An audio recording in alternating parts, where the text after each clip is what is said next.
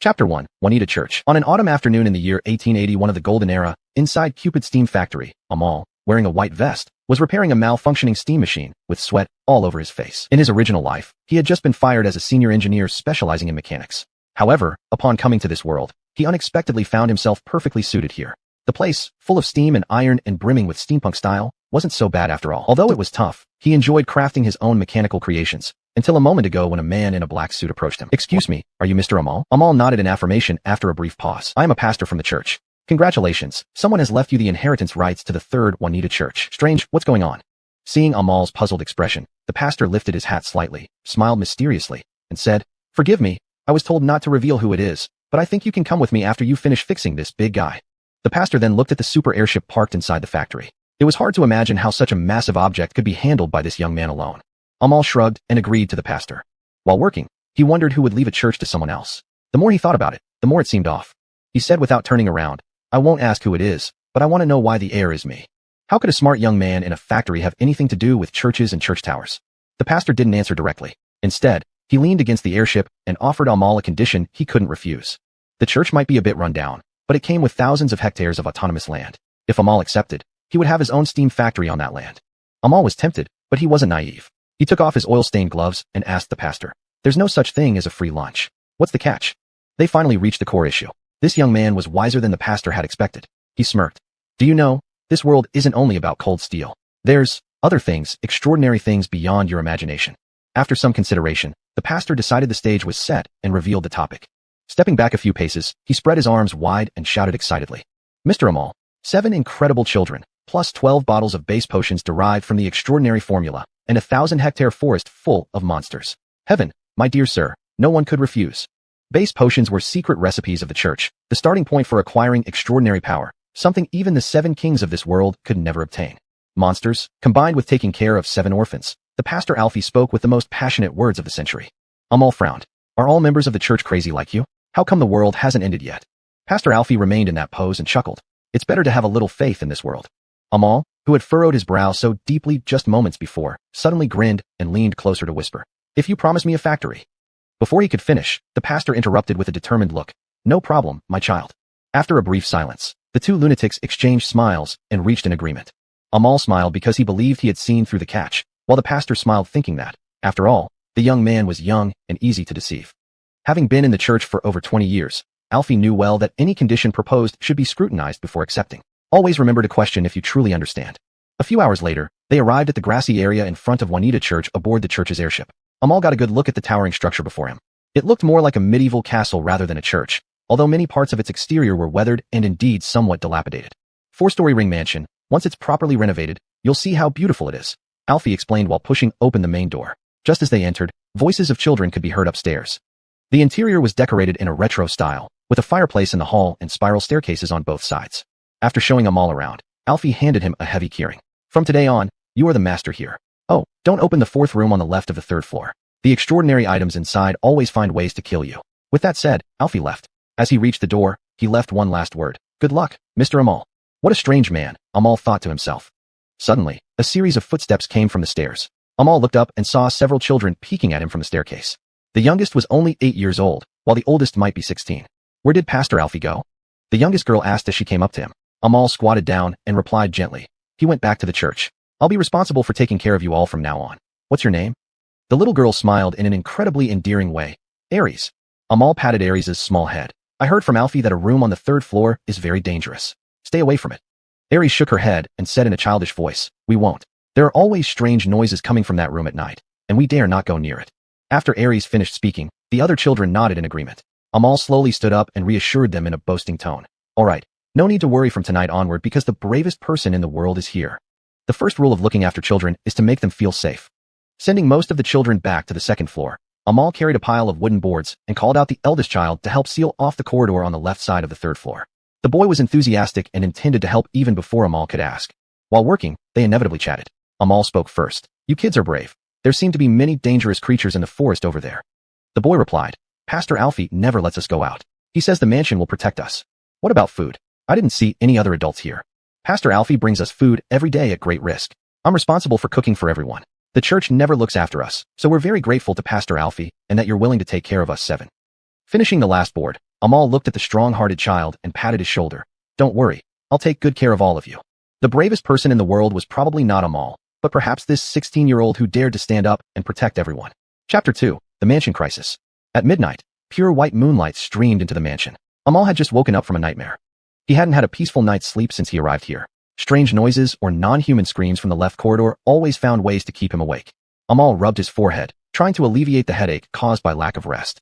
There was more than just this trouble. Alfie, who should have delivered living supplies every Saturday, hadn't shown up for 2 weeks, and their food reserves were running out. Just then, there was a knock on the bedroom door, and Aries walked in. Amal greeted her with a smile and picked up the little girl, asking, "Why aren't you sleeping?" Aries looked uneasy, whispering, "The corridor, they're different tonight." To others, everything seemed as usual. But Amal did not ignore what Aries said and asked softly, "How are they different?" Aries' next words were startling. They started speaking human language. Amal was taken aback for a moment. He turned and placed Aries on the bed, comforting her that everything would be fine. They usually just make strange noises, but tonight they sound happy and are chattering like people. Aries tried to recount what they had said, replaying it for Amal as best she could. Strangely enough, they seemed to start with a story told in unison. In untold ages past, when time had no ticking, the supreme beings purified this land with gray mists. No crowns had been forged, gems were nothing but dust. Until the torches were raised, the mansion built, we were painfully imprisoned. Tick-tock, who made the clock swing? Tick-tock, foolish humans, they have long forgotten his name. Amal listened quietly as Aries spoke, and then said, "It seems they were generous enough to tell you a bedtime story." Aries shook her head, looking very frightened. "They know you." All the voices afterward kept repeating one sentence. Poor Amal and his 7 children will perish with the waning full moon. Whether it was a warning or a threat, Amal pondered deeply. But suddenly, the sound of a broken door from downstairs instantly made him stand up. He murmured, "Aries, go stay with Abelardo." Abelardo was the oldest child. Amal took down an old rifle from the wall and silently paced toward the first floor. The moonlight illuminated the ground floor brightly. Holding the rifle, he clearly saw a woman in a windbreaker, adorned with strange equipment, standing in the hall, looking around. "Now listen up, explain your purpose and identity in one sentence, or I shoot." The woman snickered, raising her hands to show she meant no harm. She then said, "Alay, a junior hunter of the church." Hearing it was someone from the church, Amal felt relieved but remained cautious, asking her to prove her identity. She shrugged, still holding one hand up, while slowly revealing a 5-inch solid gold pentagram badge from her windbreaker with the other. "Can I put down the rifle now? To be honest, if anything happens to me, you and your 7 kids won't survive until the end of this full moon." Another reference to the full moon, connecting with what Aries had said. Amal put away his rifle, slung it over his shoulder, and came downstairs, questioning. "Alfie hasn't come for 2 weeks. Why would a church hunter come here?" Alay placed her hands on her hips and began explaining. "Firstly, Alfie almost died 2 weeks ago. Then this area has seen relics of the old gods, spawning all sorts of unclean things. The nearest village lost all its people in one night. Alfie begged on his knees for the church to send someone to help, so here I am." Amal's expression turned serious, his lips moving a few times, but finally, he only managed to say, "Thank Alfie for me." Alay frowned unhappily at Amal's words. "You should thank me because no one else wanted to come here." Amal waved his hand, asking what to do next. Alay pulled out a chair, sat down, and propped her feet on the table. "As you can see, I'm just an ordinary person, not qualified to drink alchemical potions to become an extraordinary. But you have 12 bottles, don't you? Be clear. These 7 children, 1 bottle each. With some luck, might survive the mutation, and this place will be safe." Hearing this, Amal's veins showed on his forehead. He angrily retorted, "They are children. I won't let them drink that damn elixir. See, this is why no one wants to come here."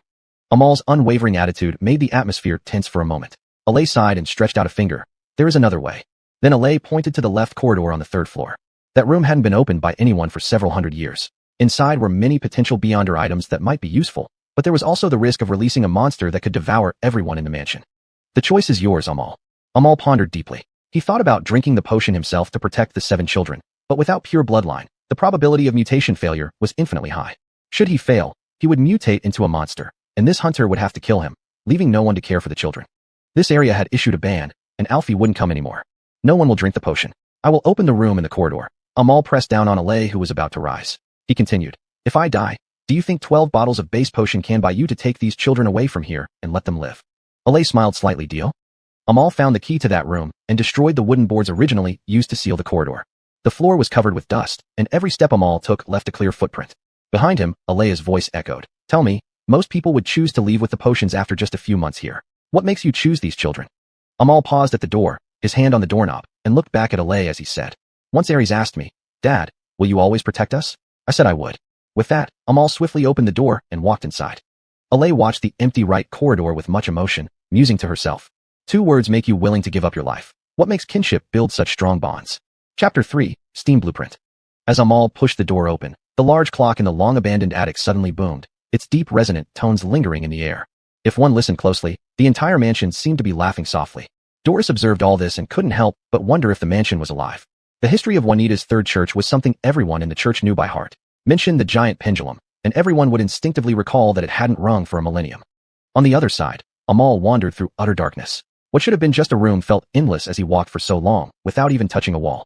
When the sound of the bell reached here, there was an eerie burst of cheering inside the room, but it turned eerily quiet the moment Amal stepped in. The silence was almost oppressive. I should have brought a kerosene lamp. Just as Amal finished speaking, a burning kerosene lamp appeared on the ground without warning. He stood still, wondering what kind of trick this was. After some deliberation, he picked up the kerosene lamp and continued forward. However, what greeted him was a descending spiral staircase. If I were you, I wouldn't go down. A voice came from behind, followed by different types of laughter. Holding the lamp, Amal turned around but found nothing. Always vigilant, he slowly unslung the rifle on his back, determined to find whatever was making that noise. Hey, don't pull out your gun. It won't do you any good. I don't know what you are, hiding there and talking instead of showing yourself. As if in response, soft footsteps approached, and something cloaked in a heavy purple monk's robe emerged, entirely wrapped up. It looked human in form, but the footsteps didn't match. It shouldn't be that light. Apologies for not greeting you properly. Welcome here. Nearly 1,000 years, our first living human visitor. If you had come 500 years later, we might not even remember how to speak human language. The female-like voice was joined by more voices. More and more of them appeared, draped in various odd outfits, tightly wrapped with only their mouths visible. Amal had lived here for 3 months, and Chavez never told him this room could be so lively. He asked, "What are you? Did you scare Aries with those stories?" The first monk's robe seemed to have heard a joke and waved its hands while laughing. No, we're not that bad. They live further down. Very bad. Those things might want to eat your heart. So I suggest you don't go down. As it spoke, the monk's robe noticed the key in Amal's hand and exclaimed, "You have the key?"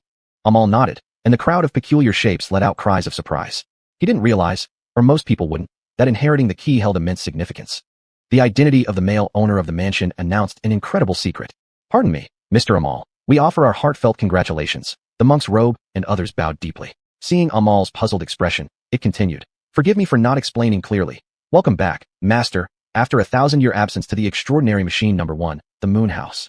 With that, the entire space lit up with a pale blue glow, allowing Amal to finally see the full picture. It was an infinitely large room with a spiral staircase extending downward endlessly. Countless doors surrounded it. A miniature moon floated in the air, the source of the pale blue light. The most fitting metaphor would be a vast multidimensional space behind a door. Amal was profoundly moved. No wonder the bell rang. It must be a happy event.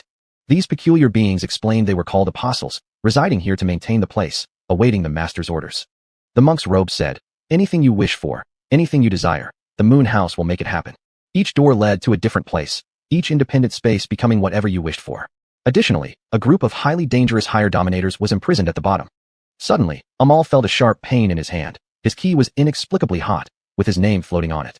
Stunned, he said, "This doesn't make sense," and many people tried to enter here but died.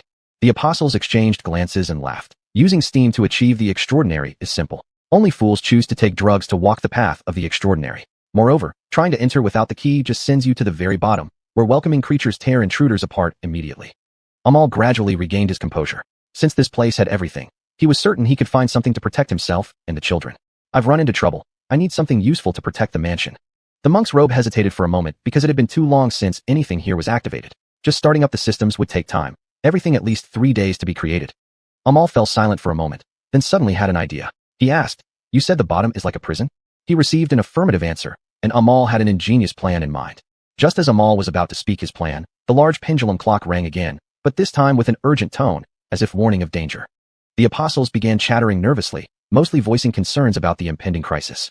The hurried bell meant something had broken through the main gate and intruded into the mansion. Gripping the key tightly, Amal thought of the safety of the children and ran out rapidly while telling these apostles to activate the Moon House. The apostles erupted in cheers upon hearing Amal's command. They had waited for orders for so long, and they scattered to their stations to begin working. After several minutes of running, Amal finally returned to the hallway, bathed once more in moonlight. For some reason, all the lights inside the mansion were off, eerily quiet just like when he first entered the Moon House. "Doris." No one responded, and Amal could hear his own heavy breathing. As he walked cautiously, something cold suddenly pressed against the back of Amal's head. "Why did you take so long? I thought you were dead." Doris grabbed Amal, pulling him down with her, and whispered, "The ground floor is no longer safe. I damaged the stairs to prevent that thing from coming up." 10 minutes ago, Doris had released a homing pigeon. urgently informing the church that the pollution source from North Baxter had invaded Juanita's third church. By the bright moonlight, Amal clearly saw the creature. It had a human face, huge wings extending from its arms, legs like an ostrich, and dripped black oil-like substances. Its cavernous mouth emitted terrifying wheezes. Amal looked bewildered and muttered, "What the hell is this thing?" He had always assumed that so-called monsters were just fierce beasts. But entering the moon house and seeing this creature, Amal glimpsed a corner of the true nature of this world. The old god's extraordinary power can erode and twist things in this world. It might have been a human just a few days ago, the winged kind. We usually call them harpies. Suddenly, the monster on the ground floor seemed to pause, then stretched its neck and uttered a completely human voice. "I hurt? Come help me." Amal was extremely puzzled by this, and Doris explained, "Some unfortunate souls end up in its stomach, and it uses extraordinary power to mimic their voices to lure others." The appearance of the harpy heralded an unfortunate message, that there were no more available food sources nearby. This proclaimed that none of the people in the surrounding villages had survived. Chapter 4, Physeter's Firearm. The mutated creatures are insatiably hungry, especially for things imbued with extraordinary power. The more they consume, the closer to full transformation they become. Doris shook her head and said, "Looks like it could smell us from kilometers away. This thing has eaten too much, we can't deal with it." Doris suggested they leave, risking a run through the woods as their only chance of survival. "It won't work. The kids can't run that fast." Doris looked at Amal and said sarcastically, "That's great. We can wait upstairs until we die? What a wonderful plan." Amal paused, then spoke about his idea. "Listen, I have a way. First, we need to lure it upstairs." No. That's worse than waiting to die. We'll be done in 2 minutes." The children were now settled in the attic. Doris had just warned them not to make any sound unless either of them knocked on the door. If the plan worked, the 7 children wouldn't be harmed. Amal didn't have time to explain the moon house. He told Doris to follow him, picked up the firearm, stood up, and pulled the trigger. Bang! The gunshot shattered the last quiet moments before the storm at Juanita's third church under the moonlight. "Amal, you're going to get us all killed." Doris shouted angrily but quickly drew her 2 pistols and started firing at the first floor. A bunch of bullet holes instantly appeared on the demonic bird, which then emitted a deafening screech. Seeing this, Amal called out to Doris, and they dashed toward the 3rd floor, turning back occasionally to keep shooting. Just as they were about to reach the 3rd floor, the demonic bird flew overhead, letting out a screech followed by a blast of highly corrosive liquid from its mouth. A cry of pain escaped Doris as she was struck. The green liquid mercilessly destroyed her thigh. Enduring excruciating pain, Doris pulled a spherical mechanical device from her waistband and yanked the pin without hesitation. This impulse device emitted sound waves that stimulated the eardrums of the demonic bird. It flapped its wings a few times and fell down. The good news was that it gave them a moment's respite. The bad news was that it wasn't lethal and there was only one device left. Amal dragged Doris into the corridor on the 3rd floor while both collapsed there, catching their breath. Doris really wanted to punch Amal. She grabbed his collar and said weakly, "Are you brainless? There's no exit on this corridor. We're doomed. Stay positive. There's a way out." Saying that, Amal reloaded his firearm alone. Unaware of Amal's plan, Doris swallowed hard, feeling the end was near. "Actually, I lied earlier. A white lie," she said. Seeing Amal didn't respond, she continued. "In truth, Oral didn't kneel before the church. He died." Amal stopped reloading as if electrocuted and began listening to Doris explaining the situation. "The church had long abandoned this place.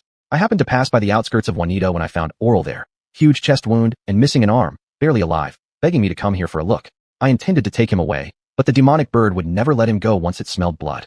The monster's voice may have been a little off, but it was using Oral's voice. Doris pulled out a blood-stained piece of paper from her clothes. Amal saw it was a contract where Oral applied for the establishment of a factory for him. "He made me give this to you, saying something about an agreement, asking you to take care of the children."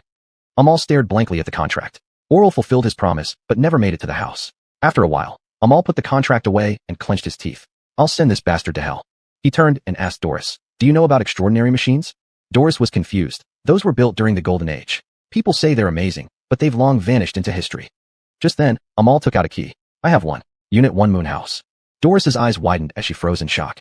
Who would have thought that inside a dilapidated church in North Baxter lay a genuine, extraordinary alchemy machine? The designer of Unit 1 said that ordinary people can strive to become extraordinary, defined by our own definition of extraordinariness. Under enormous shock, Doris had many questions, wondering if the moon house truly held a real moon or if it was truly a promised land. But there was no time for questions. The corrosive poison had seeped under her skin, and she was teetering on the brink of death. Doris chose to close her eyes and adjust her breathing, trying to preserve whatever life remained. Just before losing consciousness, she whispered, "Amal, don't let me die in this rotten place." Amal loaded the final bullet. The demonic bird had risen again. He hoisted Doris onto his shoulder and shot at the demonic bird with perfect rhythm, step by step luring the grotesque creature towards the moon house.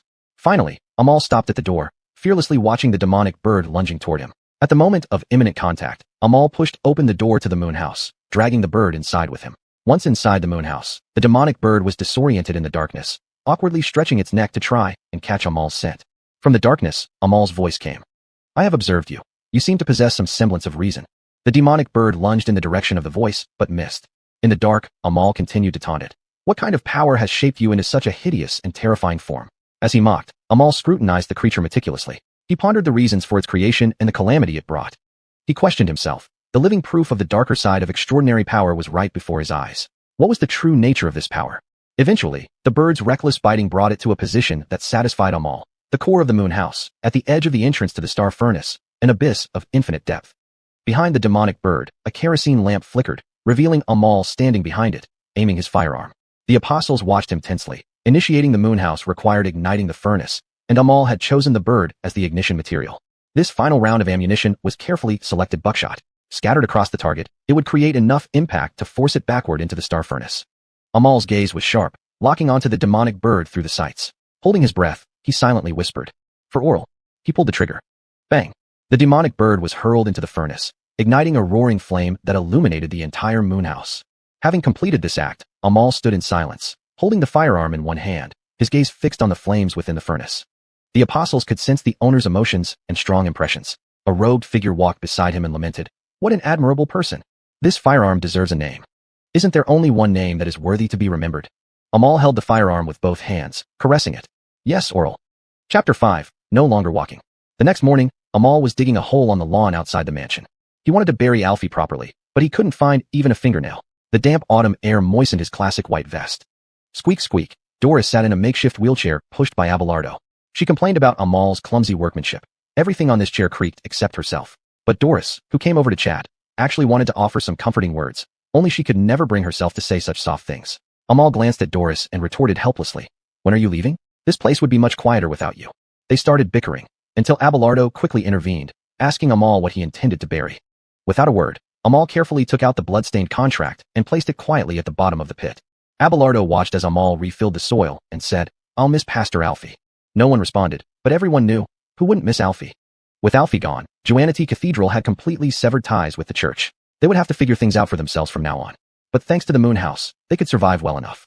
You can't parade around the world with the moon house. The consequences would be dire, Doris told Amal. Since the moon house is so magical, you don't need to cross the woods. You can open a door to reach the outside world. Abelardo didn't understand, so Doris sighed and explained that she was telling Amal to get a job to maintain appearances. With so many portals, anywhere he worked would feel like right outside his door. If possible, these children could even play in the city like others, perhaps eventually escaping this place. This topic began on the grass and continued at breakfast. Aries barely understood anything except that they could go outside to play, which made her excitedly look forward to it. Seeing Aries' expression, Amal, who had been stone-faced, suddenly smiled and asked her, "Do you want to go?" Aries nodded vigorously, and Amal decided to proceed with it. Doris snorted in confusion. An hour of nagging resulted in her being ignored, while the little girl's smile sufficed. Abelardo chuckled in understanding and told Doris, "If you can't persuade father, remember to make Aries open her magically persuasive mouth." A few hours later, on a distant street in the heart of Baxter, a dilapidated door opened. Amal and his group of 9 people marched out, all stunned by the moon house. Doris whispered, "Legends were true after all." Amal instructed Abelardo to take the rest of the children and Doris to see a doctor while he went to look for a job. He was keen on returning to Cupid Factory, but it was too close to Xuanhuan, risking exposing the moon house. Abelardo, as the de facto leader, led the group to find a doctor, asking what a doctor meant beforehand. He received the answer, special people who save lives. "I also want to find a job. It's tough relying on just father to support us." Everything in the moon house felt surreal, and with its strange inhabitants, Abelardo couldn't fully trust them. But Doris told him not to think too much, that growing up without causing trouble for Amal was more important than anything. As they spoke, Doris guided them to the doctor who often visited the church people. He wore a crow mask, and his white coat was dirty. Seeing their large group, the doctor asked puzzledly, "Doris, when did you have so many kids? You must be quite prolific." Doris rolled her eyes, explaining briefly before letting him examine her. Her legs had been excruciating since her injury. Doris wanted to recover quickly to return to hunting for the church. The doctor showed understanding. "Hunters generally come here half dead. You're doing better." Then he began examining Doris. Initially, the doctor could still crack jokes, but gradually fell silent. "Why aren't you talking? Don't tell me this has stumped you." The doctor clasped his hands and pondered for a moment before saying, "I don't know if this is good news or bad news. On the bright side, the venom hadn't penetrated deeply enough to require amputation. On the dark side, her legs would lose sensation forever. Doris, you won't be able to walk again.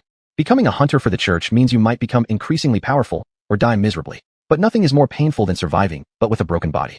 The church would reclaim your metal, throw you a sum of money, and send you back to the slums to fend for yourself. Doris confirmed again and again, still finding it hard to accept this fact.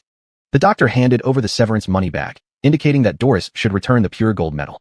Abelardo said in confusion, Doris has saved so many people. You could give her some more time to observe. You can't just kick her out like this. The church might have compassion for extraordinary hunters, but not for Doris.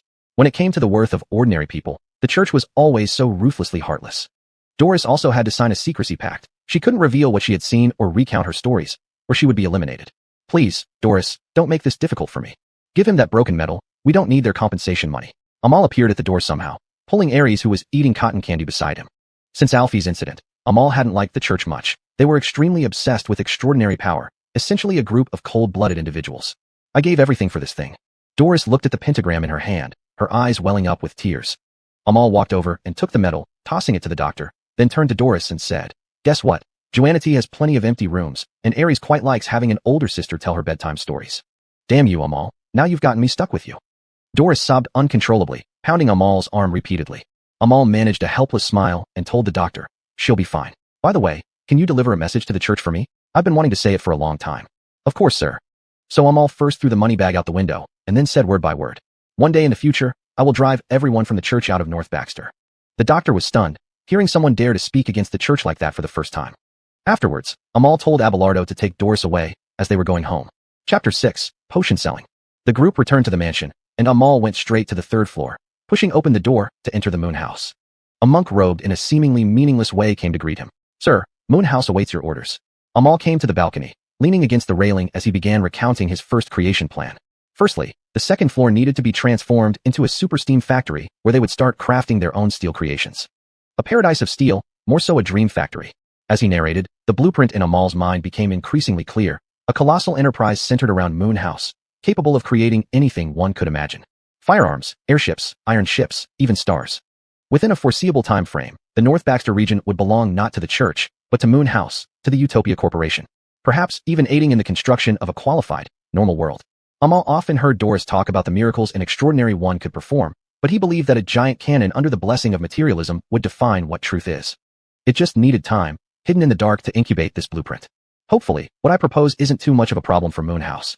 The monk-robed person laughed with pride, saying, Imagination, my sir, Moon House only needs this. Amal looked at the small moon thoughtfully. The star furnace was roaring, the space on the second floor folding and unfolding again, while the apostles sang hymns and built confidently. If viewed from outside, the spire of Cody Cathedral emitted a very bright pale blue light at night. It was hard to know without entering Moon House that the greatest task in history was ongoing. It wasn't until evening that Amal emerged from Moon House, drenched in sweat due to labor. Unlike the apostles, he was building some small gadgets. Did you find work today? Doris, sitting in her wheelchair, seemed to have been waiting for him. She was somewhat worried that Amal might lose himself in play. On the contrary, I will provide jobs for others. Seeing Amal so confident, Doris did not press further, turning her head to look away quietly. Amal noticed Doris's unusual silence. She had never been this quiet before. Usually, she either talked incessantly or scolded him. She was sad. Amal silently placed his hand on the wheelchair, pushing Doris down the corridor, and said, You'll walk again, I promise. Doris replied absent-mindedly, You might as well advise me to accept reality. I miss the feeling of running. Always serving as the protector, now needing protection herself, it was a significant psychological blow to Doris. If someone wanted to sell an airship, where would they go? Amal asked this nonsensical question as he pushed Doris leisurely. Confused, Doris turned back and said, Airships have always been rare. Taking a stroll through Baxter should yield many interested buyers. What about foundation potions? Doris mocked Amal. With a bottle of magic potion, price is never an issue. What you need to worry about is not being robbed. Amal nodded. He needed a large sum of money to buy some public factories. Otherwise, Cody's sudden creation of those steel objects would raise suspicions. Pretending to be a nouveau riche who became wealthy from selling foundation potions would make everything reasonable. Amal eventually brought Doris back to her room, asking on departure, I've decided to visit Baxter for a few days. Do you think Abelardo can take care of everyone? Doris clicked her tongue and said, I doubt you, idiot, but Abelardo will be fine. Relieved, Amal bid farewell to Doris. He slung the oral rifle over his shoulder, packed 12 bottles of foundation potions into his bag, dressed appropriately, and didn't forget to kiss Aries' forehead before she slept. Using the infinite door of Moon House, Amal plunged into the heart of Baxter at night. This district differed from the industrial style of Baxter, full of strange lights with a mystical ambience. Hey, stranger, bringing such precious items, aren't you afraid of accidents? Following the voice, Amal saw inside a gypsy-like hut, a woman dressed like a witch standing there. Lenore murmured something, and suddenly Amal's mind grew heavy, filled with illusions, and upon opening his eyes, he found himself inside the house. Consider yourself lucky meeting me. Otherwise, all these good things in your pocket would be gone. In front of the witch were many bottles, each containing fragmented illusions, like colorful dreams. This was the first time Amal had met an extraordinary one. He remembered Doris mentioning that there was a branch of extraordinaries called dreamers, and this seemed to fit the description. I've never seen someone as careless as you. You've been watched from the moment you arrived. Amal did not lower his guard but instead asked, "Are you with the church?" Lenore pouted and explained that not everyone was willing to work for the church. Amal complained, "Too careless. I didn't think that even pretending wouldn't stop me from being discovered." Lenore found him quite interesting. This person seemed to have some special reason for coming here. She propped her chin up and said, "There's one advantage to being a dreamer. I know all kinds of gossip in this city." She always dealt fairly in information trading. 10% of the business value. Lenore raised a finger and said lightly, 10%. I'll make sure you don't go astray and face no accidents. Amal still couldn't trust the person before him. Seeing this, the witch spread out her hands and continued, "No one is kinder than me. You think you can walk out and get your business done? Do you know what the real situation is? The moment you step off this street, something happens." Seeing the look on the witch's face that clearly meant, "Don't blame me if you didn't listen," Amal made a concession, agreeing to 10%. He said, "Foundation potion, I need a reliable buyer." Hearing this, the witch felt overjoyed at encountering a big client. Even 1/100th of it would ensure her wealth and honor. When Amal mentioned the number of potions, the witch's mind went blank. 12 bottles, meaning all the foundation potions for extraordinary derivatives were in this guy's possession? Lenore suddenly became extremely serious. Each advancement of an extraordinary derivative required at least one foundation potion. This man's potions appeared to be of considerable purity, and such an opportunity was once in a lifetime. How could this man dare to stroll around with such precious items openly? Lenore started admiring the patience of people in the city, for with such cargo, even taking action publicly in the royal capital would be understandable. In fact, nobody believed anyone so ignorant would carry potions out recklessly. Everyone was carefully considering Amal's background and connections that allowed him to do so boldly. Lenore spoke tremulously, word by word. "How about this? The price can be lower, 1/12. I only want the potion for the dreamer derivative. Consider it a great favor." Normally, others would beg her, and now she was almost pleading with Amal to give away a bottle. Amal didn't understand why he suddenly held the upper hand in negotiations, but nodded in agreement, since it was to his advantage. Lenore coughed a few times, treating Amal with extreme care and seriousness. A prince in the royal capital is preparing to send his son into the church, but he has struggled to find the potion. Everyone knows how differently the church treats extraordinary ones and ordinary people. To ensure his child enters the church as an extraordinary one, the compassionate prince will be willing to pay any price for a single potion. The boy lives in a royal residence in the suburbs of Baxter. When the time comes, you just need to speak up, and the deal is done. Chapter 7. The Wonderful Magic Trick. Amal asked, "Doesn't the prince care about the risk of mutation failure?" Lenore shook her head. "As long as there's the potion, those nobles have ways to ensure successful mutations. Just go into the courtyard and say that Dreamweaver Lottie sent you." After hearing this, Amal prepared to leave, but Lottie quickly stopped him, indicating that he needn't go out. Lottie spread her hands, and illusions began shimmering around her fingers while her eyes sparkled with stardust. She described the royal residence, guiding Amal to imagine it. A tall red mansion, an enormous garden. Hoyt is staring at the fountain in the garden, worrying. "Do you see it?" When Amal dreamt himself into that place, Lottie gave a gentle push, sending him through the illusion. However, perhaps because it was his first time and his imagination wasn't precise enough, he didn't appear in the garden but instead fell from midair. He shattered the skylight of an attic and crashed heavily onto the floor. Amal instinctively checked if the potion was intact before he could even cry out in pain. "Lottie, this isn't what you said."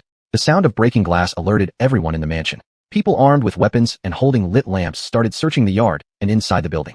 Amal stood up, trying to understand the situation. As he looked up, he saw a lavishly dressed person standing before him. "Did you come here to kill me?" Amal struggled to stand straight and retorted, "I'd like to know who you are." "Don't pretend.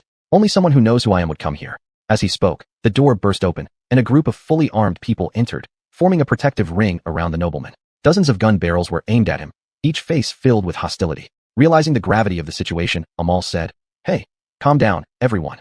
I came here with no ill intent. It's business, understand? I heard the prince needs a special potion. If I've come to the wrong place, I'll leave on my own." "Potion?" The son of the duke waved his guards down and asked, "Who sent you?" "Lottie. According to the plan, I should have appeared in the garden, not here." The son dismissed his followers, spreading his arms in welcome. "It seems like a friend from afar. I knew Lottie could help me find a partner." Looking at Amal expectantly, he gestured for him to show what he had. Amal casually pulled out a bottle and placed it on the table. The bottom layer of the liquid inside was dark red and murky, while the upper layer shimmered with bright flames. The container felt slightly warm to the touch. A phoenix-based potion, the foundation for extraordinary mutation 11. The son of the duke was pleasantly surprised. He carefully examined the potion, his expression entranced as he said, "I understand. For something so precious, your willingness to trade it is an honor. What do you want? Power or wealth?" At this moment, Amal realized a problem. He didn't know what price would be appropriate. Too low might raise suspicions about its authenticity. Too high, and this princely household might not be able to afford it. Seeing Amal hesitate, The son put the potion down and, still visibly excited, said, I was just thinking about how to repay such a generous gift. I invite you to attend tomorrow's royal airship parade. You'll have plenty of time to think of a reasonable price. Amal thought it was a fair offer and had no reason to refuse. They parted amicably, and Amal was arranged to stay overnight. 2 servants helped him pick out suitable attire for the event. The master is incredibly grateful for your visit, Mr. Amal. The prince will be delighted to see him joining the church. If only his second child would behave as well. Amal frowned, puzzled. The prince has other children? The servant's face turned grim, but eventually explained the situation. The prince had 2 sons. The eldest was a model of virtue, while the younger one had strayed from the path. He abandoned his noble ideals on a rainy night and joined a forbidden organization, the Brotherhood of Freemen. These people would do anything against the church. Amal knew the church wasn't exactly good, but considering the atmosphere here, he chose to remain silent. Just then, an unexpected visitor arrived. The guard hurried to the son of the duke and said, A woman in a wheelchair is shouting outside, claiming to know our guest, Mr. Amal. Hearing this, Amal was startled. Why did Doris come? The son of the duke exchanged glances with Amal, then instructed the guard to let the lady in. Struggling to maneuver her wheelchair, Doris came in and immediately glared angrily at Amal. After dismissing the others, she finally erupted in a private room. Why didn't you tell me you brought the potion here? Relax, Doris, nothing will happen.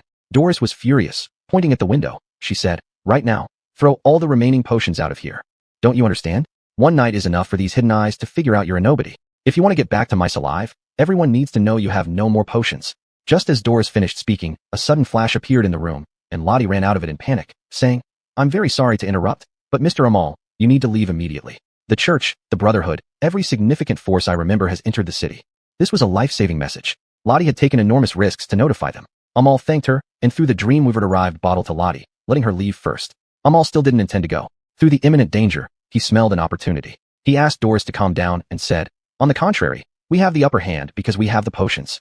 As long as we have the potions, we are safe. Amid the chaos, Amal prepared to mediate.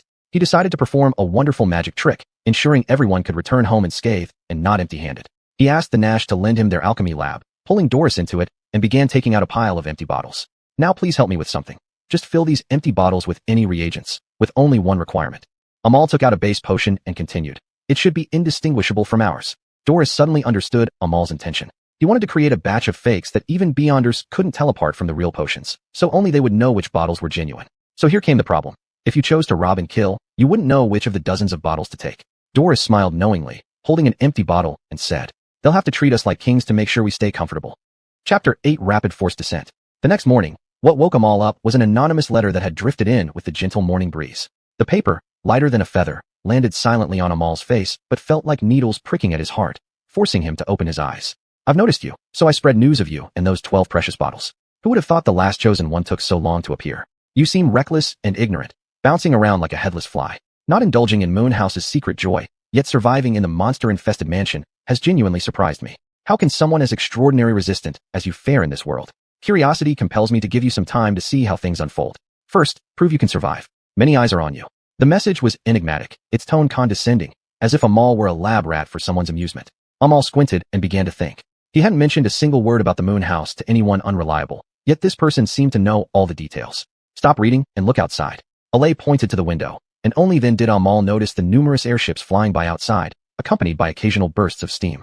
Anticipation for the parade was palpable throughout the city, but Amal began packing his bags, stuffing the counterfeit potions he had laboriously made the previous night into a large bag. Today's primary goal, he reminded himself, was to return to Ares with all his gains intact. As soon as he stepped out, this bag of dubious potions would be less likely to be openly seized. However, all the potions must be sold today. Bringing them back to Myzia would be inviting disaster. Amal needed to become a peculiar merchant awaiting customers. With a deep breath, Amal joined Alay and Clayton, the prince, boarding one of the airships participating in the parade. Clayton looked delighted. After consuming the potion last night, he had successfully transformed into an extraordinary after a period of excruciating pain. His pupils turned deep red, his ears stood erect, and fine red hairs covered his body. He was now playing with flickering flames in his hands. Have you decided on your price, Mr. Amal? Cupid's factory will suffice. Clayton agreed without hesitation, immediately pulling out paper money to write down the agreement. Once this letter reaches the right person, Cupid's factory will be yours. While Clayton wrote, Amal observed the parade. About 17 airships formed a straight line, white feathers floating through the air in celebration. Cannons fired salutes from both sides of the streets, and cheers from the crowd below were clearly audible even from the airships. Watching this spectacle, Amal felt not excitement, but a profound sense of detachment. No matter how enthusiastic the cheers were, they couldn't mask the world's countless scars, the bloody monsters lurking in the fields, the ruthless purges by the church, and frequent conflicts. A single demon bird had wiped out all life in the villages surrounding Mysia, yet the church did nothing. Just a few hundred kilometers away, this city felt like paradise, an intoxicating self-deception shared by all its citizens. The world turned a blind eye to the dangers of extraordinary powers, or perhaps those who experienced it ended up dead in gutters. Suddenly, a violent impact snapped Amal back to reality. Two airships adorned with red flags suddenly appeared, colliding forcefully with their vessel's side. Men aboard the opposing airships manned cannons, their leader gesturing for them to follow or else experience an aerial fall. Clayton's face turned pale. He recognized those flags. It was the Brotherhood of Freeman's airships. To avoid public confrontation, the Brotherhood chose to use the parade as cover to force compliance. That flamboyantly dressed young master, your brother told us not to harm you. Get out quickly, or you'll get blood on you. With his guests still aboard, Clayton refused to comply. The leader, a man with a thick beard, laughed coarsely. I knew you'd be stubborn. Give him a shot. The cannon fired almost instantly. Despite the shockwave, Clayton's extraordinary reflexes allowed him to shoot out flames and prematurely detonate the cannonball, but the blast still knocked him off the airship. The airship shook violently, swaying like a swing. An aide wondered if this wouldn't kill Clayton. The bearded man grinned, boasting. Hey, it's the tough one who doesn't die easily. Look at how much fur he has like a rooster. He must have taken a potion. Then the bearded man leaped from the deck high above, landing on Amal's airship. Before the church comes to stir up trouble, I advise you to cooperate and make this deal while it's still good for everyone. The bearded man sized up Amal, wondering if this guy wasn't some fool. At first, he didn't quite believe the reports of Amal walking around Baxter with a bag of potions as if no one were around. Alay clicked her tongue dismissively and then greeted the bearded man's parents in a less than polite manner. Do you think you can scare me by putting on airs? Go home and play with yourself. The bearded man didn't know how to react for a moment, about to go over to teach Alay a lesson, when Amal stood up, shielding Alay behind him. You won't get any real potions by getting rough. With that, Amal opened his bag, showing the bottles inside. The bearded man gritted his teeth, now understanding why only their side had moved after waiting so long. It was all a ruse to lure them in. Looking at defiant Alay sitting in the wheelchair and knowing Amal wouldn't back down, the bearded man had to swallow his anger. With simmering rage, the bearded man turned and shouted for the Brotherhood to accelerate their airships. However, things did not go smoothly for the Brotherhood. When they flew out of the city where there were no people around, the church finally arrived, 7 small white flying machines swiftly piercing through the formation. Hanging below them were hunters, recognizable by their well-known gold medals, each clearly marked by extraordinary transformations. Alay naturally knew the hunters, sending out an entire team of second-stage derivative hunters. What an honor. Damn, we're in trouble now. The bearded man cursed, ordering the Brotherhood airships to fire without restriction.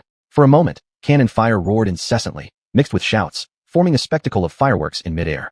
The chaotic yet lively aerial firefight raged on fiercely. Boom. A hunter stretched out his hand toward Amal's airship, strange tree branches growing from his body, turning lush green. Then, out of nowhere, a tree trunk appeared, tightly wrapping around the airship. It crumpled the airship like paper. Now, instead of advancing quickly, they were forced to make an emergency landing. Chapter 9, The Dread Forest. The airship, engulfed in thick gray smoke, plummeted toward the forest below. Fortunately, it wasn't flying too high, as the bearded man had said. High enough to crash, but not high enough to kill. On board the airship, the bearded man struggled to control the speed of the emergency landing, cursing loudly at the church with every imaginable profanity. Accompanied by a whooshing sound, the airship, along with its broken debris, tore through the canopy and crashed into the woods. Seeing this, the church personnel dispersed and descended into the forest to search for Amal and the others. After a brief loss of consciousness, Amal awoke disoriented, hanging upside down from a tree branch, covered in various non-fatal wounds. As for the large bag containing the potions, it was nowhere to be found. In contrast, the bearded man dusted himself off as if nothing had happened and continued cursing. Damn church. I should have peed on your faces when I passed by the royal capital last time. With that, he pulled Amal down from the tree branch, thumping his chest proudly and saying, See, I'm as strong as a bear. If you had given me the potion for the Ashguard's second-stage mutation earlier, I could have become a mountain. No wonder this guy didn't even have a scratch, thought Amal. Extraordinary beings had bodies like monsters. One wrong move, and they might really turn into one. One of the most distinctive features of the Ashguard was the hardening of the skin and the immense strength, though their destructive power was less prominent compared to others, making them as solid as a rock. The bearded man laughed heartily and firmly shook Amal's hand, introducing himself. I'm Ernst. You can call yourself whatever you want. Amal replied dismissively, and then reached into the wreckage to free Sophia, whose already poorly made wheelchair was now in shambles. Upon freeing herself, Sophia said in a low voice, I can't understand why the church would do this. By shooting down the airship, aren't they giving up on the potions? Amal shook his head, indicating he had no idea. It was such an ironic day. Everyone had a plan, yet all ended up with unexpected twists. The tricks Amal played, the Brotherhood's secret robbery of the airship, all turned out differently than planned. The bearded man perked up, listening intently to the surrounding sounds. The church is probably searching for us. We need to move quickly. They needed not only to move fast, but also before dark. Everyone knew how dangerous the night could be in the Welsh wilderness. Amal glanced at the broken wheelchair. Sophia couldn't walk. Her legs wouldn't allow it. Scratching his head, he pondered for a moment. then found some ropes among the debris, tying Sophia onto his back. Sophia initially resisted, pushing Amal away, until he said helplessly, "All right, save your tantrums for home." As soon as Amal finished speaking, Sophia's hands dropped limply, instantly becoming as docile as a kitten. Noticing Ernst's knowing smile, Sophia's tone grew fierce again. "What are you staring at, big idiot?" Ernst shrugged, unyieldingly retorting, "Lame woman, what I look at is none of your business." Thus, they argued all the way, with Amal stuck in the middle, growing increasingly annoyed by their bickering until he finally shouted for them to stop. Carrying Sophia was no easy task, especially on this rough woodland path. After walking for a few kilometers, Amal stopped to catch his breath and asked, "Where did we crash?" Ernst pulled out a map-like piece of paper, scrutinizing it from all angles before declaring they were at the edge of the dread forest. "Why name it like this? Do Welsh people have such poetic minds?" The bearded man snorted, explaining further. Before the first millennium, this area was just wilderness. But after the appearance of the first mutant creature, it became perpetually foggy. Pausing for a moment, Ernst continued. "Later, a princess went missing here, and the church sent many hunters to find her. After a terrifying scream echoed, the church's people fled in panic. The next day, the forest became known as this." Hearing this, Amal looked up, sighed, and remarked, "This world is full of legendary stories. When you accidentally discover the truth, it becomes your worst nightmare." "The age of nightmares and monsters isn't lacking," responded the bearded man. "Misfortunes never come singly." As they spoke, it started drizzling, and the rain showed no signs of stopping. The wet ground became more slippery, and to top it all off, as Ernst mentioned, dense fog began to rise visibly across the entire forest. At this moment, Amal felt nothing but the sense of being toyed with by fate. There was no way they could leave the dread forest before dark now. Everything was going from bad to worse. Suddenly, Ernst's ears picked up faint sounds amidst the silence, yet Amal hadn't spoken a word. Doris had her eyes closed, hugging Amal's neck tightly, pretending to be asleep. A bad premonition crept over him. They needed to find a safe place quickly and prepare for the night. "This forest isn't welcoming us." Amal and Ernst then split up to search for a reliable shelter in the heavy rain. After searching for what seemed like forever without success and realizing they couldn't stray too far, Amal decided to check on Ernst's progress. He saw Ernst standing motionless at the entrance of a cave beneath a cliff. Approaching him, Amal said, "This place looks suitable. What are you hesitating about?"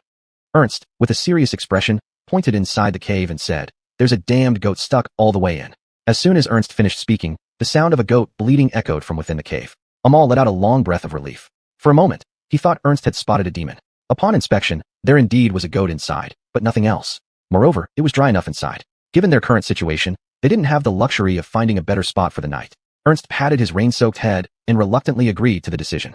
He had never liked goats. To Ernst, their bleating always reminded him of some monsters, stirring up unpleasant memories buried deep within his mind. Tonight, there was no moon, and the woods were pitch black, with thick fog adding an eerie ambience to the area. Inside the cave, Doris leaned against Amal, warming herself by the fire. Ernst sat near the cave entrance, trying to stay as far away from the goat as possible. Back at the mansion, Ares was crying loudly due to Amal's departure, followed by Doris's absence. Beside her, Abelardo was busy trying to console her.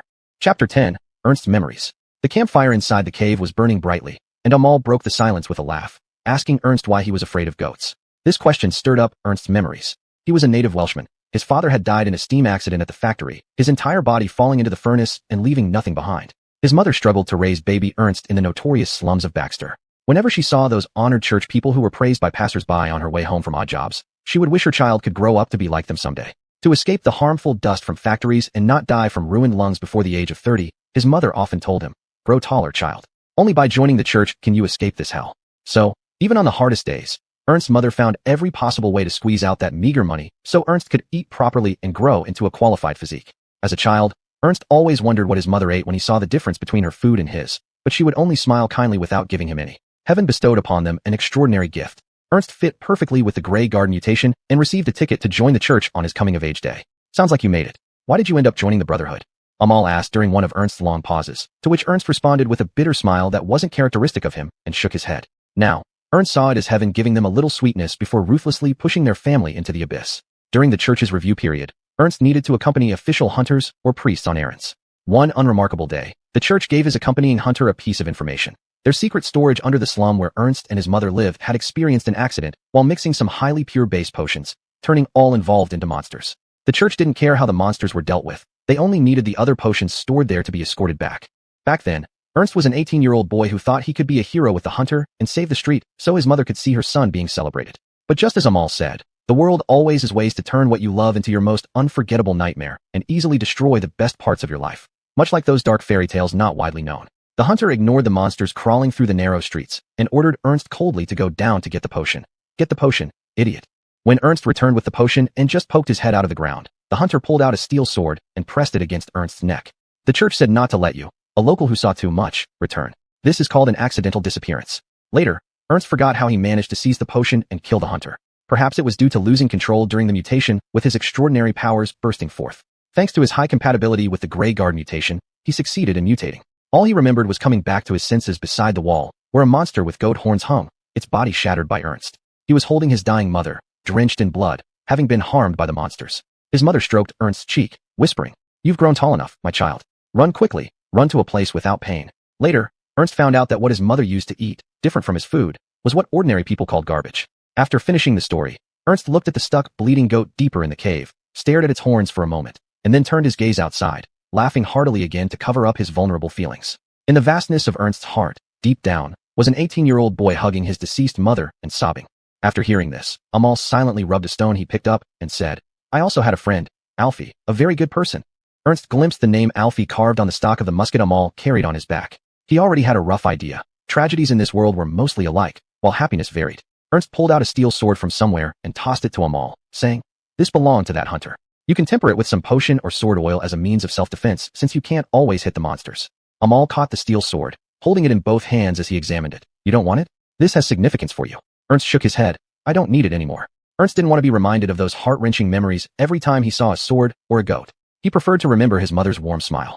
Perhaps to change the subject away from these sad matters, Ernst cast his gaze toward Doris, raising an eyebrow and asking Amal, "Your wife? She's quite a handful, isn't she?"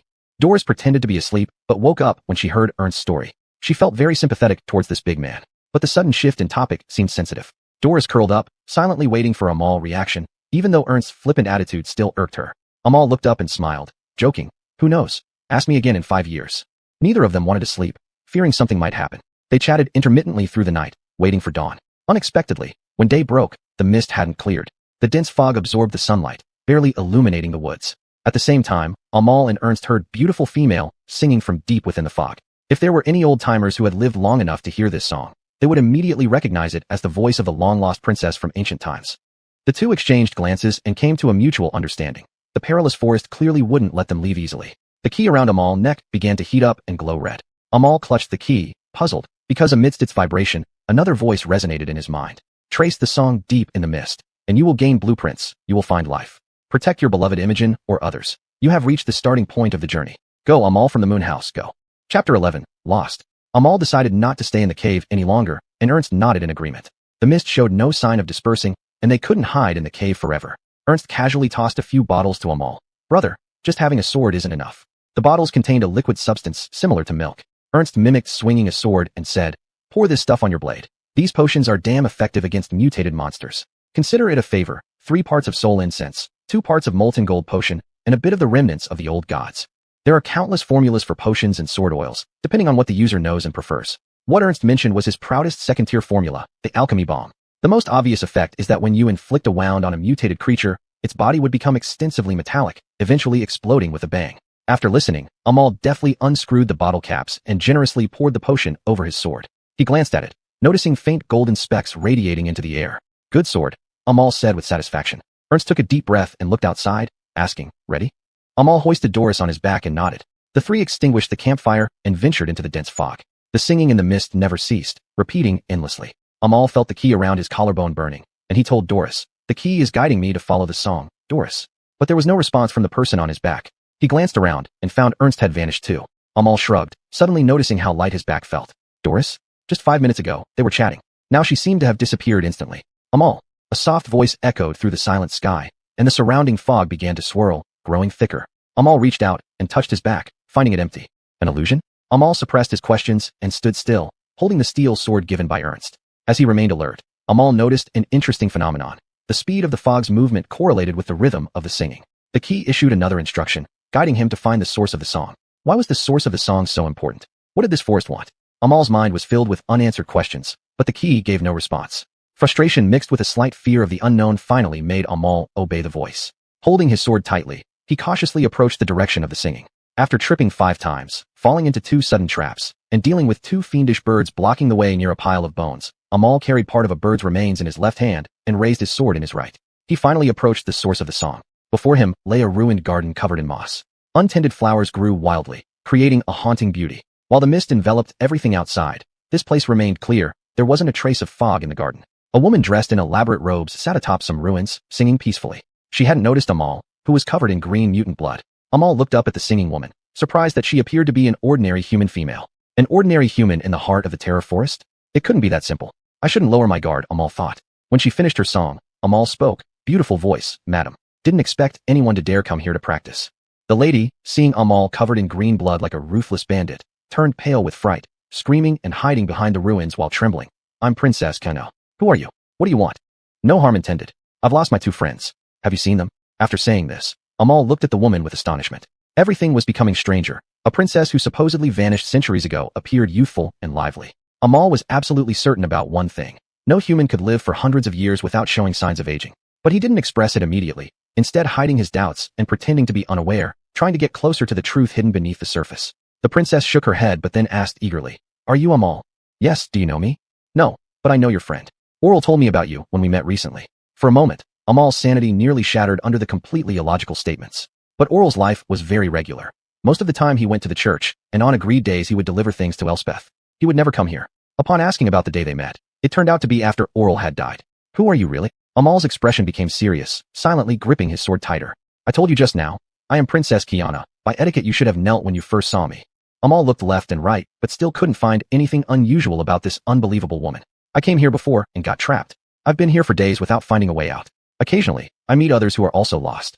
Amal kept silent on what he really thought. After several days in this hellish place, you should have been dead for hundreds of years. You must take me away from here. Oral said you could help me. The princess blurted out these seemingly unreasonable demands, but the key resonated again in Amal's mind. Help her discover the truth. Amal calmed himself and said, But I'm also lost. I don't know the way out either. I know, but I dare not go out there alone. I feel it's dangerous outside. How do you know it's dangerous outside? I don't know, I just feel it is. With that, the princess happily walked out from the ruins where she had hidden, moving to the center of the overgrown flower patch. After fumbling for a while, she revealed a wooden door buried in the soil, leading to an underground passage. The princess explained that she found it by accident and sensed it led outside the forest. However, she only dared to venture a short distance each time before running back, because something terrifying lurked deeper. Amal approached the entrance of the passage, staring into its darkness.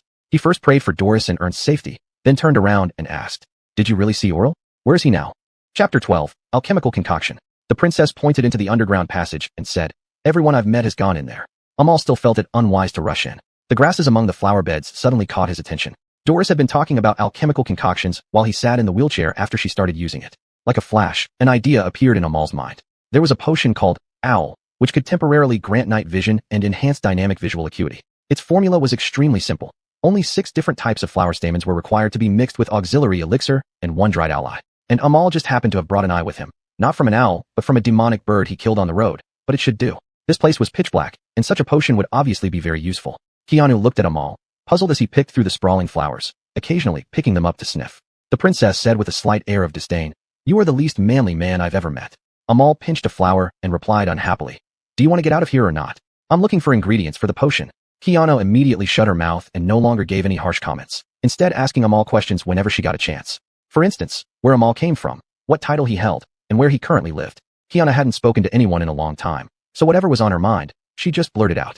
Amal initially ignored the princess but finally answered hastily to make her stop talking. The Third Church of Messiah in Baxter. I am the current lord there. Kiana nodded contentedly, and then put on a lady-like demeanor, looking away with insincerity in her tone. If you save me, perhaps the prince might reward you with a title, and then allow you the honor of marrying me, so put in some effort. Lies. The truth was that compared to other princesses of her generation, Keanu talked too much and lacked exceptional abilities. Frankly speaking, she was clueless and couldn't get married. Amal looked at Keanu like she was a clown and firmly rejected her offer. Sorry, I have absolutely no interest in accepting this honor. He didn't know what the princess was thinking now. He started to believe Ernst was right. This princess was an idiot. Keanu pouted in disappointment and sighed. All right, no harm in saying it. Amal spent some time gathering all the materials and picked up a random container nearby to mix the potion. First, he scattered the stamens inside and carefully ground them until they were finely crushed and all the liquid seeped out. The second step was to pour in the catalyst solution, which produced a lot of white smoke upon contact. Obviously, Amal miscalculated the proportions during his first attempt at mixing, resulting in a less than successful potion. Sitting not far away, Kiana choked on the smoke, her eyes tearing up as she complained. What kind of alchemist are you? You're choking me, my eyes. Amal, holding back a cough, pinched his nose and dropped the demonic bird's eye into the mixture. There was a loud bang and a burst of bright white light accompanied by even thicker smoke. Doris had said that as long as the container doesn't explode, the potion is not considered a failed mixture. It just means that impurities may cause noticeable side effects. Remembering Doris's warning to avoid the powerful dizziness caused by the flash after adding the eye, Amal covered his eyes just in time. But Amal forgot to tell Keanu about the flash. Keanu was blinded by the light, saw stars, and fainted on the ground. Once the smoke cleared, Amal took the container and poured the completed owl potion into a bottle he carried with him. He then saw Keanu already lying unconscious on the ground. Amal slapped his head, remembering that he had forgotten to warn Kiana about avoiding the flash. He picked up his sword and walked over to slap Kiana twice, but she remained unconscious. Then, low growls came from outside the garden. Amal instantly understood. The blood of the demonic birds left on him emitted an odor, marking him as prey just like it did to Martin. Sure enough, more demonic birds, smaller than those at the mansion, appeared outside the garden. Their eyes clearly showed their intent to devour Amal. But strangely, the flock only prowled around the edge of the garden, snarling incessantly without entering. More puzzles began to surround Amal. Amal, holding his sword, wondered aloud. Why don't they come in? Are you afraid, ugly monsters? After a moment of standoff, Keanu woke up from her faint where she had seen stars, and immediately saw Amal standing guard outside, looking alert. Keanu's awakening seemed to be a signal. As soon as she regained consciousness, the demonic birds began to spread their wings and howl loudly at Amal and Keanu in the garden. What is it? Keanu said fearfully upon hearing the calls. Amal pulled Keanu up from the ground and turned her so that she faced away from the demonic birds toward the ground. Amal was worried that if this foolish princess saw the terrifying faces of the demonic birds, she would scream, attracting even more of them. I know how to drive them away. Amal turned to look at Keanu, who continued, when I sing, the mist will move and carry them away. With the flock almost completely surrounding them, Amal whispered, then sing quickly, or we'll end up as their meal. Keanu took a deep breath and started singing shakily. As she sang, the fog began to flow, enveloping the monster flock in a mist and carrying them elsewhere. Are they gone? Amal hurriedly signaled for her not to stop singing. Keanu nodded and resumed her song. Holding his sword tightly, Amal knew they shouldn't stay here long. He patted Keanu on the back and said, sing while we walk into the passage. Keanu moved forward, while Amal backed away, keeping his vigilance on the garden outside. Upon reaching the entrance of the passage, Amal took out the bottle of owl potion from his waist, uncorked it, and drank it all in one gulp. The taste was a thick mix of earthy smell and the burnt odor of bird feathers. Swallowing the potion, Amal felt his eyeballs turn pale, becoming acutely aware of all changes. Everything he saw became incredibly bright. Then, Amal walked into the passage. Chapter 13. The Murals That Keep People Silent. Amal had grown accustomed to walking in darkness, although the owl potion now helped make the passage faintly lit. The first time he walked in darkness, the heavy breathing of the demonic birds was enough to make his hairs stand on end. But now Amal felt inexplicably calm. He forced himself not to think about where Doris and Ernst were. Too many thoughts would distract him, and if he couldn't concentrate, death would soon follow. Thanks to the potion, Amal's hearing was much sharper, but this wasn't necessarily a good thing. He could hear some heavy, non-human breathing from deeper in the tunnel, as well as sounds like bones being chewed. Why do you look so calm? Keanu dared not step loudly, noticing how Amal walked steadily despite holding his sword with high vigilance. Fear only makes you frantic. Staying calm can give you a glimmer of hope. Amal didn't stop walking, replying quietly to Keanu. Strange, Amal began noticing something odd. If this passage led outside, there should be some wind. Yet, it seemed they were going deeper underground. Are you sure this is the way out? I have a bad feeling. The numerous skeletons around them and the still fresh corpses of demon birds confirmed that this was no place to linger. Baxter suffered severe damage from the pollution disaster recently, yet the number of demon birds had been manageable. But Amal had already seen dozens since entering. During their walk, Amal's curiosity was piqued by a human corpse holding a torch nearby. The gold medal hanging from the chest indicated this person was a church hunter. Upon closer inspection, he recognized the face. It was the second-tier hunter who destroyed their airship. Didn't expect the church to enter here first. Amal muttered in surprise. Using his night vision, he noticed more bodies of hunters scattered every few steps. From what Amal could infer, the church members must have been trapped in the sudden thick fog after crashing, possibly realizing this passage was an exit. But something went wrong inside, leading to their final desperate battle. As they got closer to the truth, the mysteries multiplied, tangling like a mess of wires. In the distance, Amal spotted something surprising. Long murals etched into the walls of the passage. What? Examining the mural, Amal let out an astonished question before quickly reading through its contents. Kiana hadn't taken the owl potion, so to her, this was just darkness. All she saw was Amal staring at the wall intensely. What did you see? You look possessed all of a sudden. But Amal didn't respond, leaning closer to read, even faster, his eyes widening in disbelief. A miracle. Who made these paintings? It's impossible. Amal witnessed his beginning. The main character of this painting was himself. Starting from the day Amal entered this world, it depicted significant events, such as his first encounter with Oral, the battle against the demon bird in the mansion, the moment he discovered the moon house, and coming to this garden. The creator of the mural seemed to weave an ancient legend, crafting the style meticulously. The murals stretched along the walls, leading deeper into the passage. Oral, did you ask me to help Kiana for this? Amal thought silently. Or did you leave me more than just the moon house? To find out more, they needed to venture further into the passage. It appeared that Oral not only helped Amal inherit the moon house, but also left other things behind. But Oral was dead. How did he manage this? One of many mysteries. In the back of his mind, Amal felt certain that something could unravel this tangled mess, and he decided to investigate deeper. Amal quickened his pace, instructing Keanu, "Stay close behind me and don't get lost." Keanu really wanted to ask again what Amal had seen. His once steady pace now quickened, as if he was yearning for something. But fear gripped her hard in this place, and she obediently closed her mouth and followed closely behind Amal. Amal walked while reading the seemingly endless murals. These murals were like walls of truth, revealing things so shocking. The more Amal read, the more intense his shock became. The murals not only etched the story of Amal, but also revealed a secret tradition that began with a throne. This throne did not refer to those opulent seats of kings or princes. It represented a very special meaning. But Amal could not understand the ancient words interwoven within and thus remained in the dark about its true significance. In his shock, Amal glanced back to ensure Keanu hadn't vanished into thin air like Doris and Ernst. Perhaps Keanu, who should have died centuries ago, knew how to read those ancient words. But without extra al potion, he had to abandon this idea. Strong emotions could make the apostles of the moon house sense them. At this moment, the monk in robes within the moon house sensed Amal's immense emotional fluctuation and gave a meaningful smile. He said to the other apostles, "The master is getting closer. I believe we are about to take that great step. 800 years ago, I told those lowly people of the church to bury all unspeakable truths in the river of time, merely to survive like ostriches. Hasn't this world become increasingly ravaged over the 1,000 years? What fools, thought the monk, nothing but stubborn lower people. The moon house is the key, and its male master is the helmsman controlling everything." This was the #1 plan spanning human history, which began when that person decided to leave the moon house to Amal as an inheritance. Everything has been smoothly laid out until now, and in a few hours, Amal will turn the gears of history. Chapter 14: The Point of No Return. At the end of the passage, they came to a stone platform where 2 human skulls hung, emitting blue-green flames for dim illumination. The murals had revealed too many astonishing facts that would silence anyone else who knew them, but unfortunately, Amal did not recognize the ancient language mixed within and could only understand a small part. One special lineage was mentioned, with all crucial secrets from 1,000 years ago flowing in these people's blood. It seemed Ares belonged to this group as well. After reading the mural, Amal became one of the few living individuals who knew the truth in this world. Just a little more here, and Amal could verify the authenticity of the mural's content. Amal picked up a burning skull and threw it outwards from the platform. To Keanu's surprise, there was no immediate sound of impact. Instead, the flames cast light on the space below, revealing it slowly while falling. This meant it was not just a platform. Outside the platform was an unknown deep chasm. Amal leaned over the edge and gazed deeply into the abyss. 5. Accompanied by the flame from the skull, the ruins of an underground city were suddenly revealed, a millennium-old secret uncovered by Amal. Numerous entangled mysteries unfolded their answers behind them after Amal finished reading the mural. And at this moment, just as depicted in the mural, what lay below was indeed a lost underground city. After confirming the truth, Amal turned around and walked toward Keanu, saying, "According to the mural, the city below is called Debius, once a flourishing metropolis. Hundreds of years ago, the first mutation disaster in human history erupted here. The church later failed to purify the mutated creature and directly used extraordinary power to bury the entire city underground, meaning this passage was never an exit.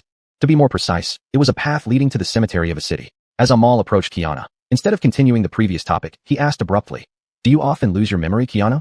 Suddenly, Keanu felt something stir in her mind, accompanied by pain. She couldn't help but rub her temples. Seeing this, Amal stepped closer and continued, "Escaping from the city and entering the wilderness, has that triggered any memories?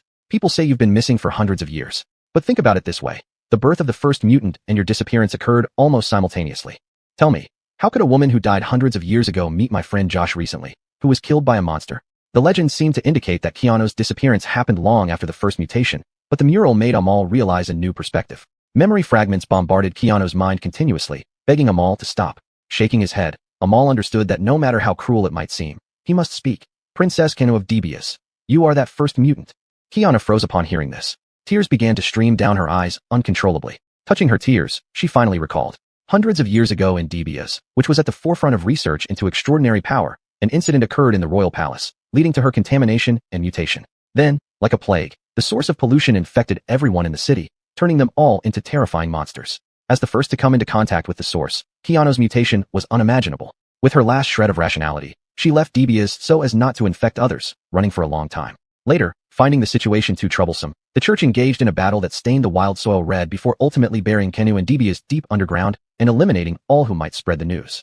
Tears streaming down, Keanu looked at Amal and said, "I don't want to hurt them. Please kill me. I don't remember who I am." Recalling Josh's words that Amal could help her achieve what she yearned for, a resolution, the end of original sin. As she spoke, Keanu's body gradually dissipated into fluttering black feathers. She reached out her hand towards Amal, trying to say something but only moved her lips. Amal couldn't hear her. Just as Amal tried to reach for Xuanhuan, a voice came from behind. "You're late, Mr. Amal." Amal dared not turn back at first upon hearing the voice, but the owner of the voice came in front of Amal on their own. Amal turned his head and was surprised to see it was indeed Josh. "Still an illusion? You should be dead." Josh gave a polite smile and replied, "It's not an illusion, and I should indeed be dead. One could say I died in extreme pain." Josh spoke without changing expression, as if describing someone else's moment of death. "When I died, I came to this forest, later realizing that I exist here in the form of a memory within this mist. Do you remember those demon birds? To imitate the voices of the dead, they need to digest memories first. The demon birds that attacked Baxter also came from here. You can think of this dense fog as the common repository of all the memories consumed by the demon birds. As the source of pollution, Xuanhuan naturally had control over the fog at will, which made her claim of having met Josh reasonable now because she encountered Josh's memories. Why did the Xuanhuan I just met look completely normal? Josh explained. That was the only remaining part of her humanity. She wanders in this mist, yearning to meet what she wishes to encounter. Xuanhuan's truly mutated self was deep within this underground city. Josh looked at Amal, understanding that since Amal had come here, he must have seen the mural. "Josh, what about Ares' lineage? You know what I'm talking about.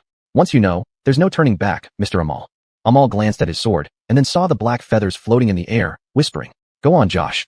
I couldn't turn back from the moment I picked up Ares." Thus, Josh began to tell Amal things he had not intended to reveal. Chapter 15. The Apology Over 1,000 Years Late.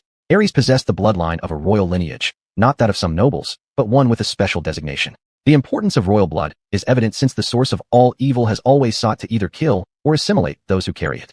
Xuanhuan, who somehow became a carrier later in life, was a case in point. However, why the royal blood is important remains unknown. Even after 1,000 years of research by the elite scholars among humans, no definitive conclusion has been reached, only numerous speculations. Immortality? Exceptional talent? None have been proven as universal traits. After mentioning this, Oral began to delve deeper. From the first aberration, extraordinary power has relentlessly backfired on us. The number of royal blood carriers in this world has dwindled, and the pollution source behind the aberrations has become more frenzied in its slaughter of carriers. The Moon House was once considered a backup plan nobody thought much of, as the church had long suspected that extraordinary power would eventually backfire against all of humanity, inviting the invasion of gray fog, a conclusion drawn by seers through extraordinary omens. For instance, the one attacking the mansion, aside from being driven by greed, was also searching for Ares' whereabouts. Despite the violent beauty and marvels of extraordinary power, the world remained mired in turmoil. The great machine engineers who built the extraordinary machines chose Amal for some reason, plotting meticulously for a millennium just for him. Now, both the royal blood and the first model of the extraordinary machine are in Amal possession. Oral continued. Perhaps you don't care about what I've said, but Ares might be the next Xuanhuan to turn into a monster, and the one after her? It could be any of us. The source won't let Ares go, nor will this world let Amal off. Fight. Fight for yourself, Ares, or for any innocent victim of the monstrous aberrations you pity. Amal, remember, the key to the Moon House is in your hands. Amal felt a storm within him. Oral's words were even more shocking than Mural's. This man, who died in mice, was determined to follow through with his resolve even in death. Does it hurt when you die, Oral? Oral's gaze was piercing. He held high hopes for Amal. It hurts like hell, but we'll do whatever it takes. I know you're no coward, Mr. Amal. Amal smiled faintly, raising his sword. I can never say no when you mention Ares. For Ares. Oral met Amal's eyes, and a reassuring smile spread across his face. His body, like Xuanhuan's, started to dissipate into black feathers. Holding his sword, Amal watched Oral vanish. They both knew this was their last meeting. From this moment on, Oral truly confirmed his death. The original source of pollution was in the temple under the city. Amal understood Oral's meaning. Purifying Xuanhuan was crucial to the royal bloodline, and investigating the source of aberrations made him realize what he must face. Both tasks were unavoidable. Amal took a deep breath, covering his ears with both hands because, from the moment Oral dissipated, several demon birds had targeted him. Or were they originally human citizens of Dibya City? As for why he covered his ears, demon birds preferred to emit sharp screeches before attacking. Just in time, Amal had covered his ears moments before the channel echoed with ear-piercing screams. When they rushed at him, Amal decisively drew his sword imbued with alchemy bomb potion and slashed in a flurry. The owl potion allowed Amal night vision in darkness, giving him a significant advantage over these nearly blind demon birds. He swiftly pierced the throat of the first demon bird, which, as Ernst explained, resulted in its body turning metallic and collapsing on the ground. Once fully metallized, the first bird burst like an exploding berry, showering metal powder onto other demons, continuing the metallic mutation, a perfect chain reaction. 5 minutes later, the sounds of crisp explosions resonated around Amal as the demon birds were swept away. After the battle, Amal was covered in metal powder, but fortunately, the alchemy bomb affected fusion beings or aberration monsters, and Amal was now just an ordinary human wielding a sword. Amal had never practiced swordsmanship, but as soon as he grasped the handle of the steel sword, swinging and thrusting felt like second nature. Clearly, this was an extraordinary item, Amal thought, noting its fine craftsmanship. Ernst had given him something good indeed. Perhaps it can be refined further if processed by the moon house. Just as Amal was gazing at the sword in admiration, a demon bird that had been feigning death tried to escape, struggling to fly into the sky and call for its kin. Amal glanced up, grabbed the oral musket from his back, and shot it down with one pellet. Like a fearless warrior, Amal didn't even wipe the metal powder off his face, and jumped down from the platform with his sword in hand. If Amal hadn't forgotten, jumping down from the stone platform and going straight ahead would lead to the temple where Kenu should be. The source of the aberrations wouldn't be far from her either. Keanu, let me see your true form now, Amal murmured to himself. No one has been here for 800 years, the longest confinement in the world. Stepping over the earth-covered temple steps, the tall stone door opened by itself, as if welcoming Amal. Upon entering, Amal saw Ernst and Doris hanging upside down. He deduced they were carried here by the flowing mist after their disappearance. There was another possibility. If Amal hadn't gone to the garden, Keanu's aberrated body would have used them to lure him here. What a perfect plan, and ironically, it was the only successful plan in recent days crafted by an aberration. As promised, when Amal strode in, Ernst shouted, "Run, brother, this ugly monster is unimaginably dangerous." Amal waved his hand and said, "It's all right. Oral invited me here. I'm here to keep my appointment." Doris, who didn't know what Amal had experienced, was puzzled by the mention of Oral's name, but echoed Ernst's plea for Amal to leave. "Come out, Kiana." Amal looked at a curled-up figure on the bishop's seat in the temple, surrounded by two large feathered wings. "The person you asked for is here." Chapter 16, Memory Storm. Unlike the demonic bird that Amal encountered, this one had giant black wings attached to a humanoid body. Perhaps this was the fully developed form of mutation. Keanu slowly unfurled her wings, half covering her disfigured face with one hand. She gave a tragic smile as she looked at Amal and said, "You've come." Every time Keanu wandered in the mist, part of her memories would be scorched away. Her remaining humanity and fragmented memories were like wildflowers in a storm, teetering on the brink of collapse. "Now kneel and pledge your knee to me. Then say you will marry me. We can rule this place as if it were paradise, from the Highland Mountains to the Sea of Eros. You will be known far and wide as Dibya's new king, Amal I." Lost in her illusion, Keanu no longer distinguished between reality and fantasy. She hadn't realized this was all just an illusion. "I don't want to be the king of Dibya. Instead, to save your suffering soul, I will pierce your heart with my sword." Amal lifted his head, gripping the hilt of his steel sword, ready to strike at any moment. Keanu's eyes brimmed with delusional happiness. She shook her head and floated into the air, tilting her head with a smile as she issued the final ultimatum. "No, you will consent. If something prevents you from saying so, I will personally crown you." Amal said nothing more, knowing words were futile. He couldn't let Keanu continue to deteriorate. He raised his sword and began circling beneath the airborne Keanu. Ernst, seeing the urgency of the situation, struggled desperately to untie the ropes around his ankles, yelling at Doris, "Think of something, idiot. If we're slow, that monster will take 'em all." "Just shut up," Doris responded, trying to stay calm. Having spent time in the church, she knew Keanu was a fully mutated and long-standing doomsday disaster. After searching her waistband, she found a small knife. Taking advantage of Keanu's distraction, Doris cut through the ropes on both their ankles. With a thud, Doris fell to the ground with a cry of pain since she couldn't walk, while Ernst landed gracefully after doing a mid-air spin. As Ernst rushed forward, activating his extraordinary mutation, he leaped as high as a building, trying to knock Keanu down. While such attacks might have sent lesser monsters flying or shattering, to Keanu, Ernst's charge was merely a pesky fly. With a flap of her wings, Keanu sent Ernst hurtling like a shooting star, smashing into the temple wall and leaving a large dent. Unable to disrupt Keanu in the air, Amal watched helplessly as she mesmerizingly plucked a golden crown tiara from the dome above. Keanu embraced the tiara with a peaceful smile, cradling it gently as she descended from the sky.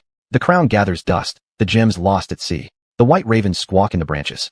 The scarecrow in the wheat field never drives them away. "Oh priest, why does the throne bring such pain?"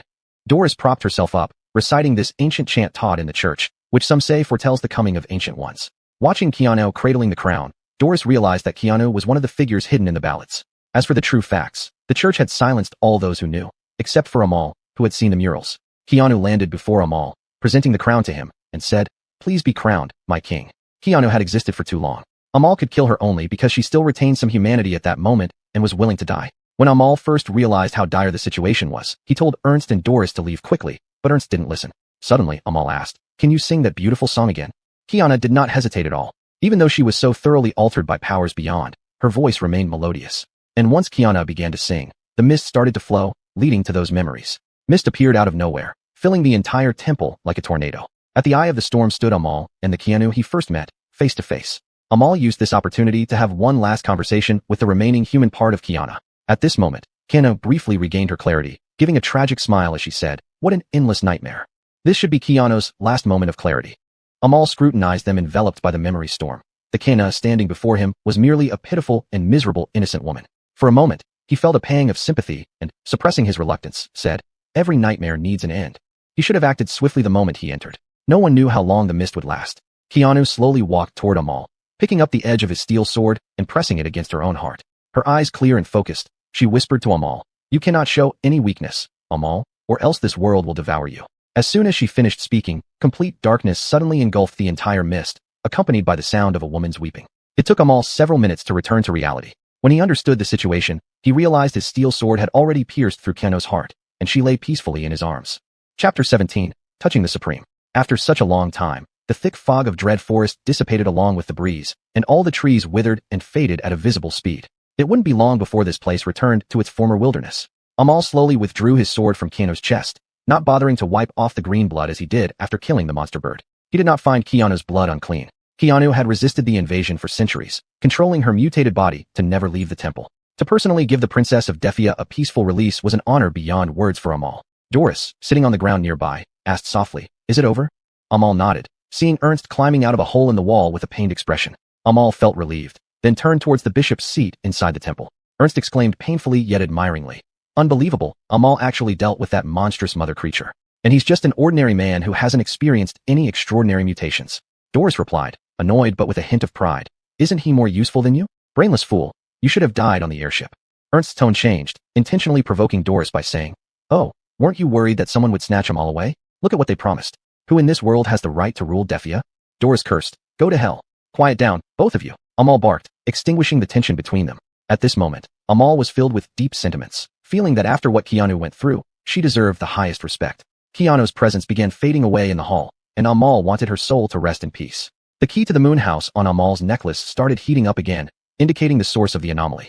Xuanhuan did not die in vain, and Amal would investigate the reason for her and all humanity's backfired powers.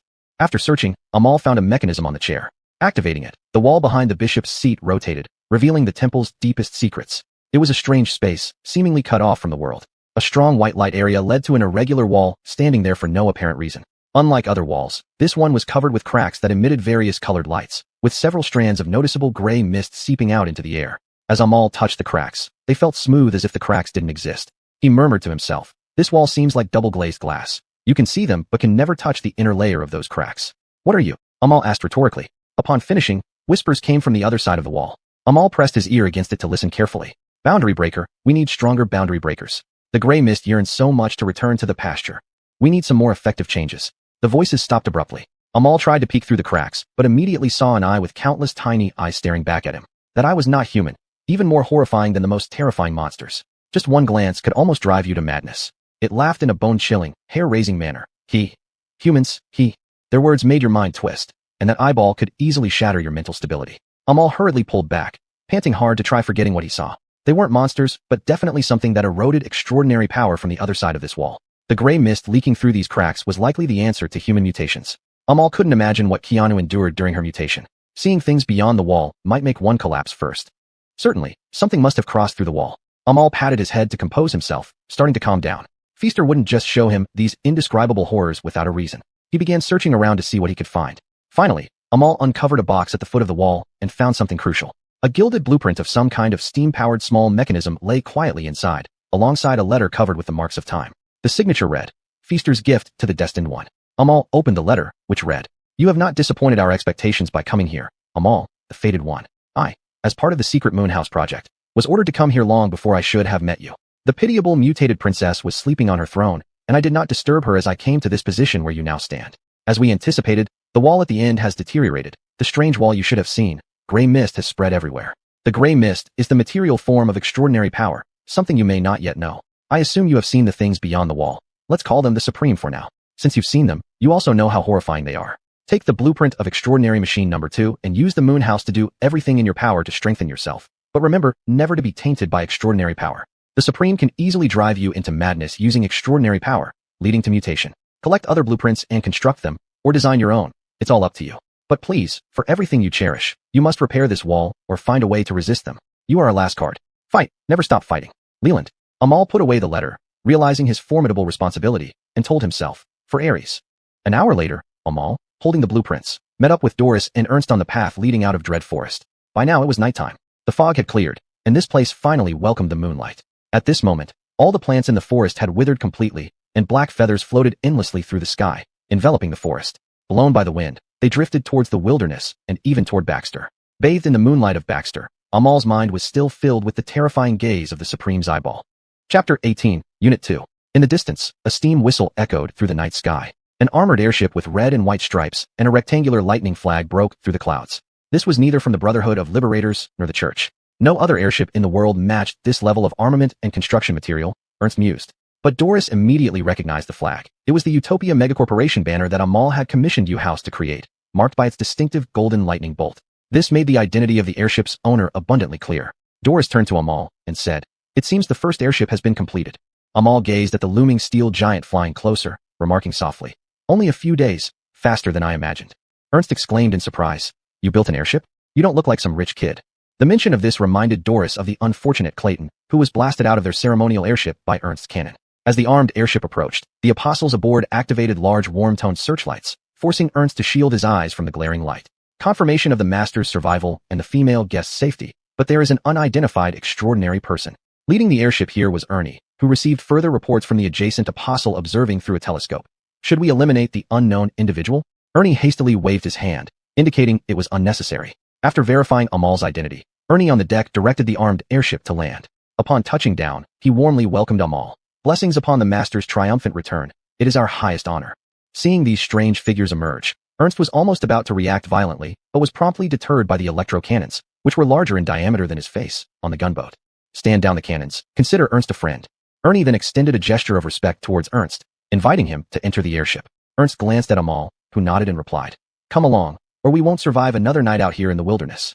Ernst, somewhat taken aback yet relieved, coughed awkwardly and said, "Thanks, brother," before stepping onto the airship. During their conversation, the apostles nearby brought a new wheelchair for Doris, gently seating her in it.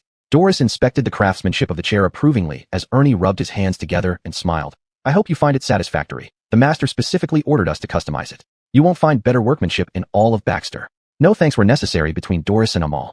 Comfortably seated, Doris was pushed into the airship by the apostles. Before entering, she turned around and teased, "Just a few days ago, this guy tried to rob us, and now you're inviting him into your home?"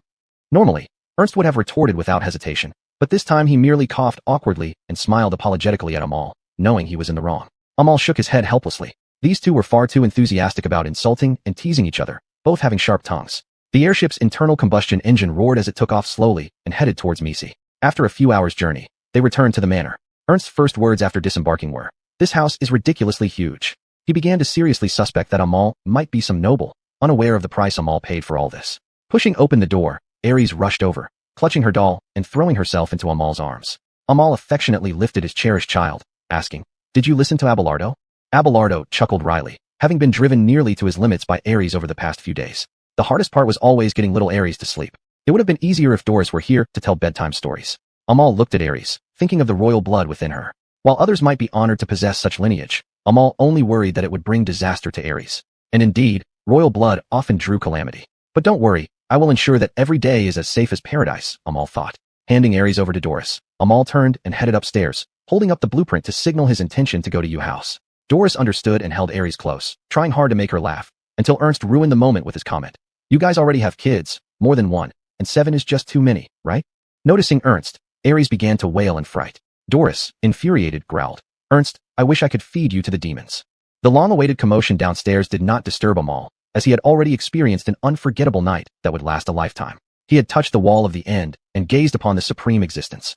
And now, he held in his hands the gilded blueprint for Unit 2, an extraordinary machine. Unable to directly harness the power of the extraordinary, Amal needed to rely on Unit 2 to explore the realms of alchemical harmonization and modification. Unit 2, the mechanical heart. If implanted within, its eternal core could grant the body nearly infinite possibilities for enhancement and transformation. Simply replacing a steel arm? No. U-House's modifications were far more sophisticated than that. If U-House is the heart, then Unit 2 is the golden finger manipulating all other extraordinary machines, or turning your fragile flesh into a mechanical avatar of divinity. Ernie continued to explain under the small moon about forging extraordinary machines. U-House can create anything, but even a smaller unit like Unit 2 consumes a tremendous amount of energy from the furnace. Amal asked with great concern, "Can't we forge it now?" "Nothing is impossible at U-House, but considering the current precious energy reserves, I suggest first creating a preliminary prototype. We can gradually upgrade and transform it to its complete stage later when we have the capability." A very reasonable suggestion. Amal couldn't help but admire Ernie's wisdom. "Let's do that," he said, handing over the blueprint before leaving U-House. Ernie accepted the blueprint with both hands, respectfully saying, "It is a great honor." When Amal returned downstairs, the round dining table was already surrounded by family and friends, all awaiting his arrival. Amal took his seat at the head of the table. Conversations resumed, and the diners began using their cutlery. Tonight's meal showcased Doris's full culinary prowess. Doris cut the food on her plate while asking Amal, "What were you doing behind that wall? I've never seen you so surprised." Amal fell silent for a moment, then sidestepped the question. "Something unpleasant. Let's just try to enjoy tonight." Ernst didn't interject much. Days without food had left him famished. He indulged himself at the table, silently impressed by Doris's cooking skills. Only Doris sensed something was amiss. Amal had never been so evasive. What exactly happened to make him so reticent? Chapter 19. The Church's Secret Report. Doris wanted to investigate further, but seeing the peaceful atmosphere at the dinner table, she chose to talk about something else. Doris held a letter between her fingertips and said, "Who is Lottie?" She said she is currently taking care of young Prince Clayton, and I heard you encountered an accident. Amal casually explained what happened in the city of Baxter. "Please reply to her on my behalf, telling her everything is fine for now, and ask Lottie to help expedite the handover issues of the Cupid factory." Doris nodded, indicating no problem, and additionally assured that she would not mention the root of all problems. Ernst was dining with them. Ernst ignored Doris's teasing but stopped swallowing his food hastily, gesturing with his hands as he spoke. "Let me get this straight. So you are the owner of Utopia Independent Enterprise, meaning you're rich." Ernst had grown up in the slums and always detested those wealthy who exploited the lower class every day. He never imagined that he would meet a rather special wealthy friend. "Not specifically talking about you, Amal, but all rich people deserve death." Doris laughed out loud, making Ernst check the antique decorations of the mansion. "It has nothing to do with being rich at all. When I first came here, the brainless one couldn't even support 7 children." Puzzled by Doris's words, Ernst, the owner of this elegant and ancient mansion, who could craft top-notch airships and possess an enterprise with independent sovereignty in Aria region, could think of no other explanation. Doris rested her chin on her hand and tapped it pensively before delivering her conclusion in a mysterious tone. "The glittering gold coins are not the reason someone comes here. If you can change or try to change this scarred world ideally, then you will understand the meaning of this house. Wealth means nothing to the Amal family now. Moreover, they are not really rich." Doris pulled out a small money bag, poured out the countable golden reals inside to show Ernst. Lacking the eloquence to phrase things like Doris did, Ernst went straight to the point. "So you have all this, yet you're still broke? Who wouldn't want to be rolling in wealth? But surviving is the first priority in Aria. All material wealth here is synonymous with transient illusions. Everything must yield to the development of Moon House. Only then the Amal family can keep everyone safe. You might sell your airship to the church today, then the church finds some excuse to blow open your door with your own airship or let monsters barge in, while you clutch a pile of golden reals to see if you can buy your life. Previously selling potions and trying to sell the airship were merely helpless moves to fund the hidden existence of Moon House through the public factory. But now the purpose is achieved. Moon House cannot sell any more creations." After dinner, Amal leaned against a bookshelf in his room, lost in thought, still unable to forget the eyeball of the Supreme that drove one mad. He took out a large sketchpad, beginning to sort through recent events. The first unexpected event began with the anonymous morning letter received during the parade ceremony, arrogantly narrating from the perspective of a watcher. Identifying the watcher is an open-ended question, so Amal decided to wait and see. Then there was the precise plan seemingly orchestrated by Moon House that plunged into the dread forest, meeting the mural, and finally purifying Keanu. The throne, referred to as Damocles on the mural, along with royal blood, forms the secret that even the Supreme dreads. A general outline emerged, but it still needed an exclamation mark. Finally, Amal's pen drew the last stroke of the Supreme's eyeball. Damocles throne, Supreme, royal blood. Lifting his head, Amal fell into contemplation again, moving forward, letting steam reveal everything. Suddenly, Amal thought of someone, Lottie, since she was an intelligence peddler, then by the news of the next extraordinary machine blueprint at all costs. He put on his coat, preparing to enter Moon House and activate the infinite door to find Lottie. Just when he walked into the hallway, Doris sat quietly in her wheelchair reading, her eyes not looking at Amal, but seeming to perceive everything. "Where are you going?" Amal mentioned his intent to find Lottie, and Doris put down her book, speculating who this Lottie could be. The newspapers say the dark feathers floating everywhere have caught the church's attention, plus the second-rank hunter team tasked with capturing us had no survivors. Now everyone in Baxter is wondering, who is Amal? Stay home tonight. I'll arrange the meeting for you. Considering that Amal almost caused tremendous trouble last time, Doris decided not to let him make risky decisions without consultation. With that, Doris tossed a small bag to Amal. Upon opening it, he found various commonly used enhancement potions and sword oils inside. Doris smiled brightly. "No matter how well you enhance yourself through alchemy, you'll still need these. I want to help you as much as I can."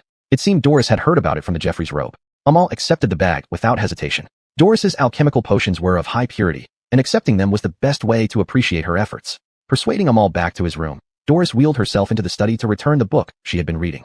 However, she suddenly noticed that all the missing base potions from the airship crash were neatly laid out on the table, with a note from Ernst beside them.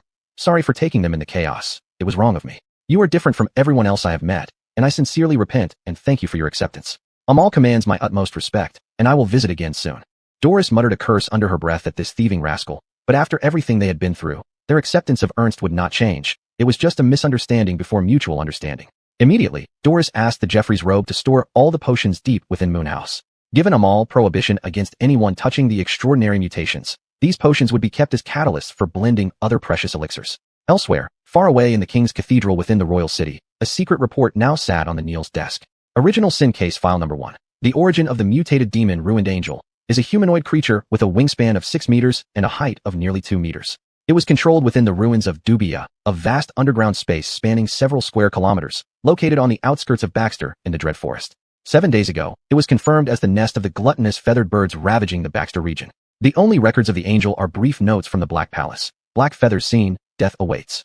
Last night, the Black Palace sensed a strong activation of the angel, and an elite hunter team was urgently dispatched. 1 hour ago, they breached the underground temple and collected only a crown and 12 bodies from another hunter team that had mistakenly entered the ruins of Dubia earlier. However, within half an hour after evacuating the ruins of Dubia, the breached team, which should have maintained contact with the Black Palace, went missing. Subsequent rescue teams confirmed that the breached team had undergone total mutation due to the Supreme Gaze. After regaining the crown and retreating half an hour later, the rescue team also lost contact. Ultimately, the crown was delivered to the Black Palace through a deadly relay, with this operation costing 12 sequentially dispatched rescue teams, 1 breach team, totaling 124 deaths. From the extracted memory fragments, it was determined that Amal, identified as a male civilian, unconsciously inherited ownership of the crown and refused to take it away. He then purified the angel and left on an unidentified airship. It is reported that Amal once appeared on the streets of Baxter with magic potions of unknown origin derived from multiple pathways, having previously worked at the Cupid factory. Regarding who this person is, what his purpose is, and whether cleansing is required, the church is awaiting instructions from the Black Palace. Chapter 20. The First Transformation. A few days later, the Moon House had already crafted the initial model of Unit 2, and Amal was invited by Jeffrey Robe. Inside the Moon House, Amal gently stroked the small machine filled with a metallic luster, roughly the size of a human heart. He was about to take his first step in alchemical transformation. Doris, sitting beside him, repeatedly confirmed the safety of the transformation with the apostles. Jeffrey Robe bowed and said, "There will be no accidents, I assure you.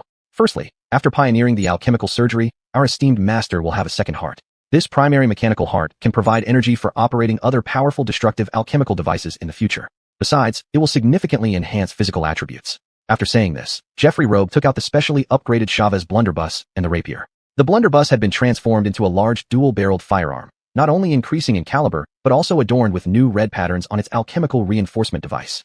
Only the stock remained unchanged, coated black with Chavez's name left untouched. On the contrary, the rapier was reforged using the pitch-black metal found in the Moon House from Zesu's distorted remains. A miniature atomizer was added at a microscopic scale, allowing potions and oils to perform more effectively when applied. In a meaningful gesture, Jeffrey Robe specifically ordered an inscription on the blade that read, "Ernst's gift." Perhaps it could be said that Amal was a person with a heavy sense of nostalgia. Each item he possessed had a story and was cherished accordingly. Empowered by the mechanical heart, the Chavez blunderbuss and rapier, after undergoing first-stage alchemical modifications, would strike as swiftly and powerfully as Zeus lightning. "I'm ready." Without another word, Amal quickly removed his clothes and lay down on the slightly glowing transformation platform beneath the floating miniature moon inside the Moon House. Doris didn't overreact. She picked up Amal's discarded clothes to clean them, though the metal powder and green blood of a demonic bird left little hope for proper cleaning. Seeing no point in staying, Doris reminded them again about ensuring safety before leaving the Moon House to return to her study. She tidied up the accumulated paperwork on her desk, carefully reviewing each letter. The confirmation letter for Cupid Factory's handover, Lottie's note about meeting, young Prince Clayton's church daily report, and an idiotic photo of Ernst giving a thumbs up next to a freshly hunted monster. One by one, she replied or signed them. After hours of work, most tasks were handled, but something caught her eye. What was this? It was a business invitation from Clayton's father, the prince, addressed to Utopia Enterprises. Putting on her gold-rimmed glasses, Doris examined the document closely. While Doris was busy with Juanity's official duties, Amal's transformation was complete. His pupils had turned a hazy gray, with tiny steam circuits extending through his limbs, visible only as faint blue lines. Amal felt the unmistakable beats of his new heart, the mechanical heart. As the first person in history to possess 2 hearts, he changed into a black coat to conceal the scars from his chest. Walking into the study, he saw Doris wearing her gold-rimmed glasses, signing some final contracts. How did it go? Doris looked up, relieved to see Amal had transformed successfully. Just trivial matters. But the prince sent a business invitation. His friend bought a forest for hunting, but it's been infested. A group of mages has taken over the hunters' cabins and created monsters to scare him off. It seemed the prince viewed Utopia Enterprises as a guild of bounty hunters. However, they needed money for living expenses, and most importantly, collecting monster remains for the star furnace. Amal pulled a chair over and sat across from Doris. "What are the terms and rewards?" 500 gold reals, it's quite tempting. You just need to go to Hill Country in Skyrim, find Lord Elton, and deal with those intruders, then purify their creations. I have no reason to refuse. As Amal moved to stand, Doris suddenly grabbed his collar and kissed him. A farewell kiss so sudden that Amal had never experienced anything like it. The warmth of her lips tasted sweeter than honey grass. Finally, Doris loosened Amal's collar and said with utmost seriousness, "Don't stir up any more trouble this time. Finish the job and come straight home." Clayton and Lottie were also invited earlier to hunt together. You can meet her there. Amal nodded, slung the advanced Chavez blunderbuss over his back, placed the rapier into the newly crafted scabbard at his waist, and pocketed the various enhancement potions Doris had prepared for him. Doris didn't look up, continuing to work on the remaining documents, only instructing, "Be back before the next full moon." "That gives us plenty of time. I hope things don't go wrong again," Amal said with a joking tone. With that, Amal pushed open the door of the moon house, finding the infinite door leading to the target location in the Duchy of Skyrim. The apostles passing by bowed and offered various blessings, mostly wishing Amal a safe journey. Pulling the switch beside the door, the star furnace roared, the miniature moon accelerated its self-rotation, and the surrounding space transformed like a three-dimensional Rubik's Cube being manipulated. A few minutes later, the door of a small rest house beside a wheat field in the southeastern part of the Duchy of Skyrim was opened, where Amal came through from the moon house. Walking along the endless wheat fields for an hour, Amal sensed something amiss. The Duchy of Skyrim lay beside the Skyrim Mountains, where plains and wheat fields were far from the target location. Opening the map, it indeed confirmed that he had taken the wrong infinite door. He was now at least 100 miles away from Hemlock's private hunting grounds. With a depressed look, Amal put away the map and asked a nearby farmer for directions. "Hey, old man, do you know how to get to the Skyrim Mountains?" The farmer saw Amal in his black coat, eyes misty gray, carrying a large dual-barreled blunderbuss and a rapier sheathed at his waist. After calling out, he directly dropped his farm tools and ran away. Startled for a moment, Amal put away the map and continued forward aimlessly, somewhat annoyed. Chapter 21, The Scarecrow and the Painter, Part 1. Although the late autumn evening was clear, the temperature was low, and with the howling wind, Amal felt a chill even in his coat.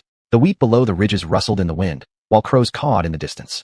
Amal gradually slowed down, looking back at the scarecrow standing in the wheat field. He had been noticing this scarecrow for some time now. Every 50 meters, he glanced back, only to find that the distance between them hadn't changed. The scarecrow's position had shifted. This scarecrow was following him.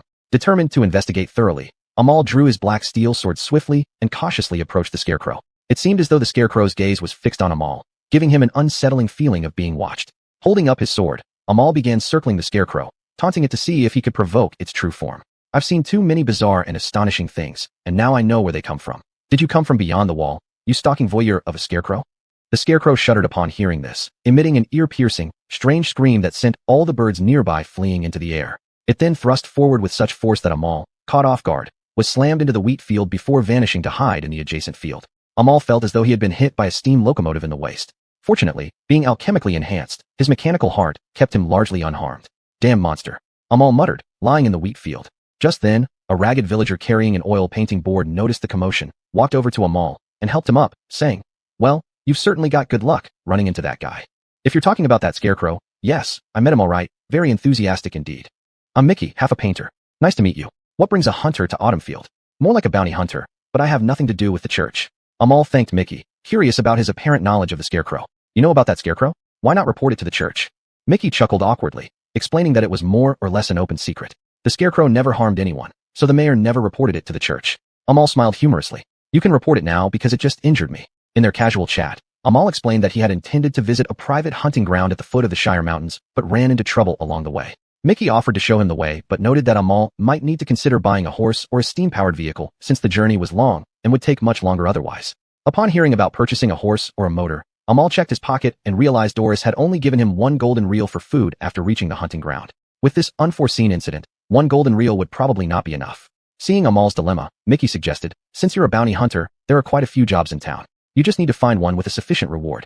Thus, Mickey led Amal through the long wheat fields towards the town. On the way, Mickey reminded him, "Well, the only thing to note is that the mayor isn't too welcoming to hunters once we reach the town. Not your fault, but a few years ago, his wife eloped with a church hunter who came to town. Poor guy."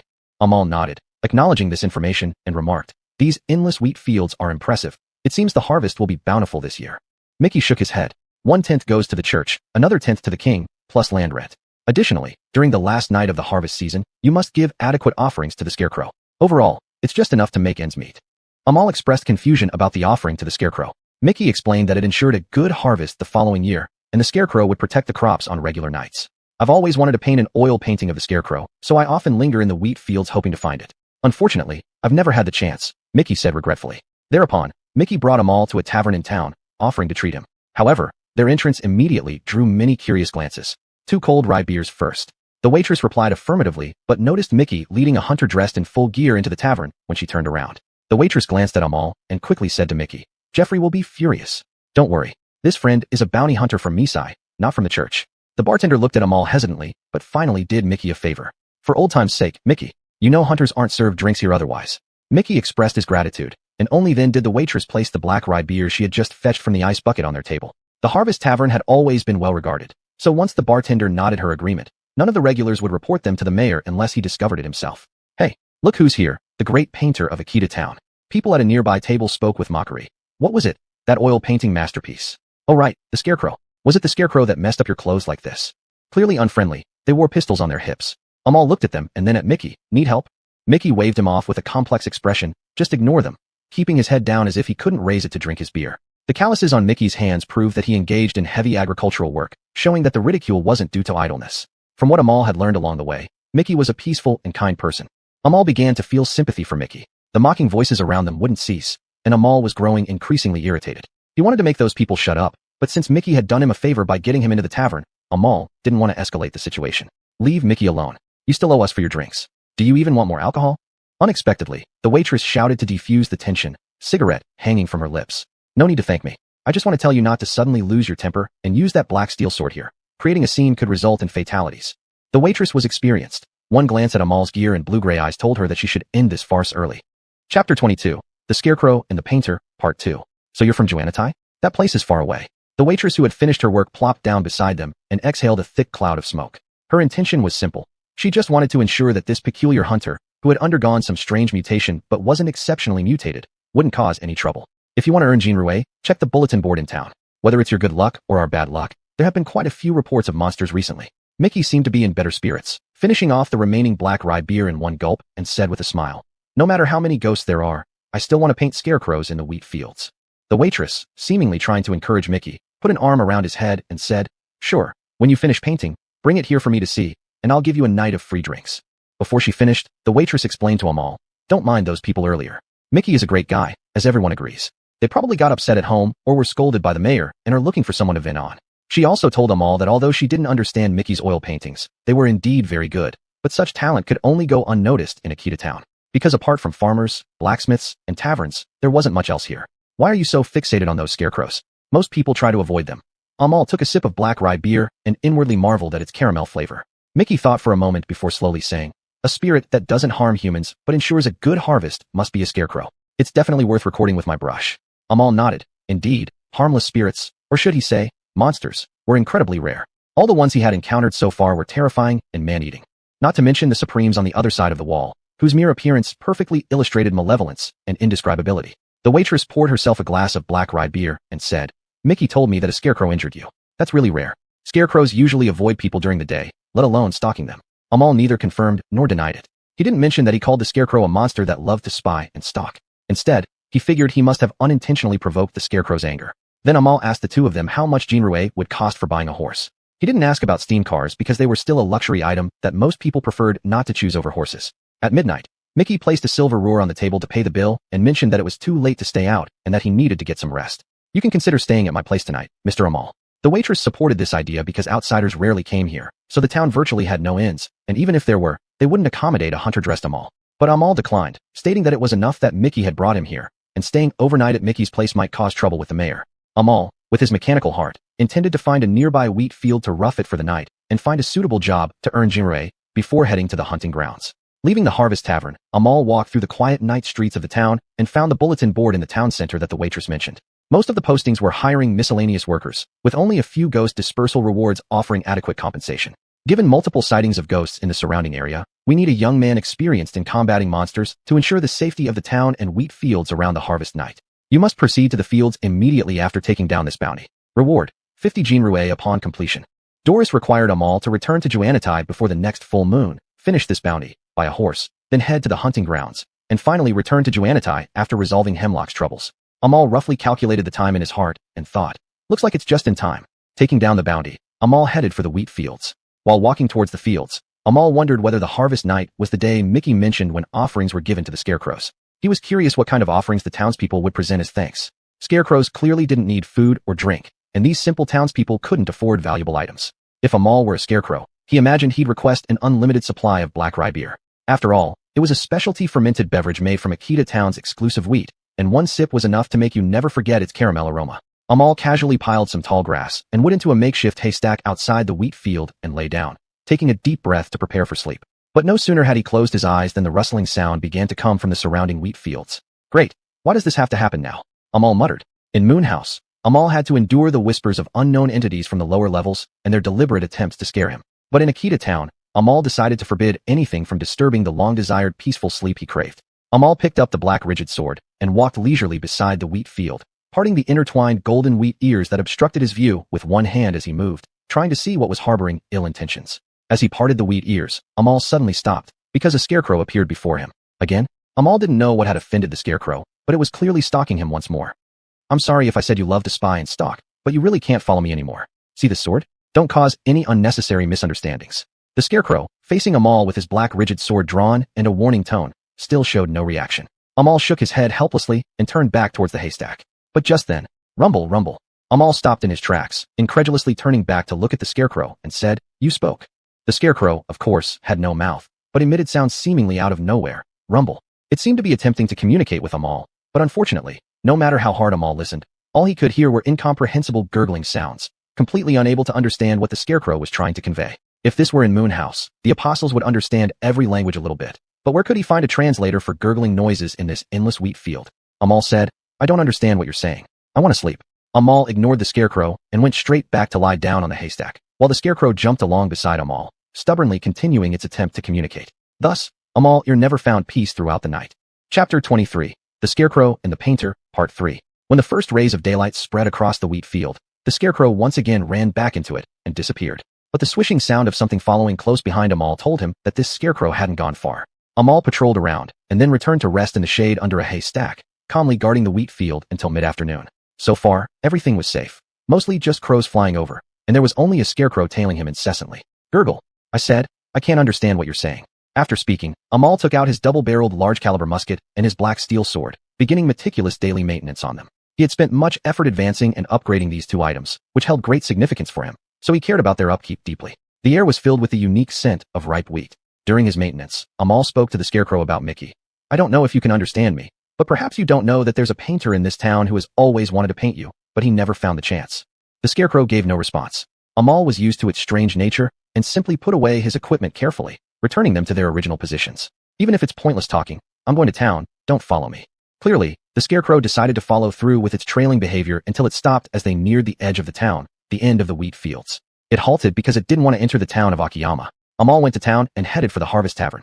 Along the way, townsfolk whispered amongst themselves, discussing the hunter daring to come into town and remove a bounty. Ignoring the commotion, Amal directly found the Harvest Tavern and pushed open the door. A waitress was cleaning the tavern. She, of course, knew about Amal guarding the wheat field from other townspeople. When she saw Amal walk in, she said, "Well, guardian of the wheat field, the mayor knows you've come to town this morning, yet you still dare to strut here so boldly." "No problem, I'll be leaving after collecting my payment in a few days." Amal casually sat down and asked the waitress for something to fill his stomach. The waitress thought hard about what food could be sold immediately and eventually came up with only coarse bread, an incredibly unappetizing item unless one was extremely hungry. "There's only coarse bread. I imagine you've had this in Baxter too." Amal nodded, indicating it was fine, but then he asked a question he had been pondering since last night. The scarecrow spoke. "Is there anyone in town who understands it?"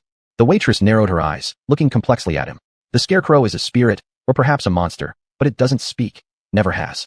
She suspected Amal had experienced an auditory hallucination in the wheat field. Why would the scarecrow talk? Even the oldest man in Akiyama was confident that scarecrows never spoke. But it did. It made noises like gibberish, not letting me sleep. The waitress placed the plate with coarse bread in front of Amal, telling him he must have heard wrong and couldn't resist joking. "Given your dedication to guard the wheat field for our town, this lunch is on the house." Just then, loud noises came from outside, followed by the mayor kicking open the tavern door, storming straight toward Amal with a dark look on his face. "Oh dear, don't say I let you in, Amal," the waitress said as she picked up the plate and ran elsewhere to avoid the situation. Jeffrey approached Amal and slammed his hand musket heavily on the table, growling, "This town doesn't welcome hunters, mutated brat." Amal calmly bit into the coarse bread, chewed, swallowed, and then replied to the mayor, "I'm not an extraordinary one from the church and haven't undergone any mutation. Also, technically, I'm not a hunter. I'm someone with experience fighting monsters." He cleverly reused the wording from the bounty poster, which was generally accurate. Jeffrey subconsciously assumed all hunters had undergone extraordinary mutations, or everyone would think of hunters this way. Only the Moon House could offer high-level alchemical enhancements, and Amal was the first such individual in this world. Using the Moon House, the potential for alchemical transformations was boundless. One day, as the male master of the Moon House, Amal would make this world remember what it meant for flesh to be weak and machines to transcend. Think a 7th-tier extraordinary hunter is too powerful? Try finding the Moon House and see how effective the corresponding 7th-tier alchemical steam transformation might be. Don't play word games with me, brat. Amal felt that mere words wouldn't convince the mayor, so he reached into his large bag and pulled out the remains of a fiend he had slain casually before arriving at the town. He placed an entire fiend arm on the table next to the mayor's hand musket. Sorry, Alayer, I've observed your townsfolk. You won't find anyone besides me who can see a monster without wetting their pants. You don't want any accidents during the harvest season, do you? With that, Amal glanced at the mayor and resumed tearing into his coarse bread to fill his stomach. A single highly mutated fiend bird, like the one Amal encountered at the mansion, could send this town straight to hell. The problem with Akiyama Town was that its mayor's dislike of hunters kept them too far from the church and dangerously close to the monsters in the wilderness. Speechless, the mayor finally slammed his fist on the table in frustration. Though reluctantly conceding inside, he maintained his composure and said with unyielding authority, "You'd better guarantee not a single grain will be harmed." Amal smiled triumphantly and calmly replied, "If you're unsure, you can always kick me out." Kick whom out? How would they do it? The hard work of the townspeople couldn't be ruined by monsters. Hunger was one thing, but what if tax collectors came for blood on behalf of the king and the church? Putting away his hand musket, the mayor said, "Consider yourself lucky. If you had come here during the harvest season, you wouldn't have set foot in this town." With that, the mayor left. Seeing the situation easing, the waitress came out and commented in surprise, "You've got some skills." Hunters who insisted on coming in before either had their skulls blown open by the mayor or were escorted out with a hand musket to the back of their heads. After all, the mayor of Akiyama Town was known as the fastest hand musket wielder in the Siren Principality. Simple customized ammunition effectively dealt with those causing trouble or stubbornly refusing to leave, but against monsters, the mayor was helpless. He didn't have a moon house to turn a musket into a terrifying weapon of truth. Chapter 24, The Scarecrow and the Painter, Part 4. After half an hour of difficult chewing and swallowing, Amal finished off the coarse bread with the broth. The texture and taste of the coarse bread could only be described as slightly softer rotten wood, yet not even that soft. Amal missed the food at the manor immensely. Even during the hardest times, they didn't have to eat coarse bread. "How many monsters have you cleansed?" Hunters were now almost non-existent in Akita Town, so the waitress asked curiously, 10? I've never kept count. Numbers are irrelevant when it comes to survival. So 100 then. There weren't that many, but Amal was close to that number. Not that many. Killing more monsters won't help me understand the gibberish of the scarecrow anyway. Amal then inquired about the price of purchasing a horse of decent quality in this town. After some thought, the waitress estimated that 10 gold reals should be enough. With the reward totaling 50 gold reals, it seemed Amal would still have a surplus of 40 gold reals. He left the harvest and quite satisfied after leaving his final words, "Since that scarecrow keeps following me, tell Mickey to come draw the scarecrow." The waitress readily agreed, mentioning how pleased Mickey would be upon hearing this news. As Amal pushed open the inn's door, he noticed the townspeople had gathered in the town center, surrounding the mayor tightly. They were discussing the disaster befalling another nearby town, a locust plague that brought monstrous insects. Hearing that each locust was as big as a fist made everyone in Akita Town understandably worried. "All right, ladies and gentlemen, although there have been more ghosts lately, fortunately, we've managed to hire someone capable of guarding our crops." Before finishing, the mayor saw Amal emerge from the inn and pointed at him, saying, "That's the gray-eyed boy who knows what he's doing. We must believe that Mr. Amal can deal with the monsters and calamities before they arrive, ensuring this harvest season remains unchanged from previous years." After the mayor spoke, all the townspeople turned their heads to look at Amal. Seeing a man with blue-gray eyes, calm and resolute, dressed in a black coat with a sword at his waist and a gun on his back, they felt somewhat reassured. He looked like someone who was up for the job. Some thought if he could eat coarse bread, monsters shouldn't frighten him either. The clamor and doubt subsided, and the mayor no longer had to pacify the panicked townspeople, feeling a bit grateful for Amal's presence. Seeing the crowd's mood easing, the mayor dismissed them to return to their daily activities, those tending crops to continue farming, those forging iron to get back to work. Walking beside Amal, the mayor's attitude was much more amicable as he explained the situation in the neighboring town, adding regretfully, "Without the crops, we can't imagine what the tax collectors will do." Then, glancing at Amal, he thought it would be good for the town to have a reliable guardian long-term. Since Amal wasn't affiliated with the church and had the necessary strength, he seemed perfect for the role. Jeffrey hesitated before asking, "It looks like you're unmarried. This town isn't bad, and if you stay, I can introduce you to a few fine young ladies." Being unmarried was putting it mildly. Amal actually had 7 children to support. "Appreciate your offer, but I'm not interested." Jeffrey sighed in disappointment, but did not press further. Later, Amal mentioned the scarecrow talking, but the mayor expressed skepticism. "Ever since my wife left me, I've grown extremely hateful towards hunters. Seeing you makes me wonder if it's time to let go of this hatred." Jeffrey's tone was heavy. He often questioned how things had escalated to this point. He loved his wife as much as he loved this town. I can tell at first glance that your coat is specially made for you. The craftsmanship even better than hers. The mayor's eyes filled with memories of happier times. Amal's black coat was woven by Doris, comfortable, well-fitted, and resilient against damage. Pondering the mayor's wavering sentiments about vengeance, Amal finally said, expecting someone to unconditionally abandon their hatred is arrogant. Pain, however, is a common experience among humans. Jeffrey nodded in agreement and didn't say more. They had reached the edge of the wheat field. After instructing Amal to keep watch diligently, the mayor let him return to his straw stack. Amal did not rush to rest. Instead, he picked up the black steel sword and began his second patrol of the barley fields for the day. He was determined to earn the 50 gold reals. For a moment, Amal had the strange feeling that he had become a scarecrow guarding this field against harmful birds. The crows were more numerous than usual. While patrolling, Amal unsurprisingly spotted Mickey running through the fields with his sketchpad on his back, once again chasing after the scarecrow. Mickey seemed to have seen it just now, so he started running as fast as he could, but ended up out of breath and found nothing. It looked like Mickey had grown accustomed to coming up empty-handed, showing no signs of disappointment. It appeared the waitress at Harvest and hadn't yet told Mickey about Amal's request to meet him. Amal decided not to tell him right away since Mickey looked exhausted. He would wait until the waitress informed Mickey. Pushing aside the wheat stalks, Amal squatted down and smiled at Mickey, saying, "Alabe, you can't catch the scarecrow by chasing. You need to wait for it to come to you." This wasn't just speculation. It was based on Amal's first-hand experience. The scarecrow kept showing up around him. Mickey saw Amal and gave a wry smile, replying, "Alabe, but I don't plan to just sit at home waiting." Then he expressed his happiness that the mayor had allowed Amal to stay. Amal stood up straight and said, "Jeffrey isn't as temperamental as he sounds, and he seems to love this town. That's a good thing." Amal then took Mickey along while patrolling the fields. During this time, he noticed that Mickey was extremely familiar with the vast expanse of endless wheat, unlike Amal who needed to leave markers to find his way back to the straw pile. In the middle of chatting, Amal suddenly heard faint noises in the wheat fields. He immediately raised his hand, signaling Mickey to be quiet. Then, Amal lowered his body and slowly crept into the fields before charging forward. A sound of intense, sword-piercing flesh came from inside the wheat field. Finally, after a painful, screeching cry from the monster, Amal emerged dragging the corpse of a huge monster. Chapter 25. The Scarecrow and the Painter, 5. What is this thing? Is this what a monster looks like? Mickey was surprised. Amal had cleanly and decisively dealt with the ugly and filthy creature. Not only is it a monster, but one we've never seen before. This monster walked on all fours like an ape, with eyes possessing certain lofty features, horns, and 2 gaping bloody mouths. But the moss growing on it and attached to its body was telling Amal that it came from the ruins of Dibya, the point where the wall of the end touched the mortal world. It seemed to be hunting Amal, and he should have found a way to blow up the ruins. The realities beyond the wall would constantly distort, including allowing such a non-existent monster to wander in the tranquil fields of a small town. But Amal's sword, enhanced by alchemy, struck swiftly and viciously, slicing its neck open before it could retaliate, and then firing a double-barreled shot at what appeared to be its heart. It seemed that these wheat fields truly couldn't do without Amal. Mickey bent down and carefully examined the monster's corpse, saying, "I've read about monsters, but this kind shouldn't appear in silent." Amal took out a potion and sprinkled it on the parts of the monster's remains he needed, causing them to dry rapidly so he could cut them off and take them back to Moon House as energy to burn. At the same time, he replied to Mickey, "Not just in silent. This thing shouldn't exist anywhere in the world." Generally, a complete arm, heart, or head were what Amal needed, but he couldn't carry too much, and taking the 2 horns felt sufficient. Scarecrow, horned fiend, Amal continued to reflect inwardly. These wheat fields should not be fraught with danger like this. Finally, Amal found a clearing near the town to begin burning the monster's corpse. He had a duty to ensure that the extraordinary power of mutation wouldn't pollute the town of Autumn Fields. The case of Keno and Dibya was too painful, and Amal would not let it happen again in a wheat field town in silent.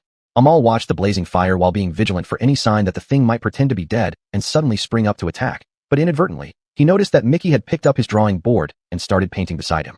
He asked, "What are you drawing?" "There aren't any scarecrows here."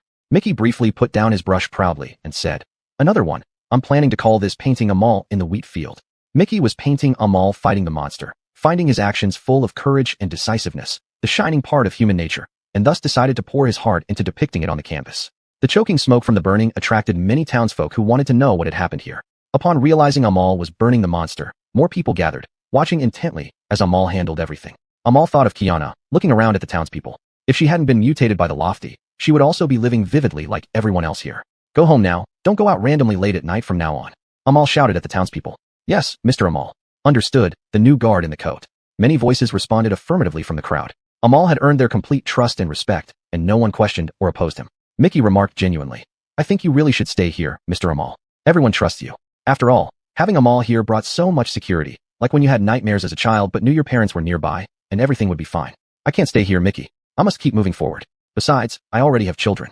Mickey didn't believe him, so Amal added, "The oldest one is named Abelardo. He's not much younger than you. A very reliable kid." Talking about his family, Amal began considering whether to tell Doris about the delay here. But since it wouldn't affect his arrival at the hunting ground, he decided against it. Watching the burning flames, Amal fell into rare tranquility. Contact with the lofty had already affected his spirit, often making him uncontrollably recall fleeting past memories. Each time he made eye contact with someone, the gaze of the lofty hit him, like a lingering shadow. Suddenly, the mechanical heart inside his body pulsed strongly, the weak electric stimulation bringing Amal back to reality. Touching his right chest, the location of the mechanical heart, Amal marveled at how this extraordinary machine would even protect him from mental shocks caused by the lofty. Resistance, never stop resisting. Amal remembered Alfie's words. It's not just physical resistance, but also the need for spiritual resistance. Don't let them taint your pure white soul. Mr. Amal, you've been staring off into space for quite some time. Coming back to his senses, Amal noticed Mickey calling out to him with a paintbrush in hand. So he responded, "What's up?" Seeing that Amal finally reacted, Mickey turned the canvas around to reveal an oil painting full of vibrant colors. Amal began to understand why the waitress said Mickey painted such good oil paintings. Under the setting sun, Amal, standing amidst the wheat fields, wielding a steel sword to slay the bloodthirsty monster hidden in the straw, a perfect depiction of the painting's content. Later, this painting was hung in the town hall of Autumn Fields. Amal didn't hold back his praise for Mickey, but reminded him it was getting late and not to wander outside. "I've told you, Mr. Amal, I'm not afraid of ghosts. You're really that brave? Then bring me a few bottles of rye beer from the Harvest Tavern tonight. Chilled." Amal set this small test for Mickey, but there was a larger reason behind the message he had the waitress convey. It was as if preparing a gift for Mickey. If the scarecrow didn't comply, Amal planned to use a bit of persuasion. Mickey confidently accepted Amal's challenge, packed up his canvas, and prepared to send these items home first. Sure enough, as soon as Amal entered the wheat field, the scarecrow followed him as expected. To prevent other monsters from hiding in the wheat field, Amal did not pay attention to the scarecrow following him and started his third patrol. Monsters must not be allowed to lurk in these wheat fields, preventing them from emerging during harvest to harm people. The harvest night was approaching, and Amal did not want to mess up his duty, so if necessary, he would even conduct a fourth patrol. Looking at the scarecrow following him, he couldn't help but complain. "You're supposed to be the guardian of this wheat field." Gurgle. Can't understand you. Chapter 26, The Scarecrow and the Painter, 6. "Here you are, Mr. Amal, the black rye beer you wanted." Mickey found Amal, who had just finished his patrol, and handed him a dozen icy cold bottles of black rye beer. "You can hear the scarecrow talk?" Amal nodded. It seemed Mickey had already been to the Harvest Tavern. "You've always wanted to find the scarecrow. Fortunately, it has been following me all along." After saying this, Amal pointed to the scarecrow standing peacefully amidst the straw ahead. Mickey slowly stood up, momentarily at a loss for words. Finally, he greeted the scarecrow somewhat awkwardly. "Hello there, scarecrow." The scarecrow actually responded, though still in its incomprehensible language. Gurgle gurgle. Just as Amal was about to explain to Mickey that humans couldn't understand what this guy was saying, Mickey froze for a moment, then turned back to Amal with great surprise. "Mr. Amal, the scarecrow asked me to say good evening to you on its behalf." Amal got up in disbelief. Could Mickey really understand what the scarecrow was saying? He had always hoped to find someone who could understand the scarecrow's words, but eventually concluded that it probably didn't exist in this town. Little did he know that person was right before his eyes. If Amal were to ask why Mickey's oil paintings were so good without formal training, he wouldn't be so incredulous now. Mickey could hear what things in nature wanted to express, their conversations, their joys, sorrows, and pleasures. To Mickey, colors came alive on the canvas, and his brush simply followed their guidance. Therefore, when the scarecrow made incomprehensible sounds, Mickey understood each tone's meaning. "What an incredible gift," Amal marveled. "Ask it why it's been following me." The scarecrow began a long string of continuous gurgles, sometimes jumping in place, as if eager to convey something important. Mickey frequently nodded, trying hard to comprehend what the scarecrow was trying to say. Admittedly, the scarecrow's speech was grammatically mixed, making it somewhat challenging even for Mickey to understand. "Well, Mr. Amal, it seems worried about its wheat field," Mickey said hesitantly. Amal puzzled over this. "This wheat field has been inspected 4 times. This thing has been accompanying me during my patrols. It's safe. Bounty hunter, imprisonment, wheat field, burning." Mickey finally shook his head, indicating to Amal that the scarecrow was now repeating these 4 words over and over again. Amal sighed, realizing that even with a translator, they still couldn't truly understand the scarecrow. Bang! Suddenly, a gunshot echoed through the air as a genuine bounty hunter emerged from the wheat field, followed by the very group that used to mock Mickey in the tavern when Amal first arrived. The bounty hunter glared at Amal and shouted, "Damn right. I'm a bounty hunter, here to capture you and imprison you, then burn this illegal wheat field planted by this monster." Those men who mocked Mickey had sold their souls for 1,000 golden reals, betraying Amal and the wheat field, informing the bounty hunter about Amal and the scarecrow, leading him here. The bounty hunter compared Amal's face to the wanted poster he had received from the royal city's church. "Amal, 5,000 golden reals for capturing you alive and delivering you to the royal city." He continued gleefully. "Then I'll throw this scarecrow monster into the wheat field and burn it all down. Hiren would be more than happy to spend 1,000 golden reals to solve this troublesome scarecrow problem in this town." "Perry, you traitor!" Mickey shouted angrily. "You betrayed the town." It turned out that the leader of the men who mocked him was named Perry. Perry shrugged indifferently. "What do you know? Getting rid of the scarecrow will save us from offering sacrifices during the harvest night. Jeffrey is too stubborn.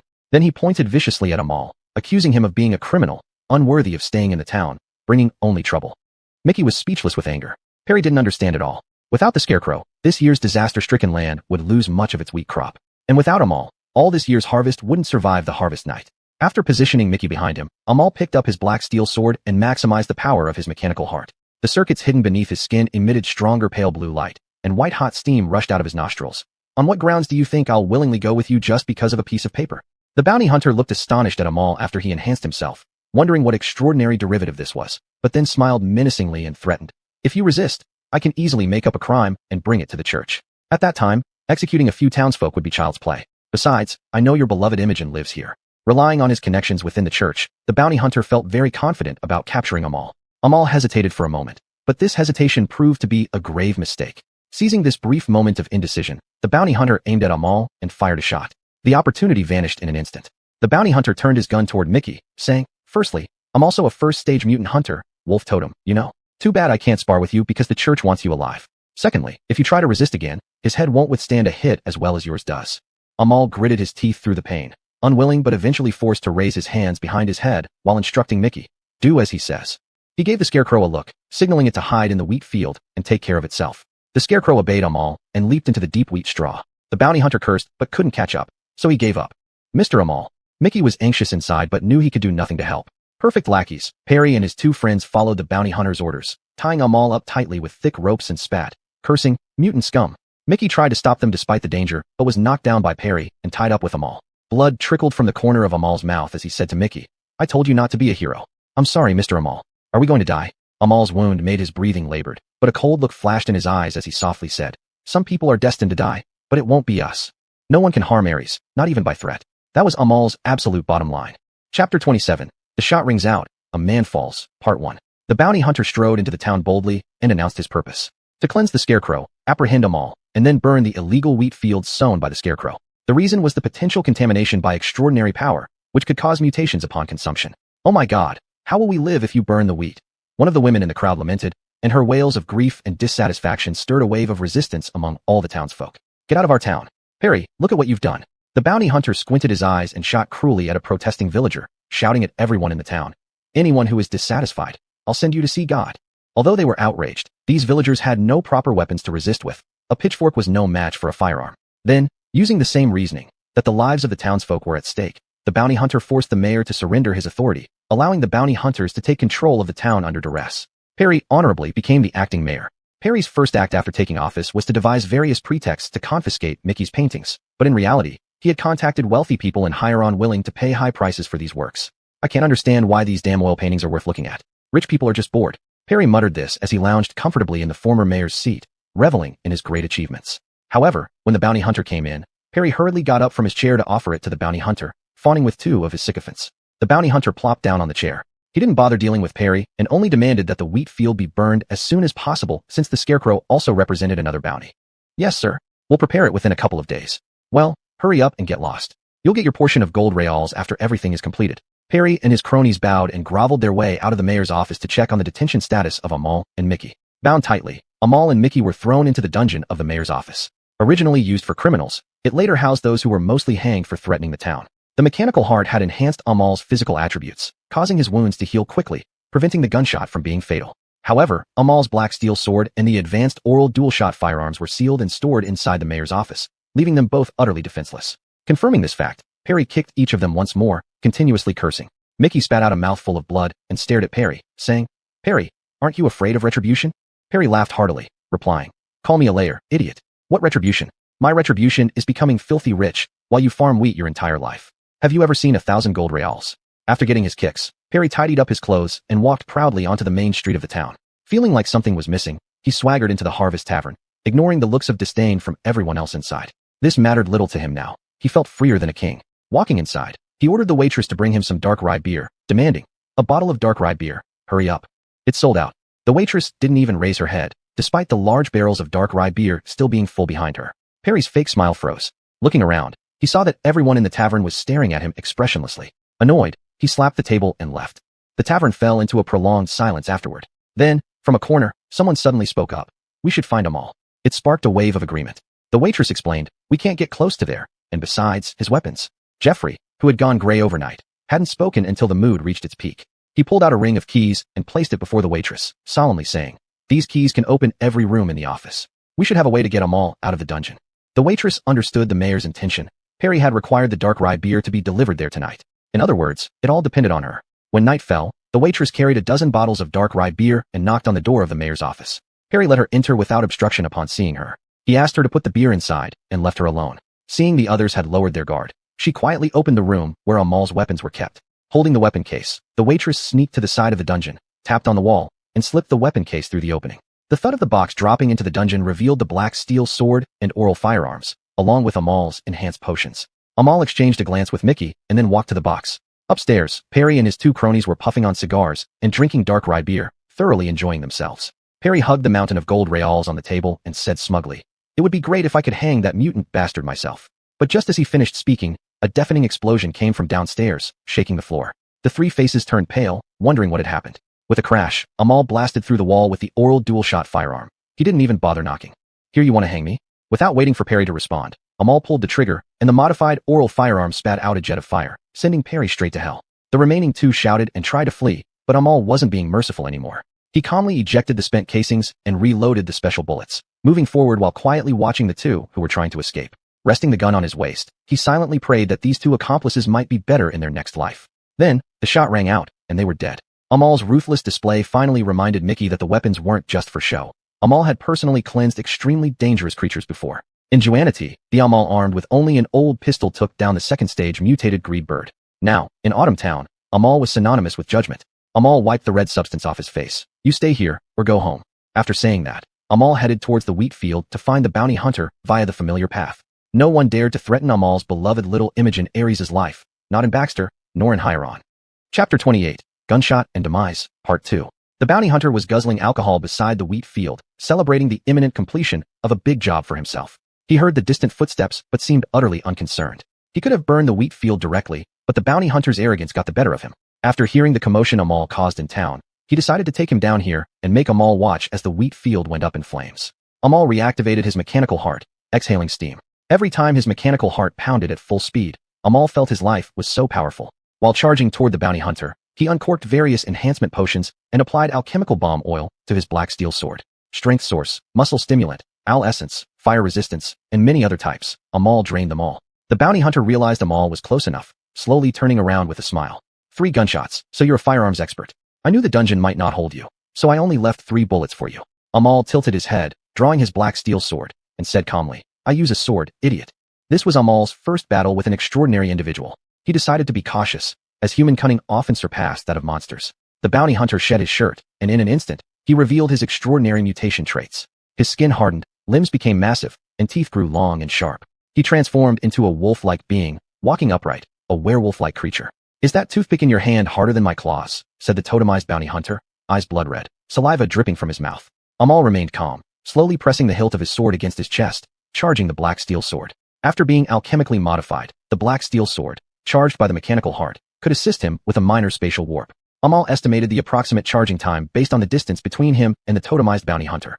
Finally, the sword emitted a roar of steam, and the miniature vaporizers on either side of the blade spewed out scalding steam. The tremendous acceleration from zero would have been unbearable without a mechanical heart and enhanced body, but Amal felt it was just like taking a running start. Accelerating, then accelerating further, approaching the speed of light.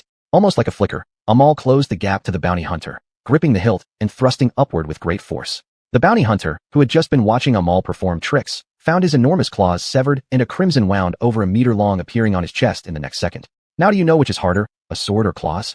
Everything happened so fast that the bounty hunter, clutching his wound, was still processing what had happened. Amal exhaled steam, calmly sheathing his black steel sword, wiping fresh mud splattered near his nose. "Still daydreaming, dumb werewolf. Your slow reactions and reckless attacks are no threat to Ares." Then he clenched his fist and charged it in the same manner. Steam almost liquefied and scalding hot erupted from the charged areas, making the small circuits on his arms visibly brighter.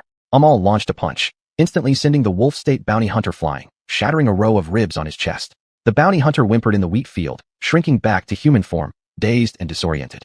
Wolf totem derivatives grant mutants rapid agility and endurance, invisibility under moonlight, and enhanced abilities with a howl. But compared to other derivatives, wolf totems are somewhat mediocre. as low-level mutants often revert to human form after significant blows, making high-level mutants extremely rare after years of combat. Amal was somewhat surprised. This extraordinary individual proved far less formidable than expected, thinking there would be more of a struggle.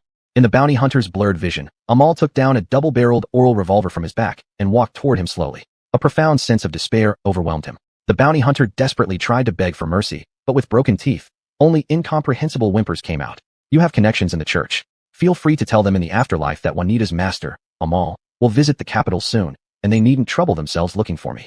Amal pointed the death-dealing barrel at the bounty hunter and added, "Oh, and no one can harm Ares, not even threats." As he finished speaking, a fire snake leapt from the gun barrel. In his final moments, all the bounty hunter could do was beg for mercy while watching the swirling flames rush toward him.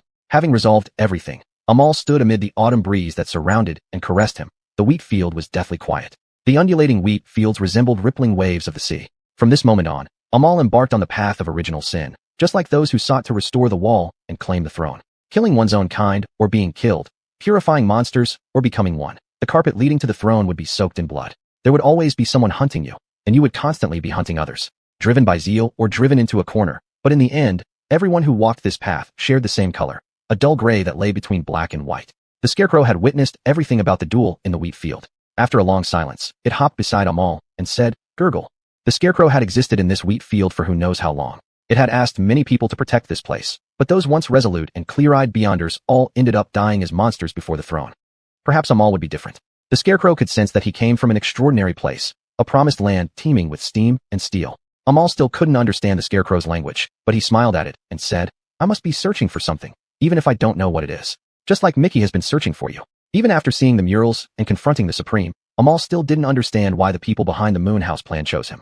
If he followed Oral's advice and kept resisting, moving forward, eventually steam would make everything apparent. For Ares, this sentence was a creed, pushing Amal further along the path, collecting blueprints, finding the throne, transforming himself sufficiently to repair the wall. Honestly, who would plan for 1,000 years just to burden their successor with such immense responsibility? Amal shook his head, now only focused on bearing the original sin, heading towards his destined end.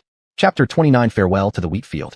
After confirming the safety of the wheat field one last time, Amal returned to the town. Jeffrey resumed his former dignity, but had a smile in his eyes as he waited for Amal at the Harvest Tavern. Jeffrey sat in the chair with his feet up and said with some regret, "Honestly, haven't you really considered staying here? Come on, the outside world isn't necessarily much better than here."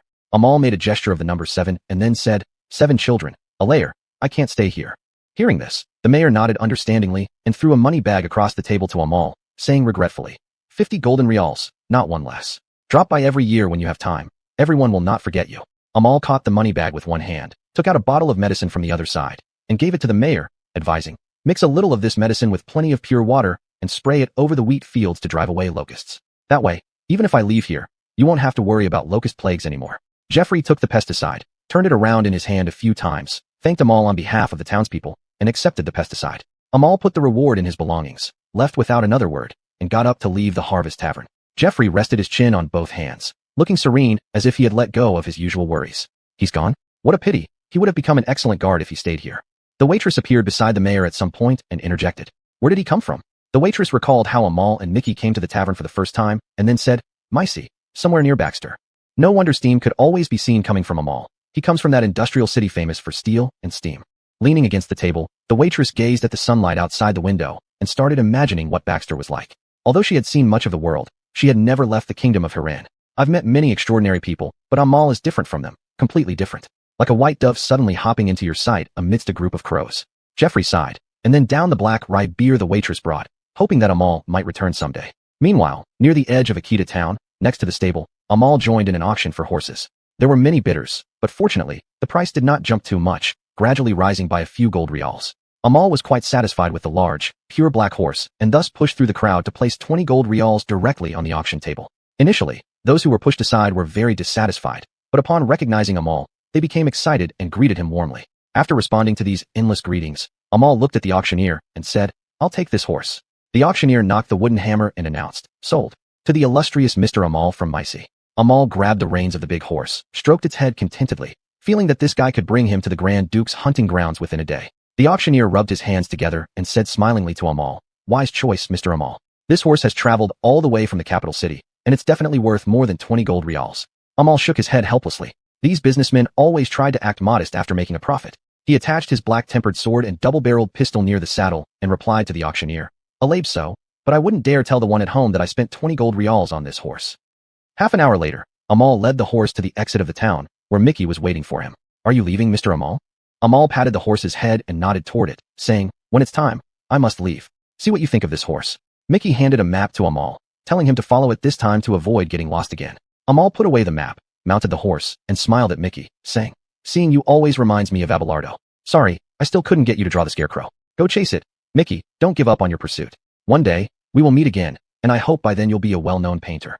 Saying this, Amal kicked the horse and bid farewell to Mickey. Then the horse obediently began walking towards the direction leading out of the town. As he slowly passed through the long expanse of wheat fields, Amal sitting on the black horse felt like the world was so peaceful and beautiful. The scarecrow never failed to show up, jumping around in the wheat fields following Amal as if it were bidding farewell. Far behind it, Mickey carried his sketchpad chasing after the scarecrow. This scarecrow still loves to stalk. Amal suddenly remembered that this black horse still didn't have a name. His sword and pistols all had names, so naturally, the black horse should have one too. He gazed at the endless wheat fields and murmured, "How about naming it Straw? It sounds like something from Akita town." Autumn on this continent was nearing its end, and Amal felt the air growing cooler day by day. The trees he passed were shedding their yellowed leaves. The winter of 1881 was about to arrive, and Amal had never experienced winter in this world before. He hoped it wouldn't be too cold. Straw carried Amal at a gallop along the smooth road paved with stones. The wild grasses lining the road bent under the wind's force, as they raced through the northern part of the kingdom of Hiren, now covered with fallen leaves, heading towards the central mountains. At that moment in Mysie, Doris received word from Hemlock that Amal was several days late, asking if anything had happened. Doris sighed, took off her gold-rimmed glasses, and told Abelardo, who stood nearby, "Amal has run off somewhere again, always making people worry. Father will be fine, right? Don't worry. The apostles in the moon house would intervene at the first sign of trouble. You've seen those war gunboats, Abelardo. The things your father built aren't just toys." Abelardo smiled knowingly. His father, Amal, had constructed an airborne fleet capable of toppling nations in Mysie. Sometimes he wondered if his father was some kind of fervent warmonger. The Mysie residence was quite lively these days, not only because of the children, but also because the apostles from the moon house could freely enter and exit the house. On nights when Abelardo couldn't sleep, he often saw two apostles carrying massive steel components from the moon house down the hallways, or a fox apostle holding blueprints, following a monk in robes, reporting on the progress of their projects in meticulous detail. Thus, it was practically bustling here, though strictly speaking, there were only 8 humans, including Doris, with most of the inhabitants being strange creatures of various shapes. Chapter 30, The Golden Dawn. It took roughly 4 days for Amal to ride through the straw-covered roads and slowly reach the foot of the Hilen Mountains, where the hunting park nestled within the coniferous forest was now in sight. This vast hunting park stretched across the entire expanse of the coniferous forest. As autumn winds blew and the air grew colder, Amal rode deeper into the hunting grounds along a path. After glancing at his map to confirm the location, he saw a pure white chapel standing at the end of the path. Fouise, with his round-top hat, black velvet coat, and blood-red velvet lining, his skin unnaturally pale, had been waiting here for quite some time. He stood outside the chapel, smiling warmly as he watched Amal approach on horseback. Fouise, the writer of that anonymous letter from the morning, a puppeteer behind the scenes, was someone Amal only learned about later. "Remarkable, Amal. You managed to survive the journey from Xuanhuan all the way here without using any extraordinary powers. It seems Lottie was right. You are indeed impressive." Upon hearing this, Amal realized that the man before him was not Hemlock. The Duke would not know so much about him. According to what Doris said, Lottie and young Prince Clayton were supposed to be the ones meeting Amal here. So who was this man? Let me think. The people of the Moon House sent you to the Forest of Fear, although it happened earlier than they planned due to a mix-up. Fouise's words were astonishing.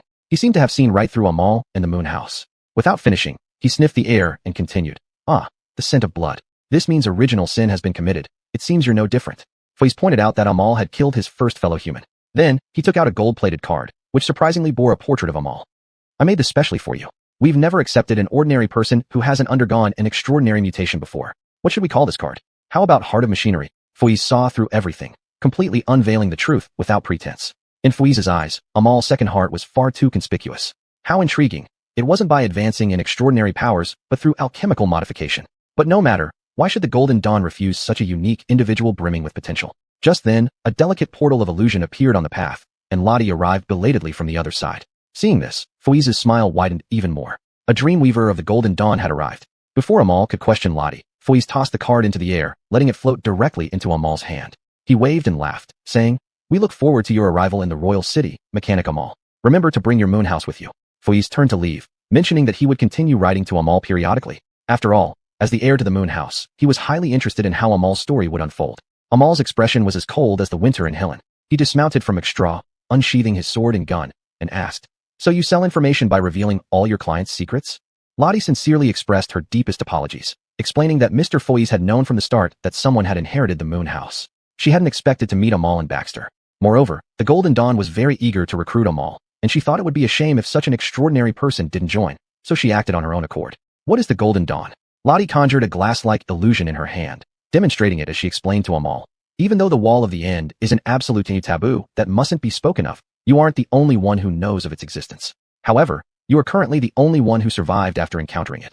Even though the church had purged everyone who might reveal the secret of the wall, there were still gaps and leaks in the system, allowing some survivors to escape. Those gifted individuals with determination and knowledge of the Wall of the End, gathered by Foyes and other elders, created the Golden Dawn, a group of believers aiming to become another wall. When it came to Foyes, Lottie simply stated that if anyone could sit on the throne, it could only be Foyes. Perhaps a god, or perhaps a remnant of ancient times. Regarding the wall, this aligned somewhat with Amal's objectives, but it would take more than just this to persuade him. The Golden Dawn can provide you with anything you need in exchange for your services, intelligence, extraordinary items, and even if someone has a reasonable reason to want a flying ship from the Moon House, it will be delivered to the capital the next day. Even extraordinary steam blueprints. Lottie repeated Amal's question, confirming, yes, even extraordinary steam blueprints. Amal couldn't deny the appeal. Finding blueprints on his own was like searching for a needle in a haystack, but joining the Golden Dawn seemed like a viable solution. Amal sighed, clenching the gilded mechanic card in his hand. Damn it, he thought bitterly that Foyes had him figured out completely. I'll join. Lottie nodded, indicating she would convey this good news to Mr. Foyes. But the job still counts, right? I'm short on cash now. I have 7 beloved children to support. Amal said this with a deadpan expression.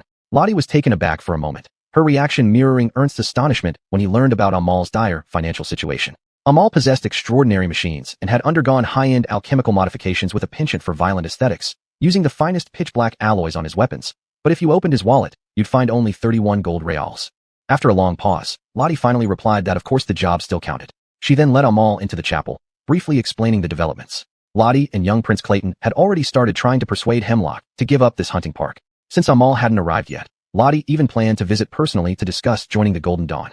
But Hemlock insisted he would never abandon this place. He had spent a fortune buying it, and as a noble duke, he wouldn't bow to a group of cultists manipulating extraordinary powers. If he backed down, what would the others in Siren think of him? A cowardly duke from the Central Mountains? Amal nodded, appreciating that at least Hemlock had some backbone. Otherwise, it would be a shame to lose such a lucrative 500 gold real job. Entering the chapel, Hemlock sat there fuming, loudly denouncing the disgrace these extraordinary jesters had brought upon him. I will cut off their heads and hang them on every tree below the hill and mountains. Amal walked into the chapel uninvited, pointing out that decapitation was too cruel and inhumane. If they wanted to do this, extra payment was required. Chapter 31, The Balance of Good and Evil. Who are you? Hemlock raised his eyes to scrutinize Amal, and Lottie quickly introduced. Your Grace, this is Mr. Amal. Hemlock stood up and asked Amal why he was so late. If it were a few days later, would the cultists throw their monster onto his bed? Sitting next to Hemlock was none other than young Prince Clayton, whom Amal noticed had almost fully recovered. All right, Mr. Elton, perhaps Mr. Amal encountered some trouble on the road, Clayton said with a smile, coming to Amal's defense. Amal remained calm, not taking Hemlock's outburst seriously at all. He didn't care if the monster would jump onto the bed and explained calmly. I passed through Akita town, a place with beautiful wheat fields. I ran into some issues that delayed me for a few days. Hemlock snorted after hearing this, as if remembering something unpleasant. Akita town? That land. I've been thinking of just giving it away. The people there have always resisted the church's governance, making things difficult for me too. Hemlock's words about Akita town displeased Amal, but for the sake of 500 gold reals, Amal decided to let the temperamental man continue.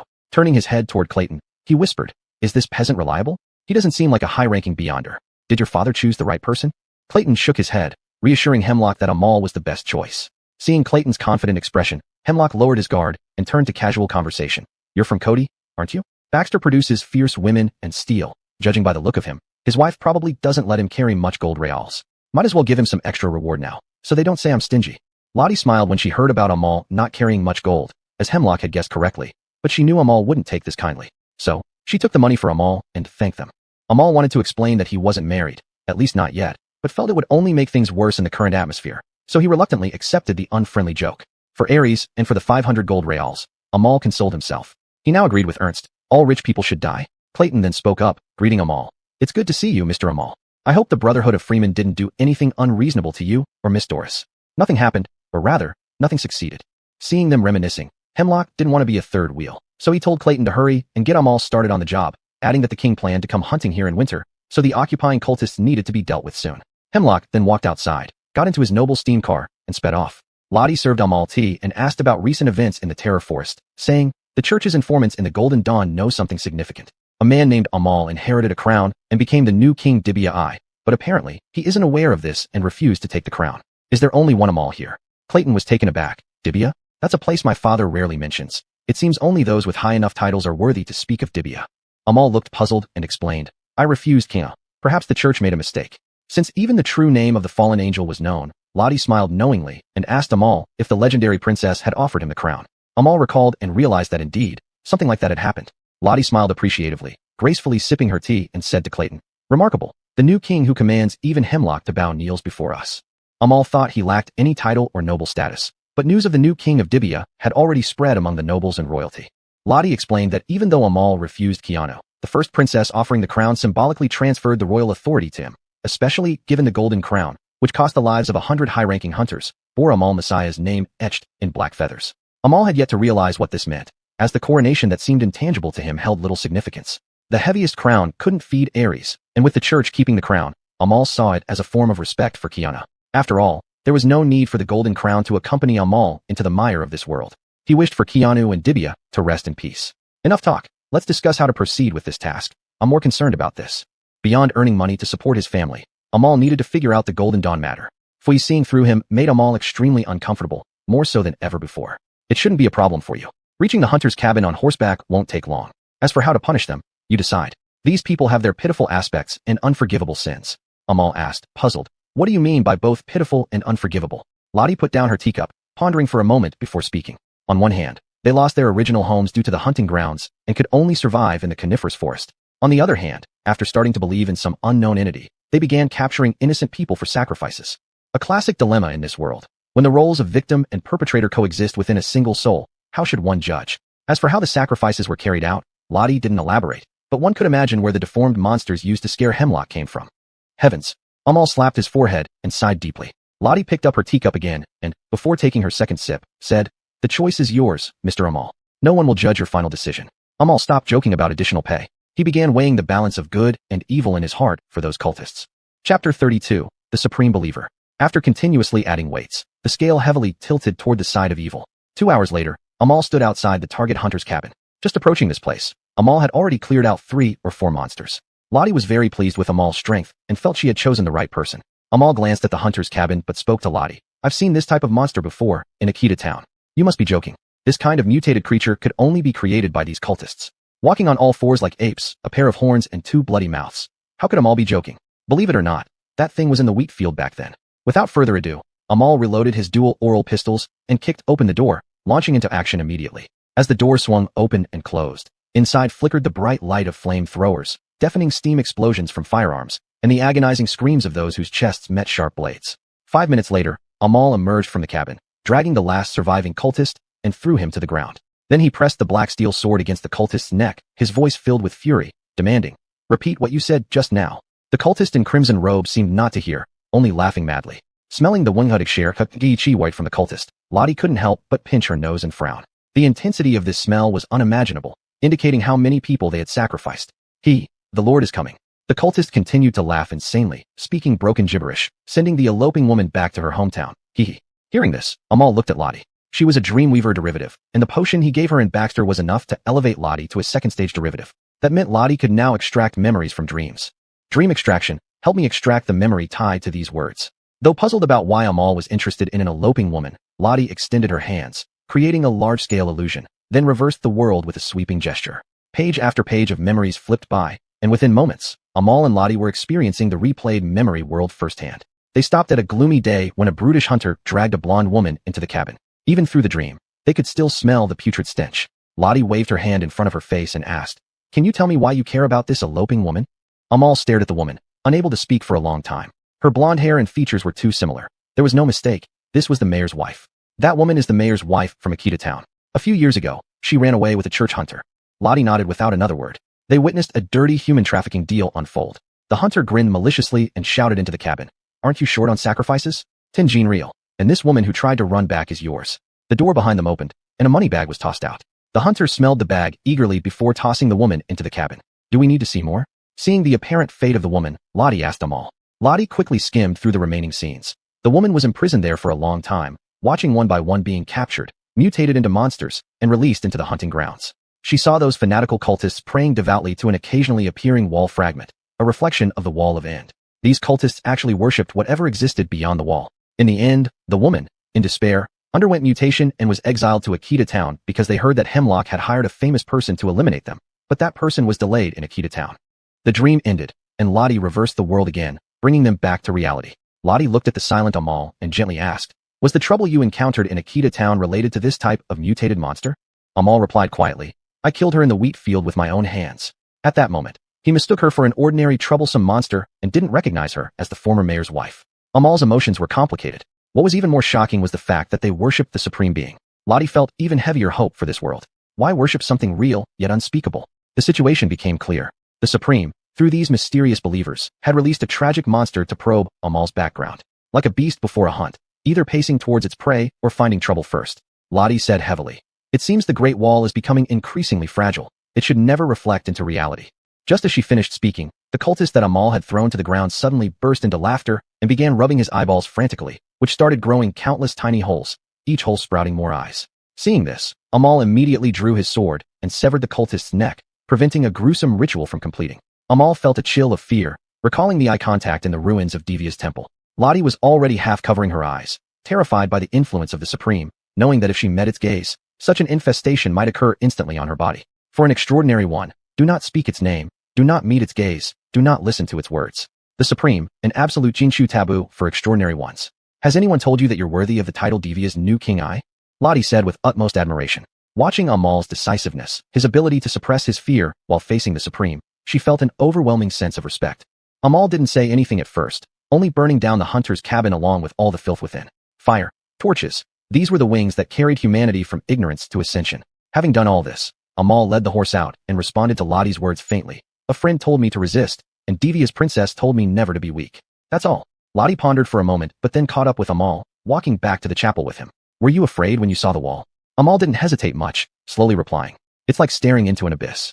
Chapter 33, Shadow Meeting. Amal, back at the chapel, received the large bag of payment from Clayton. Carrying this heavy bag, Amal couldn't help but think that it had been a long time since he felt such a reassuring weight.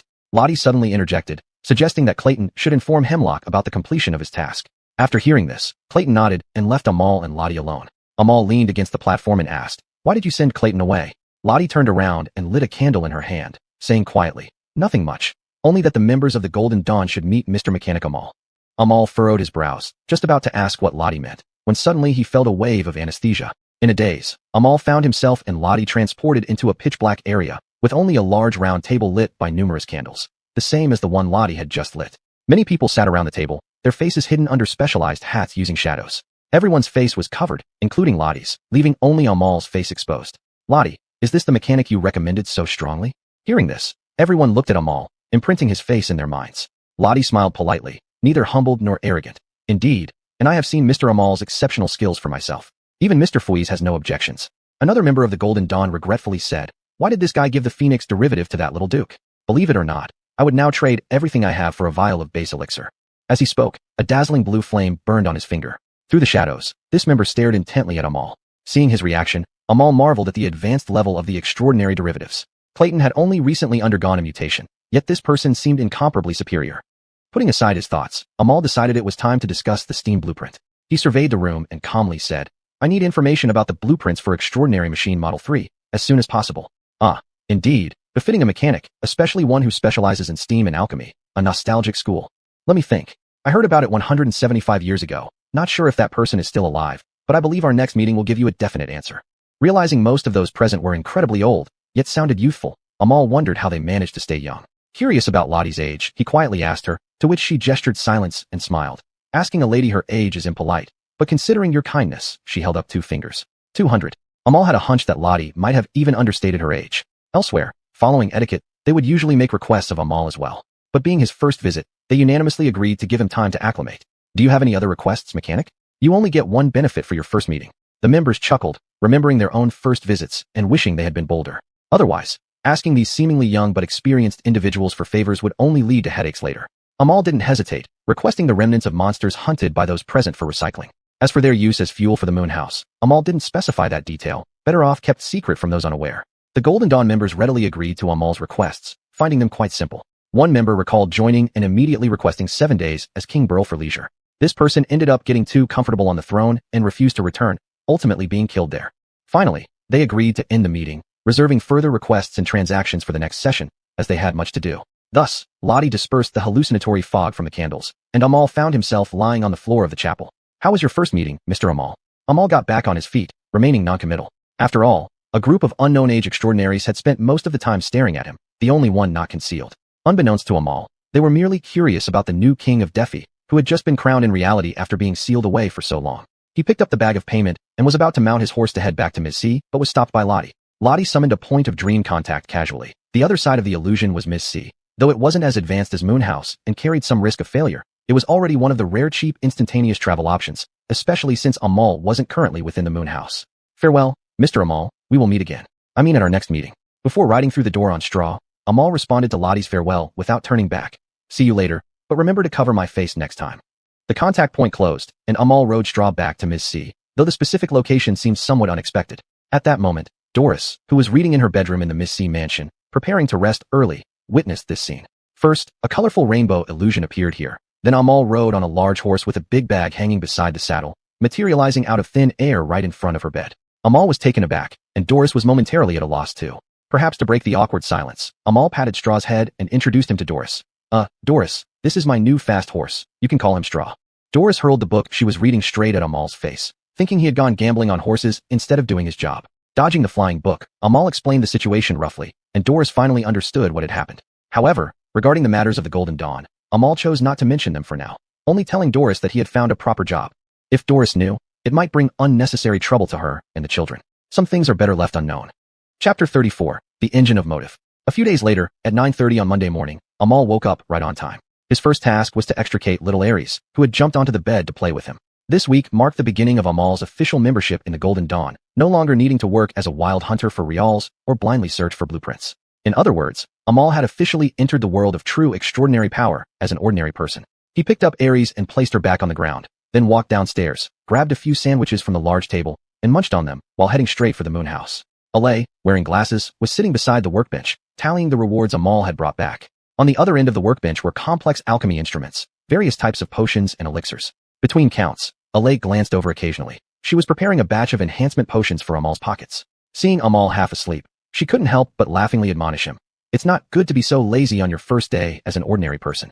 Ordinary was just a relative joke. If it were up to Alay, everyone in this manner could remain lazy forever. After finishing the count, the total reals Amal brought back amounted to 531 gold reals, excluding expenses. This number surprised Alay greatly. She had braced herself for Amal losing half of it. Spending 100 gold reals on potion ingredients, sword oil, and raw materials, Alay used a long iron ruler to accurately separate the corresponding amount of gold reals each time she mentioned an item. She owed 50 gold reals to the merchant Baxter for purchasing alchemy instruments. 50 more gold reals were allocated for the maintenance and renovation of the manor. Another 100 gold reals were due as compensation for damages caused by the monsters from the manor's forbidden forest, along with miscellaneous expenses such as food totaling 11 gold reals, where the 6-month food expenditure actually cost only half a gold real, with most expenses going towards extraordinary items.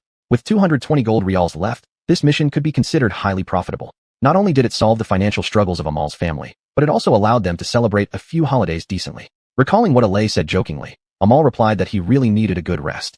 A high-quality sleep could rejuvenate him, which was crucial for maintaining mental stability. Inside the Moonhouse, Amal found another coat Alay had woven for him, all in black. After flipping through a few, realizing they were all the same, he put on a random one. Meanwhile, Alay read a highly sensational monthly newspaper article about the new king of Dibia, mentioning Amal's name. Though present at the time, Alay had no idea about the actual transfer of royal power, dismissing it as fake news to attract readers. "Don't be too ostentatious. Be careful, you're already on the newspapers," Alay warned. Amal turned around, took the newspaper, read it silently for a while, then returned it to Alay, saying mildly, "Yeah, fake news." Having retrieved his black steel sword and the double-barreled oral pistol, Amal prepared to leave for the city of Baxter. Based on information from their first Shadow Council meeting, Lottie was now Amal's contact superior. In other words, Amal's current job was to report to Lottie at her dream shop in Baxter for intelligence or other suitable tasks. The workforce in the Baxter area was tight, and the Golden Dawn only had Lottie responsible for this region. Now, with Amal here, their numbers doubled. As for salary, Lottie offered 500 silver reals per month, equivalent to a full-time position at the dream shop, with all extra income from additional tasks belonging to Amal. To be honest, the treatment was generous, and Amal felt it was a worthwhile favor he had done. Taking the special hot drink Alay made, Amal stepped through the infinite gate and emerged inside Lottie's dream shop. Looking around, he found the shop empty except for some illusion bubbles floating up from the strange plants Lottie grew. Amal sat down, sipping the hot drink while staring at an odd book displayed in the showcase. The visible pages contained ancient symbols, ones Amal had seen on the silent fresco. Indeed, without joining the Golden Dawn or the church, it would have been almost impossible to encounter such professional matters. Being a freeman would have left Amal at a loss, but fortunately, he was now considered a professional. Coming so early, you're doing great. It's hard not to give you a raise, Mr. Amal, Lottie remarked. Hearing her voice before seeing her, Lottie delivered a half-hearted joke as she sluggishly emerged through the illusions, dragging behind her a massive steam engine-like mechanical contraption, looking quite exhausted with smudges of black grease on her face. The originally solemn atmosphere lightened considerably with Lottie's comical entrance. She wiped the sweat from her forehead and said to Amal, "This is an engine taken from the church's steam warship. See if you can not only fix it, but also discover something more. This ship's engine core must have belonged to one of the accidentally lost church fleets from a few days ago, which members of the Golden Dawn discovered and quickly dismantled and stole." Recalling how to handle this issue, the Golden Dawn remembered that there was a new member named Amal who was the only mechanic among them. So they made an urgent call for Lottie to bring the engine back. As for why it was dismantled or why the engine was stolen, they didn't explain. Neither did they care about how Lottie would transport it back to Baxter. They left it up to her to figure out. Their reasoning was that despite maintaining youthful looks, as a woman over 200 years old, and being the only person in charge of Baxter, Lottie could manage to move it herself. Amal ignored Lottie's explanations and squatted in front of the engine, carefully examining it, occasionally touching here and pressing there. Then he interrupted Lottie calmly. "It doesn't look too complicated. I can take care of it. Thank heaven, thank earth, and thank you for being here." After uttering this strange saying of gratitude, Lottie pretended to look for a seat to rest, but Amal raised an issue. Just that it must be moved back to Juanita. Lottie feigned misunderstanding, her face showing panic as she laughed nervously, her voice trembling. "Haha. Yes, I know your last name. Is Junitaya?" Amal tilted his head. They said, "Lottie has to move this thing." Thus, Alay and Lottie's first meeting ended with the sight of Amal directing a grease-covered Lottie to drag the huge engine all by herself back to Juanita. Chapter 35. A gift from Akita Town. Doris met Amal and the others on the lawn outside the mansion with Dev. Dev was pushing Doris out for some fresh air while he trimmed the overgrown grass. Behind them, Amal had Lottie drag a huge power machine through an illusion. Doris and Dev both wore complicated expressions. Doris said in disbelief, "She's Lottie?" Dev helplessly replied, "Father, isn't this a little impolite?" Amal waved his hand to indicate it was fine, then said, "She's working out." Beside them, Lottie used all her strength to drag the power machine here. Despite this, she still didn't forget her manners, greeting Doris and explaining, "Sorry, this is Utopia Corporation's first downstream business. Mr. Amal will be responsible for dismantling and repairing the power machine later." Doris thought Lottie would be a heavenly, beautiful, and mysterious witch. Now, seeing only oil stains on her face and watching Amal order this boss around mercilessly, her guard instantly dropped. Doris also observed etiquette, giving a simple bow and assuring that handing it over to Juanita would cause no problem. After a brief chat, to prevent Amal from finding any more reasons to make her work, Lottie immediately summoned an illusion and practically fled the place. Amal called the apostles to move the power machine into the moon house. He would go handle it later. Watching the apostles, despite their small size, easily shift the huge and heavy power machine, Doris marveled at the wonders of the apostles and said to Amal, "Shortly after you left this morning, an oil painting was delivered here, seeming to have come urgently from Akita Town. You've been there before, haven't you?" "Yes, I have. Let's go see in the hall. The painting is quite good." An oil painting? Amal already knew who had sent it and went to the hall with anticipation. The oil painting was already hung on the wall of the mansion. Looking at it emotionally, Amal said, "Hey, Mickey, did you find your scarecrow?" The content of the oil painting was precisely a scarecrow standing next to a haystack Amal once built in the wheat field under the midday sun, intended to drive away crows. At the bottom right corner of the painting were a few words written in black paint, dedicated to Amal and his Imogen. "Daddy, who painted this?" Aries walked beside Amal, staring at the oil painting, pulling Amal's hand. Amal bent down, holding Aries as he gazed at the oil painting, murmuring, "This was done by the greatest painter I've ever seen. This is his gift to us." At this moment, Dev pushed Doris back to the mansion. Noticing Amal was deep in thought, Doris wondered when Amal developed a taste for oil paintings. Doris called Amal and said, "Not only this painting, but there's also a bunch of letters and a box of beer we've never seen." This was the total package of gifts from the townspeople of Akita Town, most of which asked when Amal would return. The remainder included black rye beer, barley from their own fields, and a brand new saddle. Amal picked up a bottle of black rye beer, reminiscing fondly. Turning around, Amal tossed a bottle to Dev and said in a seasoned tone, "You're old enough to try it. Taste it, you'll never forget it." Beside them, Doris coughed slightly and warned, "Let him try it this time, but not again." Amal smiled and shook his head, carrying the box of black rye beer back to the moon house. Still Robe immediately recognized it upon seeing what Amal carried, saying, "Black rye beer, the master has excellent taste. It's said to be the most flavorful alcohol in the Western continent. A pity only a select few know about it." Amal nodded, keeping only one bottle for himself. He asked Still-Robe to use caramel and water to dilute the remaining black rye beer for more volume without losing too much flavor, so it could be distributed among the apostles as a reward. Cheers echoed from the apostles in the infinite stacking space of the moon house. Amal handed the black sword and double-barreled oral pistols to the apostles for maintenance, took a swig from a bottle of black rye beer, set it aside, and walked to the power machine Lottie gave him. The black rye beer slid down his throat, making both the apostles and Amal body cheer. It was time to pick up his old job at Cupid Factory, researching steel creations. After all, he was the best steel technician. Picking up a wrench, moving the high-power welder and other mechanical tools, Amal put on protective gloves and a mask for the first time in a while. He kicked the iron lump and said, "It's time to see why the Golden Dawn is interested in you." After a simple disassembly, some non-detachable parts required heat melting treatment. Strangely, what seeped out from the power machine's core wasn't lubricating oil or fuel, but a viscous liquid akin to seawater. It was filled with the smell of the sea. Amal lifted off his mask and looked at the liquid on his gloves. Amal wasn't surprised by this. Abnormality was normal. If it were just an ordinary power machine, the Golden Dawn wouldn't have risked smuggling it over to disassemble it. The issue now was that through disassembly, Amal had already ruled out problems with other components. It had to be something blocking the inside. Amal thought that the blockage might well be the reason for the steamship's accidental sinking. An object containing extraordinary power had a high probability of causing reality distortions. Unprotected contact could lead to unforeseen accidents. Therefore, removing the blockage on-site would be too risky. Tossing aside the mask and gloves, Amal called off the disassembly and instructed the apostles to secure and control it properly. He needed to find Lottie. The risk was too high. The Golden Dawn should find a suitable location before he could continue the disassembly. Amal walked to the encrypted hotline next to the moon house, dialed with his fingers, and called Lottie. "Hello, Mr. Amal. How's the progress?" "No issues outside. The thing the Golden Dawn wants is stuck deep inside. You understand the risk of exposing an extraordinary object directly to reality." There was silence on the other end of the call for half a minute before Lottie replied. "I understand. Have you secured the power core?" "It's under control." "Good. Don't let anyone get near the core. I'll contact them via shadows soon." After hanging up, Amal leaned against the railing of the moon house's balcony, drinking black rye beer while watching the moon inside the moon house. Chapter 36. The Public Report in the Parliament Hall. In the royal city, thousands of kilometers away from Xuanhuan, within the Parliament Hall, where people were arguing due to differing opinions, the Neo raised the secret report and stepped up to the podium. These were the highest-ranking senators or church officials among humans, the only ones qualified and capable enough to enter the Black Palace of the royal city to listen. And the Black Palace was only a few hundred meters away from here. What could bring together these helmsmen of this world's ship? It was the secret report that the Neo had raised. The royal city's Parliament Hall had never seen such intense debates. But when they saw the Neo approach the podium, everyone fell silent, as if on cue. "Today, we argue for one person." The Neo spoke slowly, then showed the secret report in his hand after starting his speech. "You might already know the church's sorrow, the Black Angel, which existed for 1,000 years, was executed about a week ago at night. And the executor was someone we had never heard of before. The apothecary of Baxter, the executioner of the Black Angel, the owner of the independent region of Xuanhuan and the Third Church, the top figure of the Utopia megacorporation. But all these identities have only one name: Amal Messiah." After mentioning Amal's full name, people below the podium exchanged glances, wondering about the background of this person the Neo mentioned. The Neo surveyed the crowd and continued speaking slowly while pacing. "Gentlemen, I also had the honor to enter the Black Palace to seek signs because of this. But I only received a few words." All the senators looked up at the Neo, waiting for the decree from the Black Palace. That is, Amal cannot be stopped. Every king of the 16 countries will tremble.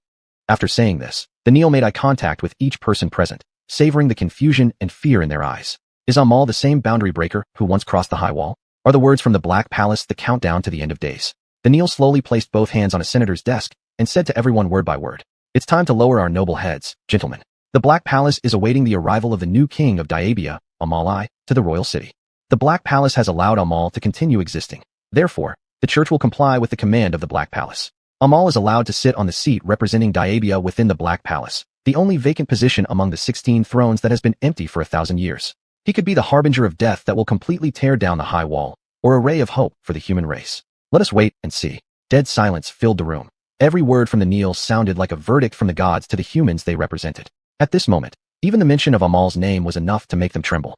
After the Neo conveyed his message, all the senators hurried out of the Parliament Hall with tense expressions, needing to quickly return to their kings or prime ministers to relay this order from the Black Palace. The sky over the royal city was seething. This piece of intelligence passed through 7 or 8 layers before finally reaching the ears of Hemlock, who suddenly recalled the peasant he sent on an errand. "Are you sure the Neo said that person is named Amal?" "Absolutely sure, Hemlock." "Damn it." Hemlock smacked the head of his steam car in frustration and continued, "I still don't quite understand. Does this mean the Utopia Enterprise is now the symbol of Diabia? Strange, a kingdom's essence being an enterprise." Someone explained this fresh concept to him. "That's right, Duke. That's why the Neo called it a megacorporation." Hemlock looked up at the sky, thinking about Xuanhuan on the edge of the Duchy of Baxter. a new dynasty almost without definable borders. After all, in Hemlock's usual way of thinking, thousands of hectares do not equate to a duchy, but there was no help for it since the essence of Diabia lies in its enterprise. The church had previously mentioned the fleet of war airships that flew past the frightening forest. Everyone who saw them described them as steel behemoths symbolizing conquest. Unprecedented power emerged from the gray mist, for the first time overshadowed under the roar of steam engines. The world has changed. Maybe it started changing since the birth of the first monster 1,000 years ago.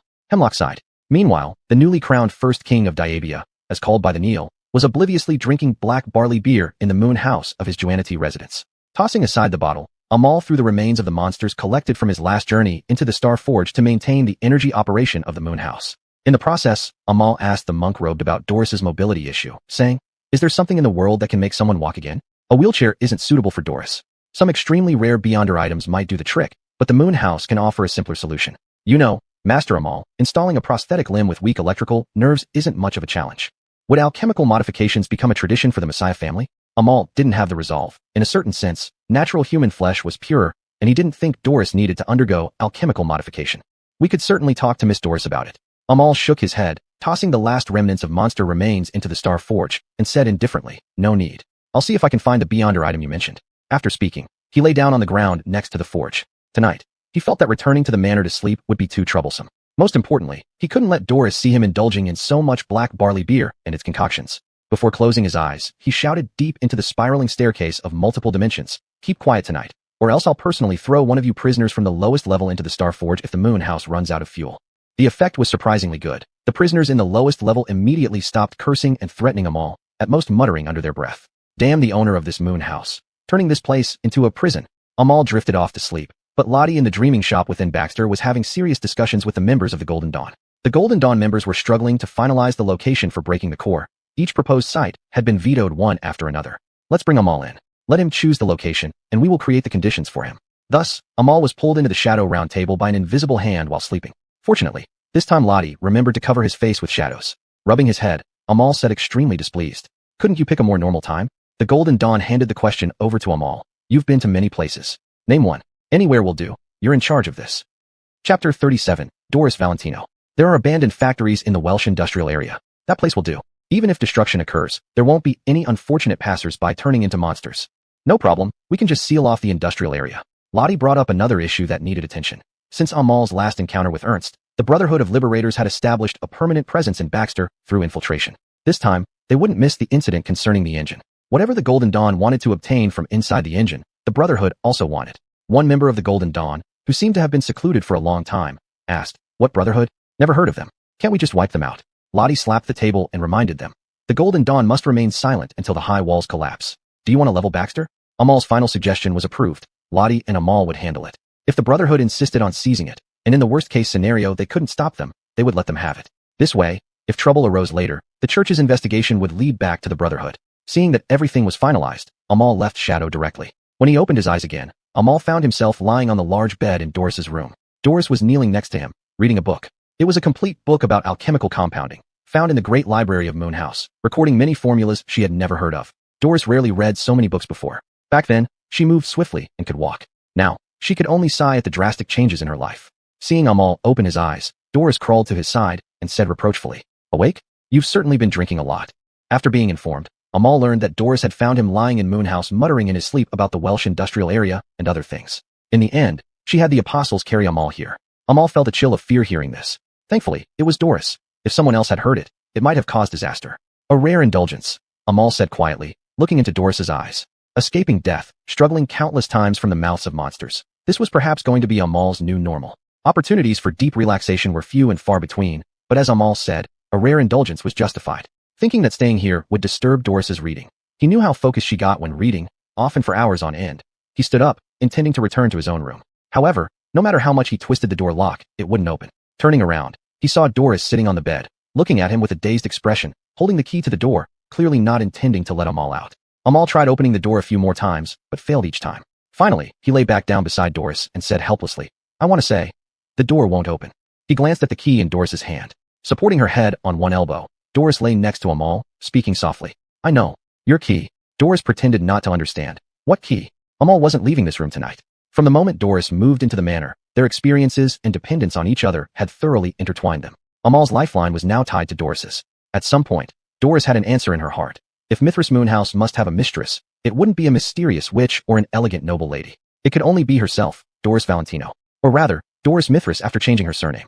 A fact no longer needing rebuttal, Amal sighed deeply. He could no longer ignore Doris's gaze. Doris sat up, slowly pulling off her clothes. It was then that Amal realized what true feminine allure truly meant. In the slightly dim yet soft light, Doris looked at Amal and murmured intoxicatingly, "What should others call me from now on? Madam Mithras."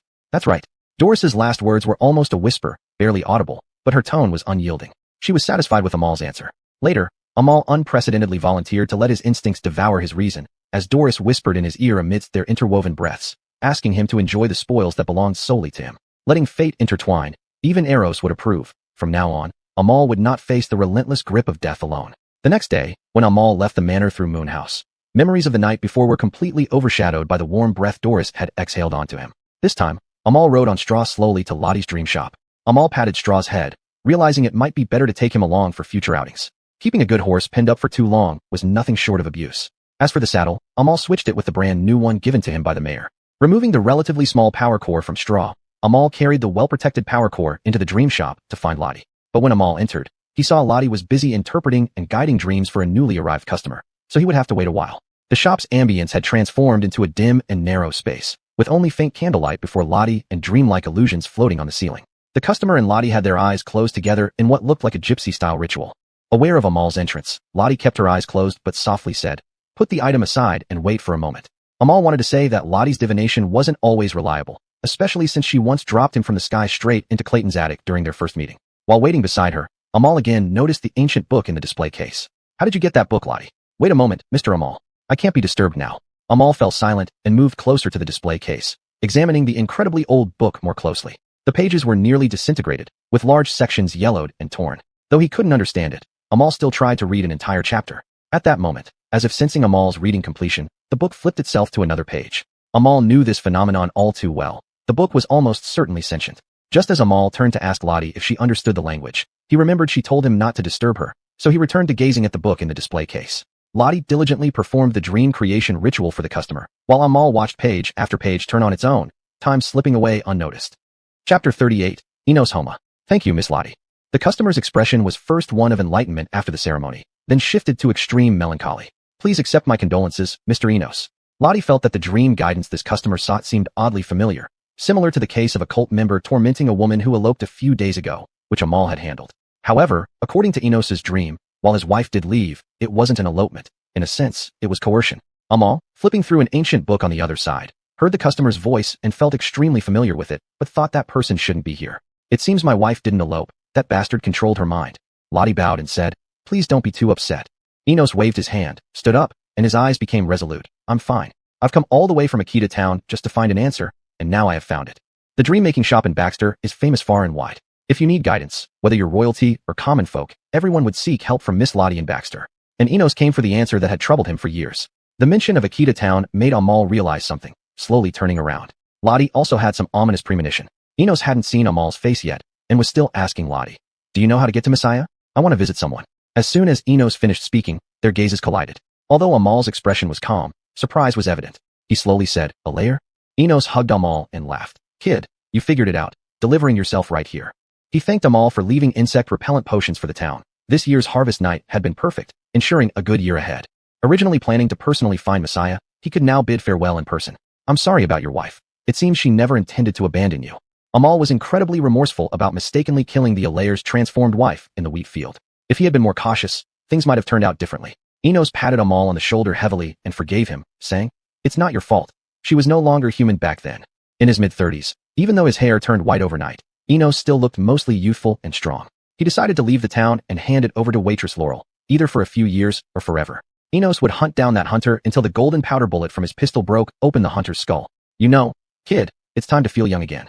After serving as mayor for so many years, I won't forget the principle of blood debt being repaid in blood." Looking at Enos in front of him, Amal seemed to understand why this man was known as the fastest pistol wielder in Silent Plain. Enos pushed open the door, took one last look at Amal, and left with a promise to meet again. "You don't need to worry about him. Enos Homa is an extraordinary one, with a fearsome fourth-rank extraordinary power derived from Duke. He will return." Amal had never heard of the Elixirs legend, but Lottie, having lived for so long, knew everything. A nearly chosen one appeared in Ceylon a few years ago, choosing to settle in the town, never reverting to mutation again. A single pistol guarded Akita town ever since. Amal finally nodded, wondering why the Alayer needed his help in protecting the town back then. To cleanse himself and become an ordinary person, that's the answer. Mr. Enos plans to start anew. Amal always disapproved of people using extraordinary powers, which is why he absolutely forbade his family from touching anything extraordinary. Yet, he somehow felt that the Alayer could handle such power. Now, Amal urgently needed a base potion to mutate again. Thus, he used the Dream Shop's electric call line to connect to Moon House and contacted Doris. Hello, Utopia Corporation. This is Mrs. Messiah. Hey, Doris, bring out a bottle of Duke-derived potion from Moon House. Change your mind. Of course not. The Alayer needs it, and I believe he'll be fine. The call disconnected. Amal knew Doris would handle it perfectly. After hanging up, Doris went deep into Moon House, found the base potion Amal requested, and asked an apostle, "Is there a flying boat available now?" After speaking, Doris looked into the second-story steam giant factory within Moon House, where an entire fleet of war gunboats was anchored in slumber at this port. The sound of metal striking and steam roaring filled the air incessantly. Of course, Mrs., the flagship is ready. Then let's depart. Half an hour later, Alayer Enos was dining in a luxurious restaurant in Baxter, surrounded by members of the upper class. Misjudging the price of the ingredients here, Enos was contemplating whether to slip out without paying or work off his meal before continuing his journey. Suddenly, the table began to shake, the plates rattling from the vibration, and then a sharp, screeching sound of jet engines soared across the sky. Is Baxter so unrestful? Enos wondered aloud. The outside light dimmed inexplicably as onlookers near the windows saw the massive steel behemoth slowly descending. Its upper deck already blocked out the sunlight, leaving them gawking in awe. At its bow and stern hung lightning flags fluttering in the high-altitude wind. A few minutes later, what appeared to be two squadrons of bizarrely armed figures broke into the restaurant through windows and doors in an extremely forceful manner. Everyone inside the restaurant ducked under their tables, all wondering when the war had started. The nobles hiding among the crowd each recalled if they had made enemies who might have come to get them. Only Enos sat calmly in place. Those strange figures controlled the situation textbook style, confirming there were no threatening beyonder present. If there were, those alchemically modified firearms and strong electric fields would eliminate any threat. Finally, a boy around 16 or 17 pushed a dignified woman in a wheelchair into the room. One of the nobles sighed in relief upon seeing them enter and quietly reassured others. It's okay, gentlemen. It's Messiah's people. Everyone, cooperate and don't move. Is this Enos Homa? Enos glanced around to see if anyone else shared his name. Oddly enough, he didn't recognize any war enthusiasts. Enos finally shrugged. That's me. The woman in the wheelchair, Doris, smiled and introduced herself. Hello, Alayer Enos from Akita town. I'm Amal's wife. He asked me to deliver something to you. I heard you needed it very much. Enos was momentarily stunned. Excuse me. Doris took out the Duke-derived base potion and gently placed it in front of Enos. Then she pulled out a contract-like paper and pen. Pointing to a blank signature area, she said to Enos, "All right, please sign here." Chapter 39, Supreme Relic.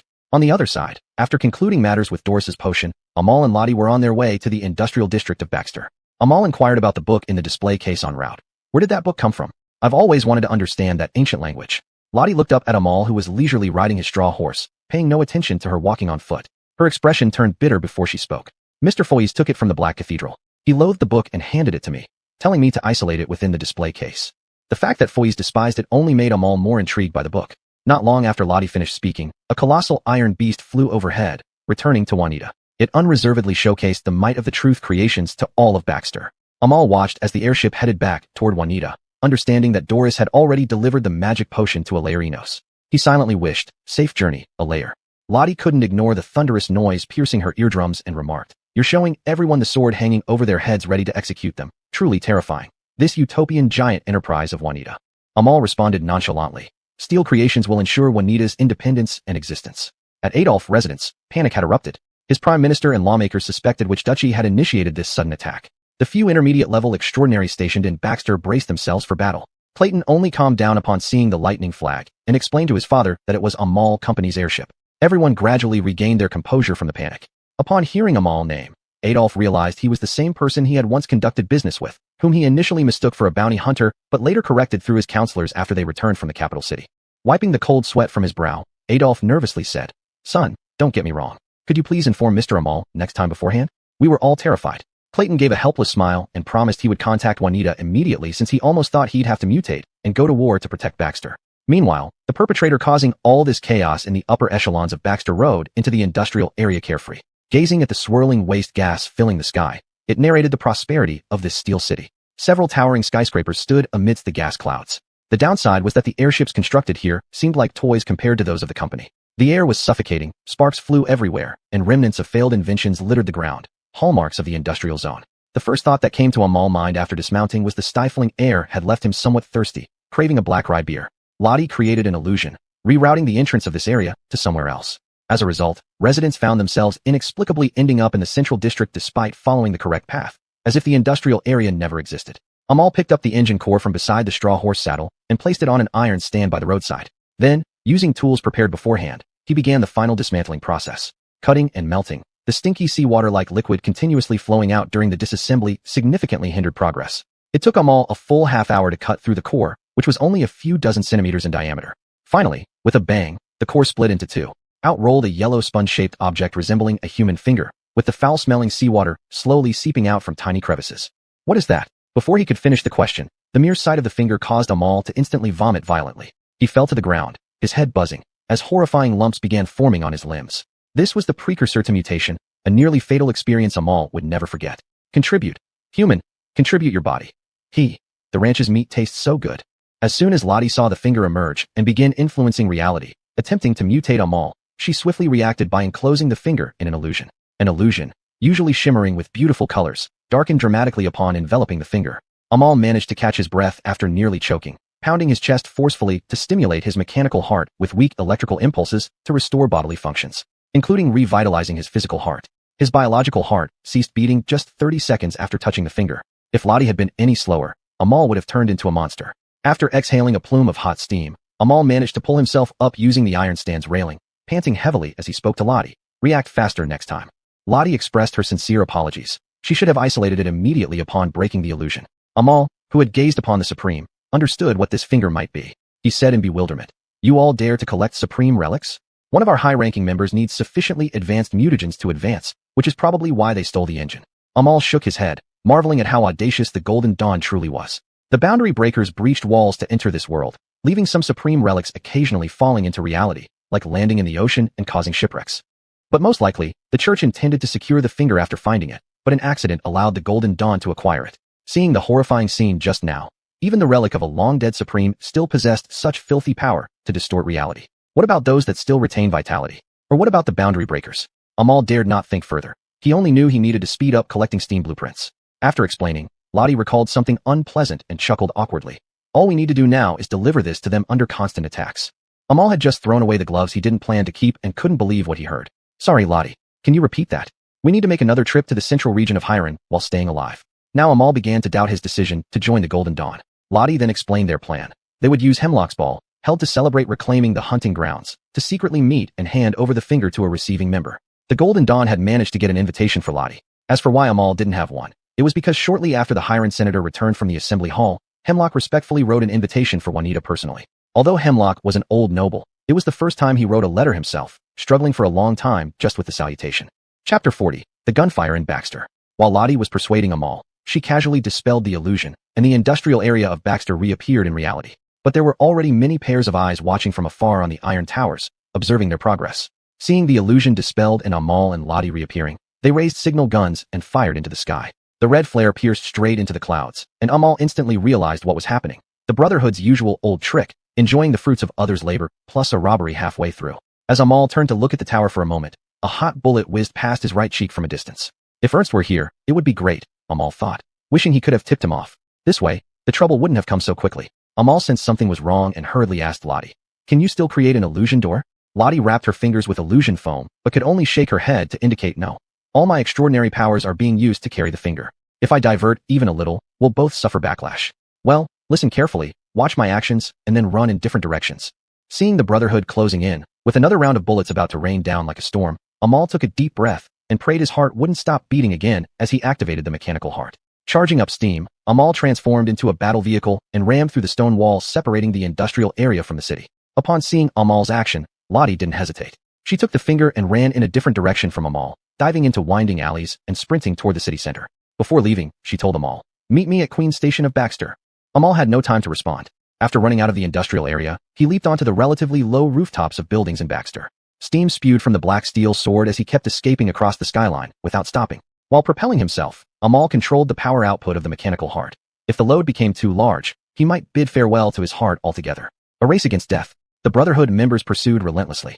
They cleverly used extraordinaries to chase Amal, while the rest clung to Lottie with rifles, as if they were shooting targets. The gunfire did not cease from the route between the industrial area and the city. Citizens of Baxter fell into panic once more. Occasionally, someone saw a man in a black coat emitting steam as he leaped along the city's rooftops. Behind him, a group of extraordinaries continuously attempted to take him down using their powers, with flames mixed with lightning and roars, yet all missed their target, only smashing walls and windows of high-rise buildings. Building debris rained onto the streets, and the gunshots echoed more fiercely. The Zion, who had barely recovered from the shock of the battleship brought by Doris, heard reports that the Brotherhood had launched a rebellion. After seeing everything unfold, the sentry outside the prince's residence rushed to tell him, "Prince, they're about to reach the city center." The prince wasn't overly panicked, only saying angrily, "I want to see just what they're planning." With that, he immediately gathered the poorly equipped guards and requested some mid-level hunters from the church before personally heading to the battlefield. The few airships available in Baxter, equipped with some light artillery, were deployed to hold and support the outer perimeter of the city center. Parliamentarians almost overloaded the long-distance call lines to the army stationed hundreds of miles away in the outskirts of Baxter, shouting upon picking up the phone, "Prepare your gear, reinforce Baxter." Prince Clayton naturally set an example, putting on the unique lightweight external steam armor marked with the hammer symbol of the royal family. After muttering something, he activated his extraordinary power and rushed to the forefront. Thus, in less than an hour, the chaos caused by Amal and Lottie escalated into a full-blown war between the Principality of Baxter and the Brotherhood of Freemen. Cannon fire thundered across the sky over Baxter, and from far away in Xuanhuan, Doris could see the flashes and explosions in the direction of Baxter. Lottie took advantage of the confusion and hid in a secluded alley, trying to figure out what exactly was happening. She had been sprinting through the alley when suddenly a squad of the Welsh Principality Guard responsible for countering the industrial area appeared. They called out to Lottie to run in one direction and engage the Brotherhood upon meeting them head-on. Just as she pondered, Amal, after temporarily shaking off the pursuit with his propulsion, found Lottie hiding in the alley. Amal panted, trying to calm his heart that was nearly collapsing due to endless propulsions for recharging steam energy. He asked, "Do you still have the finger?" Lottie lifted the spherical illusion foam in her hand and answered Amal while looking at him, "I still have it." Lottie stood up and said to Amal amid the continuous gunfire, "The Principality Guard has already clashed with the Brotherhood. It's troublesome to leave the city now with bullets and extraordinaries everywhere." After saying this, she felt a wave of guilt for causing a war. Amal put the black steel sword back into its scabbard and calmly said, "The Brotherhood has long infiltrated here. This conflict was inevitable. I will try to get the company's air fleet involved." To minimize civilian casualties, all parties in the melee tacitly agreed. Weaponless people were innocent. He would have the Moon House discuss how to handle this later. For now, he and Lottie had a death delivery to complete. Amal whispered to himself, "Remember the silence principle of the Golden Dawn. Remain silent about everything in the world if the high wall does not fall." Even as a war erupted around them, the Golden Dawn must continue its mission. Amal needed to keep silent, and so did Lottie. But secretly, Amal could use Doris as a proxy to act on behalf of the Moon House, like trying to stop this war. This was Amal exploiting a loophole, but he could not violate his own principle of silence. He did this for his mission. Lottie did it for the mission of the Golden Dawn. Silence until the end of the wall crumbles. Amal made a gesture as if he was about to leave. Recalling what Oral and Keanu told him, he turned his back to Lottie and said, "Now, we need to proceed without any distractions. Leave this to Doris. If not handled properly or delivered on time, the finger might cause reality to distort here in Baxter, turning it instantly into a playground for monsters." Chapter 41, Desperate Delivery. But crossing through the heart of the battle was no easy feat. The flying bullets and the encounters with extraordinary individuals at street corners could result in their deaths. Vance and Lottie cautiously edged along the fringes of the firefight, trying to avoid unnecessary confrontations. Approaching a short wall damaged by artillery fire, Lottie, who had been observing the situation along the way, said, "The Principality Guard seems to be retaking the city." Vance was not surprised.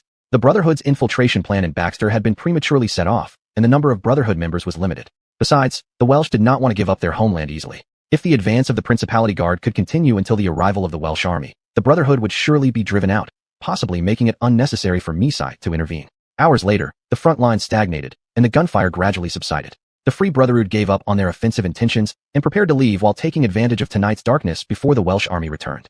After some cautious approach, Vance and Lottie arrived near Queen's Steam Station, which was still under the control of the Brotherhood. To their surprise, the one standing beside the station overseeing the evacuation was Ernst, who should not have been there. Ernst had a reason for being there. A few minutes after the fighting began, he received a secret call from Doris. "Why is the Brotherhood firing shots in Baxter?"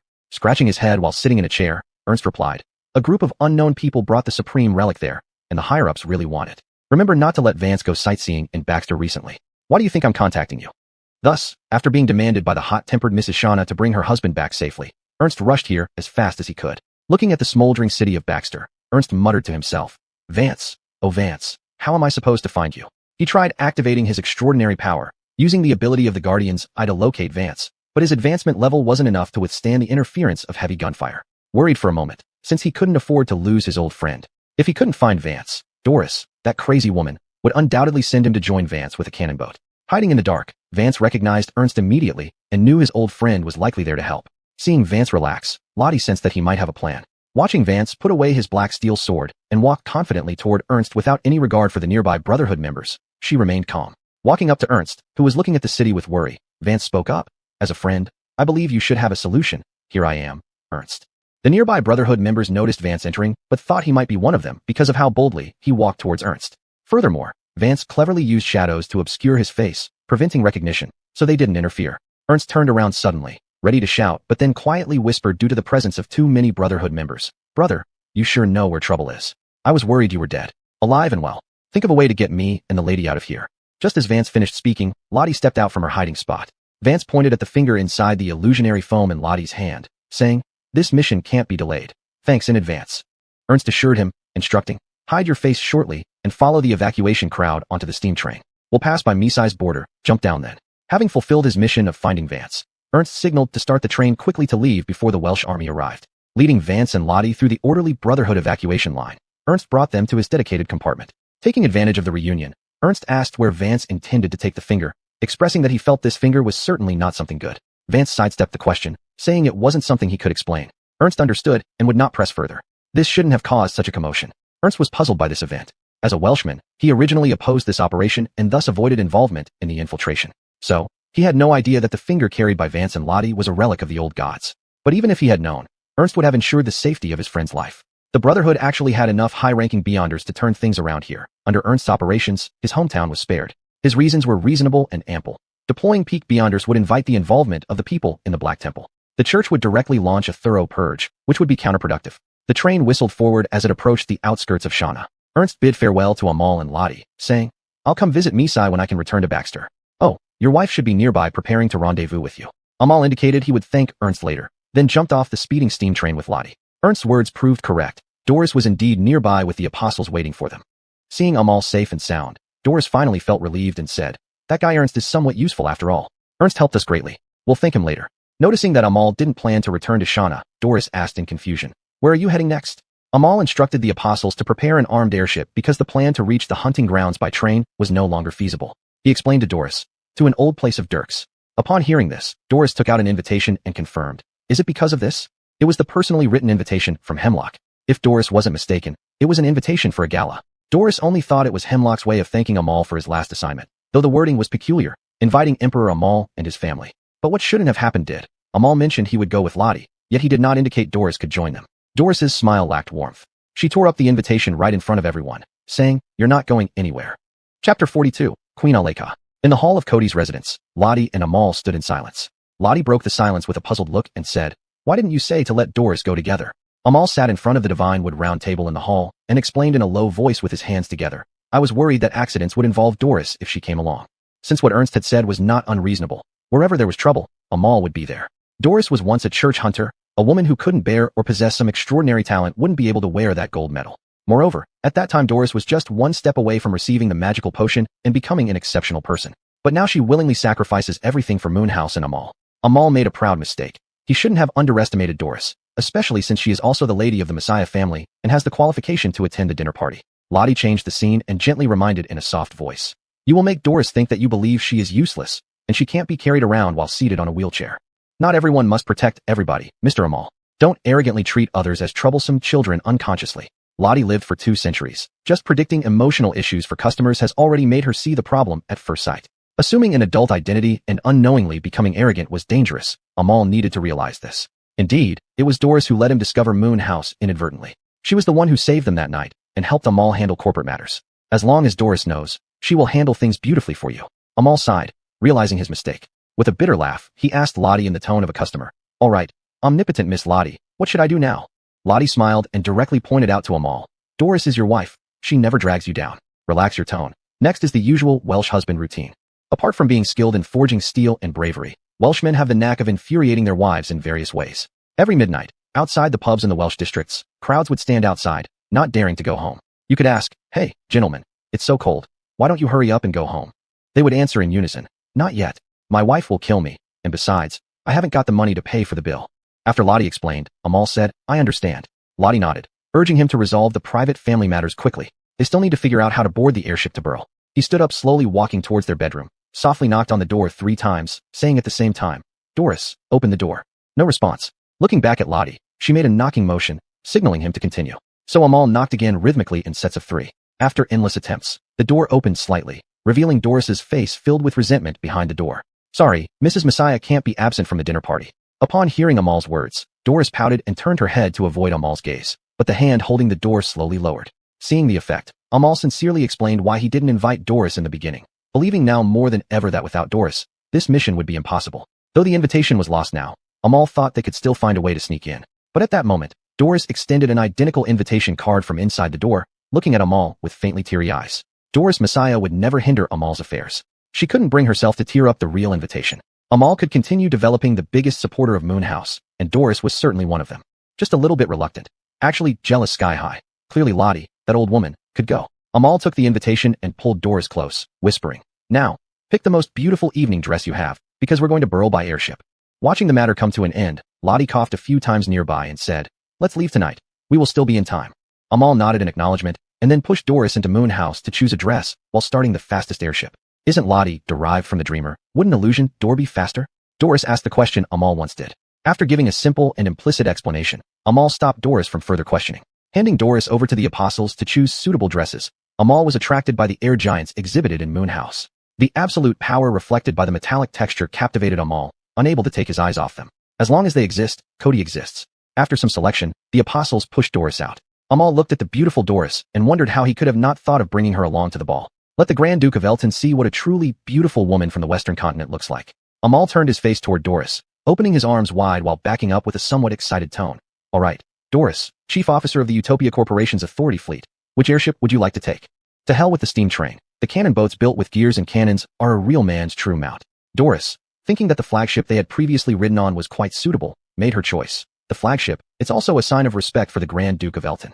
No sooner had Doris finished speaking when the airfield's duty apostles shouted to the flagship sailor apostles. A few seconds later, the Helios steam engine of the flagship roared in response. Everything being in order, the apostles reported to Amal, "Master, Queen Aleka is awaiting your orders." After hearing this, steam exhaled from Amal's mouth and nose. Even his mechanical heart was filled with excitement. He took the signal flags from the apostles' hand and gave a gentle wave. Queen Aleka granted clearance to leave the harbor. The route's endpoint, Central Mountains of Burl Principality. At that moment, Lottie, who was waiting outside, was leaning against the telephonograph, communicating heatedly with Golden Dawn. "It wasn't me who made Baxter sound the alarm. We will arrive on time. You owe us." "Yes, I told you Mr. Amal is an accomplished mechanist. Can't you see the unique alchemical modifications all over his body?" Just as she was saying this, Lottie inadvertently looked up to find a massive war cruiser emerging from above the residence, its noise disrupting her conversation with Golden Dawn. "What? Where are you?" "Ah, that sound is Mr. Amal's corporate airship." By then, the roar of the engines behind Queen Aleka had swallowed up all sounds, the strong wind lifting Lottie's hair entirely. In the end, Lottie struggled to hold back her wind-blown hair, leaving behind a promise of not being late before throwing away the telephonograph. They were heading to Burl to deliver their goods. From the telephonograph, hanging in midair by wires, came a surprised voice from the other side. "How big is that damn airship?" Chapter 43, The Grey Guard Phase 2. Lottie stepped onto the airborne staircase released by the transmission system and quickly entered the Queen Aleka. After confirming all passengers were aboard, an apostle on the upper deck waved the signal flag, and the Helios engines, boosted by afterburning, propelled them rapidly into the clouds. It would not be long before they reached Silence territory. The space within the airship was vast. Lottie nearly got lost on the upper deck and had to exert great effort to find Amal. Inside the control room, Amal secured his fingers in a special container for safety, allowing Lottie to finally relax her tense mind. While rubbing her sore wrist, Lottie said to Amal, "I understand why you don't think much of the extraordinary powers. Indeed, anyone who possessed the Moonhouse, alchemical modifications, and steel behemoths would suddenly realize that humans rely on steam alchemy far more deadly and reliable than extraordinary powers." Amal simply replied, "Extraordinary powers are an undeniable miracle, but seeing them mutate and turn against humanity makes me believe we must have taken the wrong path. And the responsibility Selma entrusted to him was to fix this path or open up another one." After gazing upon the Supreme, Amal fully understood the insignificance of humanity. But Lottie, representing the majority, still believed that extraordinary powers only needed proper use. "We just haven't fully grasped how to use it. You've met Planck, Mr. Amal. He is a reasonable solution." Amal neither confirmed nor denied it, calmly saying to Lottie, "Perhaps, but we will ultimately face the Supreme. When you look at them, you'll understand." Mentioning Planck made Amal retain a last shred of hope for extraordinary powers. Lottie thought Amal was indeed a peculiar mechanic. They stopped exchanging opinions. After pulling the lever to set the course, Amal led Lottie out of the control room. Through enormous and long corridors, they entered a resting room adorned in red. Admittingly, the monks knew well what humans sought in comfort, crafting this area to resemble luxurious train compartments. Soft red sofas sat beside glass panels offering views outside the airship, with bedrooms separated further inside. When they entered, Doris was sitting on the sofa, with freshly brewed black tea on the iron table between them. Amal sat beside Doris while Lottie took the opposite seat. As soon as they sat down, Doris poured black tea for them from the teapot. Taking a sip, Lottie exclaimed, "Madam, your black tea tastes wonderful." Doris thanked her for the compliment. Having learned it from books, she hadn't tasted black tea before coming to Juanita. Noticing Doris was engrossed in reading a newspaper when they entered, Amal asked, "Any big news?" "Nothing worth mentioning. Silen's newspapers are always dull. Just happened to see news about Hemlock's Ball, so I read a bit." Doris didn't mention the many performers and circus troupes heading there, including several high-ranking priests of the church. Luxury, Doris sighed inwardly. Who would have thought our frugal Amal family could attend such a high-society event? Just then, the apostles knocked on the door and informed Amal, "Master, we inadvertently found Mr. Ernst hiding in the engine room. He's here now." With an embarrassed smile, rubbing the back of his head, Ernst entered. "Sorry, wanted to surprise you once we reached Silent." Ernst then sat beside Lottie without invitation, ignoring Doris's gaze, and rudely poured himself quite a lot of tea, drinking it all at once. Well, Doris's skill is still top-notch. After praising, Ernst explained he overheard rumors on the train about Amal being invited to a noble gathering. He jumped off the train and spent some time sneaking onto the airship. Amal attending a wealthy person's party without him was unthinkable. Doris gave Ernst a glance and couldn't help but smile wryly. To be honest, she had begun to get used to this rude and rash yet loyal fellow. Meanwhile, Amal noticed Ernst's pupils were different from before, splitting into two, with strange patterns spreading across his body. Amal already had an idea and asked, "When did you advance to the second stage mutation?" "Made some contributions to the Brotherhood, so they gave me the base potion and other items needed for mutation. A second stage Greyguard's feature is these pupils. They look a bit like snakes." Turning around, Ernst saw Lottie, the witch who had fled with Amal before, sitting beside him and greeted her. Lottie's smile was strained because Ernst was sitting too close, and he didn't seem to notice. At over 200 years old, Lottie somehow felt a blush rise to her cheeks like a young girl. A man like Ernst could actually fit the image of a Greyguard. When others mentioned Greyguards, they often envisioned armored knights guarding the gates of a dark hall during eternal night. Lottie couldn't help but give Ernst a few extra glances. "You, Amal, haven't found enough materials to advance your modification yet." In response to Ernst's question, Amal shrugged, indicating he hadn't. Advancing his mechanical heart only lacked energy sources, while advancing the black adamant sword and oral blunderbuss required legendary blueprints according to the apostles. Amal could only hope that future shadow meetings would allow him to obtain some through trades. They passed time exchanging words, until Lottie first excused herself to rest, after which they all retired to their respective rooms. Late at night, Doriswan's warm body pressed tightly against Amal, but Amal remained awake as he thought about future plans. Suddenly, Lottie's voice echoed in Amal's mind via dream transmission. "Mr. Amal, you and Ernst are friends, right?" Amal naturally answered that they were. "He doesn't really look like a Greyguard. No one said he did, but he is one. I rarely see such a unique Greyguard." Amal began to realize something was off because Lottie's question seemed endless. Deciding to feign sleep, Amal mercilessly dodged an elderly woman's curiosity. He had enough troubles already. The next morning, Ernst stood on the prow of the upper deck of the Queen Aleka, gazing at the border of the Duchy of Silent. He spoke with anticipation. Silent, the paradise of wheat and goblins. As the airship broke through the clouds and began low-altitude flight, Ernst momentarily stared in amazement at the scenery before him. The Queen Aleka was carrying them over various cities and quaint towns with distinct styles. They were about to reach the central mountains. Chapter 44, Wide Area Sound Transmission. Finally, at the edge of the hunting grounds where Amal had once ridden leisurely along the path, our gentlemen and ladies returned to the ground here. Ernst walked with great pride, his chest held high as if eager to tell other guests scattered around the hunting grounds, "Hey, guess what? I came on that huge airship." Amal rode meadow with Doris and strolled alongside Ernst's pace. Lottie, having heard from Doris about the circus performers, magicians, witches, and other peculiar professionals who had come here, put on her witch hat and found a broom inside Queen Aleka for hovering flight. As the shopkeeper of the Welsh Dream Shop, Lottie would always seriously address it no matter how many times she visited xuanhuan. She absolutely wouldn't embarrass the Welsh people. Who possesses the most noble etiquette and knowledge of mysticism? The Welsh Lottie. "Ernst, please walk a little faster so others don't find out I came with you," Doris said in a complicated mood because she had never seen Ernst act so arrogantly. Amal gently kicked Meadow's flank, which accelerated perfectly in sync. He rode ahead of Amal and kindly encouraged, "You look great like this. You should walk even more proudly." Ernst smacked his lips and shook his head, indicating that Amal and company truly didn't understand. Finally experiencing high society, not being proud was equivalent to wasting the trip. With numerous guests milling about the hunting grounds, before the formal commencement of the assembly, Grand Hemlock generously invited his guests to hunt freely. This explained the sporadic gunshots they had heard since entering, with guests returning proudly with their prey, mostly elk, with a few black bears. Noticing Amal and company's arrival, Grand Hemlock approached with his senator warmly, contrasting starkly with his first reception of Amal. "Finally, Your Majesty Amal." Amal frowned, indicating he wasn't a king. The Grand Duke was momentarily taken aback. A nearby senator whispered discreetly, "He doesn't acknowledge himself as king. Consider it a quirk." Elton nodded understandingly. Indeed, which king didn't have quirks? He then laughed and addressed Amal. "All right, Mr. Amal, my apologies." Unable to wait any longer, Ernst hurriedly stepped forward and grasped the Grand Duke's hand firmly, saying without hesitation, "Hello, I'm Ernst. You can call me Prince Ernst. No offense meant." The senator was confused, thinking perhaps those accompanying Amal were just like this. Maintaining an awkward smile, Elton responded while trying to extricate his hand quickly. Amal didn't notice, but perceptive Doris caught the subtle changes in Elton's expression and secretly tapped Ernst to signal him not to be too bold. But Ernst turned back and flashed her a meaningful smile before resuming his pestering. Realizing this, Doris almost burst into laughter. This rascal, intentionally embarrassing these wealthy individuals. We must always remember, Ernst's principle toward these nobles is that they all deserved whatever inconvenience. Finally, Ernst slung his arm over the senator's shoulder, leaned close, and brazenly said, "I heard we can hunt freely. Take me there. Don't embarrass your Grand Duke." Elton waved a hand, signaling the senator to comply quickly, giving them some peace. The senator, looking despondent, led Ernst off to hunt, finally allowing Elton private space to chat with Amal. "I heard that war has erupted in Baxter.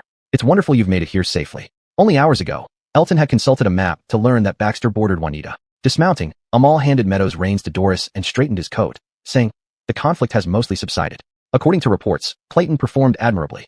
Glancing around, he scanned the guests and peculiar professionals, but didn't spot anyone from the Golden Dawn who should be here to collect. Seeing Amal looking around, Elton proudly reassured him, "Don't worry, Mr. Amal. Most of the people you expect are here. Nobles, peculiar professions, church priests, all the cream of Sherluin society. If it weren't for King Siluan's illness, the king would have been present too." There was just one thing that Grand Hemlock hadn't anticipated. Lottie, the renowned witch, had come with Amal. But considering how close Baxter was to Juanita, it seemed reasonable for them to arrive together. Well, the ceremony will commence promptly at 8 o'clock this evening in the manor west of the chapel. Until then, this place is yours, Mr. Amal. After attending to Amal, Elton went to greet other guests and assigned a few guards to keep a close eye on Ernst, ensuring he didn't ruin the ceremony. Seeing that everyone else had left, Lottie, visibly displeased, transmitted a message to Amal. "I knew that guy would be late. He's not here now." Clearly, she was referring to the Golden Dawn's collector. Amal wasn't angry but calmly indicated that he was no longer surprised by such occurrences. "Then we'd better hurry him along. The longer we hold this finger, the more dangerous it becomes for us." On the surface, Amal and his companions walked silently towards the chapel, but in reality, Amal was communicating closely with Lottie. But Lottie had forgotten something very important. She had failed to lock the transmission to Amal alone. Consequently, everyone in the hunting grounds was now hearing their conversation in their heads. Ernst, who was hunting from a distance, realized this and hurriedly warned them. "Idiot, stop the wide area sound transmission." Upon hearing Ernst's warning, Lottie and Amal exchanged stunned glances. Amal looked at Lottie in disbelief. Could this 200-year-old woman really be so stupid? Doris, who naturally overheard everything, cast an unhappy glance at Amal and asked, "You and Lottie like to whisper to each other?" Lottie hesitated, finally managing to squeeze out an apology before looking down in shame. Amal had to explain that it was business-related, and Doris reluctantly accepted his explanation. Chapter 45, Kindred Spirits and Colleagues. Fortunately, their communication was very subtle, and no one realized what they were specifically talking about. Everyone just thought they were experiencing some kind of auditory hallucination.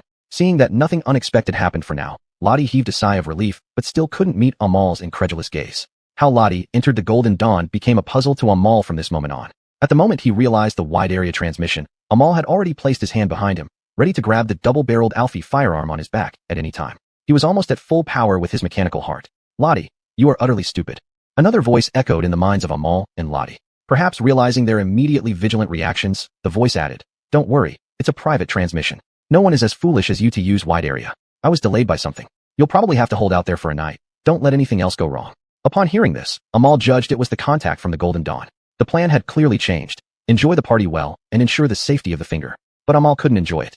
The wide area transmission had exposed them, and although the guests might not mind, someone with ulterior motives could have accidentally overheard. Seeing Doris riding on McStraw and noticing Amal's heightened vigilance, she asked curiously, "What happened? Did we leak something significant?" Amal took the reins Doris handed to him, leading McStraw, and said, "Not exactly. I'm just thinking even in the most wonderful moments, we should be mindful of safety." Amal couldn't ease his worries about Lottie making mistakes again, so he asked her to hand over the container, holding the supreme finger to him. Not far away, among the crowd of peculiar professionals, many people began to cast glances at them, whispering among themselves, "Lottie is like this. Even if a witch does well in affairs, she remains an idiot." The man who said this was a colleague of Lottie, about the same age. They couldn't help but mock each other whenever they met. "Finger? This guy named Amal doesn't look like he's from the church. He wouldn't be some kind of murderer, would he? You'd better shut up. We don't know anything about these nobles' affairs. Stop staring at them." They all stopped their discussion unanimously, but couldn't help stealing glances when Amal passed by. The peculiar ones who had been discussing earlier maintained silence and continued performing for nearby guests. But then, a man carrying a battered small steam engine spoke to Amal. "Are you also a mechanic? It's rare to meet a kindred spirit in this world." Amal paused, turning to face the man speaking to him. The man lifted his hat and continued. "Look at you, with those exquisite alchemical modifications. You might as well own the legendary moon house. After all, no one can do this kind of self-modification. How did you achieve it?" Amal narrowed his eyes and asked, "What do you want?" The man held up a silver-plated legendary blueprint that reflected light, grinned at Amal, and pointed to his leaning steam engine, a 700-year-old treasure. "Do you know what this thing is? I'll trade this for you to fix this broken machine." This mechanic recognized that Amal was extraordinary and believed perhaps Amal could repair it, which he himself could not, lacking some necessary parts that were impossible to replicate. With a quick glance, Amal saw it was an extremely primitive alchemical external device connected through simple tubes to provide essential functions to the brain. Even at this level, it was considered advanced. What the moon house could offer was mythical in this world, aiming for mechanical ascension, while other mechanics were merely tinkering with parts without enhancing themselves. Being the first and likely the only person to achieve mechanical ascension, Amal needed both the mechanical heart and the abilities of the moon house. Without them, the human body couldn't endure such enhancements. The legendary firearm blueprint allowed Amal to perform second-stage alchemical modifications on the Alfie firearm, giving him no reason to refuse. Stepping forward, Amal examined the wandering mechanic's treasure machine. It was extremely primitive. Repairing it would be effortless for the moon house, almost too easy. Lifting his gaze, Amal asked, "What's your name?" The wandering mechanic gave a bitter smile and replied, "Aloysius, my friend." Before finishing, nearly lying on his machine, he looked up and saw Doris on horseback. He had just heard the comment that Amal and his group were from Baxter, so he recalled a saying, "To persuade a Welshman, first persuade his wife." Therefore, Aloysius continued with praise. "Friend, you have a beautiful wife." Compliments were not in vain. Doris, who had been sitting on McStraw without speaking, couldn't help but smile. She playfully punched Amal on the shoulder and said, "Help him with this. It's nothing to you." Indeed, as Aloysius had said, it was rare to meet someone like him in this world. Amal smiled slightly and agreed. "A bit later, you'll find a war airship outside the hunting ground. Mention my or Doris's name when you go in, and wait for me to fix it." Hearing this, Aloysius was greatly relieved. He lovingly stroked his treasure machine, thinking he had made the right choice. Though if you saw someone occasionally exhaling steam from their nose and mouth, covered in faint electrical circuits emitting weak electric sparks, and equipped with terrifying weapons, you would likely seek their help too. Aloysius looked at Amal in front of him and suddenly understood what a true person capable of mechanical ascension was like. Additionally, the legendary blueprint meant more symbolically than practically to him. In this world, no one could use blueprints except for someone extraordinary like Amal. "Thank you, my friend. I wish you a pleasant evening." "Well, see you later, Aloysius." This unexpected joyous gain improved Amal's mood significantly. It seemed Hemlock hadn't exaggerated. This gathering indeed had all sorts of interesting people. As long as the Golden Dawn could provide intelligence on Unit 3 at the next shadow meeting, Amal's path would advance by leaps and bounds. Protecting the finger was the top priority for making this dream come true. While pondering the next steps, Amal led McStraw, with Doris sitting on it, toward the chapel. As for Lottie, she met her colleague, and they were fiercely mocking each other without mercy. Chapter 46, The Death Ball, Part 1. "Mr. Ernst, it's already very late. Should we end this hunting trip now?" Ernst had damaged 3 top-tier hunting tools in the hunting area of the game reserve and accidentally set fire to several valuable ancient trees that were yet to mature. He also got into verbal altercations and assaulted a few other guests with no low titles. The senator saw that the ball time was approaching and hurriedly advised Ernst to return. Lord Elton was right. The senator thought helplessly. This person named Ernst never had good intentions from the start. Ernst looked at the chaos he created and nodded in satisfaction. He said, "All right, let's stop here for now. I will definitely come more often. What about your game? The kitchen can prepare it for you to enjoy tonight." Hearing this, Ernst glanced at the few thin birds lying by his feet, countable on one hand, and waved his hand dismissively, indicating there was no need. Most of his time had been spent deliberately wreaking havoc, so he hadn't really hunted anything. Upon hearing Ernst's words, the senator quickly led him toward the west side of the chapel, fearing that if Ernst became unhappy again, another guest might end up battered and bruised. On their way back, they coincidentally encountered Lottie, who was arguing fiercely with her colleague. They were quarreling intensely over who was the rightful practitioner of divination. Lottie was gradually running out of arguments and was starting to lose ground. "You don't even use a crystal ball." Whenever someone mentions Miss Lottie of Baxter, I can't help but laugh. Looking into a crystal ball like you, giving completely irresponsible guidance to customers, is what truly makes people laugh, isn't it? Stupid Welsh hag. Val cripple from higher on. Both parties were stung by each other's sharp remarks, their voices rising higher as they abandoned all pretense of elegance, escalating the argument. The strange practitioners watching from the sidelines enjoyed the spectacle. In a way, they were seasoned spectators. Every time Lottie and her colleagues met at a peculiar gathering, this kind of drama would unfold. "Who are you betting on this time?" "Hieronite. Last time betting on Lottie cost me nothing." Seeing the situation, Ernst shrugged and scratched his ear. This dispute seemed endless, and he intended to settle it quickly and decisively in his own way. After all, it wouldn't be good to be late for the ball. He walked up to the male diviner and asked, "What's your name?" "My name is..." Ernst pretended to listen intently, nodding continuously but not actually hearing a word. Before the diviner could finish speaking, Ernst threw a punch and knocked him to the ground. The senator immediately ran over to apologize to the diviner, who was bleeding from the mouth.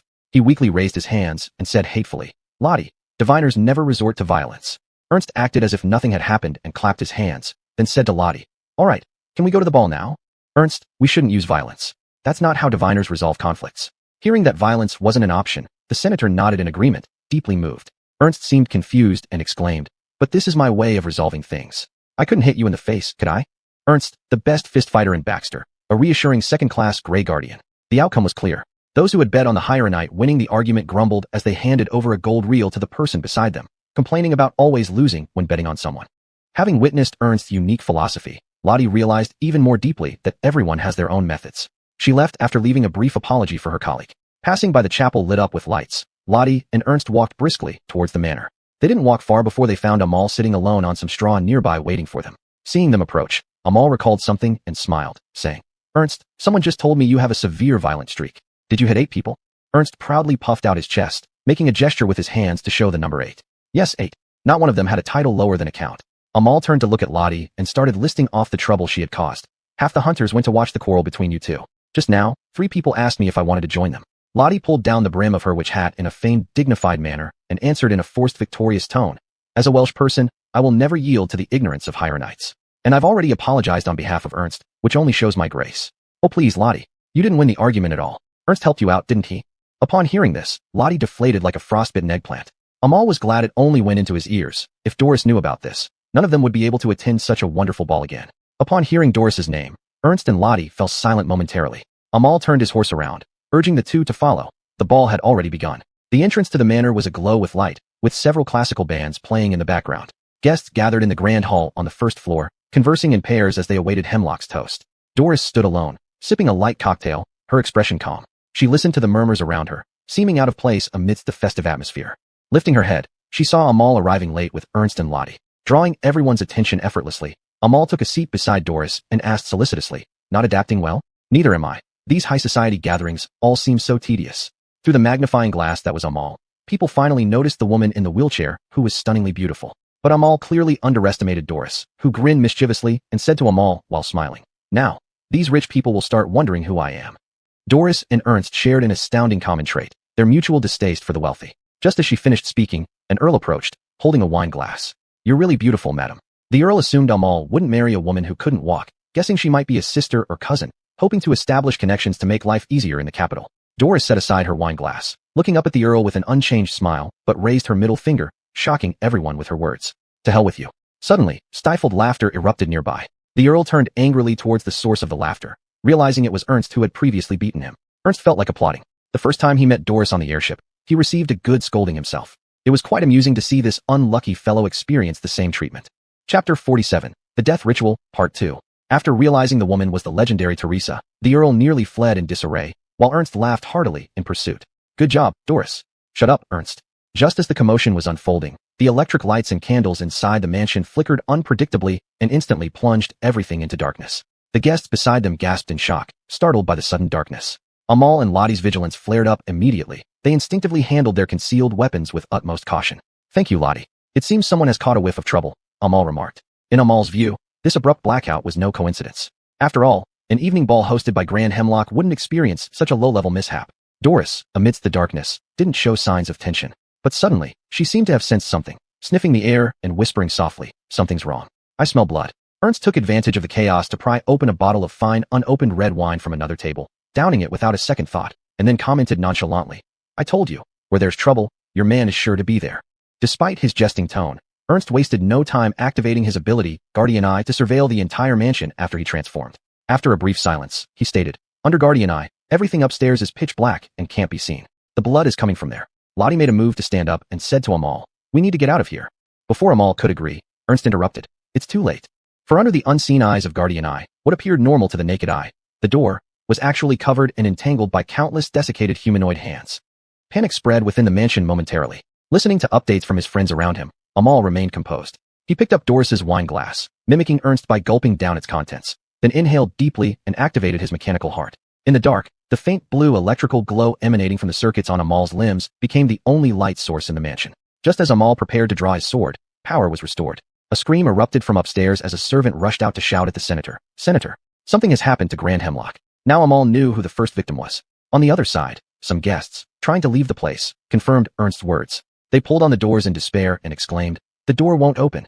Chaos ensued as the senator tried to calm the crowd and mobilize the guards. Only Amal and his companions sat calmly in their original spots, unmoved. Ernst proposed, "Revenge?" Doris straightened her dress and negated. Grand Hemlock has held his title for over 2 decades and has no known enemies. Moreover, sealing the doors after committing murder isn't practical. The assailant had effortlessly obstructed Guardian Eye's surveillance, shrouding the upper floors in darkness. He still lurked unseen. Lottie removed her witch hat, puzzled. Why lock the doors after the murder?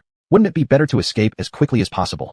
Amal clasped his hands together and said with deep reflection, "Unless he wants to kill every single guest here." A closed-door massacre, that was Amal's conjecture. But a crucial question remained unresolved. What was the motive behind making death bloom? "Mr. Amal, I apologize, but all guests will have to spend the night in the mansion's rooms." Amal showed no surprise when addressing the guard relaying the message. He stood up compliantly, signaling for Ernst and others to follow suit. However, Amal made a request before entering the shelter. He wanted to see Grand Hemlock's remains along with his friends. "We might be able to help, don't you think?" Amal cast a glance at the frenzied crowd. They couldn't just sit idly by. Action needed to be taken now to flesh out the mastermind or some monstrous entity. Impressed by Ernst's demeanor, the guard mentally acquiesced and conferred with the senator, agreeing to Amal's request. Pale-faced, the senator led Amal and company to the source of the blood scent. There lay Grand Hemlock, his body shriveled and devoid of any moisture or blood, with gaping holes in his neck and chest oozing out the last remnants of blood. Witnessing the scene, the Grand Hemlock's wife glanced a few times before covering her eyes with a handkerchief and began sobbing after a moment of silence. "Vampire?" Lottie asked. After all, this style was too reminiscent of what a vampire from the mutant monsters would do. Amal squatted on the ground and gave a cursory glance before saying, "Cullen should not have vampires. The climate is too temperate. Most here are beast-type yokai, like werewolves and bipedal blood demons. Besides, have you ever seen a vampire demon with such a big appetite?" Finished speaking, he looked at Doris, who nodded in agreement, then added, "If you want vampires, perhaps there could be a few in Baxter, but it's really unlikely to find any within Cullen's territory. If an extraordinary had caught a vampire that had been starved for an entire month and released it inside, there might be a small possibility." Amal stood up and, looking around the room showing no signs of a struggle, casually asked Lottie, "Can you extract Elton's memory for dream creation?" "I can't manage it. The residual memories of the deceased dissipate instantly. Reproduction requires at least a dream creator stage 4. Ernst's extraordinary ability Guardian Eye didn't work, and Lottie's ability Dream Replay couldn't take effect. They were momentarily at a loss. In the end, having found no further clues, they returned to the shelter room. "These guards are probably of little use. More deaths will follow." Amal looked at Ernst and continued, "All communication methods, emails, pigeon messages, telegrams, have been cut off. I just confirmed it. It might take until the next full moon for someone to pass by and discover the bodies here." Ernst replied, "I tried, but the doors won't open either. The power of the extraordinary has advanced to a high level. We can't get out for now." Hearing this, Lottie sighed repeatedly, thinking how receiving a package on time would have saved them so much trouble. The church is currently unable to receive any distress calls from the mansion and can only rely on themselves. The question was how fast this massacre would proceed. They had no idea. In the end, they could only arrange for nighttime watches, with Amal taking the first night. Doris objected, but Amal insisted on his decision. Just as he stepped outside to stand guard, Amal unintentionally stepped on something soft. Looking down, he saw a guard who died in the same manner as Grand Hemlock. Inside the mansion, it had remained eerily quiet, indicating that the guards couldn't make a sound even in their last moments. So, the second victim, Amal thought, surveying the interior of the mansion. Who's next? Chapter 48, The Death Ritual, Part 3. Amal had just finished dealing with the dried remains of the guard when he faintly heard sobbing coming from inside the hall. Tracing the source of the sound, he found that it was Elton's Duchess. He sighed in relief and put down the black steel sword before saying sympathetically, "You need some rest, Lady Elton." Lady Elton, upon realizing she had been discovered, hurriedly wiped away her tears with a handkerchief and composed herself as she replied, "Thank you for your concern, Mr. Amal. I'm fine here." Once Elton was gone, this millennial-old noble family would gradually lose everything. Because their only heir had died during childbirth, even so, Hemlock did not seek other options. No matter how long-lasting the brilliance was, it could vanish in an instant. "Then why did you come out? It's dangerous outside." Amal found a seat and sat down, placing the Feaster double-barreled firearm on it as he explained, "I'm on duty. Please don't take it wrong, but your guards aren't much help. You look very calm." Amal smiled, recalling the first monster he solved at Xuanhuan's residence. Indeed, Amal was peculiar. He never felt fear. But at that moment, the third scream echoed from one of the rooms in the hall. A few seconds later, a man came running out in disarray, but as he ran, swarms of rotting bees poured out from every pore in his body, and within seconds he turned into desiccated remains. As his vocal cords dried and decayed, no matter how hard the man screamed, no sound emerged. Everything happened so quickly that Amal didn't even have time to pick up the feaster firearm. The third victim, Amal silently counted. In 3 hours, 3 lives were lost. He roughly estimated the rate. If his estimate wasn't too far off, the number of guests in the mansion might last 2 days. Seeing the situation, Lady Elton couldn't hold back her emotions any longer and covered her face as she cried. Oh heavens! It was clear the hall wasn't safe. Amal picked up the black steel sword and instructed Lady Elton, "Go stay in our room. My wife and a bearded man will temporarily ensure you are safe." Amal had barely finished speaking when an enchanting piano melody suddenly sounded from upstairs, blending with the suffocating atmosphere of fear and despair spreading throughout the mansion, turning what should have been elegant classical music into something almost terrifyingly twisted. There shouldn't be anyone upstairs, and no guest dared to play the piano there. Amal urged Lady Elton not to hesitate. "Hurry, go. You don't need to die with the Duke." "Where are you going?" Amal, walking out while looking back, said calmly with a smile. "That thing is showing off its piano skills. I must be the audience who watches." With that, Amal turned back. The reassuring smile he used for Lady Elton now vanished. He quietly went upstairs alone with his black steel sword and double-barreled firearm to investigate. Creak, creak, Amal's footsteps accompanied by the protesting sound of wooden boards. Recalling the events at Xuanhuan's residence, except this time, it was far more perilous. He didn't have the moon room to hide in and could only rely on his alchemical modifications and weapons. With every step Amal took, the piano played more urgently, creating an impromptu fantasia seemingly made for him. He carefully sensed the origin of the piano sounds, finally realizing it came from Hemlock's room. Inside that room, there was nothing except for Hemlock's corpse placed in its original position for subsequent inspection. But there was no hope of the church investigating now. Creak, creak, when Amal reached the door, the rhythm of the piano piece finally reached its climax. The rapid and heavy notes merged with the fourth scream from downstairs, welcoming Amal's arrival. Amal tilted his head, quietly watching the impossible scene before him. Hemlock's dried remains were sitting at the piano like a marionette puppet, clumsily striking each key with bony fingers. Thump, thump, thump. Observing such an eerie piano performance, one couldn't help but feel chills. Amal was about to curse out of shock when Hemlock suddenly turned its head, staring at him with completely hollow eye sockets. To hell. Amal rarely swore, but did so this time. Hemlock was definitely not a beyonder or any kind of vampire subspecies. Amal found it difficult to describe the Duke before him. Hemlock got up unsteadily, stopping the piano performance, hunching over and stretching its neck, whispering with a completely withered mouth that looked like a void. The voice sounded like the grating of a saw against wood. Elton, Doris Valentino, Amal Messiah, Lottie Hepburn, Ernst Brandel. Apart from Grand Hemlock, these were precisely the names of everyone in Amal's group. Amal maintained his composure. This was an opportunity to get extremely close to the person behind the scenes, perhaps the only chance. "What do you mean, a death list?" As soon as Amal spoke, Grand Hemlock immediately began extending his hands forward, slowly feeling his way toward Amal, still repeating the same words incessantly. Amal fell silent, picking up the black steel sword and beginning to engage with it. But something strange happened. After Amal stopped making noise, Grand Hemlock started wandering aimlessly like a blind man. Here, an idea popped into Amal's mind, and he simply said these 2 words. Just as before, it lunged at him immediately but then lapsed back into silence and stupidly wandered around the spot. "Now I understand," thought Amal, suddenly getting the idea. "This thing is blind." "Of course it is, a marionette puppet with nothing in its eye sockets. Obviously blind." Amal slapped his head. He should have realized that dried remains see even worse than a greedy wraith bird in the dark. Darkness was indeed a reliable friend, helping Amal survive multiple times by exploiting visibility issues. After figuring out part of it, Amal looked up and said, "You can't see me, but you want to find me, right?" He was addressing the creature on the other side. "I was still wondering if it was really a big-mouthed vampire, but now I understand. You're here for us. The vampire act is just a poor ruse.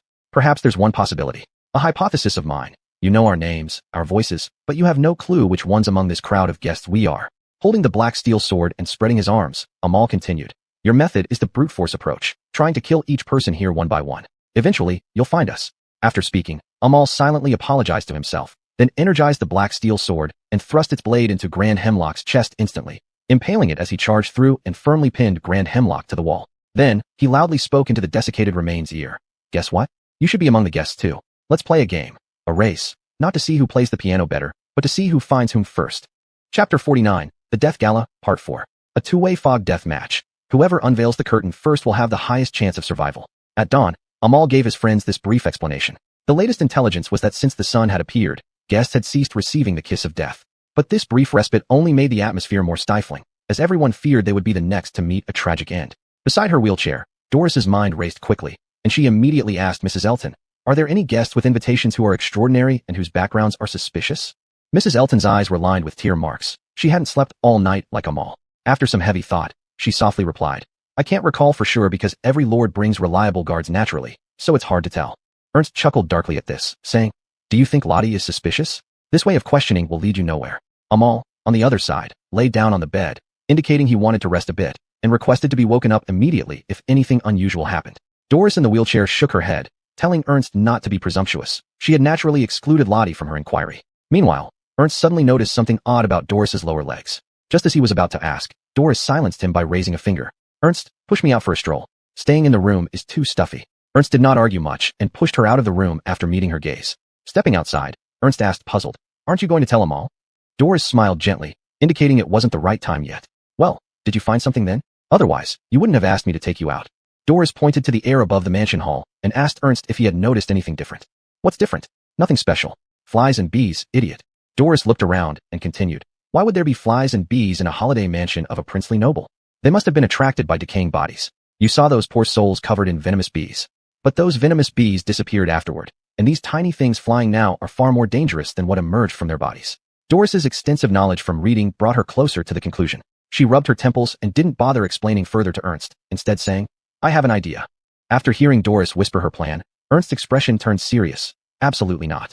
Amal would never agree. Immediately rejecting Doris's idea, Ernst knew it was too risky. If anything went wrong, Amal would be furious. Will you help me or not, Ernst? Ernst kept shaking his head, signaling no. Doris sighed in frustration and said nothing more while sitting in her wheelchair. Since Ernst wouldn't cooperate, she decided to find another way herself. In the room, Lottie took advantage of Doris and Ernst's absence to secretly wake Amal for the third shadow meeting. Beyond the mist of incense, the members of the Golden Dawn gradually appeared around the shadowy round table. This was the only means of communication Lottie currently had. Lottie no longer showed her gentle demeanor but sternly demanded, when is he coming to retrieve the finger? We're trapped in Hiron. Looking at the empty seat, the Phoenix high-rank member answered, he must be in serious trouble, otherwise he wouldn't neglect his duty. So we're just supposed to sit here waiting for our doom? How many stages do you think an extraordinary being who can manipulate mummies and deceive the Guardian's eyes should be? Lottie shouted loudly, hitting the table forcefully. She had never been this angry. It was a grave dereliction of duty. Is it stage 4 or 5? Should I tell you? High-ranking members must ensure the safety of the lower ranks when giving gifts or transactions. This was one of the Golden Dawn's rules. Every member at the round table fell into an unusual silence because everything Lottie said was true. After a moment of silence, the Phoenix member responded, if we cannot contact him within a short time, I can go and assist. Can you hold out for 3 days? Amal, who had been silent until now, placed his hand on the table and quietly said, we have less than 20 hours left. If you don't have instant teleportation abilities, coming to help us might as well mean bringing a few body bags.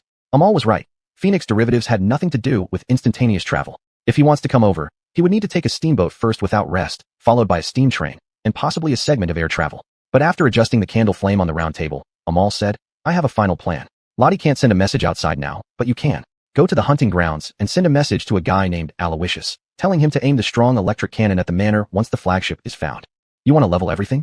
Otherwise, if we don't win, the consequences will be too severe. You are far away, while my queen Aleka hovers outside. What Amal didn't say was that he would find a way to get Doris, Lottie, and Ernst out first. In the worst-case scenario, Amal would join that guy in hell. I will find this irresponsible idiot before dark. I swear nothing will happen to you. After saying this, Phoenix left the shadow meeting directly. The other Golden Dawn members also expressed their willingness to help as much as they could, acknowledging that they were centuries-old beings and would not let 2 juniors die like this. The shadow meeting ended here. Amal went back to sleep, ensuring he had enough energy to stop the next guest from being sacrificed and to find the pianist. The shelter room was handed over to Ernst for watch. Feeling reassured, Amal himself entered the hall to start his own hunt. Time meant life, and it was ticking away. After a while, Ernst wheeled Doris back, seeing the anger hidden in Lottie's expression. Trying to lighten the mood, Ernst said, Amal seems to be sleeping well. His confidence shows that everything will be fine. Doris nodded and said, time is running out. We must prepare. Tonight, when the new moon hangs in the sky over Hiron, the duel will commence on time. All probing by both sides will be revealed in the fleeting daylight. Who holds the trump card? We still do not know. Chapter 50, The Death Ceremony, Part 5. At noon, outside the shelter room. After thoroughly searching around the mansion, Lottie found Ernst, who was on guard duty at the door, with empty hands, and said solemnly, I knocked on every door on the first floor. There are only a few beyonders, so it seems the pianist isn't in the mansion. After speaking, she leaned against the wall as if to entertain Ernst by summoning some illusions to amuse him. She continued, all last night's victims were beyonders. The next one might be either you or me. Ernst found the curious gadgets Lottie fiddled with quite interesting, but paid little attention to her words. People will die eventually. Why can't it be us? Lottie smiled and said, even gray wardens like you take things so lightly? Ernst waved his hand without saying anything. There was still an afternoon ahead, yet they had made no progress. It seemed the pianist was far ahead of them in this deadly competition. Lottie could only hear the sound of the sun god engine through the walls, imagining the flagship bathed in moonlight. At midday, that massive cannon would cleanse everything here. Ernst was merely thinking about whether he should shave off his beard after returning to Baxter, but then he suddenly remembered Lottie being a dreamer derivative. Hey, Lottie, Amal mentioned you can create dreams based on people's memories, right? Lottie thought Ernst still wanted her to extract the memories of the deceased, so she looked at him and said, yes, but not for the dead. Who'd want to see dead people's memories? Ernst removed his hood and continued, I have no other wishes. If I could just see my mother one last time before dying, that would be enough. He took out his mother's yellowed photo, which he had carried for 15 years, hoping to see something real before his death. Lottie pondered, then, as you wish. Ernst's eyes immediately froze on the illusion created by Lottie. It was from his childhood when his father was still alive, and his mother was chatting with him while taking him down to the industrial district in Baxter. Those rare warm scenes flashed before him, leaving Ernst speechless for a long time.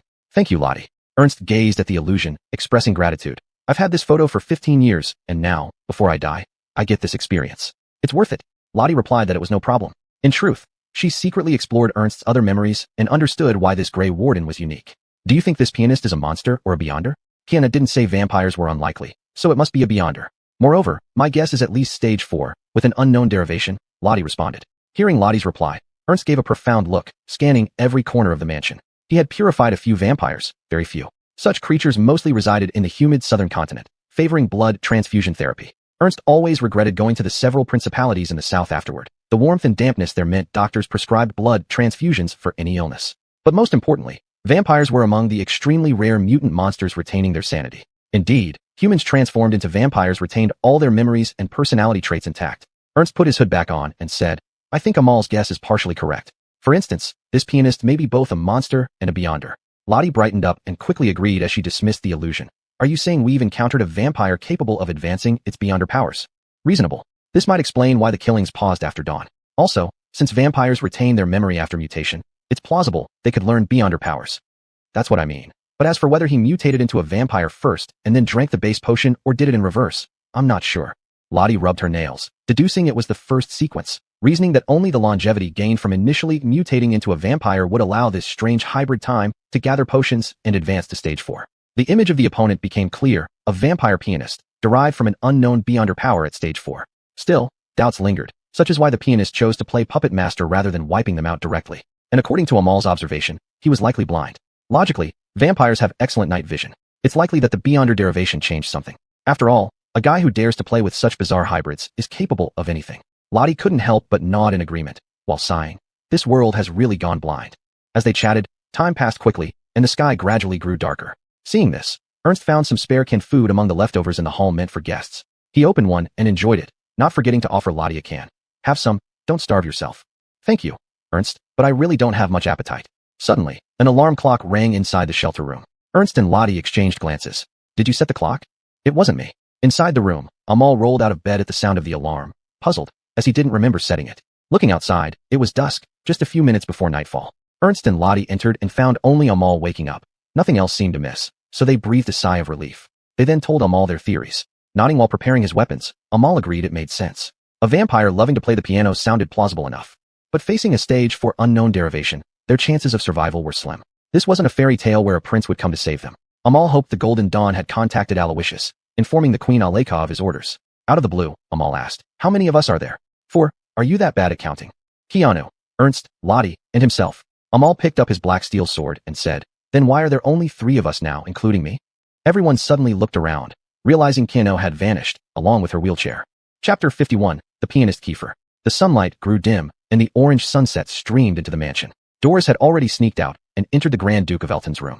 Seeing the withered remains of the Grand Duke of Elton pinned to the wall by Amal with a black steel sword, Doris's resolve only strengthened. Looking at the Grand Duke of Elton on the wall who tried to break free upon hearing her footsteps and lunge at her, Doris said helplessly, all right, I'm Doris. You can't come down. Then she patted the piano lightly and remarked dispassionately, this vampire has pretty good taste. Indeed, Doris had come to the same conclusion as Ernst but much earlier, all thanks to correcting her initial mistaken thoughts. There would indeed be no birth of vampires in Helium, but if a certain vampire was smart enough, everything could be different. Moreover, she was quite confident that she had gathered enough truth. Doris casually picked up a book from the drawer of the table and began reading aloud to pass the time, although she wasn't unaware that the pianist located them through sound. All Doris had to do was waiting for nightfall. Finally, after Doris had idly flipped through dozens of pages, dusk finally faded away, and a new moon leaped out from the clouds. Heavy footsteps immediately echoed outside the corridor. As Doris expected, the source of this sound was definitely a pair of ragged shoes. The visitor pushed open the door, letting in countless foul-smelling bees, but it didn't immediately follow in. Doris got what she wished for. She slammed the bulky book on the table, signaling that she was here, then said calmly, Good evening, pianist. Doris Valentina. The visitor's voice was decayed but sounded better than those of its puppets. It's now Doris Messiah. The footsteps sounded again, and the pianist finally walked in. Doris looked up and calmly stared at the pianist. What should have been the pale and flawless features typical of a vampire were now entirely dried and rotten, with the lower half of the body and arms having turned into dry bones. Only the two huge eyeballs, nearly falling out of their sockets, seemed somewhat alive, but he was blind. Completely confirming her guess, Doris smiled calmly and said, I often read leisure books these days, so I've had the honor to hear about you, Mr. Kiefer, the great pianist on the other side of Arrow Sea. Does the undead origin still suit you? When Doris first saw the state of the Grand Duke of Elton's corpse, she speculated that it might be a manifestation of an extraordinary power, but she couldn't think of any origin that would absorb human blood. Ultimately, the bees dispelled Doris's doubts. I thought, perhaps the extraordinary power isn't strongly associated with drinking blood. Thus, I recalled a story from a secret events ledger about a vampire trying to advance to extraordinary. So everything makes sense. The symbol of death and withering is which origin? Of course, it's the undead origin. You spent several hundred years reaching stage 4, just a step away from becoming a demigod at stage 5. The undead origin is an extraordinary power category almost forbidden by the church. This origin lies on the edge of death and losing control, and 9 out of 10 bearers eventually become supreme corpses. Unable to stop herself, Doris spoke excitedly. The Supremes found you, didn't they? They promised you, rewarded you, just like the supreme believers my husband dealt with here.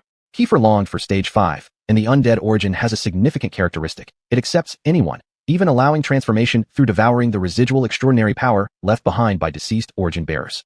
So, guided by the Supremes, Kiefer came here, intending to feed on the second stage Grey Guards and Dreamweavers as appetizers, then claim his reward fingers for a 5th stage mutation.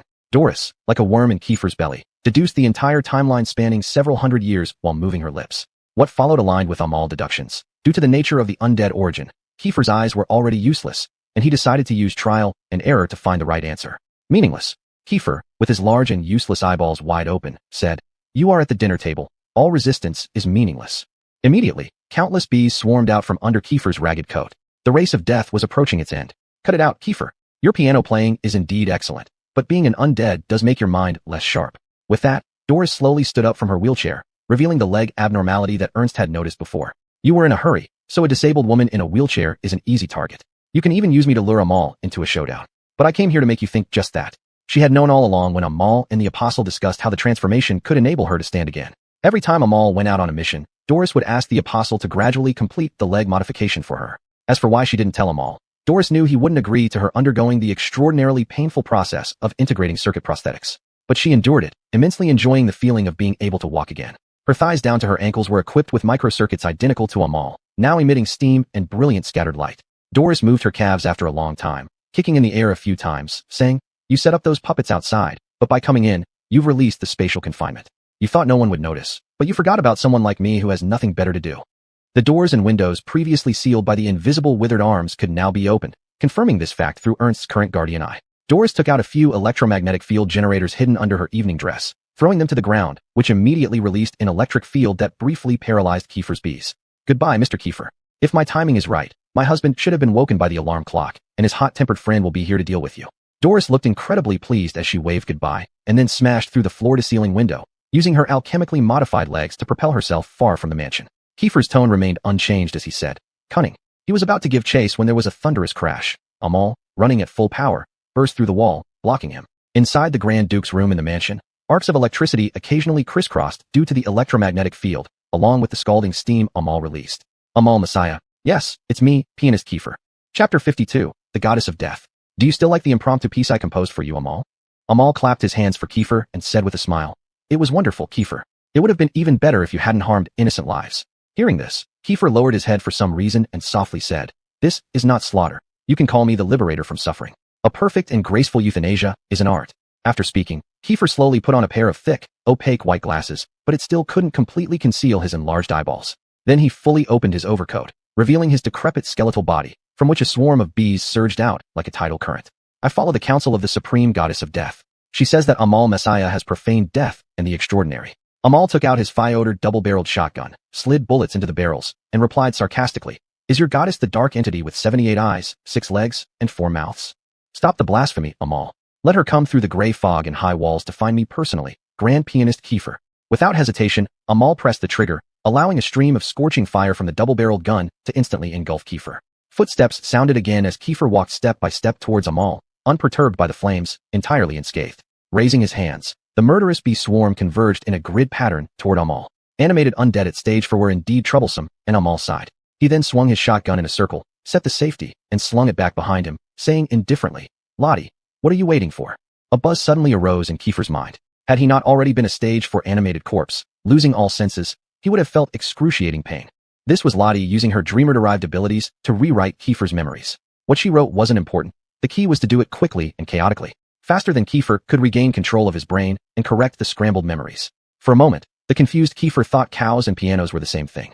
The floor of the second story transformed into a colorful water surface, from which Lottie gradually emerged, standing upright. She said, "Mr. Amal, we can't deal with a stage 4 animated corpse. Not even turning him into ashes will work. After all, how could one kill a dead person again?" Having said that, Lottie made a pushing motion towards the window, manifesting a short-distance teleportation gate of crystalline illusion. Ernst, holding a smoking pipe, strode out of it, activating the guardian abilities as he entered. 2 snake pupils in each of Ernst's eyes emitted a gray-black flash, and after muttering something, the surrounding space cracked open with countless tiny fissures. Unknown creatures tried to wriggle through from within. Within the boundaries set by the guardian eyes, Ernst identified who was being guarded and who was malicious after communicating with the gray fog. Those deemed malicious would be pulled into the depths of the gray fog by their hospitable hosts, never to return home. A pair of hands made of black liquid seized Kiefer's ankle, whispering in a terrifying voice, "Come. Kiefer, come here." Unable to break free, Kiefer suddenly let out a rotten, hoarse scream, and the flying bee swarm swept through Ernst's constructed boundary. An unceasing blight epidemic began to infect Lottie, forcing her to stop scrambling Kiefer's memories and abandon her 3/4 control of his brain. Rude. Ernst Brindle, the strangest guardian I've ever seen. Kiefer grinned crookedly, his large eyeballs shaking with his body, and led the bee swarm limpingly forward. Communicating directly with the gray fog, "Ernst, you are the king's serpent in the darkness." Refined, truly refined. Accompanied by Kiefer's insane laughter, the bee swarm surged forth in a storm. If this unconventional guardian didn't fall into chaos amid the gray fog, Kiefer foresaw a seed capable of ascending to old god status. Their attempt had clearly failed due to their insufficient level. Without hesitation, Amal and his 2 companions exited through Lottie's illusion gate with the finger in the container, continuing their run within the Grand Duke of Elton's hunting grounds. The Queen Aleka hovered above them, deafening. The winter of the western continent aligned with despair, as tiny snowflakes danced down from the sky. The year 1880, one of the Golden Era, had reached its final season. Amal exhaled a plume of steam, surveyed his surroundings, glanced into the distance as if he had noticed something, and finally stood still, looking at the unhurriedly trailing Kiefer. "Do you have a plan to deal with that deranged pianist?" Ernst stopped in sync, asking this question. Amal suddenly smiled. After a ringing sound of unsheathing, he held up a black steel sword and said, "Not me, but Doris has a plan." The first one to leave earlier, Doris shot into the interior of Queen Aleka at maximum speed, and then carried out a specially designed lance from the armory. Now, Doris was seated on Maze's back, observing everything through a telescope from a distance of 300 meters from Amal and his companions. Putting away the telescope, Doris casually took out a bottle of suppressing elixir and smeared it on the tip of the lance before raising it, and softly saying to Maze, "Let's see if you're worth dozens of golden rinds. Just 300 meters, don't let me down." Then she kicked the horse, charging forward with the lance held high. Don't ask why Doris knew so many things. After all, the top ranker of the church hunter selection never relied solely on her looks. Doris relentlessly spurred Maze to push it to its limit, appearing as a swift black shadow dashing across the ground from afar. Just as Ernst heard the hooves, he turned to see Maze carrying Doris zoom past them like a gust of wind. Doris Messia performed a 300-meter charge at 25 meters per second, reminiscent of a fully armored cavalry charge from the 15th century. Seeing this, Amal followed closely behind Doris using steam propulsion, both of them racing towards Kiefer like madmen. Lottie, staying behind without understanding the reason, muttered, "Is the Messia family always like this?" Ernst didn't have time to answer Lottie, realizing Doris's intent. He used his beyonder power to envelop Maze and Doris in a faint layer of gray fog, ensuring they would safely bypass the bee swarm. Only now catching up with their thoughts, Lottie set up a gate at a distance, just 50 steps ahead of Kiefer. Whether or not they could pierce through the target rested entirely on them. Chapter 53, G Major. Kiefer placed his hands on either side of his face, and with a deranged expression, he screamed once more, "Oh death goddess, we need G Major to perfect the music." Then the entire hunting ground began to tremble, emitting decay and desolation. Countless swarms of bees swept over the hunting ground, forming the musical score for Kiefer's death symphony. Protected by the abilities of the Grey Guardians, Doris on the straw was able to safely approach Kiefer's position. The moment of duel was declared at this instant. Doris's expression was calm. She didn't pray for anything else, only wishing for the spear tip to pierce Kiefer's body. Dirt flew up behind the horse hooves, mixing with winter snow and Shurin. Using the ability of the living dead, Kiefer made the surrounding space twist instantly. The extraordinary power released from his hands formed several lines, entangling toward Doris. If caught, Kiefer could turn this woman on horseback into a pile of bones within one breath, and feast on her blood to satiate himself. But in an instant of contact, Doris, still 100 meters away, entered a sudden illusionary gateway that appeared before her and next second charged directly at Kiefer's face. Though blind, Kiefer felt everything and paused in confusion for a moment. But then his expression turned enlightened as he softly said, "Ah, it's the Dream Weaver's trick." He chuckled lightly, spreading his arms to welcome the spear thrust by Doris. Doris pierced through Kiefer's body in one breath, dragging him along as she continued flying close to the ground for a while. Kiefer felt nothing, instead exclaiming excitedly, "You understand the elegance, Doris Elspethia." Doris ignored Kiefer, adjusting the direction of her spear, stabbing it into the ground, and then retreating to the side. Kiefer was thus pinned to the ground. "Do you have characteristic potion-coated spear tips? But how can you kill me again when I am already deceased?" Lying on the ground, Kiefer spoke with a contented expression.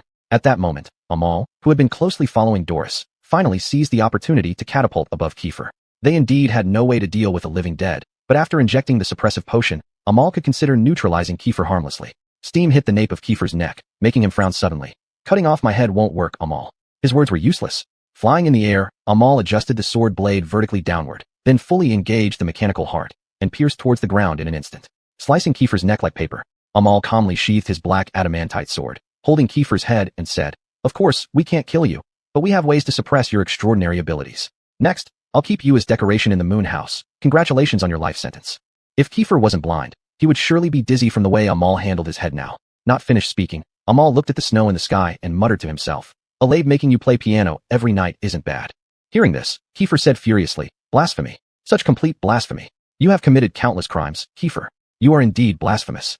Seeing Kiefer venting his anger endlessly, Amal patted the head in his hand hard, telling him that if he shut up, he could still play the piano. Otherwise, he would send him to the church people. "What do you think they will do to you?" "Very right. Kick you around like a ball.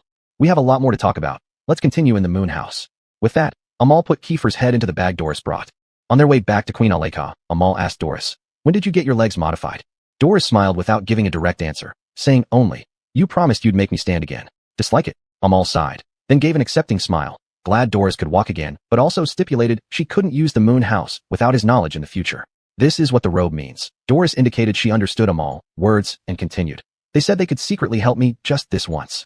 While talking, Amal saw Lottie holding a container with fingers inside, constantly scolding a stranger. The stranger, seeing Amal approaching, said apologetically, "I apologize deeply for my failure, Amal."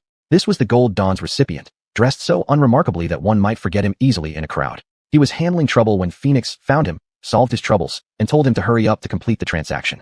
The tone was harsh, and as a warning, Phoenix burned his steam car into ashes. "As compensation, I will gift you a legendary blueprint for iron artifacts at the next shadow meeting. I know you need it badly, and this is to express my apology." After the Reaper spoke these words, Amal's dissatisfaction subsided. With Aloysius's legendary firearm blueprint included, Amal could now carry out the second stage alchemy modifications on his black adamantite, sword and fire lance. With this, he had no reason to complain anymore. After calming down for a moment, Lottie said beside them, "As for the cleanup here, I'll have someone contact the church. We shall meet at the next shadow meeting then. Miss Lottie, Mr. Amal." With that, the stranger disappeared. Using the aerial staircase, they returned to Queen Aleka. Before leaving, Ernst didn't forget to take all the unopened fine wines from the hall of the manor. When Doris asked about it, Ernst, holding the valuable wines with both hands, explained seriously, "It's a waste to leave them here, and I get thirsty easily in the evening." Saying that, he pointed at Kiefer and Amal's bag and continued, "He can take such dangerous things away, so what I have doesn't count much." Really giving Welshmen a bad name.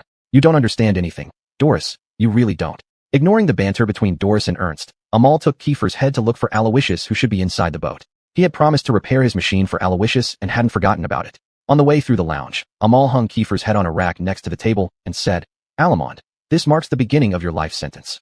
The goddess will find you eventually, Amal, and one day, I will leave your prison." Amal thrust the black adamantite sword into the table forcefully, saying firmly, "Think about that after I die. I bet your old gods won't live longer than me." With that, he made Kiefer play the piano. "What are you waiting for, pianist?" Chapter 54, Steam Pilgrimage. Aloysius, carrying a small steam engine on his back, did not rush to find Amal, but instead admired the exquisite interior of Queen Aleka, like he was touring a museum. For a novice wandering mechanic, this was a feast for the eyes. The apostles he occasionally encountered made Aloysius marvel even more. He believed they were mechanical servants with souls. Noticing the lightning symbol on the wall, he couldn't help but say, "So you're the owner of Utopia Megacorporation, Mr. Amal. I'm becoming increasingly curious about who you are. What kind of creation could produce something as magnificent as Queen Aleka?" An idea began to take root in Aloysius's mind. He felt Amal must possess extraordinary machines, and at least one of them. As he wandered around admiring everything, Aloysius happened upon a rest area where he saw two women and a man conversing. The bearded gentleman was holding many bottles of fine wine and drinking continuously. These people seemed to have come with Mr. Amal, Aloysius recalled. The beautiful lady with natural red hair, who kept scolding the bearded man, was Amal's wife. As for the other two, the bearded man and the one wearing a witch's hat, he couldn't quite remember their details. Lottie, sipping her black tea inside, noticed Aloysius passing by. Without looking up, she asked Doris, "Doris, is this one of your guests?"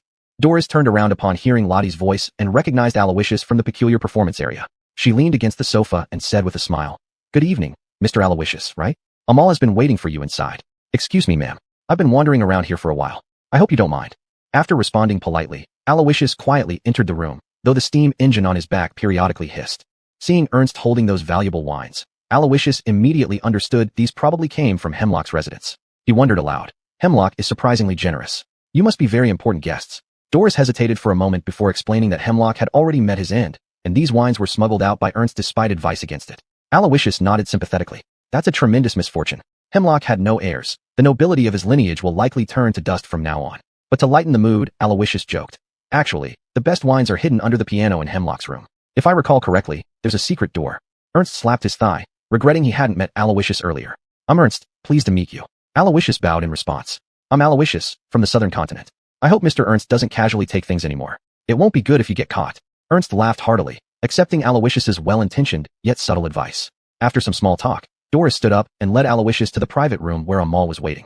It looked like a study filled with massive bookshelves, except for a single round table and chair haphazardly placed on the ground. Amal should be waiting for you here. If you don't mind, joining us in my store would make it easier to repair your machine. That sounds fine, ma'am.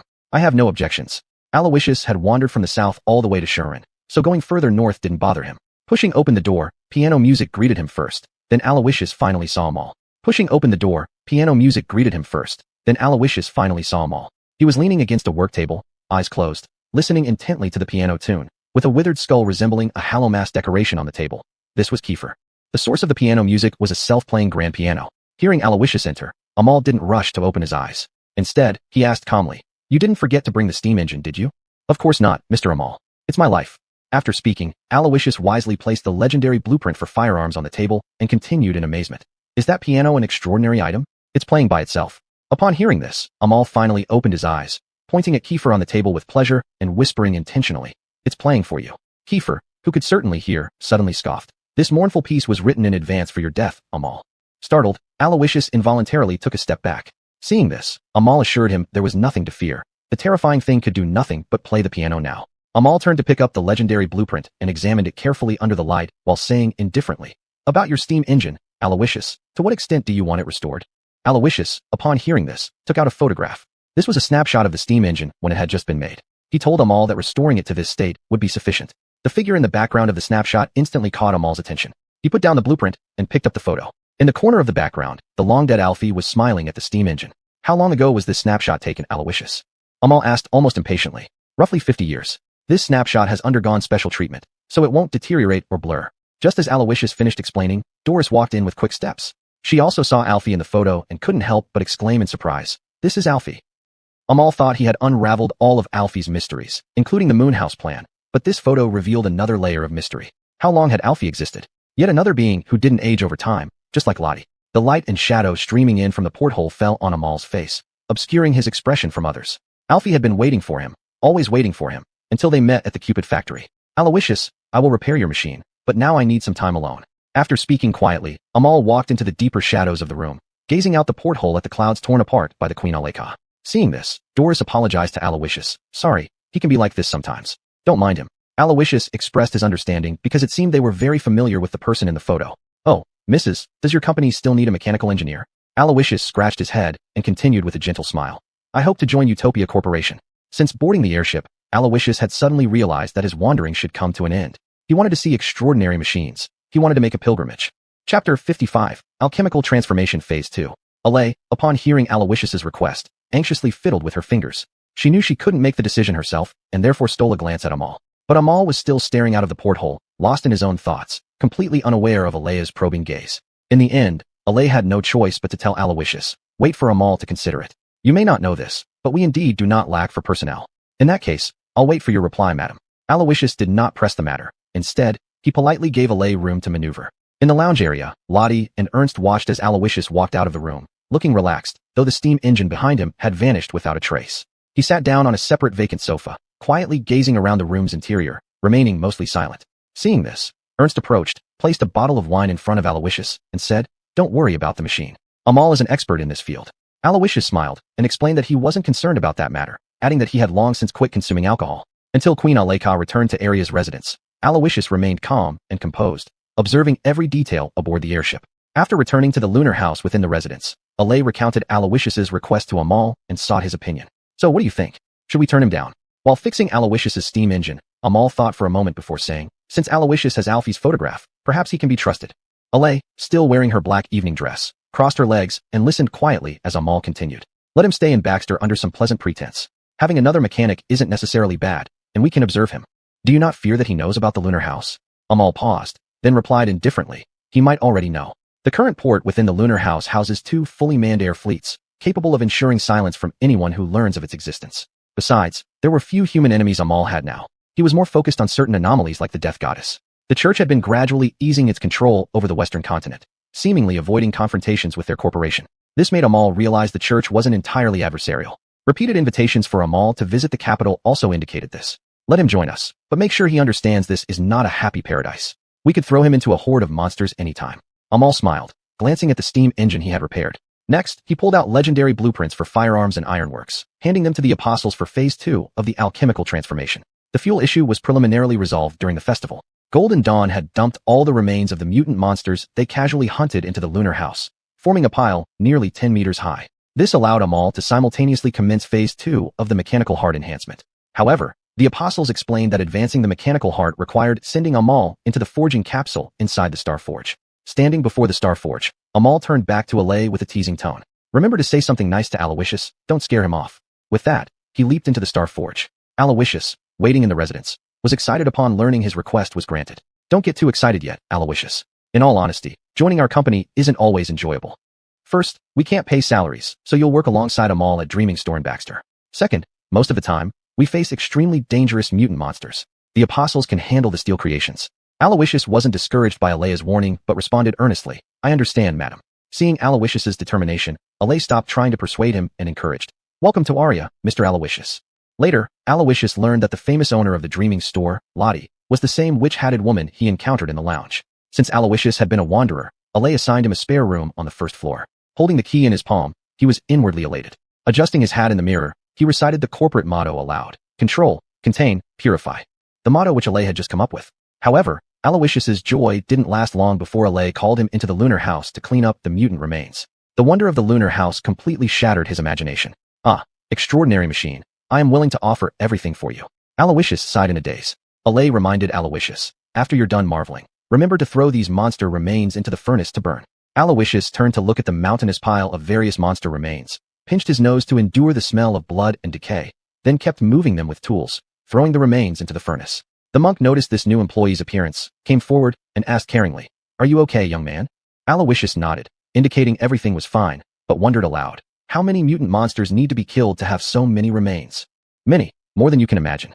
But I must say, these are all Phase 3 or higher remains. We don't have to worry about fuel for now. As soon as Jeffrey finished speaking, the Starforge suddenly emitted a loud noise, and the small moon inside the lunar house dramatically increased in brightness. Aloysius couldn't help but immediately cover his eyes. Jeffrey, being not human, calmly looked toward the exit of the Starforge. Scalding steam shot out in liquid form, and Amal slowly walked out from inside. "Congratulations, Master. We have restored the mechanical heart to Phase 2 as planned. Of course, your steel sword and firearms are also under renovation. Everything will be completed by tomorrow or later." Aloysius's eyes were opened wide. Such alchemical transformation indeed could not be achieved without an extraordinary machine. He imitated Jeffrey's tone, gesturing and jokingly said, "Hello, Master. I am Aloysius, the newly hired human apostle." Amal remembered that the next shadow meeting was approaching. He could start probing for information on Unit 3 soon. After a brief chat with Aloysius, he prepared to contact Lottie. Chapter 56, The Revelation of the Old Gods. Amal entered the large study of the moon house, pulled out a chair at random, and sat down, placing the shadow incense candle on the table. "So, Mr. Amal, we're actually working for Miss Lottie now, right?" It was Aloysius speaking. He struck a match to light the incense candle for Amal. He found it hard to understand that such an important meeting would rely on illusions. Amal patted Kiefer's head, provoking considerable annoyance from him before answering with satisfaction. "Let's say so for now. After all, as our pianist mentioned, the goddess of ugliness wants to get rid of us. We can't do without professionals. The Supremes are not like real-world creatures. Simple bombardment could annihilate them. They could use extraordinary powers as hooks, seeking your memories, dreams, or even your name. Any of these reasons might lead to you waking up one day only to find yourself with 6 extra legs. In other words, turning into a monster. Meanwhile, Amal had upgraded to Phase 2 and could wield more violent weapons. Perhaps there would come a day when he would no longer fear gazing directly at the Supremes. After receiving the answer, Aloysius did not say anything more but lit the incense candle swiftly. In a fleeting moment, Amal arrived at the shadow conference where everyone had gathered already, and he was the last one. I hope you've been having a good time recently. Great contributor Amal, and also your wife, I heard from Lottie. Amal had no interest in small talk. After casting a glance at Lottie, he got straight to the point. Now, where is the intelligence on Unit 3? The Phoenix paused for a moment and then said, good news is, we've found some clues. And the bad news? The original keeper died 60 years ago and has become a monster now wandering around the southern coast. Amal sighed, which practically meant nothing. If this was all they had, it was essentially useless information. The Phoenix tried to comfort him, smiling. Not finished yet. Even so, I managed to gather a lot of intel. For example, Unit 3 was crafted by the third extraordinary artisan in the old days. Its full name is Gestalt Differential Machine, a mid-sized device. Finding it could be relatively easy. Whenever you have time, invite me to South Realm, and finding it will just be a matter of time. Amal reluctantly accepted this response. He couldn't travel to the South Realm anytime soon because he had to pass through the capital, and Amal wasn't ready to cross that huge city gate yet. He needed a faster way. Lost in thought, it seemed like everyone's voices were wrapped in a thick fog.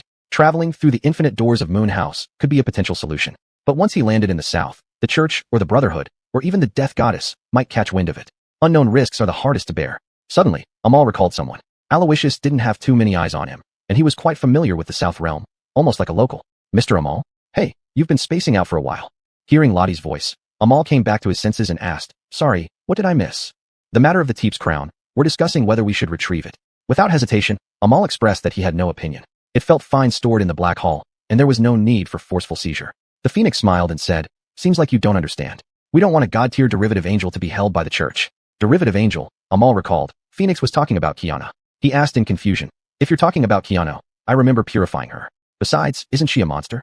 Everyone present fell into an eerie silence at his words. Finally, Lottie struggled to explain. Mr. Amal, extraordinaries aren't much different from deformed monsters, fundamentally.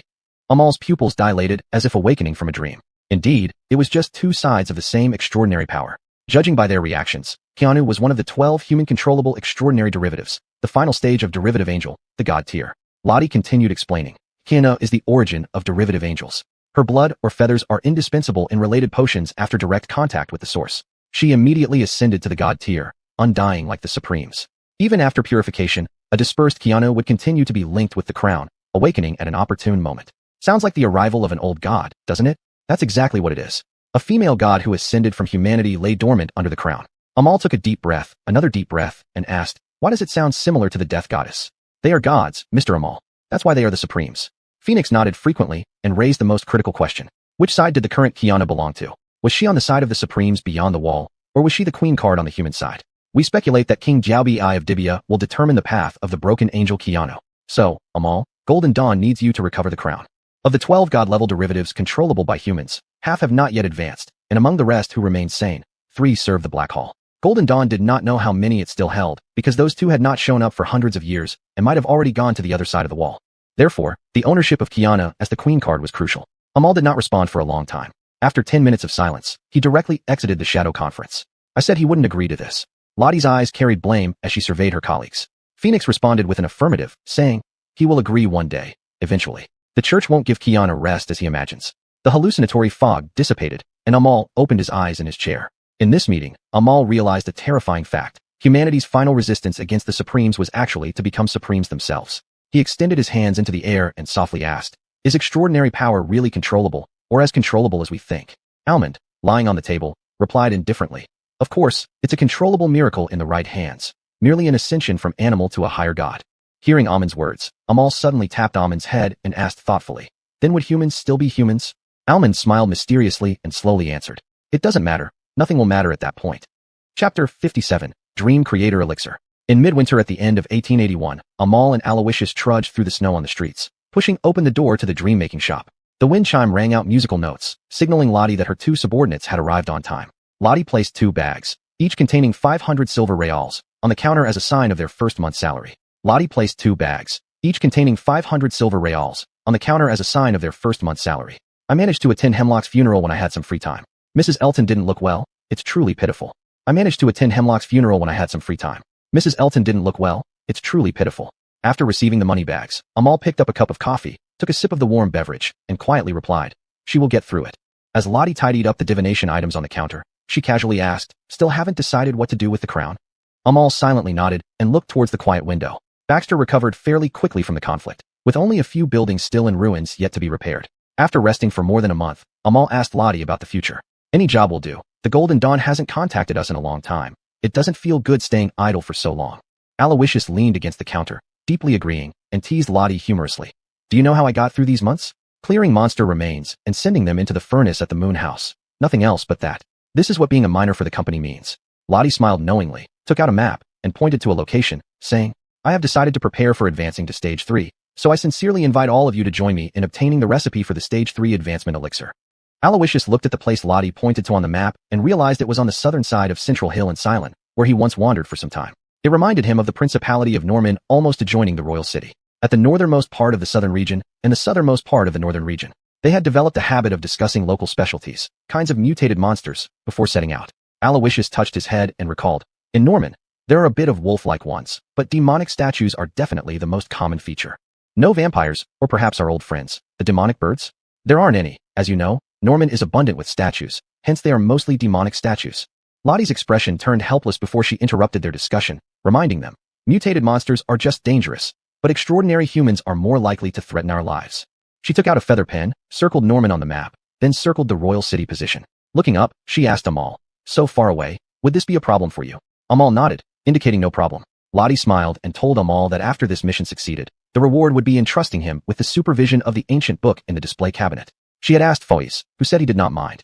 After briefing them, Lottie casually summoned a door. Through the other side of the illusion door, Amal and Aloysius caught a glimpse of the winter scenery in Norman. "Don't worry, I'll have someone inform Inez later that I've gone to Norman."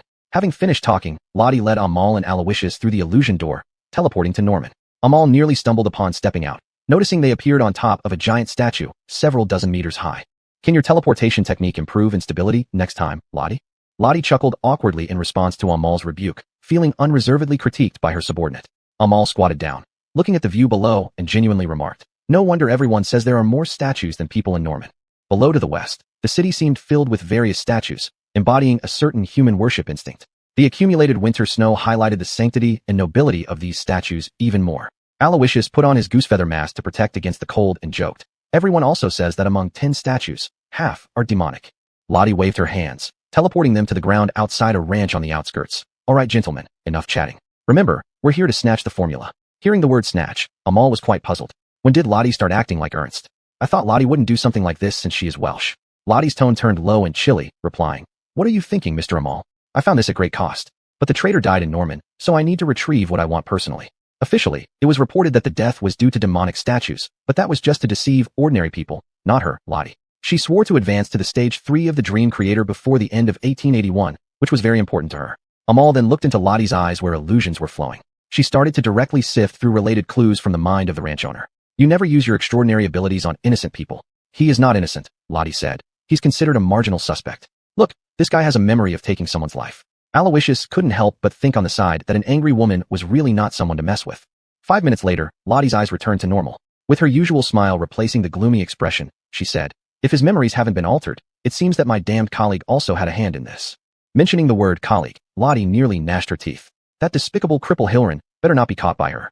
"I have some connections here. We need to first visit a sculptor. Most of the underground information here will pass through his ears." Intelligence merchants and her intelligence merchant friends, Amal defined them like this. This intertwined and complex network of acquaintances formed an intelligence web that spread across the world. But in Norman, sculptors were everywhere. Where should they look? Lottie explained that this friend had always been carving statues for the church in Norman. They only needed to enter the city area, and everything would be fine afterwards. Hearing this, Amal put his newly alchemically modified Stage 2 weapon back in its place and followed the path towards the city direction. To be able to snatch the Stage 3 advancement elixir, Amal warned himself not to be careless, fearing that he would once again be dragged into a foreseeable bitter battle. Aloysius and Lottie quickly caught up. Amal turned back and asked Lottie, "Why are you in such a hurry to advance?" "I've been getting some bad omens lately. All divinations urge me to move forward quickly, Mr. Amal." Chapter 58, The City of Arts. In contrast to the modern industrial style of Baxter, this city belonging to the Duchy of Normandy was entirely built from white marble. White marble statues, sweet garden fountains, and a bloody Colosseum. The many painters carrying their easels who passed them by, the sculptors on the roadside pondering how to carve the marble. The scene before him made Amal recall a word that perfectly described this city, Renaissance. It was a city where humanistic thoughts and arts were its raison d'etre. Yet, some places still retained classical styles, like the Colosseum. This city was named Hela, said to be in honor of an ancient Norman queen with a strong sense of jealousy. Walking on the marble pavement, Amal and his two companions couldn't help but think of Mickey. He felt Mickey would fit right in here. The style of this place has something to do with the dream creators. Without a wealth of knowledge and talent, no one dares to enter. Facing Aloysius's teasing, Lottie smiled and said, not without reason. Look at this place. It's not an exaggeration to call it the gem of the Duchy of Normandy, a paradise for all artists.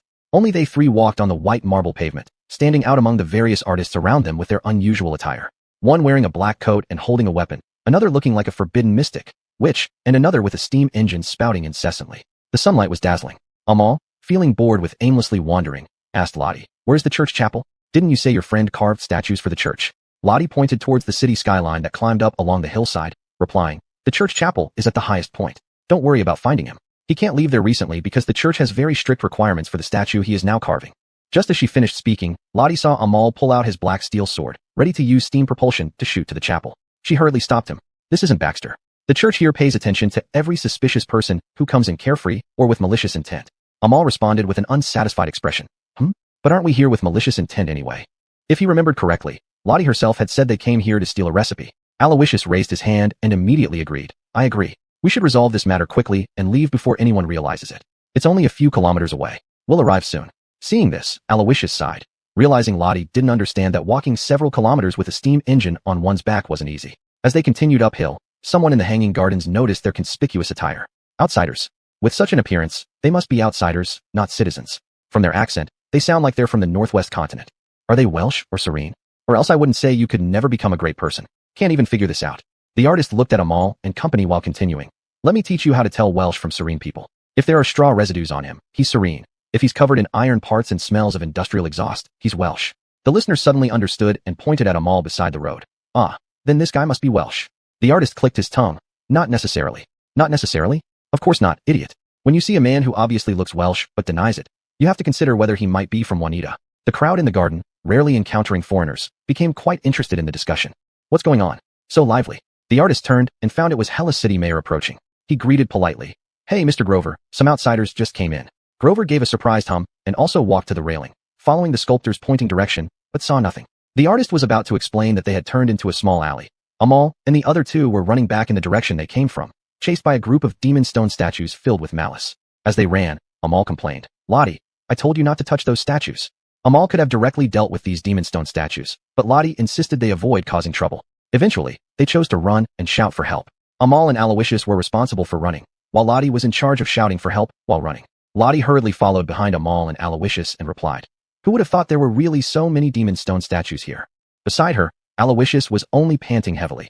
He couldn't say a word because carrying the steam engine meant no desire to talk while sprinting with a heavy load. Though the sculptor and Alair Grover in the distant hanging garden couldn't hear what they were saying, they could see them. The sculptor stammered and explained to Alair Grover, it's them. I was just about to say they might have gone far. Alair Grover placed his hands on the railing and said helplessly, demon stone statues are indeed a widespread problem. I hope these tourists won't be scared. With that, Grover waved his arm and called out several squads of guards to clear the stone statues that were indiscriminately attacking on the streets. Then he announced something. The issue of demon stone statues is something I've been dedicated to solving since I took office. Fortunately, I heard that a legendary figure from 10 years ago has re-entered the path of extraordinariness. So I'm honored to introduce Enos Homa, the solver of the Whitney statue problem. As Grover finished speaking, Enos, with a reassuring smile, adjusted his hat and walked forward confidently. After receiving the first potion from Doris, Enos advanced to phase 4 at an astonishing speed within a few months. He had ways to obtain stable potions for advancement without mutation, along with leftover connections, and today's achievements were merely water finding its own level. Once a legend, still a legend now. The artist, upon seeing this, lamented inwardly. This world is doomed. Grover actually invites outsiders to handle problems. Despite opposition, Grover firmly entrusted the management of the Demon Stone statue issue entirely to Enos. Enos looked at this city, pondering a question. How different would it be to guard the city of Hela compared to Akita town? Chapter 59, The City of Arts, Part 2. The guards who rushed over on Grover orders cleared away the demon statues that had been chasing after Amal and the others. Forming a neat formation around Amal and his companions, the guards efficiently dealt with these demonic stone statues using muskets and specially made splashing liquids. It was evident they were no strangers to such tasks. After the battle, the guard captain removed her mask, revealing flowing golden hair, and looked at the black steel sword in Amal's hand with puzzlement. If you don't know how to use a weapon, why did you bring them along? She had observed that Amal and his companions merely ran without attempting to resist the demonic stone statues, instinctively assuming the three were ordinary people. Amal held up the black steel sword and spread his arms innocently. We're not sure either. Someone insisted on sticking to the non-provocation plan, so we had no choice but to run. Feeling somewhat complicated about being seen as incapable of handling the black steel sword by the female captain, Amal grew increasingly dissatisfied with Lottie's low-profile principle. Lottie refused to back down, hands on her hips, asserting, "So now it's the guards rescuing us, Mr. Amal, not the church arresting us for damaging the duchy's property." Lottie felt a twinge of dissatisfaction. She vaguely remembered that she was technically their superior. For the disrespectful attitudes of Amal and Aloysius towards their superior, she really wanted to report this to the Golden Dawn. But then she recalled that it was she who had dragged Amal into this mess. Amused by the situation, the female captain explained to them, "In Whitney, protecting oneself from the attack of demon statues does not constitute any crime. However, the use of extraordinary powers here requires great caution." Then, under the pretext of a routine investigation, the captain took out an investigation notebook, asking and recording why the trio had come and where they were headed. Amal explained that they were planning to visit the church chapel to meet a sculptor friend Lottie needed to see. The female captain glanced at the chapel at the edge of the city line, turning to Lottie. "Why don't I escort you there with my squad? To prevent you from attracting more demon statues, and also because the city magistrate seems very concerned about your safety." Lottie quickly weighed the pros and cons. The top priority was finding the sculptor at the chapel. If these guards were not hostile and could protect them from demon statues, there was no reason to refuse. Thus, Lottie agreed. "That would be great. Please lead the way for us." Seeing this, Amal appeared puzzled. How different was this from being caught by the church? He ultimately held back and silently returned the black steel sword to its original position, following the formation towards the chapel. Aloysius placed his steam engine aside and sat down on the ground, shaking his head mildly. "You guys go ahead. I'll rest here until you return. Come on, Aloysius, you can do it." Aloysius remained unmoved by Lottie's encouragement, waving his hand to indicate he truly needed rest. "No one is more tired than I am, really." In the end, Lottie reluctantly agreed to let Aloysius stay put but firmly rejected Amal's request to rest as well. As they moved forward, the female captain walked ahead of Amal with Lottie, quietly asking, "Where does that guy in the black coat come from? He looks familiar." The female captain felt she had seen Amal's face somewhere before, but couldn't recall where. Without hesitation, Lottie calmly replied, "Cody, he's my subordinate mechanic." The captain nodded thoughtfully, deciding against pressing further. Turning to look at Amal at the back of the formation, she noticed him looking calm, gazing absent-mindedly at the surrounding street scenes from time to time. The captain smiled faintly. Perhaps it was just a coincidence. She shouldn't have known this person. Eventually, they arrived at the chapel, finding their sculptor friend staring blankly at a towering piece of marble. "Excuse me, I believe you have visitors, Mr. Oliver." Hearing the captain's words, the sculptor turned to look at them, his expression brightening when he saw Lottie. Jumping down directly, he greeted Lottie. "Long time no see, Lottie. I didn't expect you to arrive so soon." Confirming they had found the right person, the female captain bid farewell and left the chapel with her squad. "How could I not come? My potion had an issue here. You should understand why I hurried here so quickly." The sculptor scratched his chin after listening, and seeing no one else around, he slowly said to Lottie, "The captain who escorted you here was the one who dealt with the death of your trading partner. Everyone says it was done by a demon statue, but do you have other thoughts?" "My thoughts don't matter. I just want my potion back. This incident is indeed unusual, and the intelligence that passed through my hands is scarce. I speculate that someone at the demigod level or above has designs on your potion. But verifying this would be too dangerous. I'm not foolish enough to do it myself." The sculptor cleared his throat and continued, "But if you want to seek the truth, first ask that female captain what exactly happened at the time. Second, investigate every extraordinary person in the city who's beyond stage 2. You might find some leads." While Lottie was talking to the sculptor, Amal felt rather bored waiting beside the huge marble carving material, leaning against it to rest for a moment. Noticing Amal's presence, the sculptor asked Lottie, "Is this the legendary new king of Defi, Amal I?" "It's him, but Mr. Amal always refuses to acknowledge the existence and reality of this matter." The sculptor remained interested and laughed, saying, "The latest intelligence claims that this guy already has a queen, though it's unclear whether it's true or not. It said she has a bad temper, but impressive skills." Lottie understood this referred to Doris piercing Alphonse, who was at the stage 4 undead phase, to the ground with hay. The royal city has many princes or grand dukes considering sending their imogens to Cody. There's no way out. The name of the new king of Defi is indeed resonant. Hearing this, Lottie was startled and then denied it. "They should give up these ideas. Mr. Amal won't let such things happen."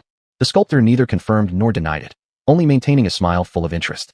Who knows? No one can be sure that Amal's current wife won't die from an accident. Chapter 60, The City of Arts, Part 3. Amal watched as the sculptor chiseled away at the unformed statue, silently observing the birth of a great work of art. He pondered that carving such an enormous marble piece must consume a considerable amount of time. "What is this statue called?" Hearing his words, the sculptor turned to look at Amal. Seeing this, Amal continued, "Every artwork has a name, and your statue should have one too." Without much hesitation, the sculptor replied, "Apsel, Amal. The church wishes for it to be named Apsel. I have met gods. They do not radiate light and justice like your sculpture." "Oh, I always thought gods only existed within the Black Cathedral." The sculptor's tone carried a hint of surprise. Amal stood up, continuing from where he left off. Sometimes it's a deranged princess. Other times it's a monster with 78 eyes, yet they all seem to be gods, or rather, the supremes. Amal then looked at the half-formed face of Apsel carved by the sculptor, finding this depiction of divinity starkly different from what he had experienced. Gods, apart from humanity, might love anything else. The sculptor gazed thoughtfully at the statue. In truth, he had never really seen a god, and the supremes were legendary beings. People believe the church will redeem them, and not only do they firmly believe so, but they think it should be that way. What the sculptor couldn't comprehend was that gods and the supremes are mostly horrifying and monstrous aberrations. They have no interest in redeeming bipedal creatures with 2 hands and 1 head. Many gods prefer drinking human blood. The world hasn't given up on illusions, Amal thought. Or perhaps there is simply no better choice besides trusting the church. Amal, don't keep saying things the sculptor can't understand. Lottie winked at Amal and continued. God loves the world, and that's enough. Seeing this, Amal said okay and stopped talking about profound matters to the sculptor. Lottie showed little interest in revealing the truth to the public, believing ordinary people would only be troubled or cause widespread panic upon learning. At present, Lottie needed to find her stage 3 potion and was already feeling somewhat impatient. Let's go see that female captain then. My information is never as firsthand as hers. But I'll remind you, if something feels wrong, forget the potion and go home quickly. You're not ready to deal with a demigod-level entity yet. The sculptor finished speaking, picked up his tools, and resumed modifying the colossal face of Apsel. Amal's words had sparked some thoughts in the sculptor. He no longer cared about the church's opinion, intending to create a more authentic image of the supreme. What did Amal say again? Yes, 78 eyes. The sculptor thought, knowing it would take quite some time. Seeing the sculptor devoted to his artistic creation, Lottie turned back to Amal and said, then trouble you and Aloysius to find that female captain. Why not you? Lottie laughed a few times and explained while walking toward the statue's base. That female captain seems familiar with you. It's easier for you to talk, and you can contact me immediately if anything unusual happens. Why would she be familiar with me? I've never met her. Who knows? Alabu appeared in some newspaper or something, and she saw it. Amal said nothing more. Despite feeling helpless, seeing that Lottie truly wasn't going along, he took his weapons and equipment to look for the female captain. However, while searching for the female captain, Amal didn't find Aloysius. Standing on the marble street, he looked around but saw not a single figure resembling Aloysius. If something happened, Aloysius should have informed him and Lottie. Thus, it seemed Aloysius had probably gone elsewhere to rest or attend to other matters. But just then, a commotion came from the street. Amal looked in that direction and found the female captain in trouble. A shattered stone statue of a slain demon statue, a well-dressed person lying in a pool of blood, and Captain Riley was being interrogated by someone who resembled the victim's friend. Captain Riley, are you aware of how grave the negligence is? That man shouted out the captain's name, his tone hostile. It appeared that a noble's son had encountered the demon statue carelessly, and before he breathed his last, Captain Riley couldn't protect him. I will report this incident truthfully to the Council of Elders, and prepare yourself to feed the monsters in the Colosseum. The victim's friend threatened her with such malice, and Captain Riley remained silent. Seeing this, Amal stepped forward. He drew his black steel sword, spreading his arms, and said in a moderate voice, there are just too many demon statues in this city. Even I, as an outsider, know to be careful when going out. It's unreasonable to blame the captain like this. Riley turned back and found it was Amal coming to her rescue, looking quite surprised. She whispered to Amal, Mr. Amal, you don't even know how to use a sword. You should leave quickly. No need to worry about me. Amal froze for a moment at Riley's misunderstanding, then responded softly. You may not know this, but let me tell you, I am the best with a sword. Now it was Riley's turn to be stunned. Seeing the two of them whispering, and hearing Amal claim to be an outsider, the nobleman became furious and declared, she killed Earl Georgiac's son. As his guard, I demand a duel for justice against you, this accomplice. Hearing the word accomplice, Amal looked left and right, noticing only bystanders watching nearby. He realized the term referred to him. I accept your duel. Amal gripped the hilt of his sword and calmly replied, looking at the nobleman. If I win, you must not bother the captain anymore. The nobleman swiftly drew his silver sword, responding with a tone of serious anger. Rest assured, I will chop off both your heads with my own hands. Riley tried to dissuade Amal from provoking these nobles in the city, but seeing Amal completely unafraid and seemingly confident of victory, she suddenly recalled why he seemed so familiar. She asked, you aren't really the new king of Dipia, King Hamilton, are you? Amal looked troubled, explaining with a complicated expression. Some people say that, but I've never considered myself one. Chapter 61, City of Art 4. Vance's hand gently rested on the hilt of his sword. He silently activated the internal gears newly installed in his black steel sword as part of its second stage modification, and a distinct sound of gears turning was heard along with the hiss of steam. He smiled and said seriously, it's not too late to back out now, my noble friend. Before any blood is spilled, you still have a chance to take your young master's body back to the manor for burial. Defiling this city of art with blood would be a profanity. The marble pavement should remain pristine white. Vance was giving this noble one last chance to prevent matters from getting worse. The name of our earl is Emilio. I will not only take my young master's body back, but also your two heads. With those words, the nobleman positioned his sword in front of him, showing no intention of backing down and eliminating the final sliver of possibility for reconciliation. Seeing this, Vance shook his head regretfully. Why can't you understand? It was the demon statue that killed your young master, not the two of us. As he finished speaking, the internal gears spun at full speed, and the black steel sword began to forcefully emit steam. The steam instantly enveloped the street, obscuring the noble's view of Vance. No longer engaging in idle talk, Vance leaped up, trailing a long stream of steam behind him as he struck a powerful blow into the ground beside the noble. Swift as lightning, the noble, who was neither an exalted nor an augmentee, had no chance of following Vance's movements. The ground trembled under the force of the sword strike. As shattered marble flew up, the noble realized Vance was already close by. But before he could react, he was sent flying. Scalding liquid steam severely burned his hand holding the sword, causing him to drop his weapon with a cry of pain. Vance stood where he landed, calmly sheathing the black steel sword. He looked at the noble and said indifferently, "You've lost, Mr. Noble whose name I don't know. Leave here now." He was merciful. Vance could have easily decapitated the noble, but he believed that this city of art should not be stained with blood. Riley, standing nearby, had not been able to see the speed at which Vance moved, leaving her momentarily speechless. The noble hung his head with his badly burned arm, looking at Vance without being able to speak for a long time. Leaving him alive after a duel, was this mercy or an insult? For a moment, he couldn't tell. You should have been more ruthless. No one shows mercy during a duel. Vance chuckled lightly, replying slowly, "Consider yourself lucky. I'm feeling unusually lenient today." The noble didn't say anything further. After carefully observing Vance's face, he left without another word. Riley, still shocked, put a hand on her chest and finally spoke after a long pause. "I didn't realize you were an exalted, Mr. Amal. And why did you come to help me?" Vance raised a finger and said coolly, "First, I'm not an exalted, more like a self-modified mechanist. Second, about helping you. It's because Lottie asked me to ask you some questions. You met Lottie just now. I hope you haven't forgotten so quickly." After hearing Vance's explanation, Riley recalled that Lottie was indeed Vance's superior, at least nominally. "So what do you want to ask? I know it's nothing simple. Otherwise Lottie wouldn't have allowed such a big fuss." Riley understood the gravity of the situation and thus saved Vance the trouble of explaining. He succinctly provided a few key points. About a week ago, Dreamer Stage 3 potion, mysterious death of the traitor, with the demon statue as the prime suspect. Does that ring a bell? Riley immediately understood what Vance was asking, but her expression turned difficult. She indicated that she could tell him anything else except this matter. Confused internally, Vance didn't comment. Seeing that he wasn't saying anything, Riley continued. "Mr. Grover said no outsiders can know the details of this incident for at least a week. Even if Lottie, who originally wanted to buy the potion, wants her things back, it's not allowed." Riley's face showed her dilemma. She shook her head. "Even so, it's not allowed, Mr. Vance. Please understand I cannot tell you." Vance felt that he came at the wrong time, and that there was much more going on beneath the surface. However, since Grover had given the instruction, the city chief Grover must know the whole story, someone Vance barely knew.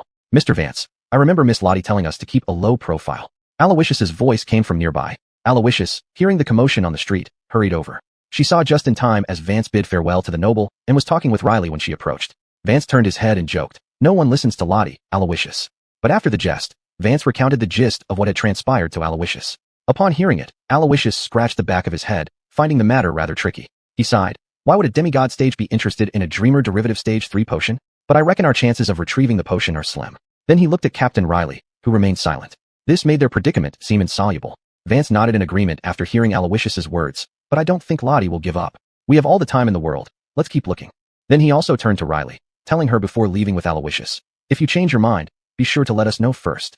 An hour later, Lottie, who was in the chapel, saw Aloysius and Vance return empty-handed. Strangely enough, she did not seem surprised that Riley refused to speak. "She doesn't want to talk because it wasn't the demon statue that killed the traitor. I came here merely to verify this point." Leaning against the statue, Lottie spoke like this. Her next step would be to create a dream for everyone in the city, a dream about who took Miss Welsh Lottie's potion. If the potion is returned before the heavy snow stops, she would consider it as if nothing happened. Aloysius couldn't help but smile bitterly, thinking Lottie's actions were tantamount to declaring war on this demigod. The coming days would be tough, but to Vance, it seemed like an ordinary matter. He took out his weapon to clean and maintain it, preparing for any possible conflict ahead. "Do you know we are provoking a demigod?" Lottie answered. "Yes, so what? He provoked me first." Chapter 62, The City of Arts, Part 5.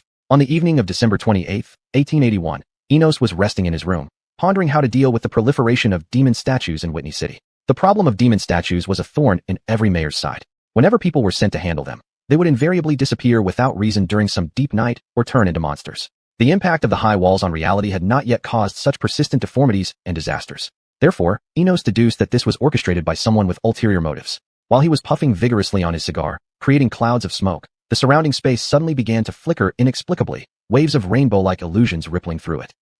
Enos's gaze sharpened. Could they be planning to make their move against him now? For someone to have the audacity to challenge a stage for dupe derivative. He exhaled a thick plume of smoke and did not rashly activate his extraordinary abilities for countermeasures. Instead, he observed what the person intended to do next. When the illusion enveloped him, Enos found himself in a grand theater surrounded by shadows, calmly putting his cigar back between his lips. Such a perfect illusion must be the work of a dream weaver derivative.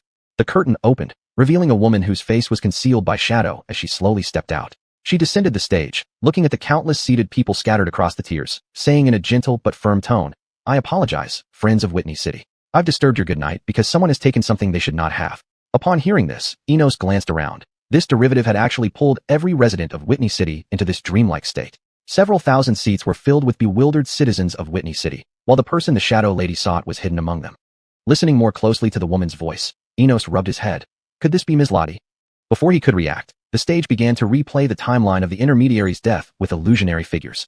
As you see, this was my unfortunate mediator. I spent an astronomical sum on a bottle of high-purity potion, which someone took. When the scenario reached the point where the intermediary lay in a pool of blood, the shadow lady clapped her hands, pausing the scene. She slowly drew a circle in the air and said softly, "You are here somewhere. It doesn't matter if you don't confess. I will personally inspect the memories in everyone's mind here." Just as the shadow lady finished speaking, several pitch-black spiky tentacles instantly shot towards her from the theater, breaking the air with a piercing sound. But as the tentacles pierced through her body, only a ripple in the illusion occurred. The shadow lady smiled, acknowledging she wasn't foolish enough to wage war using her true form. "Oh my, getting angry so quickly. Aren't you quite the hothead?" Speaking, the shadow lady stroked the tear in her body created by the tentacle, thoughts racing. Bad news. The residual powers left by the tentacles indicated this was not any human extraordinary derivative. The closest possibility was another dream weaver mixed with supreme power. "Lady, if your illusions are only this level, I may not just settle for drinking the potion." This voice from the corner of the theater was followed by a figure cloaked in unknown abilities, with tentacles spreading from its back, emerging silently. Stepping out, it addressed the shadow-masked Lottie. "You enjoy masquerades. Very well. I attend them often too. Just a twist of fate to catch Godfrey, and you dare act so arrogant. Facing a half-god worshipper, you're this insolent." Lottie frowned. This person knew Godfrey, so they were likely strangers until now. As fellow dream weavers, you should show respect to your elders. It seemed those tentacles were the manifestation of extraordinary powers using the essence of the Supreme. This was Lottie's first time seeing such a technique applied. Just then, the half-god dream weaver gently raised a hand, reversing the illusory world Lottie constructed, easily illuminating her face with a bright spotlight. "Rude," Lottie muttered, extremely displeased. Now concealing her face again was too late. She had to let these involuntary visitors see her. Among them was her Oliver friend, who, understanding the situation, massaged his temples and said, "What are you doing, Lottie? I told you to forget about the potion and go home." Lottie gritted her teeth and attempted to reverse the effect once more, trying to strip away the half-god's misty mask, but revealing only a fully black misty face. The half-god remained unperturbed, tilting his head towards Lottie with a mocking smile. "Shall we give you a few more tries, Miss Lottie from the dream shop in Baxter? Foreigner, coming to Whitney and threatening a demigod. I guess Welsh people are not the brightest. Godfrey just has an odd fetish for elegance, or you would have been drained dry by him long ago. One shouldn't be too arrogant." All the citizens submerged in the illusory world were quite surprised upon hearing Lottie's name, a renowned foreign which was now being toyed with so clumsily. Lottie's clothes changed into a circus clown costume with a mere gesture from the demigod's finger, who then laughed and said, "A clown should smile more." Then, he forced Lottie's mouth into a rigid grin using invisible power. Enos, who had been observing the unfolding drama, no longer remained silent. He picked up his cigar, spread out his left hand, and suspended and controlled the demigod dream weaver with an unseen force. This was the stage 4 ability of a Duke derivative, Sovereign Dominion, a controlling force that surpassed other extraordinary powers at the same stage, whether to seize, grant, or control. The derivative Duke's name came from this symbol of noble status. From Lottie's perspective, she suddenly found herself becoming the one with the lowest stage in a situation she thought was entirely under her control. First, a shameless demigod appeared, followed by an unknown, very high-stage derivative getting involved.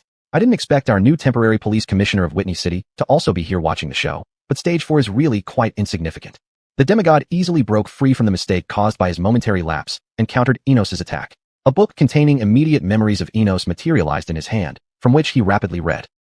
Enos Homa, Heron Man, from Akita Town, legendary of the Heron Mountains 10 years ago.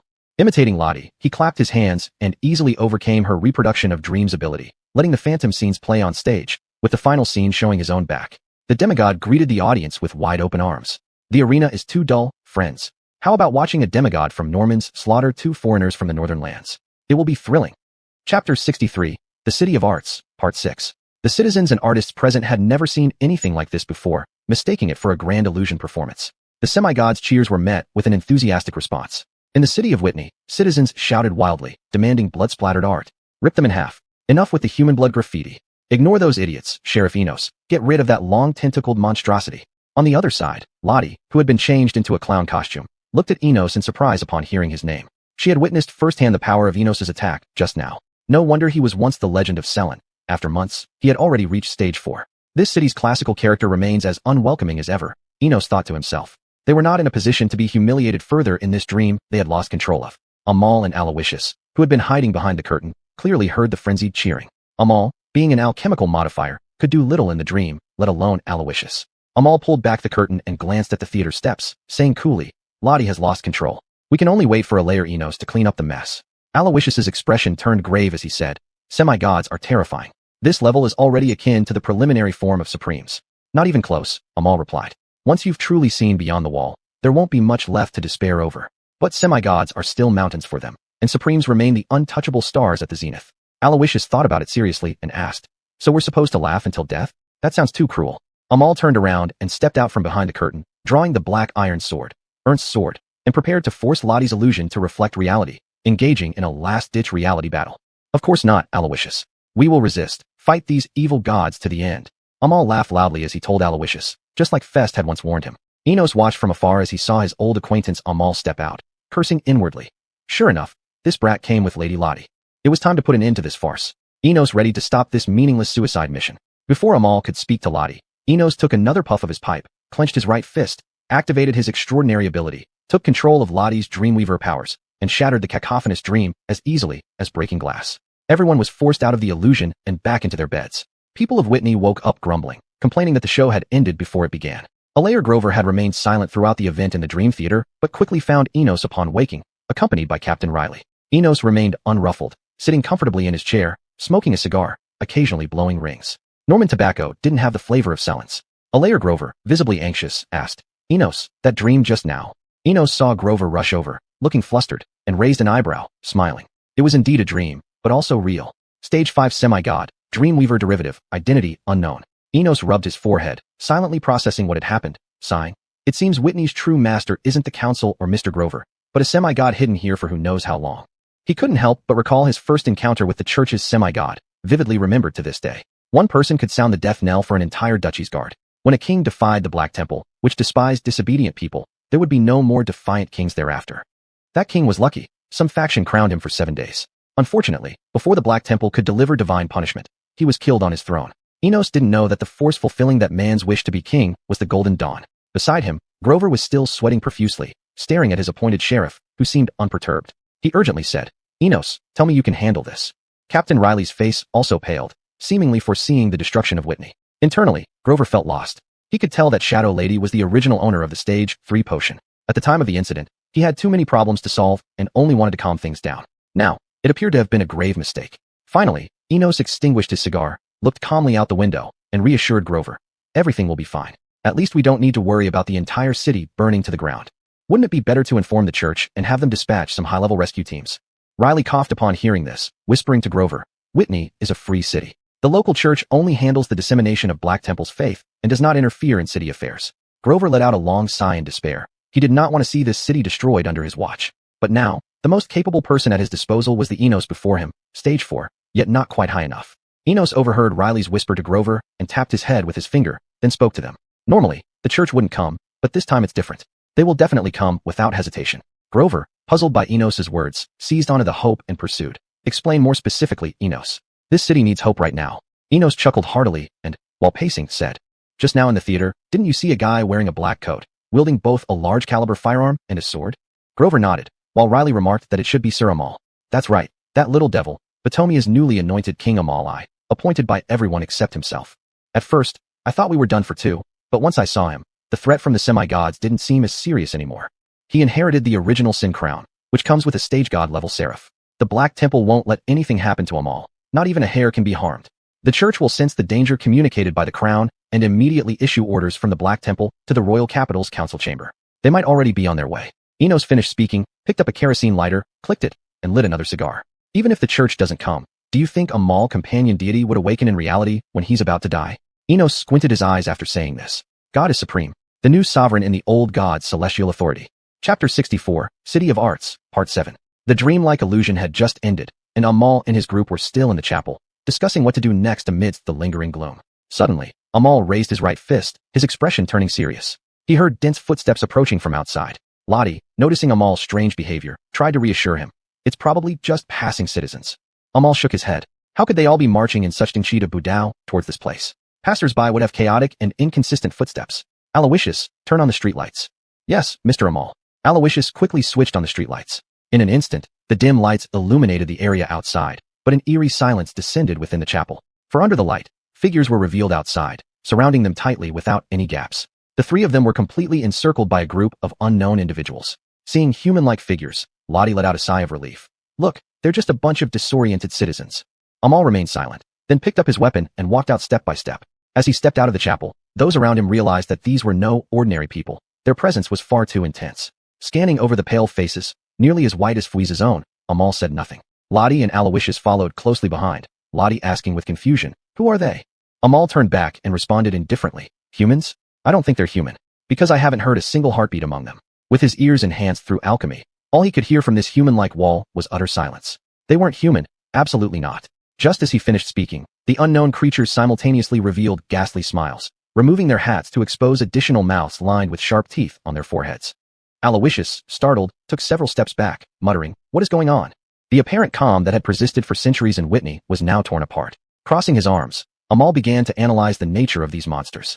Not vampires, they wouldn't have so many mouths on their heads. Wolf-like or bird-like creatures were clearly ruled out because the sounds they made didn't match either category, and they lacked wings. Their transformation seemed highly advanced, yet their skin being so pale was contradictory. So what exactly were they? After a brief moment, Amal suddenly realized with a smile. There was only one possibility, and it was glaringly obvious here in Whitney City, Norman. He clenched his fists and said, "Demonic statues formed from rock and blood. Why so pale?" "Because they originated from pure white marble." The high-ranking demonic statues surrounding them opened all their mouths, but only one voice came out. "Amal Messiah, the full moon is coming, and Aristide will fulfill the prophecy for you." Lottie looked puzzled. Aristide? That family has only had acting dukes for centuries, with no one inheriting the title. Aloysius stammered as he explained to Lottie about how Amal had helped relieve Commander Riley from the guards earlier. The surname the guard reported was indeed Aristide. Lottie froze, responding almost inaudibly, "You don't know? Aristide should have died hundreds of years ago." Instead of blaming anyone, Lottie suddenly understood something in hindsight, feeling a chill as she scanned the demonic statues. The House of Jorge hadn't had an heir for centuries, leading others to believe it was out of mourning for the Duke. But today, Lottie learned the truth. Aristide, a group of demonic statues acting in his name surrounded her.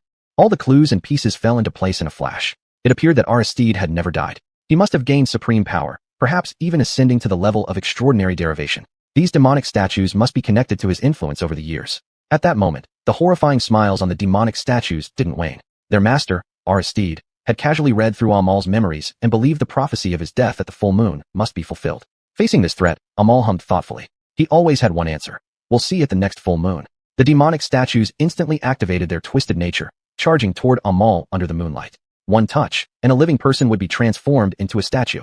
Reacting swiftly, Amal immediately raised his second-tier alchemically enhanced large-caliber Alfie double-barreled shotgun, chambering around without hesitation, eager to see its first use. Amal laughed out loud and shouted, "We hit the jackpot." Instantly, the muzzle flashed with a powerful blue light that illuminated half of Whitney City. Dozens of highly destructive focused electric arcs radiated outward, reducing the dozen or so fourth-rank demonic statues to fragments.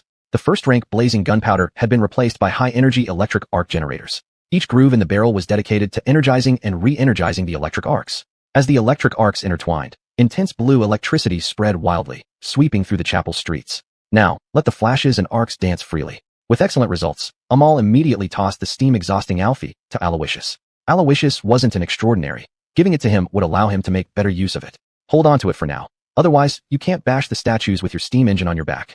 Aloysius caught the heavy cannon, almost losing his balance, nodding at Amal to indicate he was fine. After speaking, Amal unsheathed the sword of Ernst, activating its gears as steam thrust surged forth instantly, propelling Amal toward the cluster of demonic statues. Using the illusion door Lottie quickly cast, Amal teleported in a blink to the center of the stone statue group, plunging the sword of Ernst into the marble pavement with all his might. Gears rotated, steam roared. Liquid steam jets exploded outward, forming water knives. Countless sharp blades swept across like mowed grass, clearing away the demonic statues on the ground. Aloysius, who had been straining to aim, tilted his head and asked, "Is it over?" Amal was about to give Ernst's sword an affirmative answer when a voice sounded. "Of course it's not over." Amal, Lottie, and Aloysius looked for the source of the voice together. The guard who had dueled Amal during the day slowly emerged, clapping his hands. His forehead gradually sprouted sharp fangs and a mouth. I told you, Amal, no one goes soft in a duel.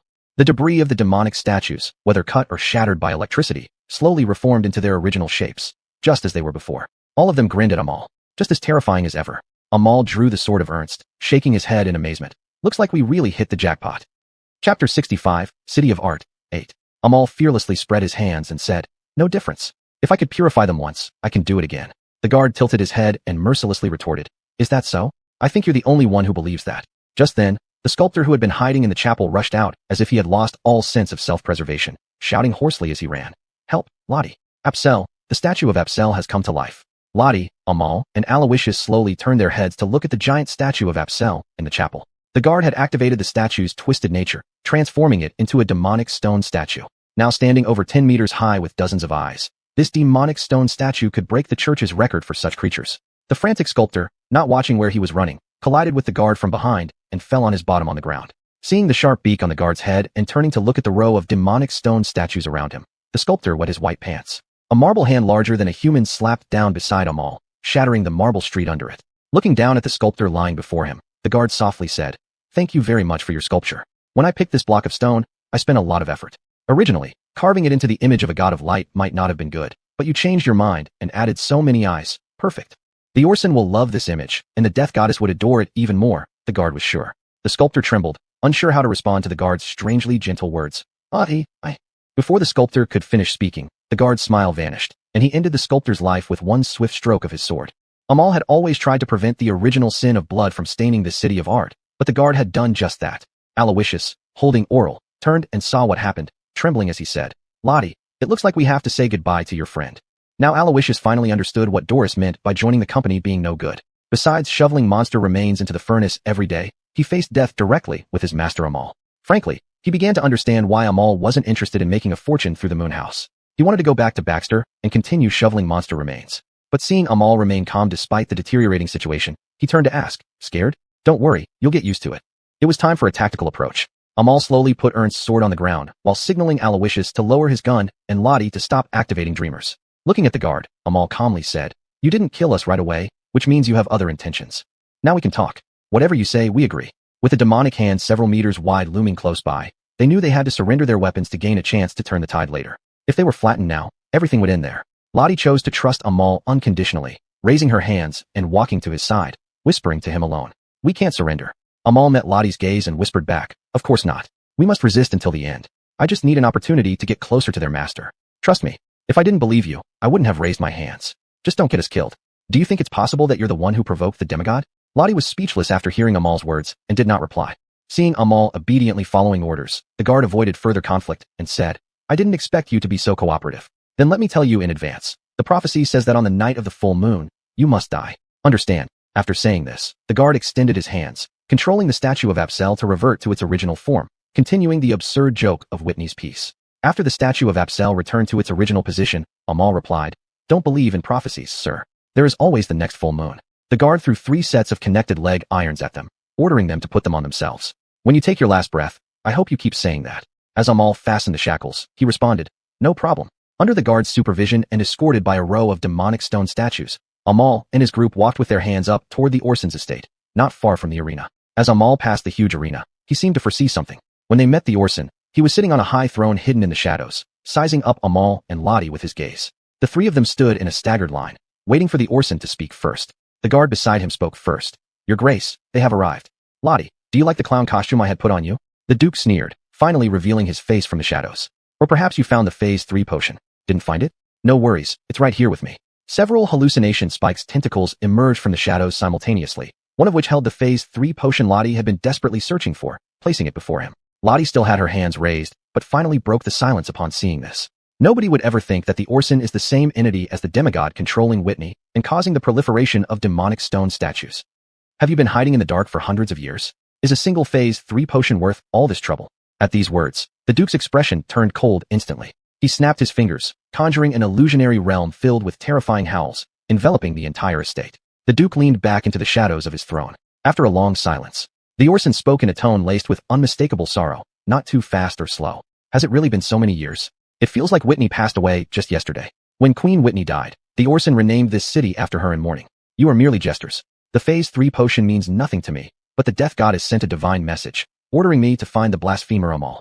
After ascending to the demigod stage, the Orson immersed himself in sleep, rarely waking, a common affliction for high-stage dreamers. Why endure the chaotic real world when dreams were so delightful?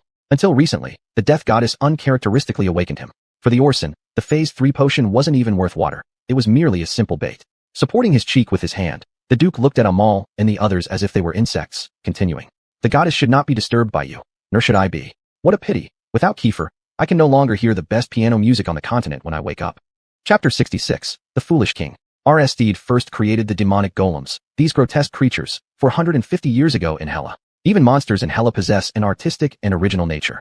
However, the church only recorded its sighting 170 years ago, leaving a large gap that makes it unimaginable how many demonic golems have been buried deep within Hela City. City Alair Grover could not solve the problem of the proliferation of demonic golems, nor could his successor, even the one after that. Because the true master of Hela City, Steed, was the one driving all this. The specific method to create a demonic golem is by using the dreamer's extraordinary ability to inject illusions into statues, making them come alive with the help of contaminated blood catalyzing the mutation. This requires significant extraordinary power. Although it was already daytime on the second day, Steed, sitting lazily on his high throne, personally demonstrated this process in front of Lottie. The difference between you and me lies here, Lottie. Lottie stood where she was, watching firsthand the birth of a demonic golem. Moreover, Steed maliciously shaped the face of the golem to resemble hers. First turning himself into a clown, now creating a statue of her, Lottie could tell that the demigod before her did not like her very much. I will make the prophecy come true, so the goddess no longer needs to worry about a blasphemer from mice. He decided to use a grand Colosseum performance to dedicate Amal's life to the Death Goddess. Amal's opponent would be the most powerful Titan golem that Hela City took pride in. Just as Steed finished speaking, his illusionary realm was suddenly shattered, followed by countless gray mists rising within the manor. In the midst of the rising mist, only an indistinct shape with countless limbs and tentacles could be faintly seen in the depths of the gray fog. Standing up abruptly, Steed immediately realized what had happened. It was the Death Goddess herself who had descended into the real world in a false form. Turning to Amal, who had remained stationary, he repeated the question in his mind. Just an ordinary person, completely harmless. Why are you so important? After considerable effort, the Death Goddess finally fully projected her false body into reality. Nevertheless, the real space within the manor was nearing collapse. The Duke, a demigod, was unaware someone had inherited the Dibia crown due to prolonged slumber. He never imagined this prisoner was connected to a transcendent angel. But the Death Goddess knew. After all, the only thing she needed Steed to achieve was finding the mice blasphemer. Since Amal passed through the gray mist dome into this world, an unsolvable riddle was born. The blasphemous being from the stars would disperse the gray mist entirely after killing the world breaker. How to kill him? The highest beings used the wheel of fate to constantly deduce the solution in the mist. Full moon, the next full moon. Which timeline converging with the full moon is the answer? As one of the few supremes capable of projecting into reality through the breach opened by the world breaker, the Death Goddess now hurriedly fixed the timeline. This full moon then. To ensure his death, the goddess herself would realize it. I bring greetings from beyond the gray mist, blasphemer. Amal was surprised that the goddess spoke human language and slowly lowered his raised hands as he replied. Good evening, Supreme. There was no way to resist such a presence. The threads of death were tightly wrapped around his neck. Back at Mice Mansion, the clock in the moon room echoed loudly, while the male owner's life hung in the balance. Just seconds before Lottie wanted to pull Amal through the illusion gate to escape, the Death Goddess instantly dragged him into the gray mist. Suddenly, black feathers scattered through the air, and a giant winged phantom appeared alongside the Death Goddess, casting its projection into reality. Xuanhuan reappeared, floating behind the first new king, her presence fleeting, time momentarily standing still for everyone else. Trapped in the brief collapse of reality, Amal, like a doll, was pulled to the edge of the gray mist, surrounded by fragments reflecting different timelines. Everything became eerily quiet, and everything was absolutely still in the crack of time. Finally, the memories lost when Amal traversed the gray mist dome began to resound. Crossing the dome was akin to crossing the entirety of this world's history from its beginning until his landing. Before the first millennium began, humans had just emerged from the gray mist, fearing those inhuman things under the starry sky. Thus came the words monster and supreme. Until Amal crossed the dome, steam began to roar, and the sun god was awakened. Humans started creating cities within the gray fog. He was pulled into this world as a paradox by something. Or perhaps his memories of the original world were fabricated. A created body paired with fabricated memories. This shouldn't be the answer, Amal thought. He needed to continue searching. Who am I? Who should I be? Who will I become? Feaster initiated Amal as the key. The remaining gaps must be sought at the original sin throne. Struggling against the Supremes, any person or god standing in his way bore unforgivable sins. He leaped between fragments of reality, took a deep breath, and kept reminding himself. I am the blasphemer Amal. I come from the starry sky beyond the gray fog dome. I seek all answers within the gray fog. Black feathers filled the sky, and time resumed its flow. At the edge of the gray fog, Amal slowly stood up, the Dibia crown gradually appearing above his head, shimmering brightly. The sole heir of Dibia was now officially crowned king. Keanu's hands embraced Amal's chest, whispering in his ear, "From the deepest depths of Love Sea to the gray fog dome, my new king will be unstoppable." Amal Messiah revealed his trump card, the queen, to the world at this moment. Activating the mechanical heart, scalding steam erupted outward from his respiratory tract. Reaching into Lottie's illusion gate, he grabbed his feaster and sword of Ernst, gently caressing the edge of Keanu's enormous decayed wings. Amal said to Keanu, "I'll deal with Aristide. How about you entertain our visiting goddess?" Keanu obeyed the royal command, fully awakening from her slumber into reality, spreading her wings powerfully. Meanwhile, Amal turned to look at Aristide. He smiled faintly. Chapter 67, The Queen's Hand.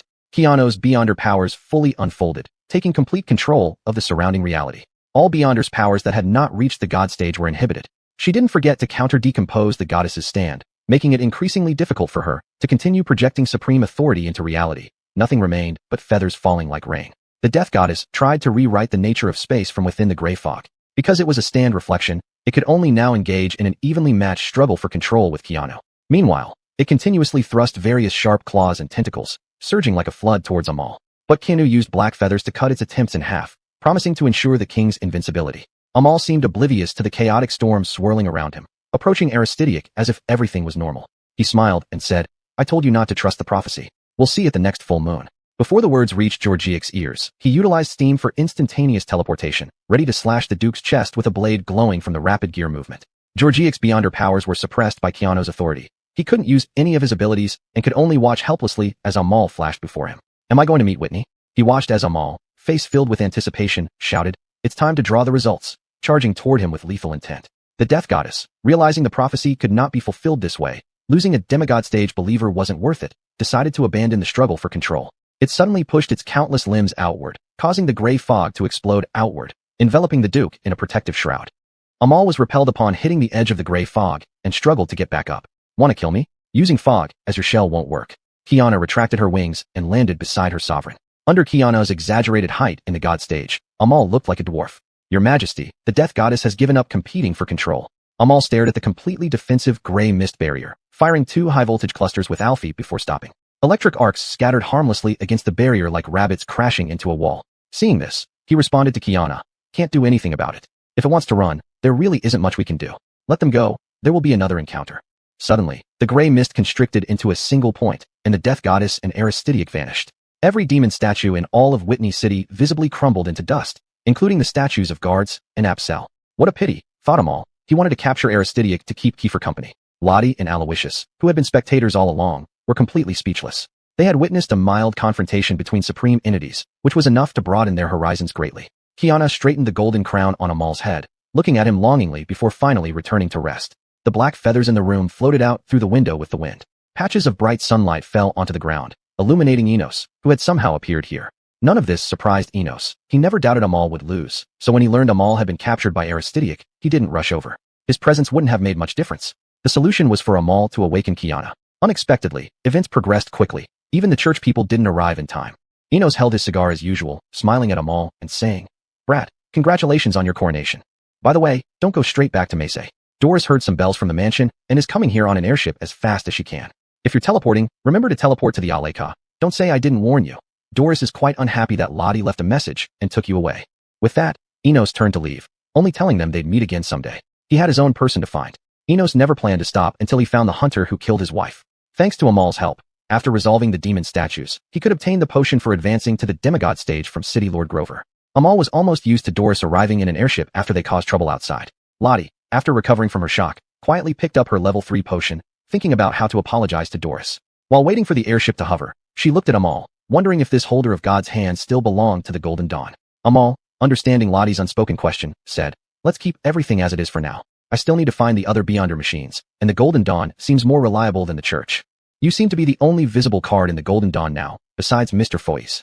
The two of them didn't avoid mentioning this in front of Aloysius, who looked puzzled, wondering what the Golden Dawn was. As they were talking, the Queen Aleka airship arrived in front of them. Doris walked down the aerial staircase step by step, holding Kiefer's head. She brought Kiefer along to prevent any accidents at the mansion since Ares and Abelardo were still there. Kiefer had been happily playing the piano when Doris took him away because he thought Amal was about to die, and he was going to massacre the mansion once he was free. But seeing Amal alive now, Kiefer wore a gloomy expression. Doris surveyed the destruction caused by the high-stage confrontation and turned to Lottie with a reprimanding look. Lottie, you can't just lure someone's husband away to send him to his death like that. Then she noticed that Amal's black coat was torn and worn out, barely wearable. She sighed and warned them to be extra careful in the future. Suddenly, Doris leaned close to Amal's coat and sniffed a few times. Why does it smell like feathers? Amal briefly replied that it was due to Kao. Probably because of her. It doesn't smell bad, though. Doris nodded, her anger ready to burst, but then reconsidered. After all, Kao wasn't even human anymore, so why should she care? Mrs. Macy would always be her, and that was indisputable. With that thought, Doris casually put away Amal's golden crown and said calmly, "You don't look good wearing that. Don't wear it unless necessary." She then sniffed again carefully, reassured only when she confirmed there were no other female scents on him. Chapter 68, Hybrid. On the airship's return to Juanita, Lottie was in the elixirs rest area, staring at the Phase 3 potion on the table. She slowly picked up the container, her gaze fixed upon it as if trying to see through it for some hidden truth. All her bad premonitions once urged her to advance, but now with the potion in her hand, she felt no drive to drink it. After Amal's first confrontation with the goddess of death, Lottie truly understood what they were opposing or trying to resist. Just a demigod stage Aristide could toy with her effortlessly within his fabricated dream world. Her previous unrealistic thoughts that demigods could be defeated shattered. Why did you travel so far for this bottle of potion and now hesitate to drink it?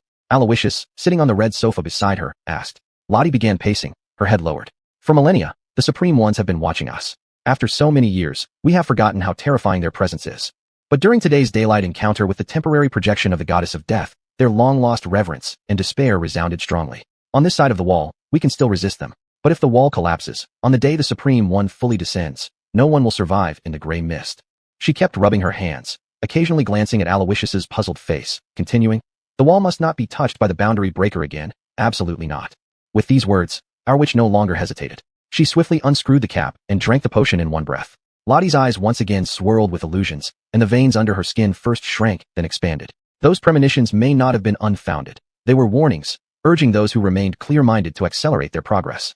The wall is about to collapse. The world should save itself. Aloysius, seeing this, tried imitating Lottie by sipping tea, but immediately got scalded and started smacking his lips. A series of coughs followed from swallowing something the wrong way. After recovering, he questioned the Welsh witch in front of him. "You keep mentioning this boundary breaker. Who exactly is this person?"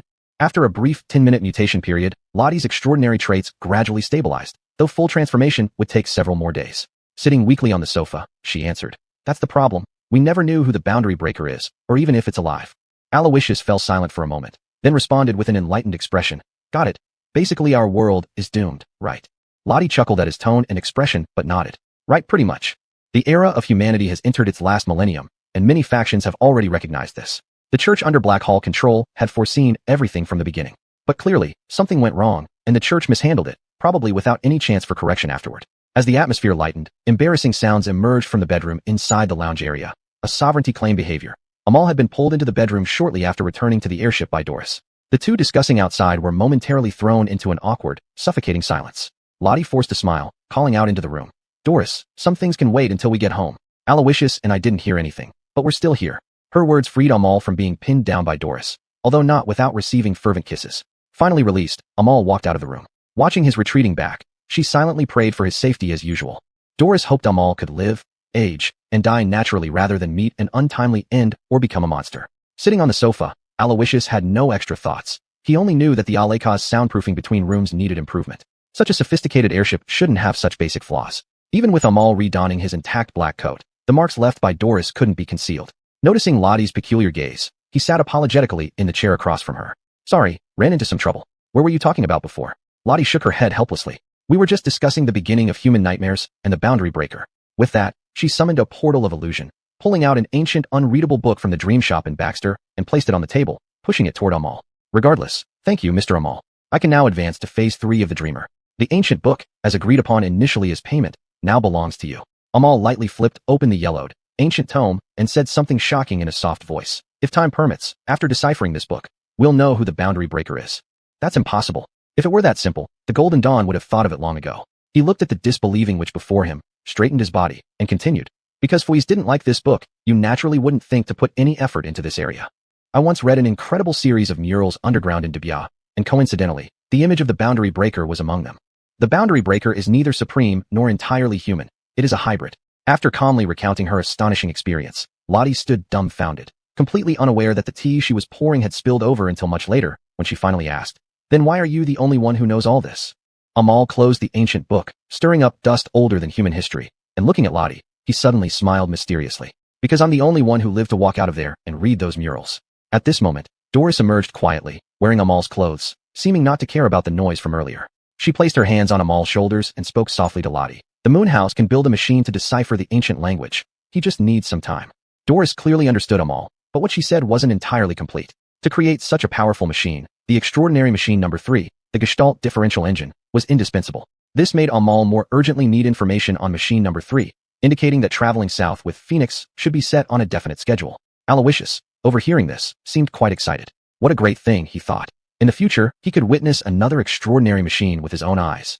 Chapter 69, The Second Pair of Arms. In the following days at the everyday Dreamsmith shop, Amal was continuously engrossed in studying a mid-sized machine.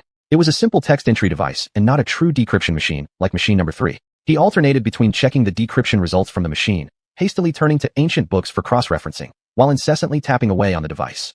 A durable transfer print needed to be prepared in case this book turned to ashes sometime in the future due to weathering. However, because of the difficulty in spelling the language and symbols from the ancient book, progress was extremely slow and fraught with numerous errors. Life over the past 2 weeks had been like this. Lottie busily entertained customers during the day, while Amal, after occasionally performing odd jobs such as serving tea, continued to tinker with his machine. Aloysius realized his dream by continuing to shovel monster remains into the furnace within the Moon House for burning. Although Lottie's stage 3 transformation experienced a sudden period of stracon, loss of control, risk, it eventually stabilized. Her ears now resembled elf ears, but not as prominent as Duke Emilios, and she had an additional pair of arms, the cost of losing control, yet fortunately they were human-like. Now she kept these extra arms hidden inside the hidden sleeves of her clothes.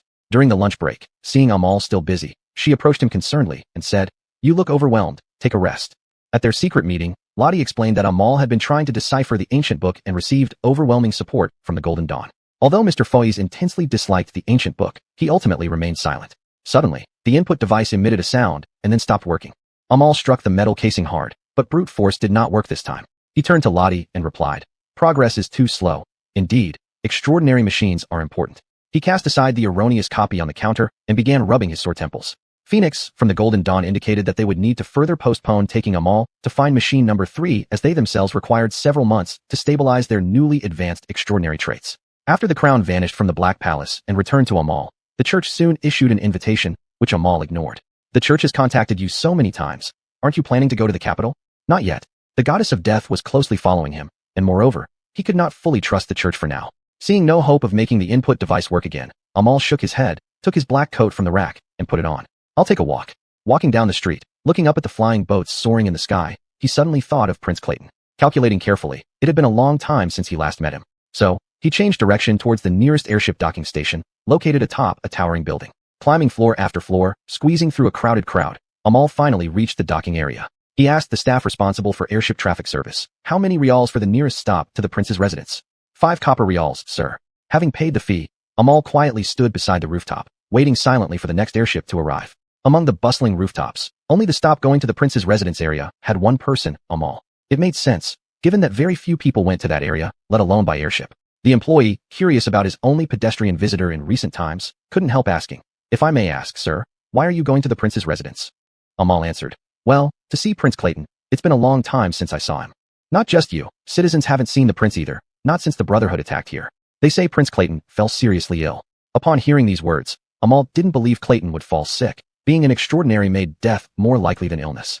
But if Welsh citizens hadn't seen him reappear, something must have happened, Amal thought.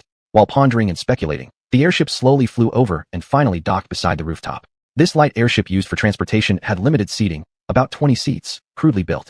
Drafts came from everywhere. The engine noise pierced the eardrums, and upon reaching the flight altitude, it had to pass through industrial black exhaust. But for 5 copper reals, what more could one ask for? He walked in and picked a seat by the window. After all, he was the only passenger on the airship, so he could choose any seat. As the airship started moving, he gazed out at the scenery of Baxter, lost in thought. The impact of the Brotherhood on this city had not destroyed it, but instead led to its reconstruction from ruins, making it more prosperous than ever. 10 minutes later, Amal's feet stood before the gates of the prince's residence. Unlike his first visit, the area around the prince's residence now seemed eerily desolate, with many patrols continuously circling as if the place were under lockdown. Noticing Amal's presence, the guards immediately came forward to question him. "Who are you? Passage here is currently restricted." He was about to explain that he knew Clayton, but before he could speak, the guards unceremoniously grabbed and threw him out. It was clear that normal methods wouldn't work. So, at the outermost perimeter of the residence area, Amal silently estimated the distance, then gripped the hilt of Ernst's sword and used a steam-powered catapult to launch himself high into the sky above the royal district. The patrol team saw nothing but assumed the loud steam noise came from another malfunctioning industrial alchemical device. Amal had hoped he could enter through the front door this time, but ultimately, it was exactly like his first visit, parachuting in and crashing through the glass into the attic. This time, however, there was no Clayton watching him struggle to his feet. The room was covered in dust, indicating it had been long abandoned. As Amal wiped his finger across the desk and saw the layer of dust, he muttered softly, "Clayton, what happened to you?" Pushing open the attic door, he saw the long corridor similarly engulfed in dust, with no sunlight penetrating due to the covered windows. Even the servants were missing. Amal remembered Clayton hadn't moved house. Chapter 70. The Ghost Train. Amal paced back and forth, searching every room that could be opened, only to conclude that the place was completely deserted. Only in the hall stood a crystal coffin. He walked up to it, and, to his disbelief, saw Adolf lying peacefully inside. The prince had actually passed away, and yet no definitive news had emerged from the city of Baxter. If this were the case, it would be strange that even Lottie hadn't heard anything at all. This was too peculiar. If the prince lay inside the crystal coffin, then where was young Clayton? Outside, the area remained sealed off by patrol guards. Amal instinctively placed his hand on the hilt of Ernst's sword, an inexplicable feeling rising in his mind. After muttering an apology, he swiftly lifted the lid of the crystal coffin and began to examine the cause of the prince's death.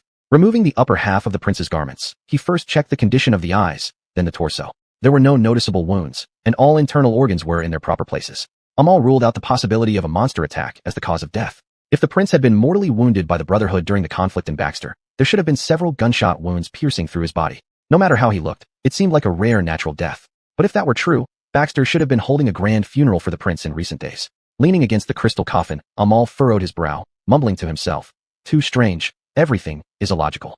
He looked around. Everything, the furniture and decorations, remained untouched, exactly as they were the first time he visited. There were no signs of struggle or destruction caused by monsters. The prince appeared to have died naturally at an age when he shouldn't have, and someone had sealed off all news about it. Clayton was nowhere to be found. It was as if he had wandered into a paradoxical wonderland. Just as he was at a loss, a light flickered on somewhere within the palace, casting shadows of someone pacing inside. His initial sweep had been thorough. There shouldn't be anyone in the house. What chilled him to the bone was that he had never noticed that particular room before, and he was certain he had checked every existing room. Amal rushed toward the room, but as soon as he pushed the door open, the space around him shifted. He found himself aboard an empty speeding steam train. With a creak, the door behind him closed automatically, and upon reopening, it led to the next carriage. Yet the steam train remained completely empty. Several possibilities raced through his mind as he slowly sat down in the carriage, rapidly deducing what might be happening. First, this could all be an illusion. Second, some unknown spatial overlappability might be at play, though Amal doubted any supernatural entity could achieve such an effect. Third, the goddess of death had taken advantage of his distraction, projecting her influence into his mind and warping reality to this extent. Outside the window was a thick, gray fog. The exact location was impossible to discern. Thump, thump, thump. Amal tapped his fingers on the table in rhythm with his heartbeat. This was a trick to ensure he remained in the real world. Each tap corresponded to 2 heartbeats, one from his heart and one from his mechanical heart. If either heartbeat was missing, it would mean he was in a simulated space or had become a memory after death. During the first 24 hours, he did nothing but keep tapping the rhythm. Nothing happened. No sudden appearances of humans, no monsters leaping out with gaping maws, nothing. The steam train continued its journey without pause, sounding its whistle every 8 hours, as if heading toward an endless destination. He had to admit, while he had seen many terrifying things, nothing quite compared to the sheer illogic of this situation. "Kiana, are you here?" Amal called out, and Kiana materialized before him, dressed to appear as a normal human. This was a good sign. His connection with Kiana remained intact, so he wasn't immediately in danger of the goddess of death claiming his life. "The best greeting, my king." Kiana seemed somewhat uneasy, and Amal assumed it was due to the confined atmosphere of the carriage. "Where are we?" This question is crucial. Kiana's expression turned complex, almost pained. "I'm not sure. It feels like we aren't anywhere. I lost my sense of direction once you entered the ducal mansion." After hearing her words, Amal resumed tapping the rhythm on the table, slowly continuing. "In the first day after arriving here, I waited for something to make a move, but it seems there is nothing here now. The question should be where this train is heading." Kiana suddenly tilted her head in extreme confusion and replied, "But the carriage is full, Your Majesty." Amal immediately widened his eyes in shock. "What?" Just as he finished speaking, the steam train let out a whistle, as if entering a tunnel, and the compartment suddenly darkened. Only then did he realize that this train was actually filled with passengers. It had been fully occupied all along. Right next to Amal, a passenger who had been silently accompanying him turned their heads slowly to look at him. The moment their gazes met, his peripheral vision caught Keno rushing forward, trying to grab him, but a piercing howl sounded, and everything went black before his eyes. Amal jolted awake, lying on the long bench, realizing he had only experienced a nightmare, yet he was indeed still inside the steam train. turning his head to look at the rows of empty compartments. His conclusion about the unmanned train began to waver. Xuanhuan, are you there? When he called out to the queen for the second time, the only response was the continuous sound of the train moving forward on its tracks. He realized that his connection with Xuanhuan's soul had been severed. Amal did not intend to surrender, no matter what was controlling everything. He drew Ernst's sword and launched himself out of the train using a steam projectile. Propelled through the gray mist, Amal didn't enjoy his brief freedom for long. Something tore him apart instantly, and he woke up again inside the train. This time, however, the carriage was different, and his Ernst's sword was nowhere to be found. Amal had not brought the Chavez firearm on this trip, leaving him now completely unarmed. Chapter 71. The curtain is raised. Tick-tock. Amal held a pocket watch, his eyes fixed on the dial while his ears were pricked up, hoping to hear some sound. From his observations, every time the steam train whistled, it would pass through a tunnel-like space, during which the passengers inside the train could be seen. However, if a passenger found themselves being watched, they would do everything in their power to kill the observer. He had tried retaliating and evading, but none of these actions mattered. The bashful passenger could still kill him in an instant, only for him to awaken again from this endless nightmare. And whenever he used a weapon like the sword of Ernst for retaliation, upon awakening, he would temporarily lose it. This was similar to Keanu's severed connection with him. To test his theory, Amal was now waiting for the next whistle, keeping track of the time. With a roar, Amal immediately wrapped a piece of cloth torn from the seat around his head, voluntarily blinding himself. While blindfolded, he could only hear his own heavy breathing. 5 minutes passed, and Amal was still alive. But he knew all too well that on the other side of the cloth, there were the gazes of the passengers. The theory and hypothesis proved correct. He said to himself slowly, Rule 1 for surviving on the ghost train, do not open your eyes when inside the tunnel. Feeling his way forward, Amal headed to the front carriage. But just as he was about to step in, Lottie's voice came from behind. Mr. Amal, what are you doing? He froze as if electrocuted, and then turned around to answer. Why did you come here too? Remember my words, don't open your eyes right now. It's okay, this is all just an illusion. Take off that silly blindfold.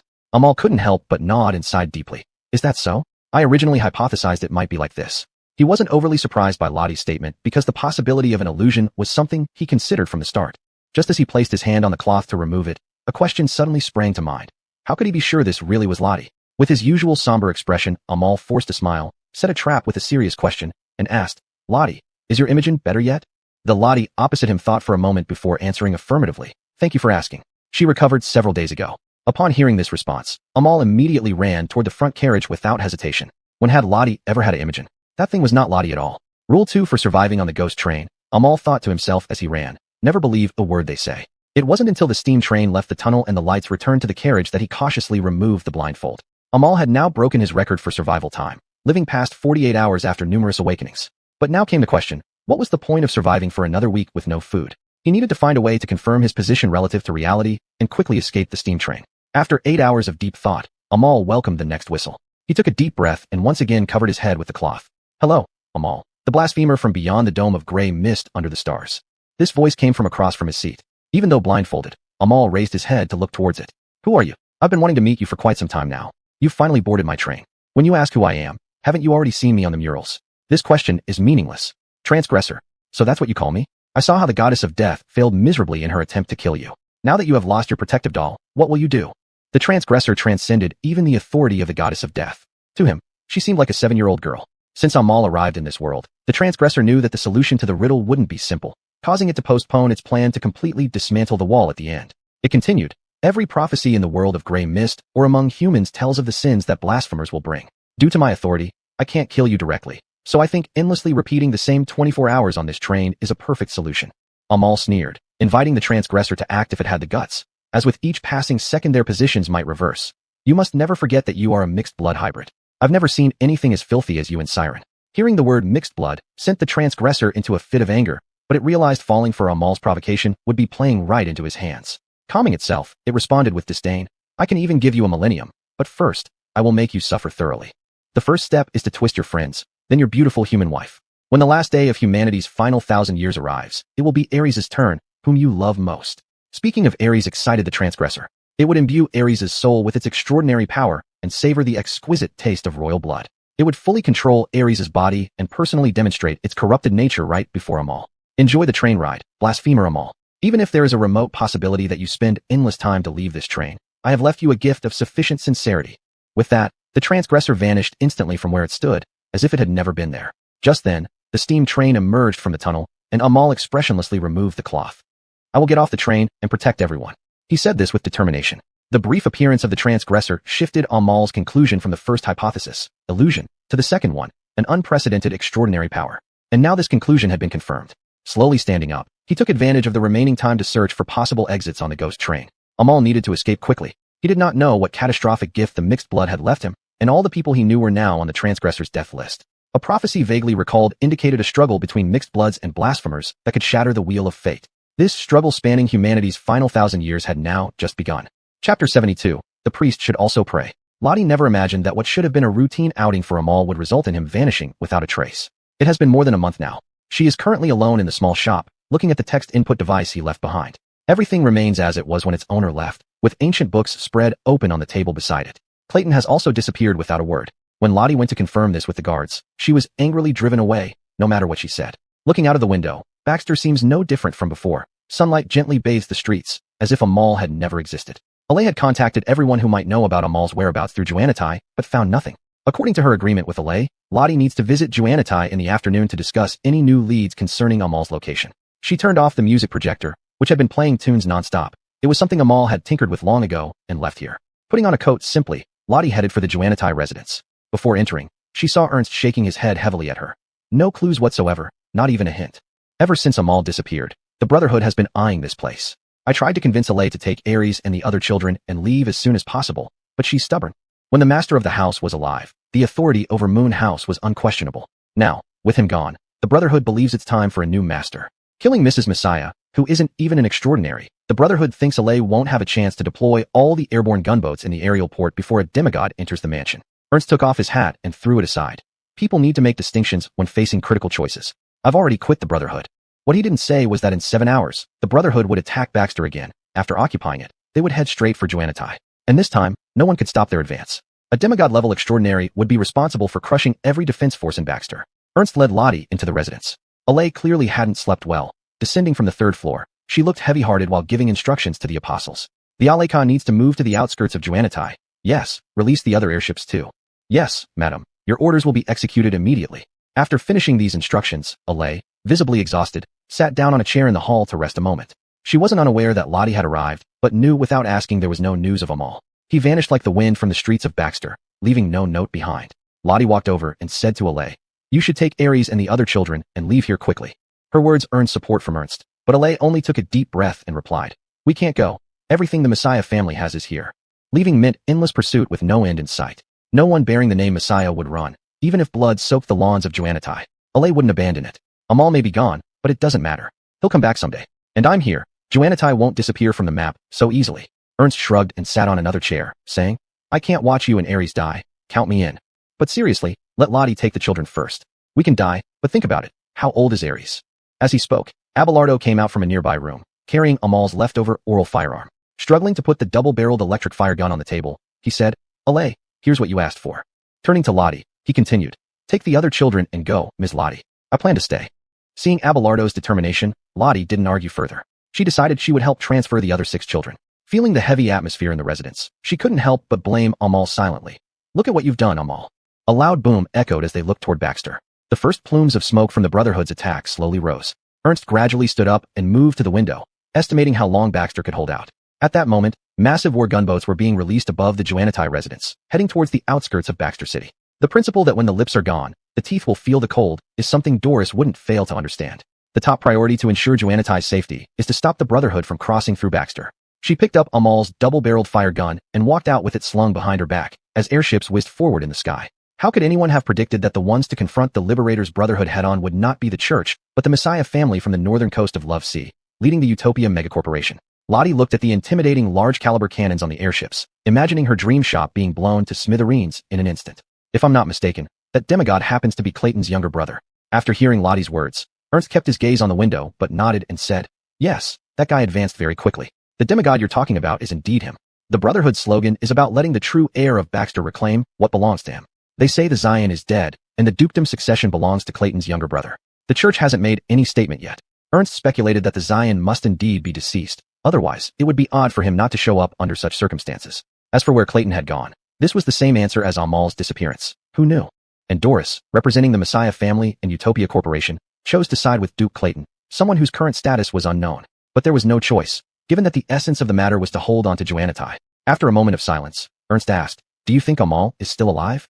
Lottie also stood up and looked out the window, replying, I choose to believe he is, even if the hope is slim. Sometimes choosing to believe means there's still faith left. Disbelief brings only despair. They called for Amal's return, much like calling for God to wield his divine power. Priests don't pray for things like this, but Ernst and the others would do so now. Chapter 73, the seventh day. Inside the ghostly steam train, Amal had been trapped here for quite some time, with no clue about what was happening in the real world.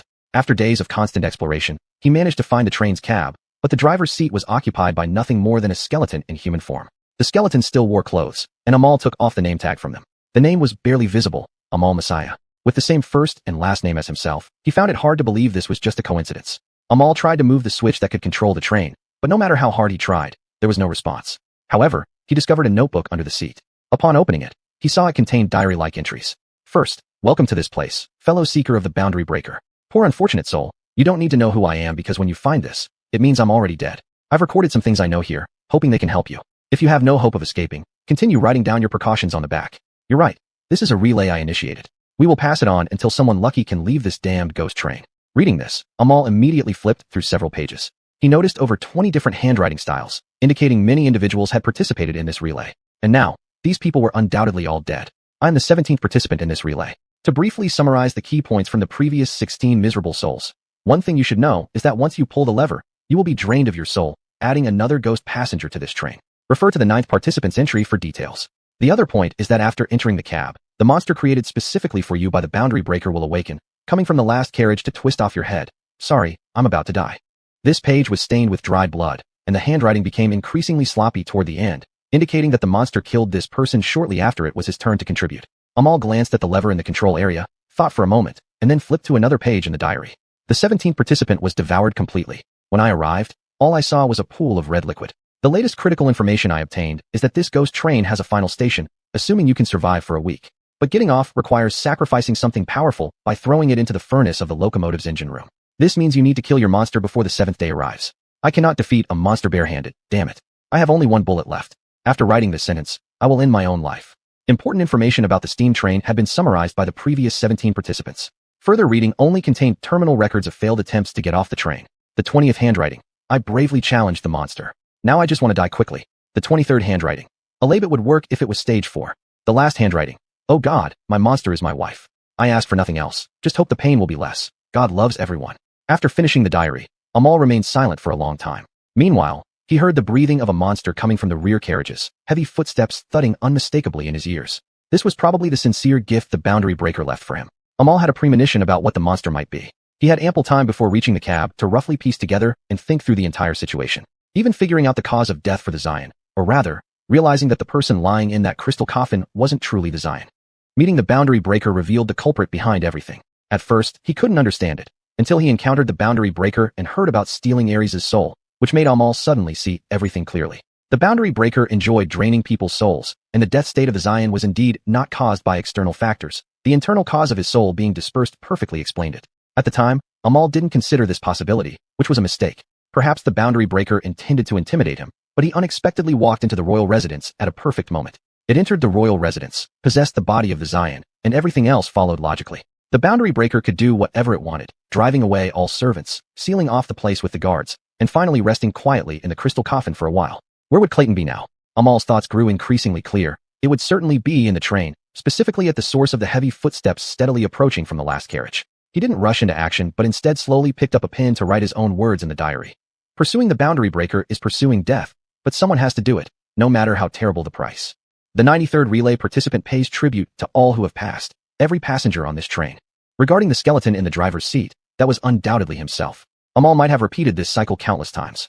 The last time, he chose to pull the lever. After being drained of his soul, he lost his memory, but due to its hierarchical power, the boundary breaker couldn't directly kill him. Thus, his physical body was reset. Then the perfect loop continued. Chapter 74, Crime and Punishment. Amal was not dead. This belief had been deeply rooted in Lottie's heart. Reasonably speaking, a person accompanied by a companion god wouldn't just die silently. She walked into the grand library and found the Tepia crown on a bookshelf at its deepest part. It sat there unblemished, untouched by any dust. Mr. Ernst, can you bring over a ladder? Hearing her voice, Ernst found a ladder nearby and placed it against the towering bookshelf. Lottie climbed up the ladder swiftly, but as she picked up the crown, she recoiled as if startled and fell heavily to the ground. Seeing this, Ernst looked puzzled and muttered, "It's just a crown. What could possibly be frightening about it? Let me see." He did as Lottie did and examined the crown. His eyes widened with incredulity as he turned back to look at Lottie. There was no mistaking it. They saw Amal inside a steam train through the golden crown. At that moment, the crown showed a distorted Clayton confronting Amal. Lottie held the crown and, after examining it closely, said, "This should be some kind of reality reflection." Ernst rubbed his chin, confused, and asked hurriedly, "What about Keno? She couldn't just let Amal be trapped there, right? It seems to be on a steam train, but I've never seen this carriage decoration before, so it can't be in Baxter. Why don't I try to find out where he is?" Lottie immediately tried to trace the source, but the moment she embraced the extraordinary power while holding the crown, an absolute force repelled her. They turned around and realized Xuanhuan had appeared without their notice. She now looked as fearsome as when they first met her in Tepia's underground, like a silent black reaper. Xuanhuan slowly flapped her wings, expressionlessly staring at the two of them from head to toe. Xuanhuan did not approve of the crown being touched by those who should not. Within the boundaries of authority, the Tepia crown must remain absolutely pure. Seeing this, Ernst told Lottie to put the crown down and said, "If your eyes are working, you'd know it doesn't like us touching this thing." The crown was gently placed on the table, and Xuanhuan extended her hand, causing it to float towards her and rotate slowly. Seeing the situation not deteriorating uncontrollably, Lottie softly asked, "Xuanhuan, why aren't you with them all?" Xuanhuan slowly turned her head and stared at them silently for a long time before answering. "The cage refuses my entry. Wait for his return." She made no move to hand over the crown to Lottie, causing Ernst to despairingly smile and say, "Are we going to watch them all die? This female monster is as stubborn as I remember from the Terror Forest. They needed to try something else." So he pulled out Kiefer's head from his pocket. He had taken it after noticing its ability to manipulate the piano, fearing any accidents. Ernst shook Kiefer, positioning his view towards the crown, and sneered, "Pianist, you're knowledgeable. Tell us where Amal is. If not, I'll tell the monster everything is your fault." Kiefer glanced at Xuanhuan, who was looking directly at him. His arrogance melted away instantly. This is the work of the Boundary Breaker, the Fenwick, an eternal ghost train roaming under the gray mist dome. Everyone who tried to find the Boundary Breaker ended up there. Once he started talking, he couldn't stop, almost gleefully. "There's no way out. You can prepare Amal's funeral, your majesty. As a pianist, I swear, no one's joking." Xuanhuan's already displeased demeanor worsened. Seeing this, Lottie quickly kicked Kiefer's head discreetly, signaling him. He hastily continued, "The only possible way to contact Amal now would be for Lottie to use the extraordinary power of a dreamweaver to communicate. That might be the only path left." Xuanhuan fluttered her wings, contemplating the words of the headless living dead. "You heard Kiefer. Hand over the crown to Lottie." Due to the apostle's urgent notification that the crown had been moved, Doris hurriedly returned from the front lines.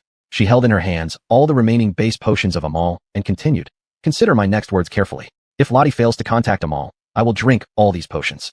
This way, when your majesty returns one day, he will find that your stubbornness has caused his human wife to mutate into an ugly 8-tentacled monster. Wouldn't he blame you for this? Quite a lot to think about, isn't it?"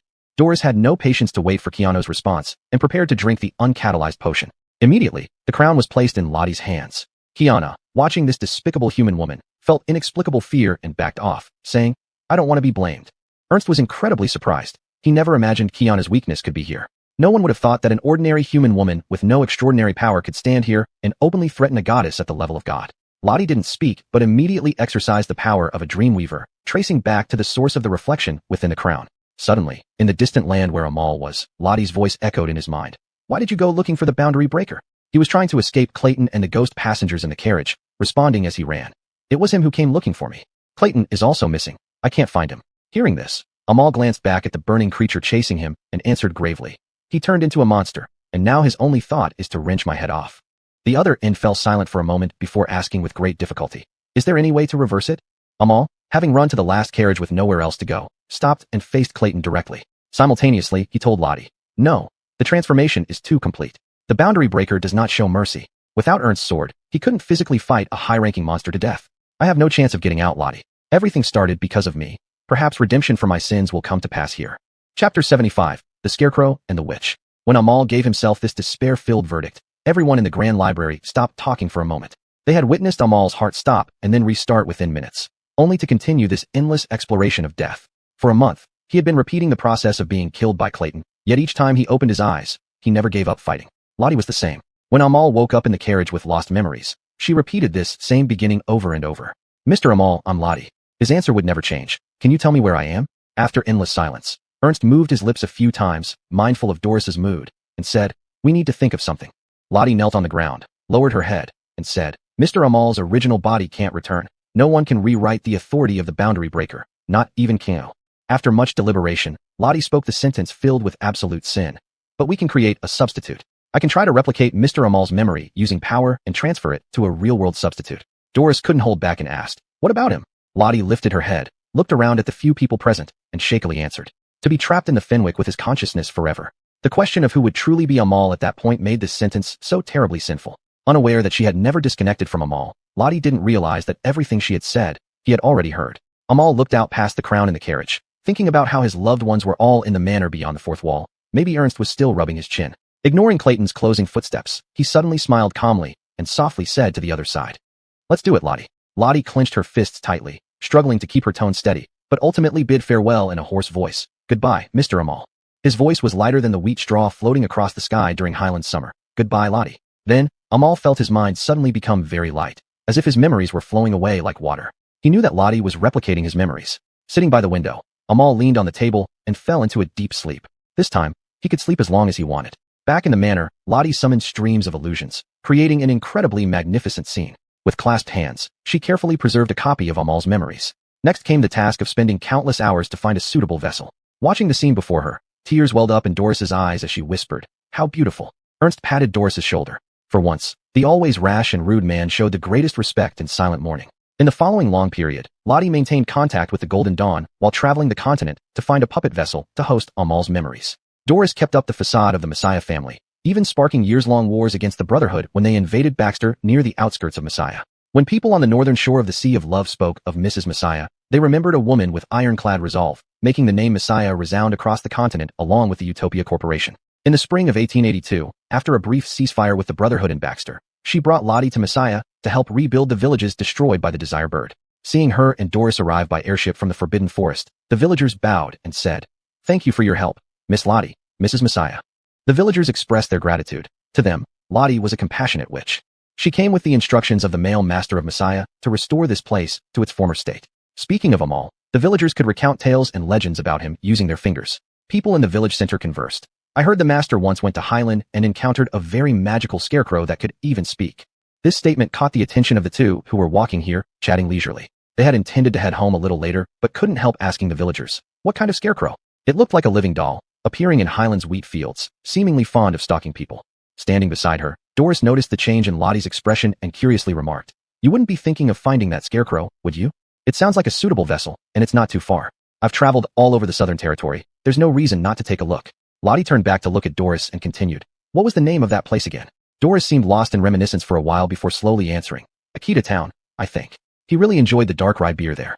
If she remembered correctly, there was also a painter named Mickey whom Amal admired greatly. "Looks like you don't plan on returning to Baxter?" Lottie shook her head. "To Highland, this magical town called Akita." So, a dozen hours later, Lottie almost without stopping took the airship to Highland. After a brief rest on the airship, she arrived at Akita Town, a place Amal had once visited.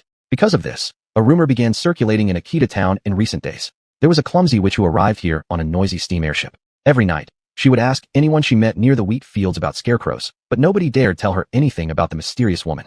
Thus, Lottie came up empty-handed. Mickey, unaware of what had happened to Amal, sat in the tavern, talking despondently to the current female mayor, former waitress Laurel. "I keep thinking about someone while looking for the scarecrow. Who else could it be besides Amal? We haven't heard from him since he left. Yeah, he didn't even come last harvest season." At that moment, Lottie pushed open the tavern door, scanned all the customers and waitstaff, and loudly asked with hands on her hips, "Has anyone seen a living scarecrow?" No one responded, but Lottie wasn't discouraged. She simply set up her dream shop right there. A prolonged battle awaited. She wanted to see just how long the scarecrow would hide. Lenore had to find the scarecrow to store Amal's memories. Regarding the plot, the perspective will now shift to Abelardo, who, along with Ares, is not merely a supporting character but will play a crucial role. Amal will develop off-screen, spending a perfect holiday aboard the Fenwick before choosing to re-enter the main storyline. Chapter 76, The Visitor from Outer Space. The dates on the calendar passed as Lottie waited for the scarecrow day by day, striking out the past days. Several used calendars were discarded on the desk. The year 1882 had long gone, and it was now 1890, about to welcome humanity's third millennium. But this morning, Lottie finally saw something different, though not good news. As she picked up the newspaper and saw the front page, she rubbed her eyes in disbelief and said, "What is this thing?" All newspapers across the continent published an identical front page, reporting that a kilometer-long unidentified creature suddenly appeared above the capital city and was reportedly still in a dormant state. A snapshot of the cloud-like creature was published next to the front page, looking like a towering strange cloud lazily lying in the sky of the capital. Lottie immediately picked up the electric collar on the table and dialed Ares' emergency hotline. "Hello, Utopia Corporation." The voice on the other end was not Doris's, but Ares's. Lottie asked, "Where's Doris?" "She went out very early this morning. It seems we're going to have a temporary ceasefire with Baxter," replied Abelardo. Lottie massaged her temples in worry. Doris told me you and Ares went to the capital's academy 2 years ago, right? Have you seen the newspaper? Get back to Arya quickly. The capital isn't safe. The thing in the sky is also one of the reasons for the ceasefire. I think if it wakes up, there will be no difference between returning to Arya or staying in the capital, Abelardo said with evident helplessness. He looked at Ares beside him, a girl who had advanced several grades in the academy and was known as a prodigy, and said, Aunt Lottie wants us to return to Arya. Ares did not respond but packed her thick extraordinary studies books into her bag and left for the academy without saying a word. Ever since her father Amal went missing, this younger sister had developed an odd personality, and nobody could figure out what was going through her mind. Among the 7 children, only the 2 of them remained after 8 years of unceasing war. Doris often blamed herself. While she alone used iron-fisted methods to control the situation in the Western continent, she failed to protect the 6 children. Abelardo caught up with Ares, who was about to board an airship, and sat next to her, but they couldn't even exchange a word. He tried to strike up a conversation but was accustomed to Ares' silence. Didn't you get permission to access the restricted library earlier? One was the eldest brother who worked hard studying extraordinary knowledge but ended up last in class due to his knack for steam machines instead.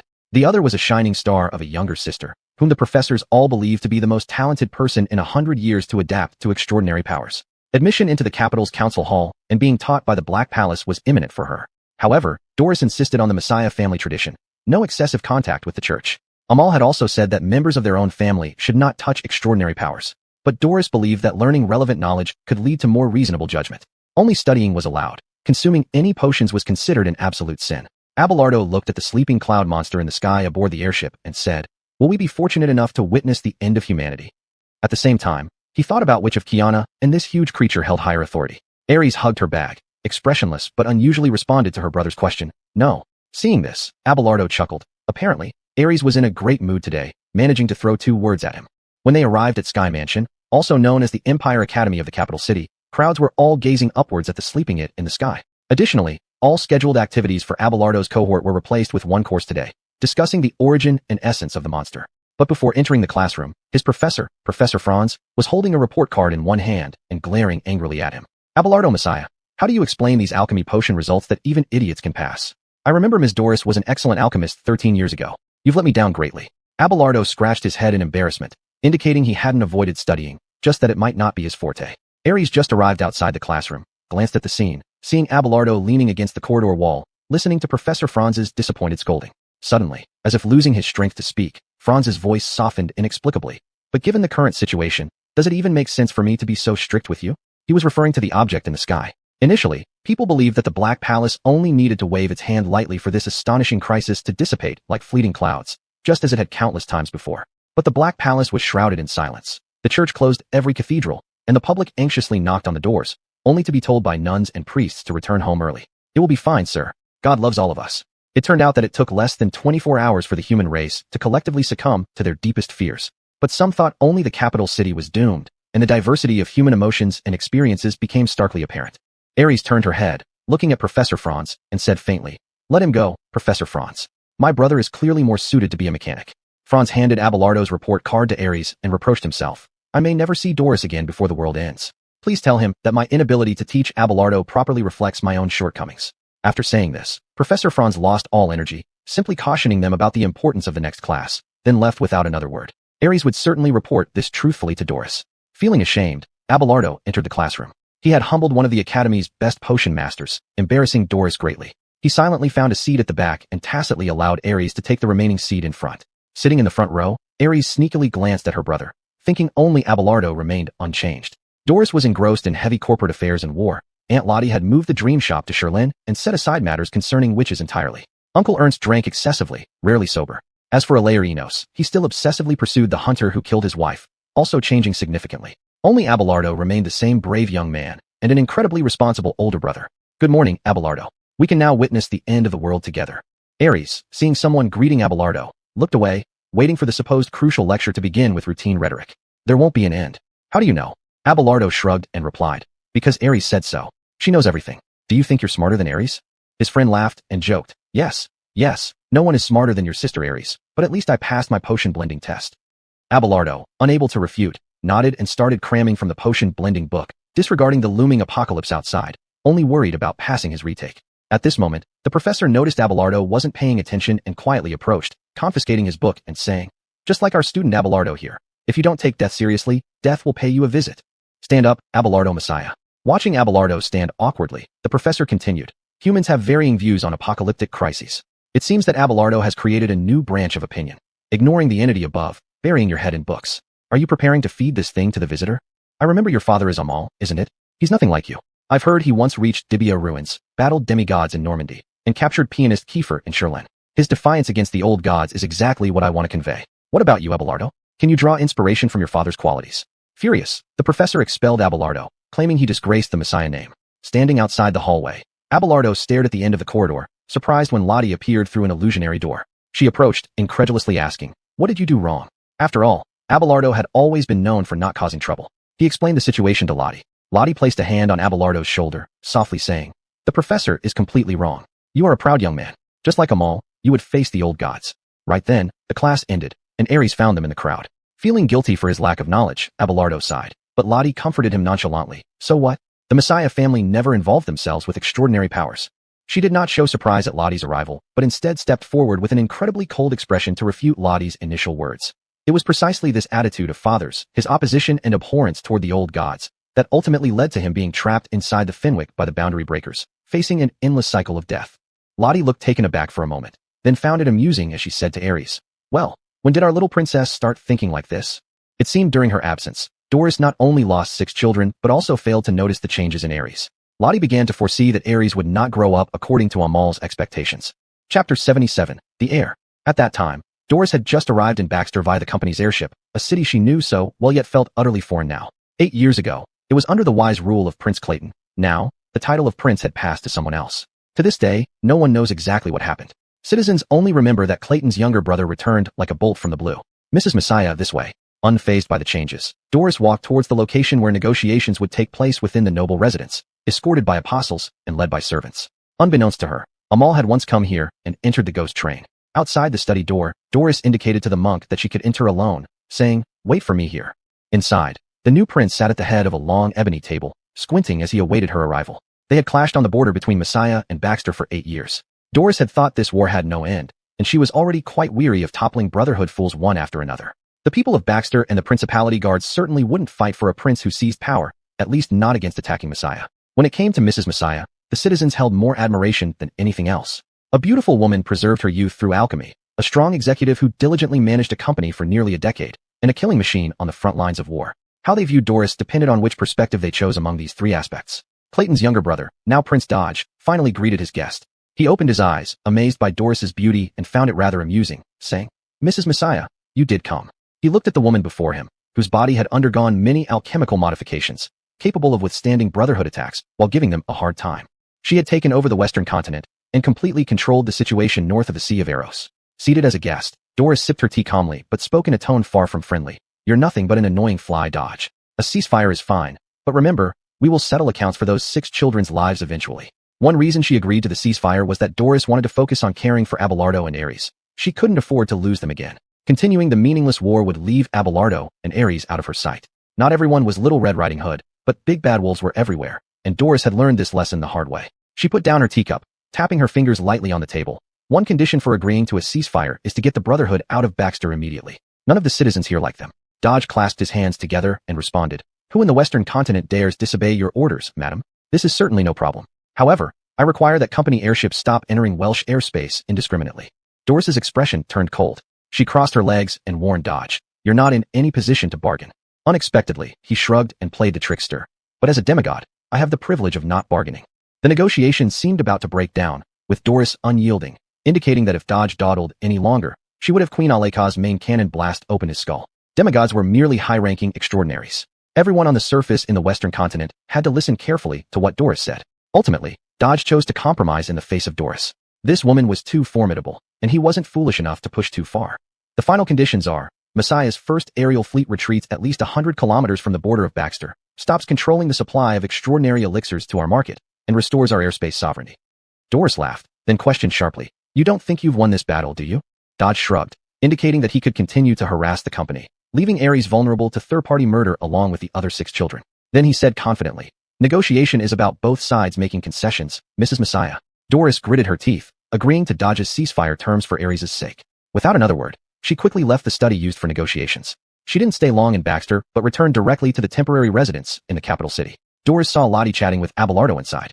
Lottie turned to look at Doris and said with a smile, "Only took 2 days. It seems the talks went smoothly. I'm curious how you got here. Didn't you refuse to leave Shuren despite my urging?"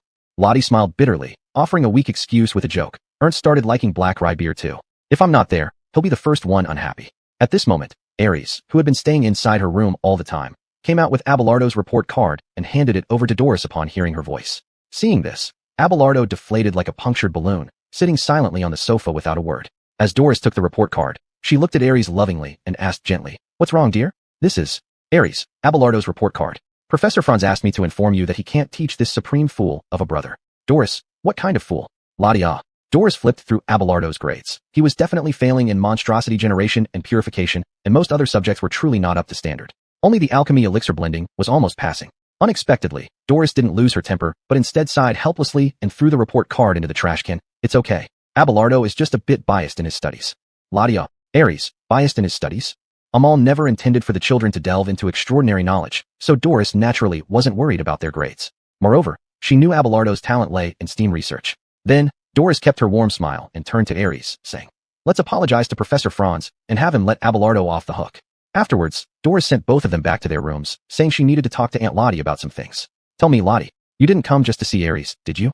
Lottie's expression became very serious as she pointed at the sky outside and said, "That thing could awaken at any time. You should take Abelardo and Aries away from the capital quickly." She had initially opposed Doris bringing Abelardo and Aries to the capital to study extraordinary knowledge, and now she felt even more anxious. Unexpectedly, Doris showed no surprise. Leaning against the railing and enjoying the breeze, she replied calmly, "I got some intel through certain channels. That thing won't wake up anytime soon, and currently, the Black Palace isn't planning to wake it up blindly. So you have more time to take the 2 kids to safety." Doris turned her head, looking at Lottie tenderly, and said softly, "You misunderstood me. Temporarily might mean 100 years or even 1,000. Leaving here won't make any difference." Seeing this, Lottie also leaned against the railing, resting her chin on her hand, focusing intently as Doris continued.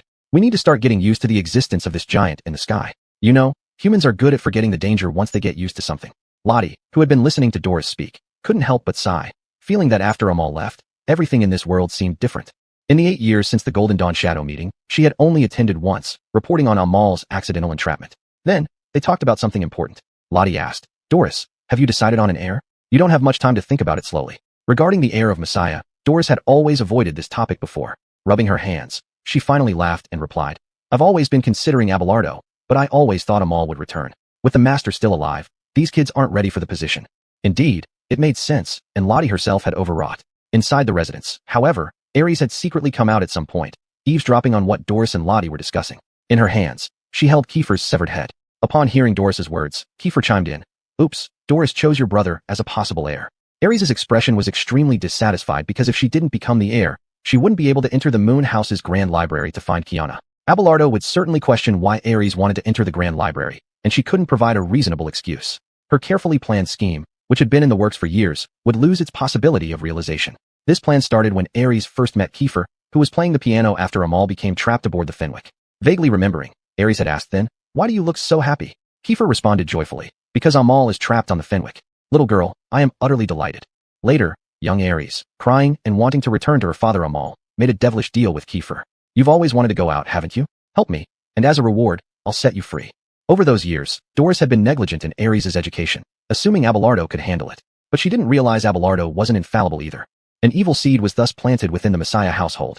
Besides Lottie, who had a slight premonition, no one else had discovered it yet. At this moment, inside the residence, Aries patted Kiefer's head and said calmly, "It makes sense for Sister Doris to think this way, but the one who will ultimately get the key to the Moon House will definitely be me. Kiefer, even if it means killing Abelardo, Aries, I will try not to spill blood within the Messiah name." Kiefer sighed, feeling that Aries was still not ruthless enough. Not ruthless enough, and she wouldn't be able to elegantly fulfill her own expectations. Chapter 78, The Desecrator. In the corridor outside the Black Palace, the Linus was quietly listening to the first-hand information brought by a church informant from the Northern Kingdom. "Reverend Linus, it is reported that Baxter has ceased its conflict with Roni. Moreover, as you predicted, Messiah's youngest Imogen has achieved remarkable accomplishments at the Imperial Academy. Is it time?" The Linus slowly paced in the corridor, pondering for a while before suddenly asking, "How many years has Amal been missing?" "It's been about 8 years now." The Black Palace now faced a dilemma. Should they continue placing their bets on Amal, or shift their focus to 2 possible successors within his lineage? This celestial object was no more than a deterrent sword wielded by the Boundary Breaker, but the Black Palace maintained an eerie silence regarding the potential destruction it could bring in the future. Was it that the boundary breaker had already gained an early victory? Or did humanity still have a glimmer of hope? The Linus's expression was full of contemplation. The internal deliberations grew more tumultuous. He said, assuming Amal is out of the game, then we might persuade one of his few successors to enter the Black Palace. This possibility isn't non-existent. But I've heard that Dev Messiah, who seems most obedient, is quite clumsy when it comes to extraordinary power. Instead, that youngest Imogen possesses an astonishing talent for extraordinary power. As the sun peeked through the clouds, shining into the corridor, the informant hurriedly held up an umbrella to shield the annoying sunlight. We can use all resources to rapidly elevate this youngest Imogen to the god phase. But as for Dev, his father probably already proved that the steam path is not viable. We might not need to pay attention to him anymore. The Linus decided to pick a day to personally meet Ares and see what she thought about obtaining the inheritance rights of the Messiah family. As for Doris, the church could try to find a way to make her agree. Meanwhile, the Golden Dawn reached a completely opposite decision. Because Lottie detected Ares' rather dangerous intentions, after much persuasion, she finally convinced the Phoenix and others to support Dev obtaining the inheritance rights. He might be clueless about extraordinary power, but there was a hidden derivative extraordinary ability that could ease Dev's advancement. Moreover, the Golden Dawn could intervene in the precarious human-side situation. The only thing Lottie and the Linus agreed on was to try to persuade Doris to inherit the crown and let Kenna help the next Messiah Master transcend to the god phase. Because Amal, the only viable path in the steam side, was now trapped inside the Fenwick. Extraordinary machines wouldn't take orders from anyone else, and the key copy to the Moon House could now only be used by Doris. If she died unexpectedly, the extraordinary machine would once again get lost in the river of time. The turbulent human-side dynamics were condensed in these two siblings. Ares had begun trying to become the puppeteer, but poor Dev remained utterly unaware. Fortunately, his Aunt Lottie stood incredibly biased towards him. In the Imperial Academy, she found Dev busy preparing for his potions makeup exam. He was searching the library for various strange books, while occasionally pinching his nose to mix containers emitting pungent odors. When Dev returned, he found Lottie sitting at his seat, wearing a witch's hat, and crossing her legs, smiling warmly at him. Hello, Dev, we haven't seen each other for hours. Dev, burdened by the heavy potion's knowledge, scratched his head in frustration. Aunt Lottie, this isn't really a time for chatting. But could you tell me what the formula for the owl potion is? It's something like mandrake and gold liquid, but I can't remember the proportions.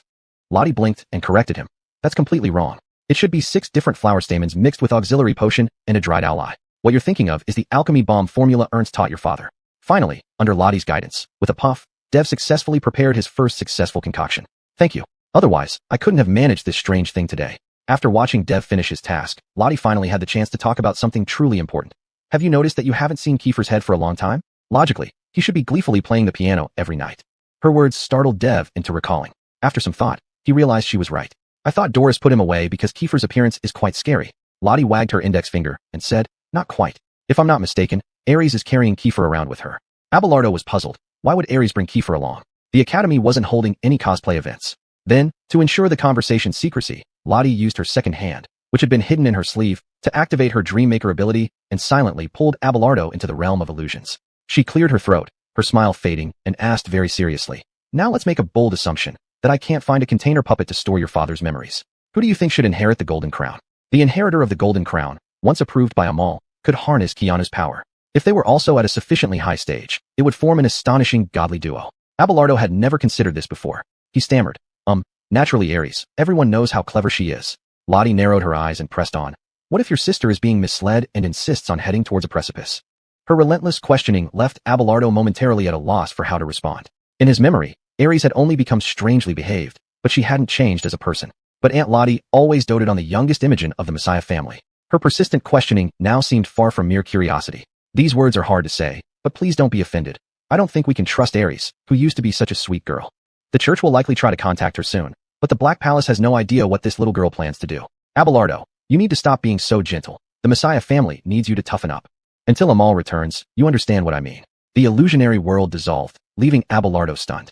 Seeing Aunt Lottie's warm smile again, he heard cold, contrary words. Stop Ares before it's too late. If you're soft-hearted, she won't hesitate as the youngest Imogen of the Messiah family.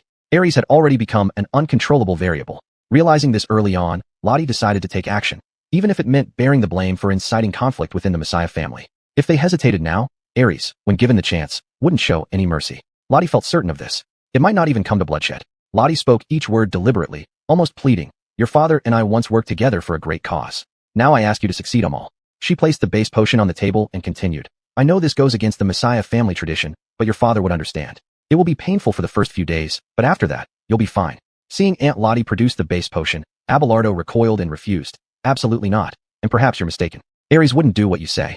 Lottie slowly stood up and showed Abelardo another bottle, completely empty, found in a corner of Ares' room. At that moment, Ares entered the library, noticing Aunt Lottie holding the extraordinary potion she had consumed, trembling. Lottie turned and saw Ares. Seizing the opportunity, she walked over gently and asked, "Tell Auntie, did you drink this?" At the same time, she glanced angrily at Ares' backpack, gritting her teeth. "Kiefer, I know you're in there. You dared to tempt Ares to drink a devilish potion. I'll flay you alive later." Abelardo approached them, hoping Ares would deny everything and claim it was a misunderstanding. But Ares' nod shattered his last hope. Then Kiefer poked his head out of the backpack, retorting, "You're doing the same thing, Lottie. Aren't you persuading Abelardo to become an illegal one?" Unable to contain her anger, Lottie instantly activated her extraordinary power. Streams of illusions surged toward Kiefer. Kiefer hurriedly rolled back into the backpack, shouting loudly from inside, "Hurry up, Ares, that crazy woman attacked." The illusion streams passing near Ares were instantly purified in reverse by some immensely powerful authority. "Calm down, Aunt Lottie." Ares smiled brightly, saying, "I'm just going to inherit the golden crown. What's so hard to accept about that?" Lottie clutched her chest, trembling as she said, "Ares, you don't know what you're getting close to." "I do, and I fully understand." After saying this, Ares was enveloped by gray mist. She laughed, waving goodbye to them before vanishing. Alabe the boundary breaker is right. Amal is a blasphemer, and his offspring will also be blasphemers. The only two children will both desecrate the family's sacred grounds, walking towards the extraordinary. After everything that happened, Abelardo came to his senses like waking from a dream. He slowly supported Lottie, who was about to faint, and his expression turned resolute. He said, "I don't know what's wrong with Ares, but if only I can stop her, then please trust me." Chapter 79 Dalton. Doris exploded with rage in her residence after learning everything. Aloysius tried to calm her down at first, but chose to stay quiet once he met her terrifying gaze. After venting her anger, she slumped into a chair and broke down, covering her face. "This is all my fault." The 6 children had died one after another during the 8-year war. She thought that the 2 remaining would grow up well and become the pride of the Messiah family. However, both became extraordinary ones, and it seemed Ares was going to throw herself into the arms of the Black Temple. How would she have the courage to face Amal in the future? Dev sat on the sofa in a panic, unsure how to beg for Doris's forgiveness or explain Ares' departure without notice. Lottie walked up to Doris and said heavily, "This isn't your responsibility, Doris. The sinner is me." But Doris continued to blame herself for not noticing Ares' changes early enough, feeling she should have paid more attention. It appeared that after making a deal with Almont, Ares had secretly stolen the hidden extraordinary essence potion in the moon house. After investigation, it was confirmed that Ares had now become an extraordinary one derived from the new moon branch and had rapidly reached stage 4. Lottie couldn't let Doris continue to collapse. She approached Doris and looked into her eyes. Understanding Doris's current feelings, Lottie needed to calm this woman whose belief had crumbled instantly, as the company still relied on Doris. She said seriously, "We still have a chance to reverse everything, Doris. You need to allow Dev to continue advancing his extraordinary power and trust me to guide him well. I promise you." Aloysius quickly agreed. "Yes, ma'am. Besides trusting Ms. Lottie, there seems to be no better way. Moreover, I believe advancing extraordinary power might be a better choice than having Dev tinker with steam machines with me." Even if Dev showed talent as a mechanic, he couldn't operate extraordinary machines. Before Doris could shoulder the burden of the company, Dev must grow into a qualified successor. Now, Doris couldn't reverse time. She gently called Dev to her side, stroked his head, and instructed, "Promise me you can ensure your own safety." Dev nodded, reassuring her that he would bring Ares back with him. Seeing this, Lottie asked Doris to let her take charge of Dev for a while, so she could focus on handling the heavy workload of the company. "He can attend classes at the Imperial College normally, but I plan to spend his free time wisely." Later, she led Dev through the infinite gate to the large library within the moon house, where Keanu remained, occasionally singing softly somewhere within. Lottie began tutoring Dev about using extraordinary powers temporarily. "The potion I made you drink is derived from the solar branch, which might be the most amenable derivation for ordinary people. Although it has good compatibility, it is among the rarest derivations due to the difficulty in synthesizing the potion. Comparable to it is Ares' new moon derivation. People say this branch originated from our original god extraordinary, Dalton, the sun god. We don't know how he ascended, but you only need to do one thing." At this point, Lottie raised a finger and continued, "Melt the core of high-stage extraordinary power, transforming it into your characteristic. It sounds similar to Almont's undead derivation, but it's far less evil. The solar derivation is more like a separation surgery, using powerful wave particle ability to shatter others' characteristics without harming them, though it ultimately depends on your will. After all, you could easily shatter both person and extraordinary power together. The solar branch is like a benevolent emperor, compassionate, yet not weak. This contrasts sharply with the irritable phoenix derivation. Most late-stage phoenixes become pathological arsonists. While dreamweavers in higher stages tend to indulge in their created illusions, phoenix derivatives uncontrollably burn everything. In comparison, the sun is much more normal. Lottie considered this carefully. She did not want Dev to be entirely influenced by extraordinary power and turn into a delusional patient. Then, pointing to the sunlight coming through the window, she asked Dev to try controlling it. Dev stretched out his hand, feeling the extraordinary power surging within him. experiencing the pulsation of blood vessels and an indescribably wondrous sensation. As he reached toward the sunlight, trying to activate his characteristics, the sunlight shattered into glowing fireflies, gathering around his hands. Who said Dev was clumsy with the power of Beyonders? Lottie smiled contentedly and said, "Look how quickly you've gotten the hang of it. Trust me, you will become a qualified Sunday." But as soon as she finished speaking, Dev lost control over the power gathered in his hands. It shot out uncontrollably as a destructive beam of light that instantly pierced through a large bookshelf. With a loud thud, the heavy bookshelf crashed to the ground, scattering books everywhere. Lottie smacked her forehead helplessly and then smiled wryly to console him. "It's okay. We can take it slowly." The noise they created attracted Keanu, who had been hiding within the large library. She was highly sensitive to the activation of Beyonder powers and slowly walked toward them with flapping wings. "Sorry to disturb you, Keanu. I'm teaching Dev to control his Beyonder power." Keanu tilted her head as she looked at Dev and softly said, "I know he is the eldest son of His Majesty, but I don't understand why Beyonder powers are being used here, especially by family members. I'll explain later, but I have Doris's permission. So, do you have any objections?" Hearing Doris's name, Keanu's expression became visibly tenser. She was really worried that Doris might threaten her again with Amal and hurriedly indicated that she had no objections. But when Dev saw Keanu approaching him, it felt like his heart was under tremendous pressure. By a Beyonder's perception, he sensed that Keanu represented a pitch-black abyss. The Beyonder power within his body screamed for him to leave as quickly as possible. Dev nearly couldn't resist the survival instinct to run. Lottie noticed his inexplicably pale face and guessed the reason. She explained, "Just get used to it. Queen Keanu is of the hetero-angel branch of God, which could be considered your father's ultimate move." Realizing she made Dev feel uncomfortable, Keanu kindly suppressed the activity of her Beyonder power. Dev finally breathed freely again. "Thank you for your understanding, Queen Keanu. It is my fault for making you uncomfortable," honored Mr. Dev. Keanu knew how much Amal valued these children. Now only Dev and Aries were left alive, so naturally, she treated them favorably. After looking around, she asked Lottie curiously, "Where is Miss Aries?" Upon hearing Lottie's explanation of the circumstances, Keanu casually took a book from the nearby bookshelf and, while flipping through it, said lightly, "I suggested to our king right from the start not to spare that living dead. When Miss Aries' mind is clouded now, he will realize this." Saying this, Keanu gently sang a beautiful melody as she held the book and walked into the depths of the library, intending not to disturb Dev's practice of controlling his abilities. Moreover, if she hadn't taken good care of the child, Amal would definitely be displeased with Doris when he found out. Keanu innocently thought that when their king returned from the train journey, she must embellish the complaint.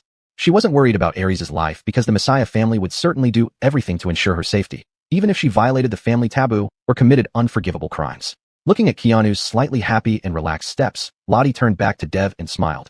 Some women, even after living for thousands of years, remain as naive as an 8-year-old girl. Dev chuckled inwardly, thinking sometimes Aunt Lottie and Queen Keanu were alike, and when Lottie started acting silly, she would absolutely drop her jaw in surprise. He finished laughing and said quietly, "Aries is already at stage 4. I should catch up with her as soon as possible. Dev, things can't be rushed. What you need to learn first is how to control your abilities. Everything else can wait." Then, Lottie spread her hands, summoning the colorful illusion threads composed of Amal's memories, and said very seriously, "All the absolute secrets of this world, recorded by the Tedia underground murals, are deeply etched in your father's mind. They even revealed the reign of monsters over the sky of the capital city. So we can suspect that it predicted what Aries would do in the future. But whenever I try to view that memory fragment, the mural content becomes blurry. But your father has a very good little habit, which is to transcribe his diary using a text input device on the go. The bad news is that the top copy of the diary was probably taken away by Aries, and that's why I'm telling you this." Aries was using Amal's recordings and insights about the murals to decide what to do next. Dev pounded his palm and immediately said, "So we need to compete with Aries for the lower half of the diary transcript. Whoever obtains it will have the absolute advantage over the subsequent situation. Before that, they needed to prevent every move Aries made until they discovered her true intentions and goals. And who was keeping the lower half of the diary transcript was something Amal had never told anyone, including Doris." Lottie gave a gratified smile and said, "Since the church chose Aries, we'll make them regret not choosing you." Chapter 80 Wilhelmina Cathedral. Today, the Imperial Academy carried out a voluntary service activity for students from all stages of the year as per its annual tradition. As a rookie temporarily selected to intern in the church hunter team, those who perform well can receive high evaluations and join the church's advanced ranks directly after completing their training to become high-ranking hunters. This internship is crucial for ambitious students. Moreover, an empathetic regulation ensures that selections aren't based on usual academic performance, but rely solely on personal willingness, with full responsibility for one's own life. When Dev entered the Imperial Academy today, his friends immediately rushed over to congratulate him. Xandra was chosen first. "What a great thing, Dev." Upon hearing this, Dev's expression turned even more serious as he said very earnestly, "Are you sure?" He thought Xandra wouldn't return to the academy for further studies, especially since she didn't come back to her residence in the capital city. Everyone, including Lottie, believed Xandra had left far away. Of course, why would you doubt our information? I'll tell you. The hunter saw Xandra and broke into a broad smile. As if Xandra were the one doing the selecting, his friends mimicked the scene vividly, which normally would have made Dev laugh heartily. But those carefree days were over. Dev, like Amal, would now bear his own heavy original sin, caught in the web of sin and punishment, a fate shared by all defilers, as later scholars put it. Since Xandra went, he felt compelled to join too, even though he had just become an extraordinary. Dev stretched out his hand, staring at his palm and praying silently. Please bless me, Father. Allay no blood kin die in these conflicts. Then he strode deeper into the Imperial Academy. Hey, Dev, where are you going? Without turning his head, he replied softly, to find the church hunter. Ignoring his friend's pleas to give up, words like being the last place in class and only adept with steam machines seemed to define him now. It was as if his forehead bore a label, unsuitable to be an extraordinary. The academy was full of people wearing pure gold badges that glinted in the sun. Dev had seen such badges before when Doris returned her badge to the church doctor many years ago. Thinking about it now, that was where everything began. Do you still need people? I want to join you. The church hunter rubbed his chin, observing Dev closely. After a brief scrutiny, he deduced Dev's extraordinary power branch, solar-derived. You must be some prince or duke's child. This branch is quite rare. In principle, I shouldn't refuse someone with solar abilities, but just in case something happens to you and a noble demands my life, tell me your name. Dev Messiah. From the Messiah family? Yes, sir. Ah, now I remember. The church hunter suddenly exclaimed, tilting his head uneasily. Not to mention the formidable reputation of Mistress Messiah. Everyone knows how foolish the eldest son, that's you, is. Well, go ask Professor Franz for permission, and I'll consider it. Professor Franz, responsible for verifying this year's project, initially assumed Dev wouldn't participate. Thus, when Dev approached him, Franz was very surprised. But the surprise quickly turned into advice. Tapping his pen, he looked resolutely at the determined Dev and said, Listen to me, boy. You struggled with mixing Al potion. Facing non-human entities, you won't survive. I'd have to answer to Doris. Strangely calm today, Dev showed none of his usual nervousness and awkwardness around Franz. Perhaps he had always been this way. If so, Professor Franz would have favored this student more. Xandra is participating. So am I. You can contact Doris now. She will agree. Dev's firm tone left Franz with no choice but to give up trying to dissuade him. He looked at him almost stating a fact. I'll say this one last time. You'll get yourself killed. You're different from Xandra. You could help manage family affairs. Are you really sure about this? Dev showed no hesitation, affirming he had already made up his mind long ago. Doris Messiah, Franz couldn't help but reflect, your non-blood descendant with the mechanic Amal is eerily similar in stubbornness. He vaguely remembered that many years ago, the person standing at this very desk was Doris, except back then her surname was still Valentino. He had similarly advised Doris that despite her top-notch academic performance, her affinity for extraordinary power was quite poor. He suggested she consider becoming a researcher instead of a frontline hunter. At that time, Doris refused his advice, just as Abelardo did now. Everyone knew how things turned out. Would Abelardo be any different? Franz initially asked himself this question. Do you know, Doris was just as stubborn as you when she started. I chose to respect her opinion. For you. He paused, suddenly smiling, adding, go all out. I sincerely hope someone can tell me face to face that my judgment was completely wrong. Don't follow in others' footsteps. If you're sure, sign it. After saying this, Professor Franz threw a pending signature accidental death responsibility acknowledgement form on the desk and offered a pen, signaling he could sign. Abelardo took the form, signed his name neatly, and put it back on the desk. Thank you for your recognition, Professor Franz. Professor Franz's expression remained calm as he waved his hand, only saying he could now find an appropriate hunting team. Remember to graduate alive. Dev, you're still so young. He had sent many students to the church. 9 out of 10 died within the first 3 years as frontline hunters. 0.5% became monsters, and the remaining 0.5% quit after a short time.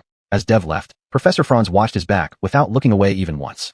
On the other side, when he found the hunter again, he saw that the hunter was already preparing to leave by sitting on the suspended platform of the airship. Seeing Dev rushing over, the hunter rubbed his eyes, thinking he might have seen wrongly. One could say he arrived just in time. It seemed the hunter hadn't expected him to get permission, which wasn't surprising. What noble son would willingly become a frontline hunter?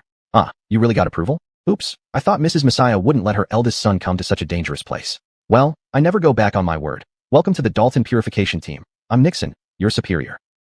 These rookies next to you are from your college. You should know many of them. Abelardo glanced around inside the airship and indeed saw many familiar faces from his college. After shouting for the airship to take off, Commander Nixon looked back at these mostly enthusiastic new intern hunters and immediately poured cold water on their spirits. Before the first emergency containment order is issued, you all have a chance to choose to quit. Not to scare you, but 7 out of 10 people in this airship won't survive. Think carefully about what I said. Life isn't a game. Then he pointed to Abelardo. For example, the famous Xandra's brother. I bet 5 gold real that we'll be collecting his body later. Nixon said this to ensure these newbies wouldn't act rashly upon encountering mutated monsters and end up dead. Finally, he announced to the newcomers that the first night would be spent at the Wilhelmina Cathedral in the King's City, where they might clear some harmless creatures to test their skills. While resting quietly beside Dev, a person stealthily approached him. Opening his eyes, he realized it was Lottie in disguise. Don't be too stubborn. You've just entered the solar branch. I know. Dev turned to look at Lottie, then said helplessly, You're over 200 years old. Wearing a professor's robe as a disguise is too obvious. Lottie chuckled, explaining. Sorry, your aunt here has officially enrolled in the college to continue being your mentor. Now call me Professor Lottie. Indeed, she had passed the extraordinary power test and formally entered the Imperial Academy, becoming a witch professor under the Department of Mysteries. The dream store was now partially mothballed, with the Autumn Town and Cylon entrusted to Mickey, allowing him to paint freely on the shop door. Dev knew how well-informed Lottie was, so he asked, will Xandra join us at the Wilhelmina Cathedral? I heard she was chosen first, wondering if I can catch up with her. Lottie frowned, indicating that all information about Xandra vanished the moment she joined the church, as if the Black Palace had hidden her like something shameful. All you need to focus on now is enhancing your extraordinary power. The sun, that's your top priority. The word sun became Lottie's new nickname for Abelardo. She looked at him with immense satisfaction, as if watching Amal see his child grow up. Proudly speaking, Abelardo remained the bravest child, and Lottie was utterly certain this fact had not changed. Abelardo did not show fear at the prospect of facing mutated monsters in the future. He had once witnessed Amal take down a gluttonous demon bird within the mansion, and that courage and decisiveness had seeped into his own heart.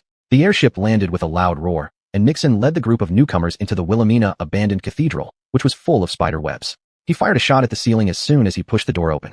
A few seconds later, a spider creature fell to the ground.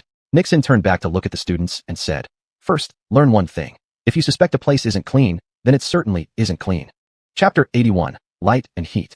A gunshot from Nixon took down a spider monster, after which the thick, twisting spider silk within Wilhelmina Cathedral began to sway. After a few minutes of violent shaking, the ugly creature finally revealed itself. It was a continuously writhing worm with only two front limbs flailing about as it tore through the web, emerging in full view. These bipedal creatures before it had disturbed its growth on its cozy bed. If it had a human face, it would have expressed great displeasure. But consuming these two-legged lambs would surely be nutritious. One could tell humans were a delicacy just by their smell. Eat. Devour them all. Lottie, who leaned against the wall, flipped through her monster manual without surprise and identified this creature under Crawling Monsters on page 35. She turned to Abelardo and said with a relaxed smile, Scarlet worm, barely out of its egg for a few years. This guy hasn't turned into a sky moth yet. It just looks intimidating. Indeed, that was true for high-level Beyonders, but the rookies around them were already paralyzed with fear. One inexperienced female student even fell to her knees and began vomiting uncontrollably at the sight of this revolting monster.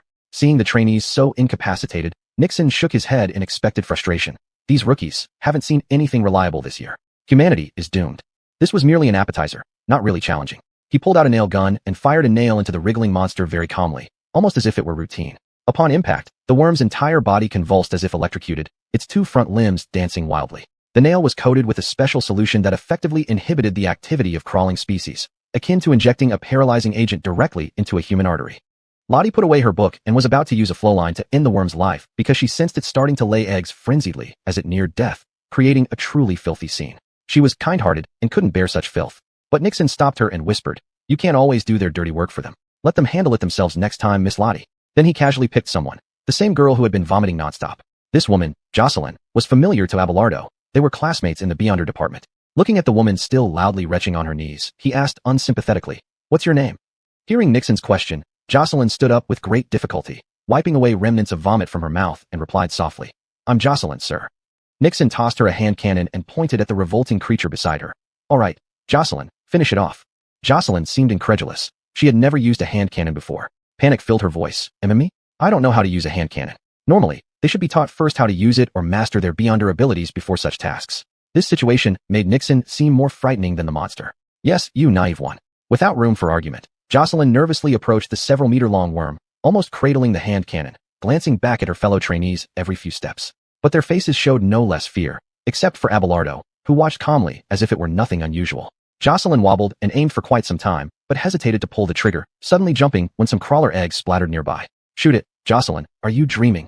Nixon shouted from behind, glancing at the functioning clock inside the cathedral, worried there wouldn't be enough time for these rookies to clean up the webs afterward. After all, Dalton Squad's rotating base was here, meaning the church needed to be partially converted into a home. If you don't shoot now, once the paralysis wears off, beautiful worm brother will start eating you. Jocelyn collapsed again in fright, trying to suppress another round of vomiting. At that moment, someone took the hand cannon from her hands. Jocelyn looked up to see Abelardo, expressionless. They knew each other well, but hardly ever spoke. Ironically, Abelardo was the #1 Beyonder ability novice, while Jocelyn was the second. They were the only ones constantly eligible to be reprimanded in the hallway, a pair of fools. Starting now, they unexpectedly began talking. Jocelyn said, Thank you, but I can do it. Just give me a few more minutes. Having been taught by Amal countless times how to handle such situations, Abelardo familiarly sprinkled the alchemical bomb potion on the bullet and reloaded the chamber because Jocelyn had aimed for so long. but had not even loaded the bullet in the end. He spoke very uncertainly to this Imogen of a royal city noble family, stammering slightly. Let me help you, Miss Jocelyn.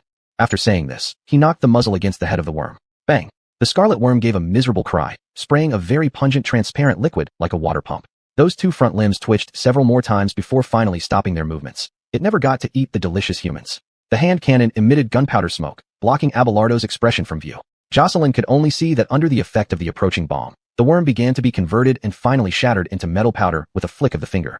Nixon, who had been urging them on from a distance, clapped his hands and sighed in relief. One lamb spent so long being slaughtered. Rookies are indeed rookies. Let's thank Abelardo for ending this nightmare. Abelardo helped Jocelyn back into the crowd and inadvertently met Lottie's gaze. She smiled and winked, indicating that she had handled the monster well. Jocelyn, who had just regained her senses after her earlier loss of composure, did not dare to look at the people around her.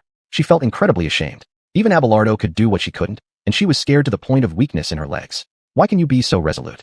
Abelardo replied. Because my father always taught me this way. This is a family virtue. Nixon interrupted their conversation with large strides, reclaiming the hand cannon from Abelardo's hand, and praised. Good job, Sunday. You've made me see you in a new light. Lead these rookies to clean up here. This will be your home during internships. Put some effort into it. While the rookies were cleaning up, the scattered crawler eggs began to hatch into spider monsters. For a moment, the entire cathedral became a chaotic mess. I'm going to die. I'm going to die. Abelardo, help. Is that thing not dead yet? Jocelyn, there's one right next to your foot. Lottie looked very disdainful as she floated suspended beside the wall, avoiding being splashed by the dirty fluids. She complained to Nixon. Couldn't you have chosen a cleaner place? She began to miss Xuanhuan Manor, which was neatly tidied by Doris, and the dust-free Grand Library. There's no choice, the church demands it. Saying this, Nixon pressed a few buttons on his electric phone, connecting to the other end. Hello, Utopia Corporation. Can we bother the branch in the royal city to deal with a wave of monsters? Yes, Wilhelmina Cathedral, Miss Lottie is with me. Sometimes when the church doesn't want to handle things or finds them very troublesome, church hunters need to seek help from Utopia Corporation.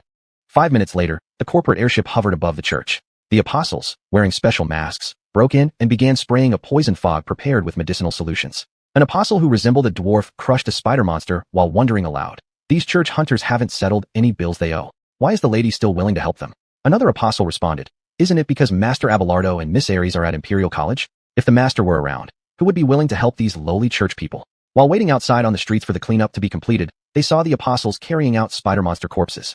Monster remains were to be recycled as fuel in the moon house and mustn't be wasted. The dwarf apostle walked up to Nixon, presenting the bill and asked discontentedly, Are we going to keep owing money again? Your combined debts as hunters are enough to buy the entire royal city. Nixon immediately looked up at the sky, whistling and hiding behind Lottie, acting as if it had nothing to do with him. He knew Miss Lottie had a very close relationship with the corporation and was a close friend of them all. In short, who could afford to pay the bill for a service like this? Just as Lottie was about to speak, a voice came first from the side. I'll pay. Jocelyn stepped forward, saying this seemingly to make up for her previous embarrassment. She signed her family name on the bill. The king's bank can withdraw enough gold real. Thank you for your help. The dwarf apostle muttered that it was about time, confirming the signature was correct, then took his colleagues and briskly left in the airship. Little did Jocelyn know that Abelardo was the eldest son of Utopia Corporation. She thought Abelardo and Aries were both locals from the royal city. Shito looked at Abelardo by the church entrance. He was sweeping away dust while muttering to himself, occasionally attempting to activate his beyonder powers. In fact, he was trying to remember knowledge related to alchemy during his spare time. Undying grass, homunculus compound potion, pure gold. Lottie walked up to him and reminded, Wrong. All wrong. And she noticed Abelardo's method of activating beyonder powers was also incorrect, so she pointed them out one by one. Abelardo scratched his head and followed Lottie's instructions, stumbling along. A clumsy son, but he would eventually emit enough light and heat. Chapter 82, The Vigil Kid. After the wave of monsters was cleared from the church, the novices regathered and walked inside, setting up several bonfires within. They sat in groups of 3 around them, waiting for their first day as trainee hunters to pass. Lottie left on another Enterprise airship after confirming that Abelardo wouldn't encounter any major issues next, citing the area's unsanitary conditions as her reason. She'd rather return to Siren's little shop. For some reason, Abelardo sat alone by the innermost bonfire, quietly watching the flames burn. He still hadn't seen Aries appear, continuously wondering where she might be and what she would do next. Jocelyn carried 2 cans of ready-to-eat food, maneuvering through crowds of people until she reached Abelardo's bonfire. Initially, many teased that eating canned food as a hunter's dinner would leave them too weak to fight monsters. But Nixon quickly retorted that if they didn't want this, they could consider catching some spider creatures for a taste. Novices, stop dreaming and get to work.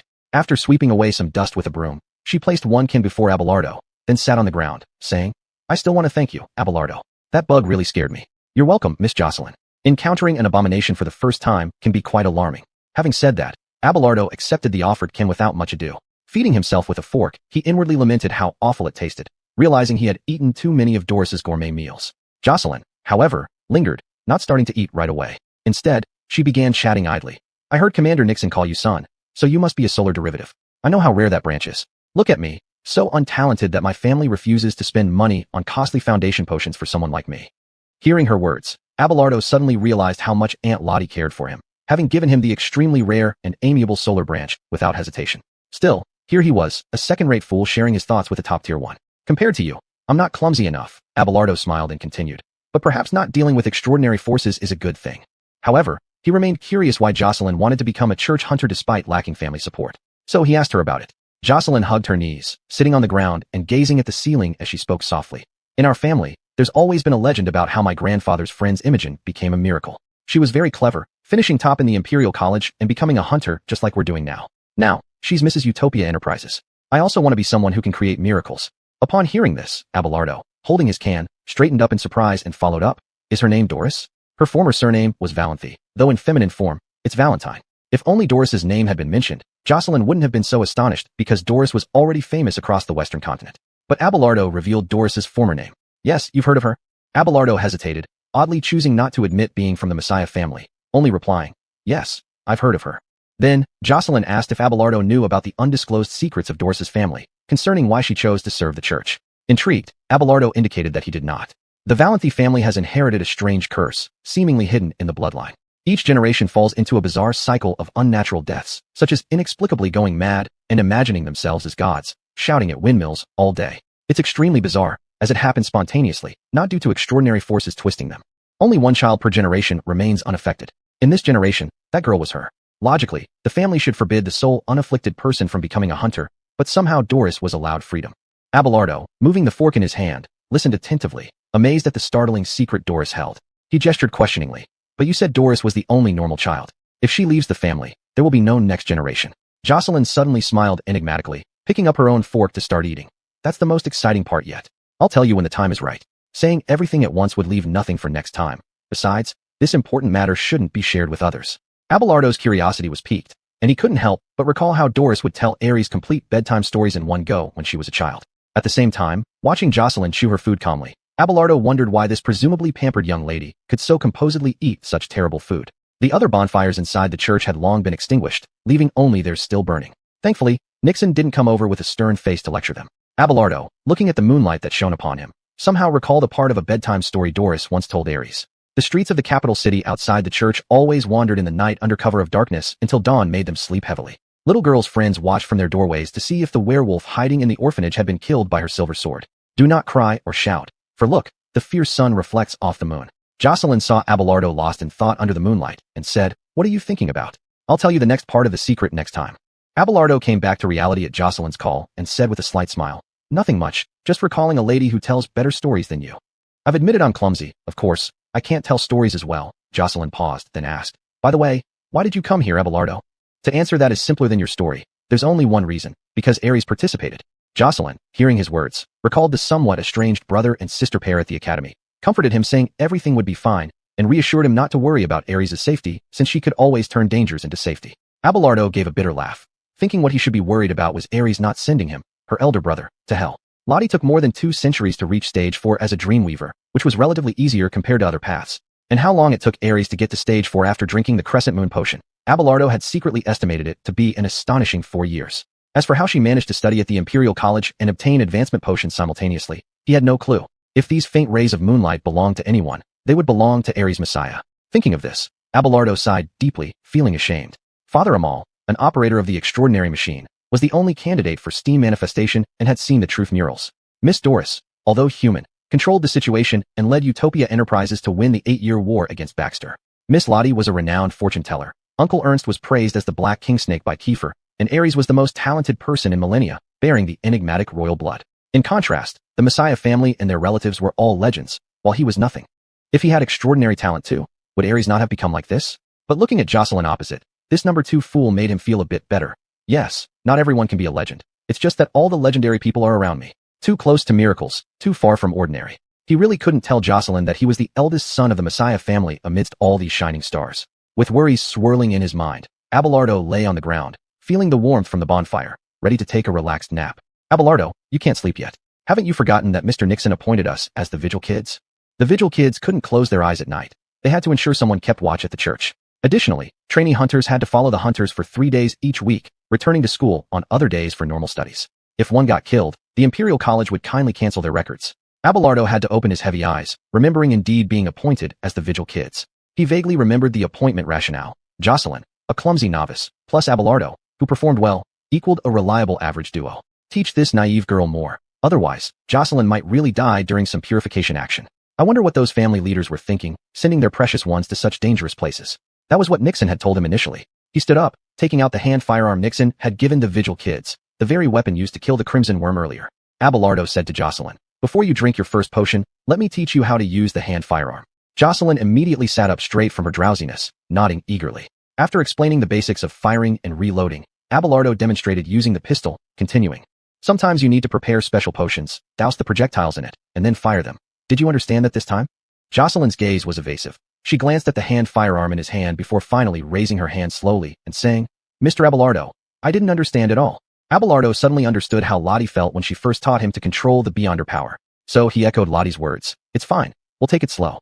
Chapter 83, The Orphanage's Son, Part 1. In the end, Abelardo gave up on teaching Jocelyn how to use firearms, as it was clear she wasn't cut out for it. Eventually, the two sat around the campfire chatting idly while waiting for dawn. Seeing that day had broken and the surrounding trainees were waking up one by one, Jocelyn knew that the night watch order had ended. She asked Abelardo, "Would you like some strong coffee to stay alert? You look quite sleepy." "Of course, thank you, Miss Jocelyn." At 8:25 a.m., Nixon held up a thick stack of containment orders in Wilhelmina Cathedral and gathered his new recruits inside, informing them that their first invitation from hell had arrived, fresh off the press. "Usually, I would distribute these randomly, but this batch of yours is so varied in quality. To ensure survival rates, we'll have to match abilities with danger levels. Plunder is your reward. In other words, anything you obtain while executing orders won't be questioned by the church. Understand?" After speaking, Nixon drew his handgun and fired a shot into the sky. Now, final confirmation. Who's wise enough to back out? A few minutes later, about 7 or 8 trainees raised their hands, indicating they wished to return to the academy as regular students. Nixon nodded approvingly, agreeing that this was a smart move, and allowed those 8 trainees to leave through the main gate. Seeing that Jocelyn hadn't raised her hand, he felt a pang of pity. Why not quit, silly girl? Can't you see it's for your own good? Sunlight streamed into the cathedral, casting a slightly glaring glow. He scrutinized each new recruit's illuminated face before starting to read names and flinging out the order letters one by one. Jocelyn waited among the crowd for her name to be called. Her expression grew hesitant as she realized she hadn't heard her name called at all. Did Mr. Nixon make a mistake? Finally, Nixon threw out a gilded invitation which landed near Abelardo, who was preparing coffee by the campfire. Abelardo didn't see Nixon's action, yet he stood up and walked toward the group, catching the letter as if guided by intuition. Abelardo Ronija, emergency containment of stage 3 mutations, southwest of the royal city, orphanage abnormalities are evident. It's up to you. After speaking, Nixon crossed his arms expectantly, looking at him. This son must travel further than Amal did. The crowd reacted to the surname Ronija, spontaneously parting to form a path for Abelardo while all eyes turned to him. Caught in this awkward moment, Abelardo could only smile helplessly under everyone's scrutiny. He knew their thoughts were filled with doubts. Is it really true that this top fool is a Ronija? One reason for this situation was that the Imperial Academy concealed every recruit's surname to prevent personal vendettas against their families. Abelardo flipped over the gilded order letter and noticed something peculiar, asking Nixon, "Pardon me, sir, why is Jocelyn's name also on this?" Waiting for this question, Nixon answered, "I'm not done explaining yet. Jocelyn Pryton will accompany you during the internship period." Her family contacted Lottie and insisted that if this clumsy girl insists on joining the church, let the reliable eldest son of the Ronija family take care of her. Hearing her name finally called, Jocelyn breathed a sigh of relief, thinking it was a close call. But then she realized Nixon mentioned Abelardo's surname as Ronija. Coming to this realization, she looked over at Abelardo, who frowned as he examined the letter. "Abelardo, yes. Are you Doris's child?" Abelardo's expression revealed a mix of being caught and amusement. Scratching his head, he explained, "Yes, she is like a mother to me." At this moment, sunlight changed its angle, shining brightly upon him. It was as if the sun was welcoming light back. Jocelyn was momentarily speechless because just last night she had been boasting about Doris's legends, and Abelardo had listened seriously. As for the term half-mother, Jocelyn understood it well. She knew the Ronijas had adopted the children initially brought in by Amal, but there seemed to be no difference from blood ties. Something intrinsic had bonded the family together. Watching Abelardo finish reading the order letter with a puzzled look, she took this opportunity to divert her confusion, asking slowly, "What's wrong?" Abelardo didn't want to say at first, but telling Jocelyn should be fine. After thinking for a moment, he said, "Believe it or not, this orphanage looks more and more familiar to me. It's just like the story Ares used to hear when she was young, told by Doris. The resemblance is uncanny." So you mean the storytelling lady you mentioned is Doris? He nodded, then stuffed his hands into his pockets. Some stories weren't quite suitable for an 8-year-old girl, but she still loved listening back then. What are you two chatting about? Do you not want your medals? Abelardo and Jocelyn turned around, only to find Lottie arriving in a flying boat, bringing with her 2 silver pentagram badges. These symbolized being probationary hunters. Once they officially became hunters, these would be replaced by solid gold ones. I worry that these might get dirty here, so I'll keep them safe for 2 days. Don't mind, okay? Thank you, Professor Lottie. Jocelyn thanked her while taking the silver badge and hung it on her chest. When it was Abelardo's turn to receive the medal, Lottie whispered beside his ear so quietly that no one else could hear. Aries will also go to the orphanage. Be careful. Try not to meet our young lady face to face. Lottie knew well that Aries now could easily kill even her own brother, which was the real reason why she came all the way herself to deliver the medals. Abelardo felt somewhat desolate. Who would have thought that his former sister would now stand against him blade to blade? Aunt Lottie, will Aries really make a move on me? If you block her way, she probably will. Facing Lottie's answer, Abelardo managed to smile under the sunlight and said firmly, I'll guide her home. Just then, another person walked out gracefully from the airship. It was Doris. Seeing her role model, Jocelyn got emotional and almost choked. It's me, Lady Doris. Doris walked up to Abelardo and sized him up. Dressed in hunting attire, Abelardo looked quite authentic, reminding her of her days in the church. Do you not plan on changing your mission? For some reason, she seemed particularly concerned about Abelardo's assignment. There are many other options. Don't fight over tasks with Aries, okay? Abelardo shook his head, indicating that he hadn't seen Aries in a long time and was looking forward to seeing her again. Lottie understood the deeper reason behind Doris's concern. Aries was just part of it. The most crucial part couldn't be voiced, so she conveyed a message only Doris could understand. Doris, it's just the orphanage. Abelardo can handle it. Doris prepared to say something, but ultimately yielded, saying, remember to be careful. Then, noticing Jocelyn who was still excited, Doris recognized the image of her friend and said warmly, oh, little Miss Prettyton. It's been a while since I've seen your grandfather. Give him my greetings. After calming down from the intense emotion, Jocelyn bowed deeply and said, I will convey my grandfather's respects to you, my lady. In the end, Doris was called back urgently due to some pressing intelligence from the corporation. Apparently the Supreme Believers were making small moves in the Western continent.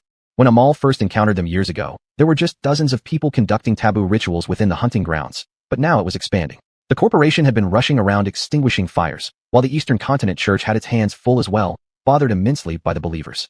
Seeing this, Abelardo asked if Lottie could give them a ride to the orphanage on the airship. One cannot always count on the wind, Abelardo. How about trying to figure it out yourselves this time? That's not fair, Aunt Lottie. If I recall correctly, you borrowed the key to this airship from me. Lottie pouted, covered her ears pretending not to hear, and quickly ran back into the airship, leaving without any regard for Abelardo who was shouting for her to wait below. Aunt Lottie, heaven. He looked helplessly towards the sky, while Jocelyn marveled at how young Lottie was to become a college professor.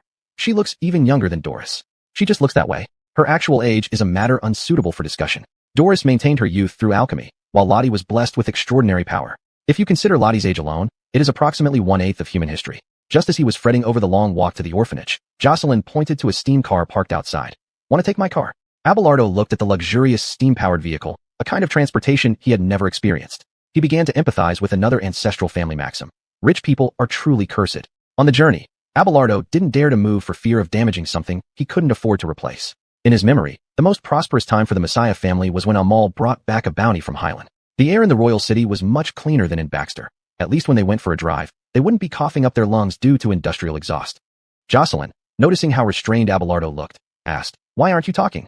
He turned his head to look at the scenery outside the car, pulled down the window to enjoy the wind blowing on his face, and then slowly said, I just want to say one thing. I hate rich people. If Ernst could know Abelardo's current thoughts, he would surely be proud of him. It's obvious that he is a messiah. Chapter 84. The Son of the Orphanage, Part 2. In the steam-powered vehicle, Jocelyn held the control panel with one hand and handed a file about the orphanage to Abelardo. Get yourself acquainted beforehand. Anyway, it's empty now. Abelardo took the file and opened it. The first thing that caught his eye was a black and white photograph showing the entire orphanage. In the foreground were the then director with a group of orphans, all wearing smiles on their faces. Then he began reading aloud for Jocelyn's benefit, starting with an abnormal situation report. During the last full moon, howls disturbed nearby residents, and someone claimed to have seen something non-human through the second-floor windows of the orphanage. After the district constable and the militia entered, they lost contact. At this point, it is suspected to be a wolf-like creature with an unknown level of mutation. However, classified intelligence indicates remnants of high-level extraordinary power inside. Those receiving this should exercise caution. It is recommended to bring 2 bottles of lightning potion, 3 tubes of rapid healing ointment, and 2 sets of mutation virus suppressant injections. By church order, this directive requires the hunter who opens it to investigate the events and purify any potential mutations, while confirming the fate of the constable and militia. Nixon's note. Let me translate this jargon for you. There's a high-level wolf-like creature and something undocumented by even the church inside. The constable is probably dead, and the militia, too. Find out what it is, and report back if possible. But if you manage to solve it, all spoils belong to you. I estimate that the purity of the mutant, along with potions, will suffice for you to advance to phase 2 at least. Good luck, son. Oh, and try to keep Jocelyn alive. Abelardo couldn't help but smile as he read Nixon's notes, then flipped to the next section, which was an introduction to the history of the orphanage. The Blessed Orphanage was founded in the 18th century following a decision by the Royal City Council to improve conditions for street orphans. However, after the initial funding, subsequent renovations were not pursued by the church, relying instead on public charity fundraising. About a decade ago, despite adequate funds from donations, the orphanage ceased operations for unknown reasons. The last director was named Zephyr, a 56-year-old single man, last known address being number 25 Queen Street in the Royal City. Abelardo pointed at a red annotation in the corner and wondered aloud. Strange. This says the orphanage was bought by a company a few days ago. Alay never mentioned this to him. Is she hiding something? Jocelyn turned her head, eyes wide open, and asked, should we turn back and talk to the lady? Alay didn't seem like someone who would withhold information, Abelardo felt. Otherwise, Lottie would have told him immediately. He shook his head, closed the window against the wind, and finally replied, let's go see Mr. Jacob first. He was still nominally the director before the company took over. Anything else? Abelardo responded, we're advised to bring some potions and ointments, but I think that's unnecessary. Based on what Mr. Nixon said, either we strike quickly and leave, or we stay there forever. After finishing the file, Abelardo couldn't help but think of the former Juanita mansion. Before his father Amal arrived, it seemed much like an orphanage. Jokingly speaking, Amal could have been the best director, but in fact, Alfie gathered these children specifically for Amal. Alay, it was because of a shared sentiment towards orphans. Abelardo felt more confident handling this matter, relaxing slightly. Jocelyn had wandered far in thought. After listening carefully to the key parts Abelardo read aloud, she sighed. Wolf-like creatures. I only read about them in fairy tales. Leaning against the window, Abelardo recalled the extraordinary knowledge textbook Lottie had taught him, which included detailed descriptions of such mutants under the monster section. Roughly 2 meters tall, 1 meter wide, extremely strong limbs. Highly bloodthirsty, especially during a full moon. Some can transform into human form. Their diet mainly consists of deer in the forest or unlucky humans, with women's livers being preferable. He paused to make sure he hadn't forgotten anything. It sounds pretty scary, Jocelyn remarked. A rather useless derivative of extraordinary power is the restoration of a wolf-like creature, which is a subspecies of the totem branch. Amal had eliminated such a low-rank extraordinary person in Akita town before, commenting, one shot was enough. It wasn't even as tough as a wolf pup. Jocelyn looked at the mechanical calendar next to the control panel, noticing the next 3 days were marked as full moon, and called out in alarm. But Abelardo reassured her. We can investigate during the day, minimizing risks. He couldn't help but reflect that it seemed many misfortunes in his family were related to the full moon, like those malevolent prisoners deep within the moon house. Suddenly, a screeching brake sound echoed, and Abelardo bumped into the metal sheeting, assuming Jocelyn had hit something with the steam-powered vehicle. I'm sorry, Mr. Abelardo. Jocelyn apologized, explaining they had arrived at 25 Queen Street. When Abelardo got out of the car, he held his mouth, still feeling the jolt, and stammered. No, it's fine. It was a multi-unit apartment building. After navigating labyrinthine staircases and corridors, they finally found the door number recorded in the dossier for Jacob. Inside, Jacob suddenly heard voices from outside while kneeling on the floor, worshipping a stone statue. It should be here, Mr. Abelardo. Then you try knocking. Jacob's ears twitched, and he instantly froze against the wall, afraid to move an inch. His pupils dilated in fear. They came because of that incident. Bang, bang, bang. The knocks grew heavier with each unanswered call. Jocelyn's urgent voice came from outside again. Mr. Jacob, are you in there? I'm Jocelyn Pritton from the church, and Abelardo Messiah, asking about the orphanage. What's going on? It seems nobody's inside. Outside suddenly fell silent, and Jacob exhaled deeply, cold sweat dripping from his forehead. He clutched the stone statue, murmuring frantically, Allay the goddess bless me, grant me peace and calm. May your grace walk through every land. Jacob now recalled something very terrifying, this surname. She warned him. But in fact, seeing Jocelyn's call receive no answer, Abelardo had already climbed up from downstairs using a pipe and entered through the window. Abruptly, a voice made Jacob's heart stop. Hello, Mr. Jacob. Jocelyn has been calling you. Why aren't you opening the door? Jacob immediately cried out, holding the stone statue, crawling away trembling. Don't come any closer. Please, for all our sakes. Abelardo didn't understand what Jacob feared. He was unarmed and kept his tone calm. You're Abelardo, right? I know. I can't tell you anything. Please leave quickly. As Jacob spoke, Abelardo noticed the stone statue Jacob clutched and whispered, Bad. That thing looks like a statue of the death goddess. Jacob didn't seem like a devout follower. Perhaps his optimism towards this mission was misplaced. He sensed the situation at the orphanage was more complicated than imagined. Jocelyn also struggled through the window, seeing Jacob indeed inside as Abelardo said. She spoke discontentedly. Mr. Jacob, we are from the church, not bad people. Just as she was about to approach Jacob, Abelardo stopped her. Noticing his activated extraordinary power, she realized his intent. Abelardo lowered his body, trying to calm Jacob. We have no ill intentions. Please put down the statue. Jocelyn and I only need to ask 2 simple questions, okay? But the former director showed no intention of giving in, picking up a hand firearm and shooting without hesitation, yelling fervently, "For the goddess!" Abelardo was prepared, pushing Jocelyn aside just in time. His activated extraordinary power responded immediately, his body rapidly decomposing into bright wave particles, creating a swarm of fireflies in the room. Though first-time instantaneous use, he handled it well, evading the sudden hail of bullets. The gunfire was deafening. Jacob continued pulling the trigger long after the magazine was empty. The room began to quiet down, with Jocelyn cautiously peeking out from behind a chair under the illumination of the fireflies, looking around to try and assess the current situation. Those bright specks of light reformed into Abelardo, who confirmed that Jacob had no more gunpowder. Abelardo slowly approached, finally stopping beside the former director of the orphanage, and spoke gently. "Mr. Jacob, what exactly are you afraid of?" Upon seeing this, Jacob immediately pulled out a vial of poison from his pocket, pretending to drink it. Abelardo did not give him the chance, striking it away with a burst of light points. "Life needs to be respected, Mr. Jacob. I won't let you fade away in madness." Chapter 85, The Son of the Orphanage, Part 3. Abelardo couldn't figure out how Forrest, an ordinary person, started worshipping the goddess of death. Has the capital city ceased to be a sanctuary? This faith began spreading like a plague from the Hiran hunting grounds, but no one could have predicted that the capital would fall. It was a terrifying sign. All he could do was warn Lottie or Doris and give them a heads up. Right now, he needed to focus on investigating the orphanage. Moreover, Abelardo saw Forrest clinging to the stone statue, refusing to let go regardless of how politely Jocelyn asked her questions, not uttering a single word. "I'd really like to suggest you stop worshipping this thing, but clearly, my words don't carry much weight." Abelardo had Jocelyn get out the paper and pen for documentation, then gave a kind smile and continued. "We only have a few simple questions that we need your help with, and I won't ask anything about the goddess you worship. It's only about some abnormalities in the orphanage. I just need specific information regarding this." At this point, Forrest's gaze finally wavered, and Abelardo felt a surge of hope inside. "It's working." Forrest finally stood up, placing the stone statue carefully on the side table, as if it were extremely precious. Jocelyn glanced at Abelardo, signaling she was ready to record. "So I'll start asking, Mr. Director. According to records, you oversaw the last group of orphans over 10 years ago. But after that, something unknown happened. All the orphans vanished, yet you retained the title of director until a few days ago when the company took over the orphanage. Can you tell us what happened?" Abelardo spoke calmly, allowing Jocelyn to maintain a good pace for recording, so the sound of her pen scratching against paper filled the room clearly. Forrest remained silent for a long time, as if recalling someone's entire life, his expression scattered when he finally opened his mouth. "That was around the time I started to worship the goddess. How should I begin? Perhaps it started when I first noticed a child's nails growing abnormally long. Memories acted like a gate opening into a reservoir of human emotions. When he started talking, it was as if he were a deeply negligent parent overwhelmed with endless guilt. At first, I thought the kid simply didn't like hygiene. Who could have guessed the real reason? Every time I trimmed his nails, they would grow back longer the next day. That was the first sign that something was wrong. But soon after, the child started developing too fast. You understand what I mean, right?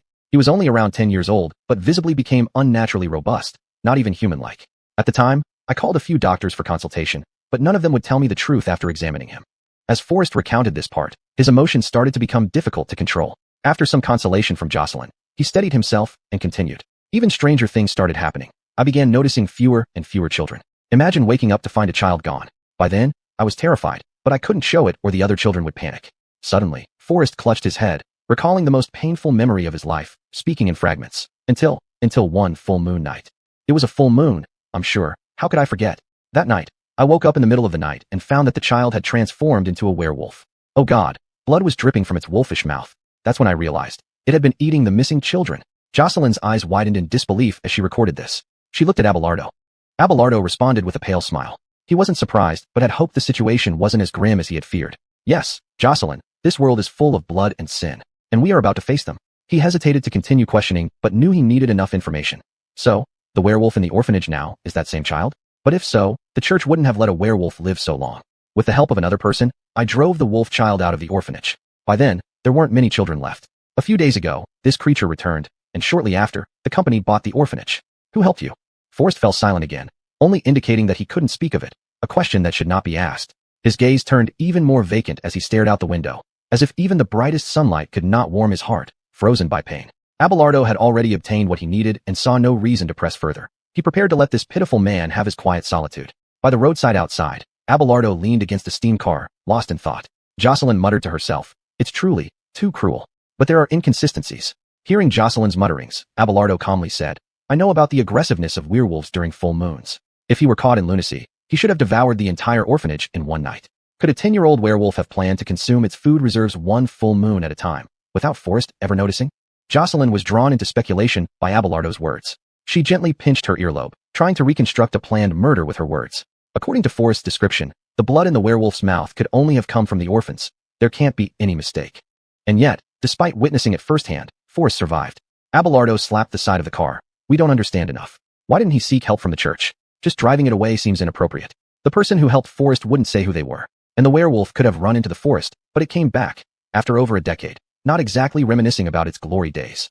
With that, he patted his head, responsible for their safety. We can't enter the orphanage on the upcoming 100 days. There are too many unknown risks. We need more information. The order letter did not specify a deadline, so Abelardo cautiously decided to wait until all preparations were made before entering the orphanage. A high-level werewolf was a significant problem. Relying on 2 academy amateurs to deduce the truth accurately wasn't promising. Jocelyn nodded, fully agreeing with Abelardo. She opened the car door, got in, started the steam car, and motioned for Abelardo to join her. Mr. Abelardo, should we return home or go back to Wilhelmina Cathedral? Miss Jocelyn, returning home now would look like we've gone missing. Please drive us to Wilhelmina Cathedral. When they returned to the vicinity of the cathedral, several incomplete corpses were covered with gold cloth strips and temporarily displayed outside. These were the first rookies to perish. They didn't die gloriously. According to Nixon, they were killed by demons before they even realized what was happening. The priest was outside the church graveyard, holding a black church star-shaped cross to pray for their souls. Nixon stood nearby, unperturbed. He had seen such scenes countless times. He couldn't help but remark, fewer than usual. They must have been blessed. Seeing Jocelyn drive back with Abelardo, his expression finally showed some change. Based on his calculations, if they had entered the orphanage rashly, there would be 2 more corpses here. He walked over, guiding them to park properly. Good afternoon, rookies. I'm genuinely happy to see you're still alive. Abelardo got out of the car, glancing at the gravesite, understanding the gravity of the situation. Only Jocelyn looked uneasy. This was her first time confronting the reality of death. Abelardo's words about respecting life had now taken on new meaning for her. Once gone, there is no afterlife, nothing remains. Feeling death approach in the last moments is the only experience left, then time passes, and no one remembers who you were. And Amal, every 7 days in Fenwick, felt this touch of death on his heart. We've decided to enter the orphanage on the next 100 day, or later. From my and Jocelyn's initial investigation, it's far more dangerous than people say. Nixon nodded approvingly. You did the right thing. I look forward to your next steps. Now join me for our comrade's funeral. He led Abelardo and Jocelyn into the crowd, listening to the priest's prayers. The priest praised their bravery, not offering hollow compliments, but reiterating the reality of death and how to cherish human lives. You may dislike me, dislike your boss Nixon, or your nagging mother, but never think of ending your life or casually tainting yourself with original sin. Life is unique, a one-way ticket on an airship. Before stepping off, always ask yourself, can I stay 5 more minutes? Jocelyn was listening very intently. In the noble households of her past, she had never experienced death so vividly. It was right beside her, perhaps it would kiss her tomorrow. For Abelardo, this most important lesson in life had been told many times by the Messiah family. He had long cultivated the correct perspective. So at this moment, Abelardo appeared very solemn, offering his condolences to these unfortunate souls who had passed away. At 12:18 p.m. today, it was their first group memorial service for the deaths of this batch. Chapter 86, The Son of the Orphanage, Part 4. A few days later, on Sunday afternoon after the hunting day ended, Dev returned to his residence in the capital, located on the eastern side of the floating island cluster in the heart of the capital city. To be more precise, it was at number 1 Seoul Street, a standalone 2-story house with a long history. The distinct characteristics of this house were its white paint and pine resin scent. Occasionally, a couple of squirrels would fight on the trees by the roadside. Apart from that, the neighborhood was mostly quiet, with the rustling of leaves or grass audible from the windows. The interior decoration copied Juanita's style. Doris did this probably as a way of commemorating something. After kindly dispersing the bickering squirrels, Dev opened his front door and walked straight inside. But before opening an inconspicuous door, he carefully looked around, and only then did he enter the moon room. An infinite door. He was eager to visit the large library inside the moon room to find more records about the orphanage since the scribes had documented most texts in the world. Coincidentally, Lottie was trying to advance to stage 4 of Dreamweaver inside the large library. At that moment, she appeared as if affected by an incredibly magical toxin, with rainbow illusions rooting into her skin's surface, continuously flowing. Suddenly, she collapsed on the ground and injected herself with extraordinary inhibition potion just before her breathing stopped, gradually returning to a normal state, thus narrowly escaping death once again. This wasn't the first time in 8 years that Lottie had tried to reach higher stages, but there seemed to be something always rejecting her advancement. She owed much gratitude to Doris for her potion concocting skills. Without her, obtaining reliable inhibition potions would have been impossible. After the intense pain throughout her body subsided, Lottie noticed Dev, helping her rest on a nearby wooden chair. She endured the recurring pain, leaning against Dev's left shoulder, and softly said, "Welcome back, Sunday." Dev clasped his hands together. He had saved Lottie several times during her continuous attempts to advance, and was somewhat accustomed to the results not being successful. His expression was serious as he gently advised, "You shouldn't be so impatient, Aunt Lottie. Otherwise, one day, I won't be able to get you the potion in time or stop your advancement before a second mouth appears. I'm just saying, accidents happen, and no one wishes for you to get hurt. Lottie couldn't help but laugh looking at this considerate junior. Seeing you all grown up makes me realize how many years have passed since I met your family. Long before that, Lottie silently watched customers of the Dreamweaver shop go through life and death. For time, seemed insignificant to an extraordinary person. Now, watching Dev become a qualified adult, even representing Amal to inherit the seat of Golden Dawn, all those feelings buried deep in her heart surged forth. Dev brought freshly brewed black tea for Lottie to drink, hoping it would refresh her, then started discussing the matter of Forreston's faith in the Death Goddess. I know it sounds unbelievable, but he does indeed believe in the goddess. You should talk to Doris about the appearance of supreme believers in the capital. Lottie nodded, sipped the black tea, and agreed to pass this information on. She watched as Dev went to the bookshelf next to the large library, searching for any record mentioning the orphanage, and asked, "Did you encounter difficulties with your first mission? Tell me more." Dev hummed in response, taking down a book named Blessed Orphanage List, and answered Lottie. "It seems we've almost uncovered everything about this.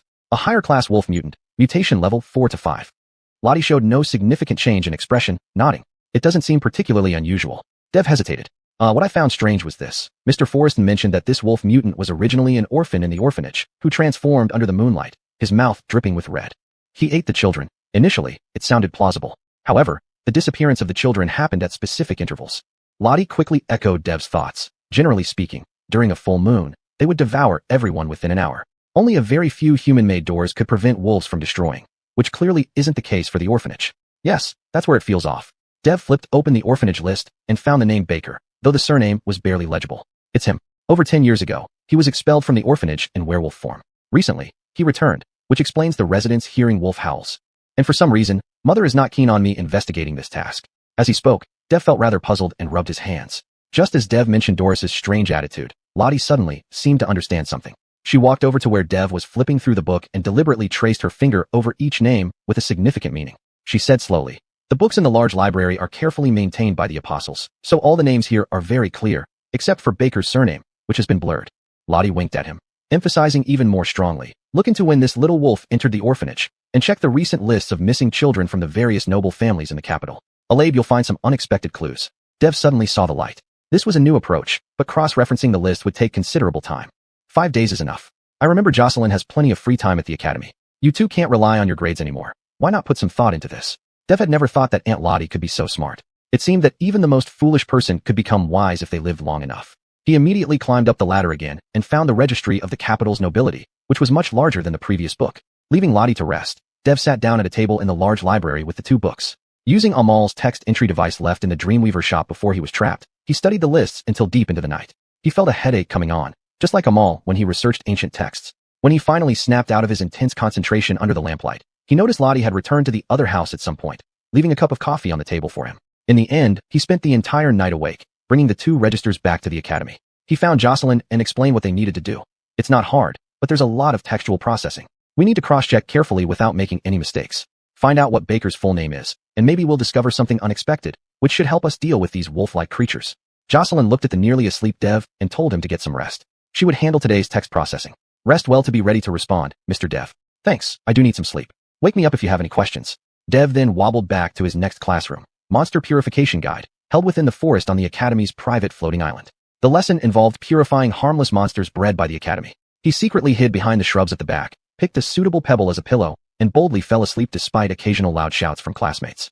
However, things went wrong because Professor Franz was responsible for this session. Yes, the first priority in monster purification is to clearly identify its mutant characteristics, and then take appropriate measures to neutralize it. For instance, the undead creature in front of you needs to be handled with silver items or high-level extraordinary powers. Here, Professor Franz pointed at the mutated humanoid in front of everyone. It had a large head surrounded by 6 faces, baring its teeth and growling softly. But within the extraordinary power system, status ranks above everything else. However, extraordinary items and alchemical concoctions differ. Once you can decipher its extraordinary characteristics, you can attack regardless of the difference in power. Therefore, if your extraordinary power isn't higher than the target, you should use appropriate potions, sword oils, or even explosive alchemical bombs to close the gap. I've only seen one person handle a significant power disparity perfectly. Amal, who has been missing for 8 years, the person everyone has heard about. I won't elaborate further. Dev is here, right? Please demonstrate how to handle the undead creature. Dev? Where is he? He scanned the students and found no sign of Dev. But he knew Dev had safely returned after the first cycle's hunting day. He even sighed in relief when he heard that. Similarly, Jocelyn wasn't present either. Both famous fools were absent. causing Professor Franz to urgently mobilize the students to search the entire floating island. Thus, Dev, who was peacefully sleeping on his pebble pillow, didn't wait for Jocelyn's wake-up call, but instead received a familiar angry expression from the familiar Professor Franz. What followed was a scene replayed too many times. Dev apologized to Professor Franz, then waited for the scolding. But for some reason, Professor Franz differed greatly from his usual self. He suddenly calmed his anger and spoke with gravity. You can behave however you want within the academy, Dev, but never do this during the containment of mutants. By the way, Jocelyn isn't here either. She's alright, isn't she? She's fine, Mr. Franz. That's good. Then, Franz pulled Dev to his feet and continued. Now that you're awake, demonstrate to everyone how to handle mutants. I know you can do it well. Though puzzled by Professor Franz's unusual leniency, Dev still thanked the professor for his forgiveness. Then he walked somewhat uncertainly toward the undead creature, preparing to demonstrate the purification of the mutant monster under everyone's gaze. Chapter 87, The Son of the Orphanage, Part 5. Abelardo stood before the undying demon, hands in his pockets, seemingly lost in thought. On the surface, it appeared he was daydreaming. Laughter erupted sporadically from the students around him, perhaps expecting another amusing spectacle given his notorious track record during lessons. But in reality, he was torn between using the power of the sun branch or the silver sword beside him. Abelardo, stop agonizing and let me see what new tricks Aunt Lottie has taught you. At the familiar voice, Abelardo turned sharply and indeed saw Ares. She was petting one of the academy's cats, her face an icy mask of indifference, as if waiting impatiently for a play to begin. Or do you need my help? Ares shouldn't have returned to the academy, but learning that Abelardo was investigating the same aberration, she planned to intimidate her brother into backing off. Give up on that mission notice. It's far more dangerous than this little monster waiting for you to kill. As she spoke, Kiefer poked his head out of her waist bag and chimed in. Yeah, go home and play with your steam machines, Abelardo. You're not cut out for this. The students, thinking Ares was undermining her brother, burst into laughter that didn't die down easily, only silenced by Franz's repeated shouts. He said to Ares, Ares, you should trust Abelardo, right? Just as Professor Franz prepared to ease the tension, Abelardo stopped him. No need, Professor. What Ares said makes sense. If I can't handle this creature decisively, I don't deserve to chase after the moon. Franz didn't understand his words, but Abelardo hadn't meant him to. It was more a response to Ares. In an instant, Abelardo drew the silver sword without looking back and stabbed it straight into the undying demon's heart. The students' amusement turned quickly, but Abelardo had never cared about their reactions. He focused solely on what mattered. After all, caring too much about irrelevant matters sometimes confuses the mind. The undying demon let out a mournful cry, then slowly fell to the ground, its strange liquid spilling onto the artificial soil of the floating island. Abelardo looked through the crowd at Ares and loudly declared, Ares, it's you who should give up. As the elder brother, it's my duty to make you understand this. Even if I am a dullard, I fear your rapid advancement, but I will take responsibility for shattering your misguided dreams. Ares released the cat in her arms, pushed Kiefer's head back into her bag, and turned to leave. Even as he rolled back into the pocket, Kiefer didn't stop talking.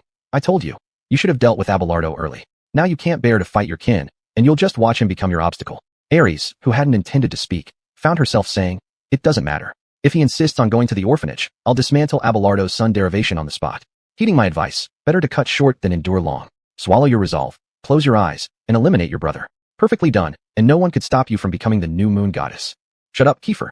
I promised to release you, but never agreed to be constantly spurred. Ares silenced Kiefer with her crescent derivation ability, hoping for a moment of peace. Abelardo watched her retreating figure while Professor Franz asked what was wrong with her. Abelardo gazed into the distance, replying, no one knows what's wrong with her, Professor. That's why the situation is so delicate now. Soon after, Professor Franz announced the end of the lesson, praising Abelardo's perfect handling as an example for the others. But Abelardo, standing at the back, couldn't listen to Franz's ongoing praise and quickly slipped away from the floating island. He wanted to check on Jocelyn's progress with the list comparison. On his way to the library, he coincidentally met Lottie, teasing him like a professor scolding a student. Student Abelardo, how can you skip class? That's not right. Understanding the jest, Abelardo didn't stop, but said over his shoulder, Ares came to see me earlier, and continued running toward the library. Without hesitation, Lottie immediately opened an illusion gate, stepping through to intercept Ares. Minutes later, Abelardo arrived at the library, finding it in disarray. He looked up to see Jocelyn suspended from the ceiling by solidified moonlight. Her face had already turned blue, struggling to break free from the suffocation.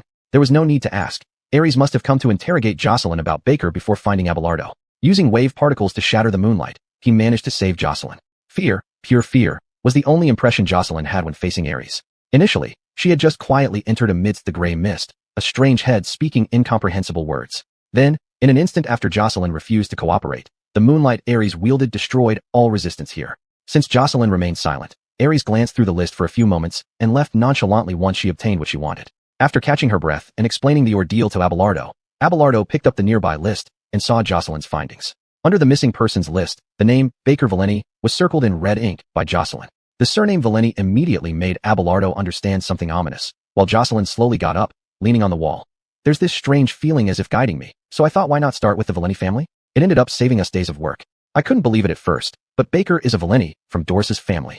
Abelardo couldn't help but believe it because this answer perfectly explained why Doris had subtly advised him not to investigate the orphanage. It must be the Valeni blood curse. Since the only normal offspring of that generation was Madame, I guess the Valeni family realized Baker's curse would eventually erupt, so they sent him to the blessed orphanage when he was young. You can rest assured, there's no mistake. I verified the missing date and Baker's entry date into the orphanage, which differ by only a few days, perfectly matching. Abelardo, having heard Jocelyn's deduction, silently closed the list and put it aside. Aries also saw the list, right? Yes, after failing to get any information from me, she saw the red markings on the list. But there were still aspects worth scrutinizing. For instance, the Valeni blood curse wasn't a secret, or else Jocelyn wouldn't know about it. Could it be that his mother only refrained from investigation due to the family stigma? For now, this was the only explanation. Suddenly, Abelardo said, "We need to see Mr. Forreston again, today." Jocelyn indicated that the telephonograph in the library had been destroyed and suggested writing a letter might be their only way to contact Forreston. After some consideration, Abelardo remembered that the Messiah residence had a usable telephonograph. The academy did too, but the church might be eavesdropping. He asked the helpless Jocelyn, "Did you bring the steam car ignition key?" Jocelyn held out the key, showing she hadn't forgotten. "But there's no telephonograph in the steam car. We have one at my place, 1 Solari Street. Do you know how to get there?" Jocelyn had only heard about that street, where people were quite unusual, yet Abelardo lived there. Curiously, Jocelyn drove the steam car with Abelardo to 1 Solari Street and found the telephonograph inside.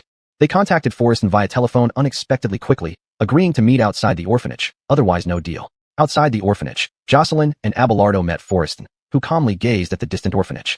Abelardo walked beside him, using his powers to ensure he carried no firearms or poison, then said, "You've kept a lot from us, Mr. Forreston. I thought you wouldn't agree to meet." Forreston seemed much calmer compared to their first encounter, without shouting. "Your renewed contact means what I tried to hide has been discovered. Goddess blesses me and forgives my inability to keep the secret.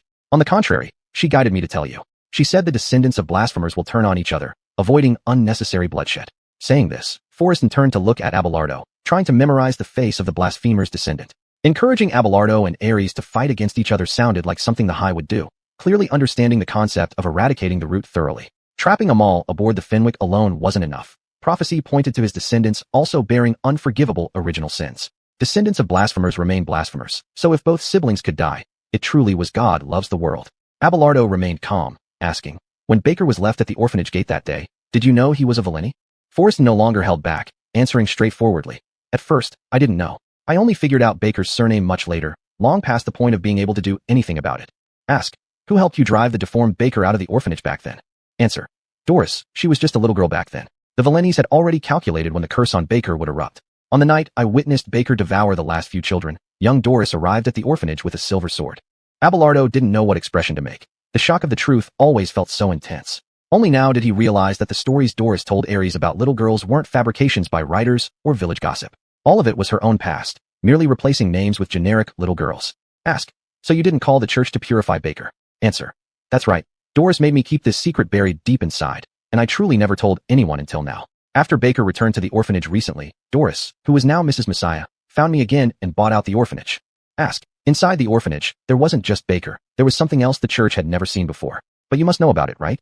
Forreston suddenly laughed, not answering the question but reminding Abelardo, "Since you're going in there anyway, why don't you see it with your own eyes?"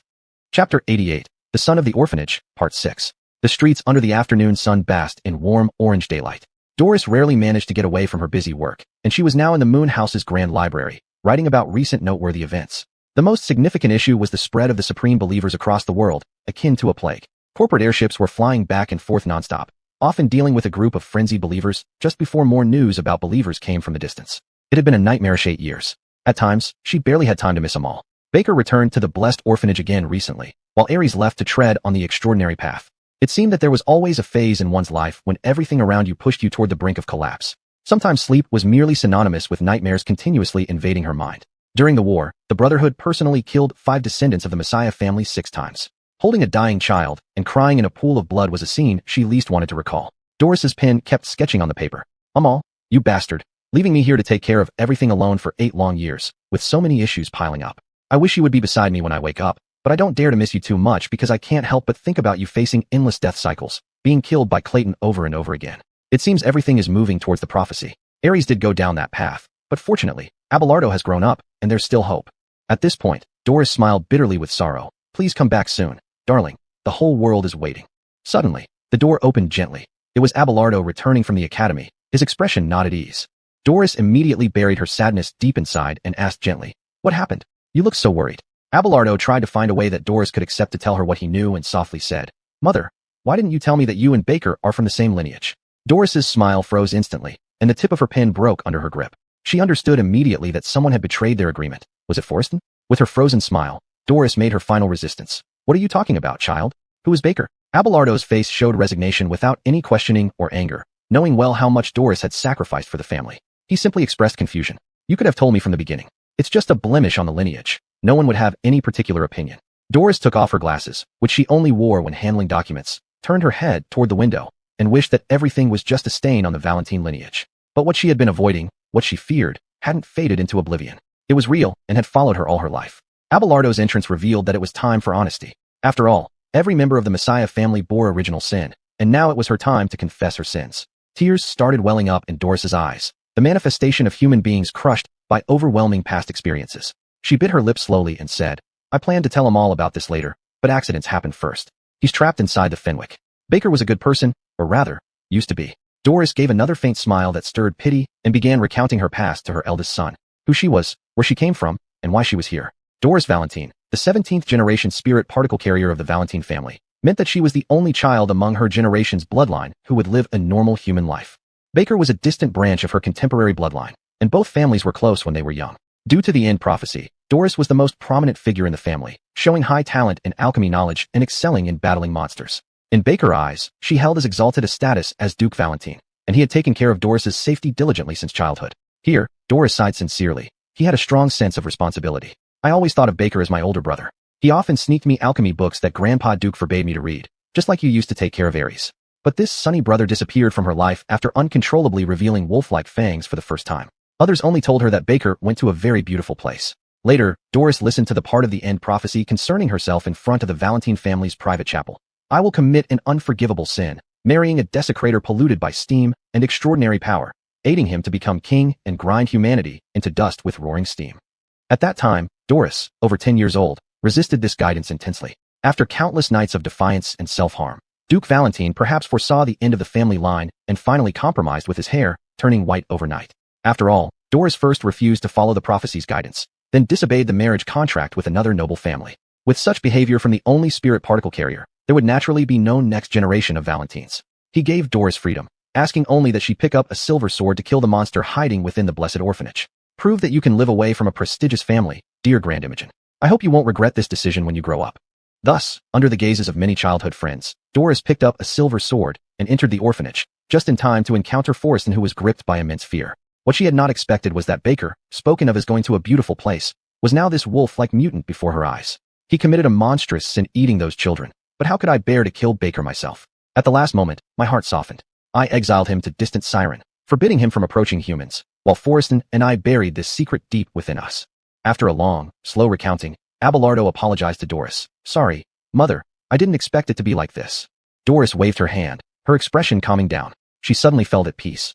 "I should have told you earlier. Later, I left the family and lived alone in the capital, choosing to attend the Imperial Academy to become a hunter, hoping to cleanse the world of sins and distance myself from the prophecy. But it seemed fate was playing a joke on me. I ran madly from the prophecy, yet still met Amal in Mysia. After that, there was no way out. Even after meeting your father, I fell in love with him, just as the end prophecy said." Thinking of Amal's face, she mused, "In the end, I didn't spare any of the lesser or greater sins. That must be what the prophecy meant." The lesser sin was releasing Baker, again being lenient now as he took over the orphanage after returning, wanting to keep the secret of the surviving werewolf. The greater sin was consorting with Amal. That night in Mysia, she became Mrs. Messiah, fulfilling the role of the unforgivable one in the prophecy. And that former little girl had turned these past events into bedtime stories, telling them to the next little girl, Ares. Abelardo waited quietly for Doris to finish, deeply moved by her story. He sighed and consoled her. "Mother has already redeemed herself. This is our desecrator's family fate, but your efforts deserve everyone's respect." Doris almost shed tears again, hearing these words from the sensible child. Had she done enough? She touched Abelardo's hair and whispered, "Perhaps I never said this, but now I want you to understand. You've always been the pride of Amal and me. But I'm clumsy. That doesn't change anything. You are our pride." Abelardo slowly stood up, asking Doris's opinion on purifying Baker. "Do I still need to purify Baker?"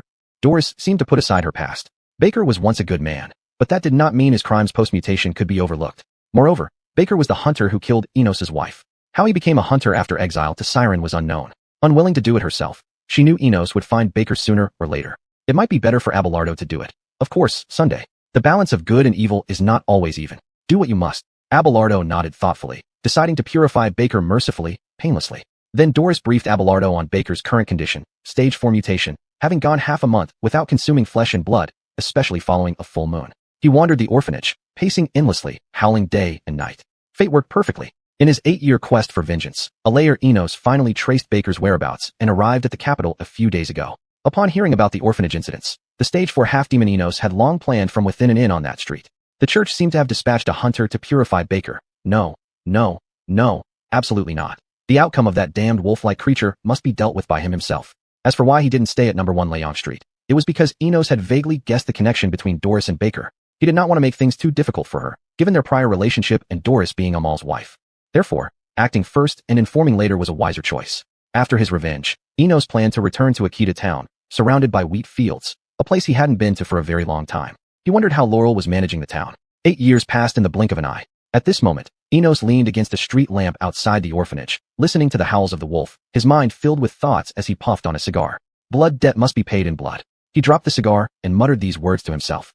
Chapter 89 The Son of the Orphanage, Part 7. Early on the morning of Alay 17th, Abelardo put on the novice hunter attire distributed by the church again and fastened the pure silver medal to his chest. It was now the planned second round of hunter days, which would last for 3 days. He and Jocelyn were about to enter the orphanage. After greeting Nixon, there was no need to report in person at Wilhelmina Cathedral again. Jocelyn insisted on following the custom for hunters before departure, going before the chalice in the church to pray for blessings. Jocelyn clasped her hands together. After placing the incense candle engraved with their names into the chalice, she began praying softly. Thank you, Sun God, for illuminating our path ahead. Let the fire of life burn bright, fearless against the mist and the wicked. Moon Goddess Chastity sends her blessings to Abelardo. Alay we walk on this land bathed in moonlight. Protect us tonight, and every night hence. Amen. After finishing her prayer with Amen, she blew out the candles in the chalice and poured the holy water into 2 cups. Faced with the cup Jocelyn handed over, Abelardo's first thought was whether the water soaked by the candles was drinkable. Is this not very hygienic? Jocelyn sighed helplessly. Indeed, blasphemers are called so for a reason. She held the cup closer, indicating with her eyes that Abelardo must drink it. Drink it for the first purification. Consider it as a blessing for ourselves. Abelardo twisted his face and drank it all down at once. As expected, it had a waxy taste. He complained inwardly that the church should improve its blessing ceremony. After pinching his nose and drinking it down in one breath, he urged impatiently, Is there anything else? If not, let's go. Time is short, and it will be too dangerous when night falls. Jocelyn gazed at the statues of the sun god and moon goddess, then nodded.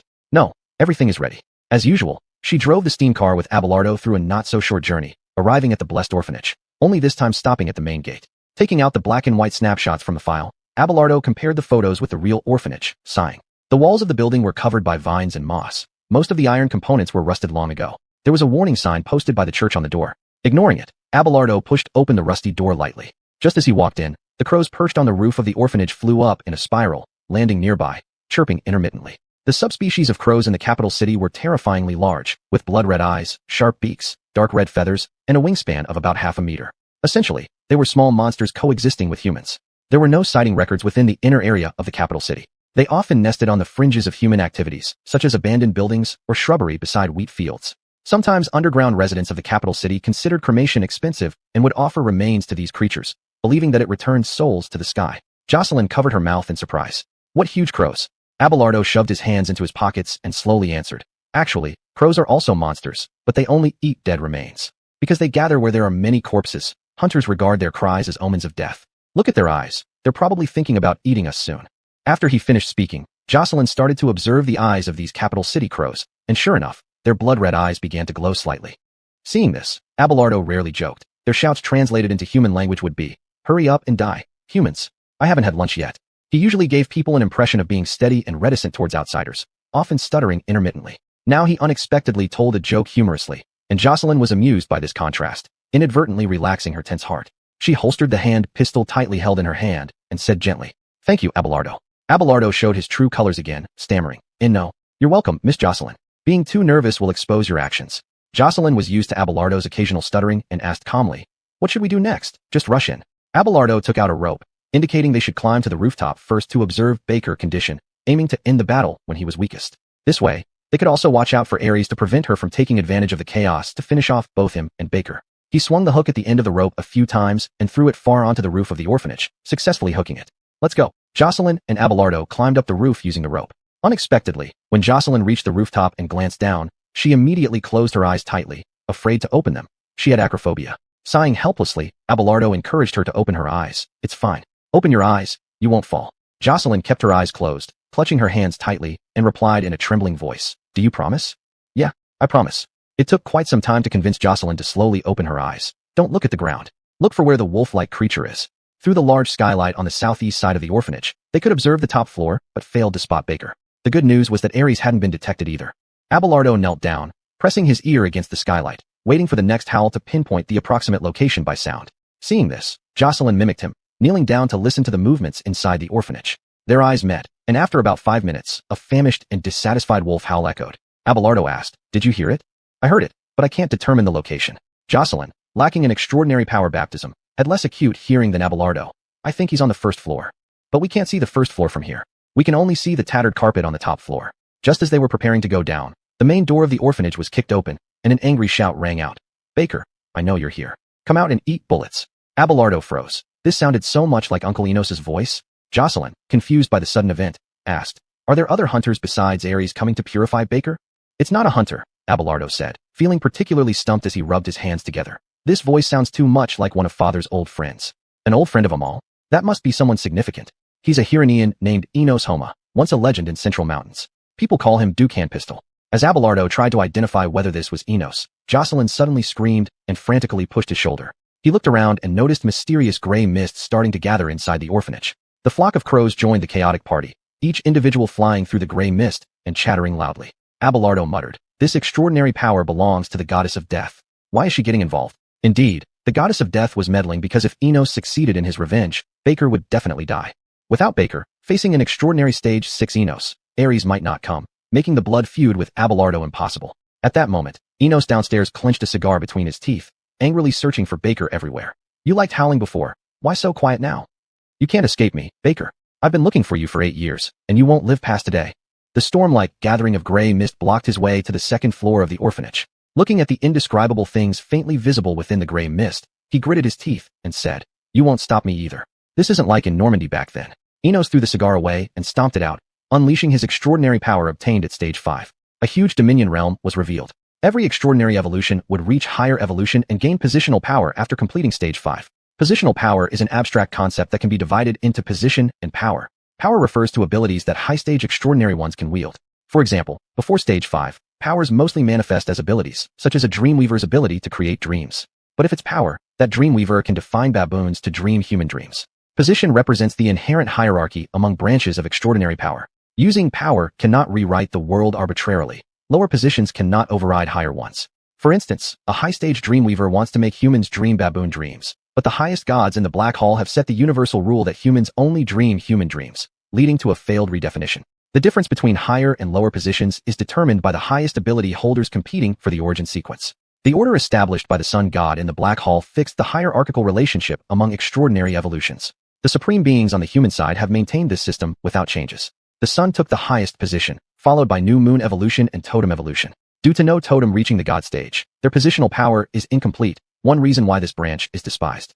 The extraordinary evolution ranking reveals these hierarchical differences. Phoenix, as the 11th evolution, holds the 11th position. Using the unique dominion ability of the Duke branch, the gray mist within the realm trembled due to an extremely high seizing force. Enos, with both hands as if parting something apart, cut the goddess of death's gray mist into gray threads. Knowing the true face of the goddess is a feeling that makes one regret. Looking at the indescribable inhuman creature, Enos sneered, You are truly ugly. How many limbs and eyes do you have? After seizing control, he used the gray threads to retaliate, instantly reaping towards the goddess's avatar. The goddess of death did not resist, but focused on summoning more gray mist to envelop the boundaries of the realm. You should fight back, you know? Otherwise, when I find your true self someday, you won't even get the chance to resist.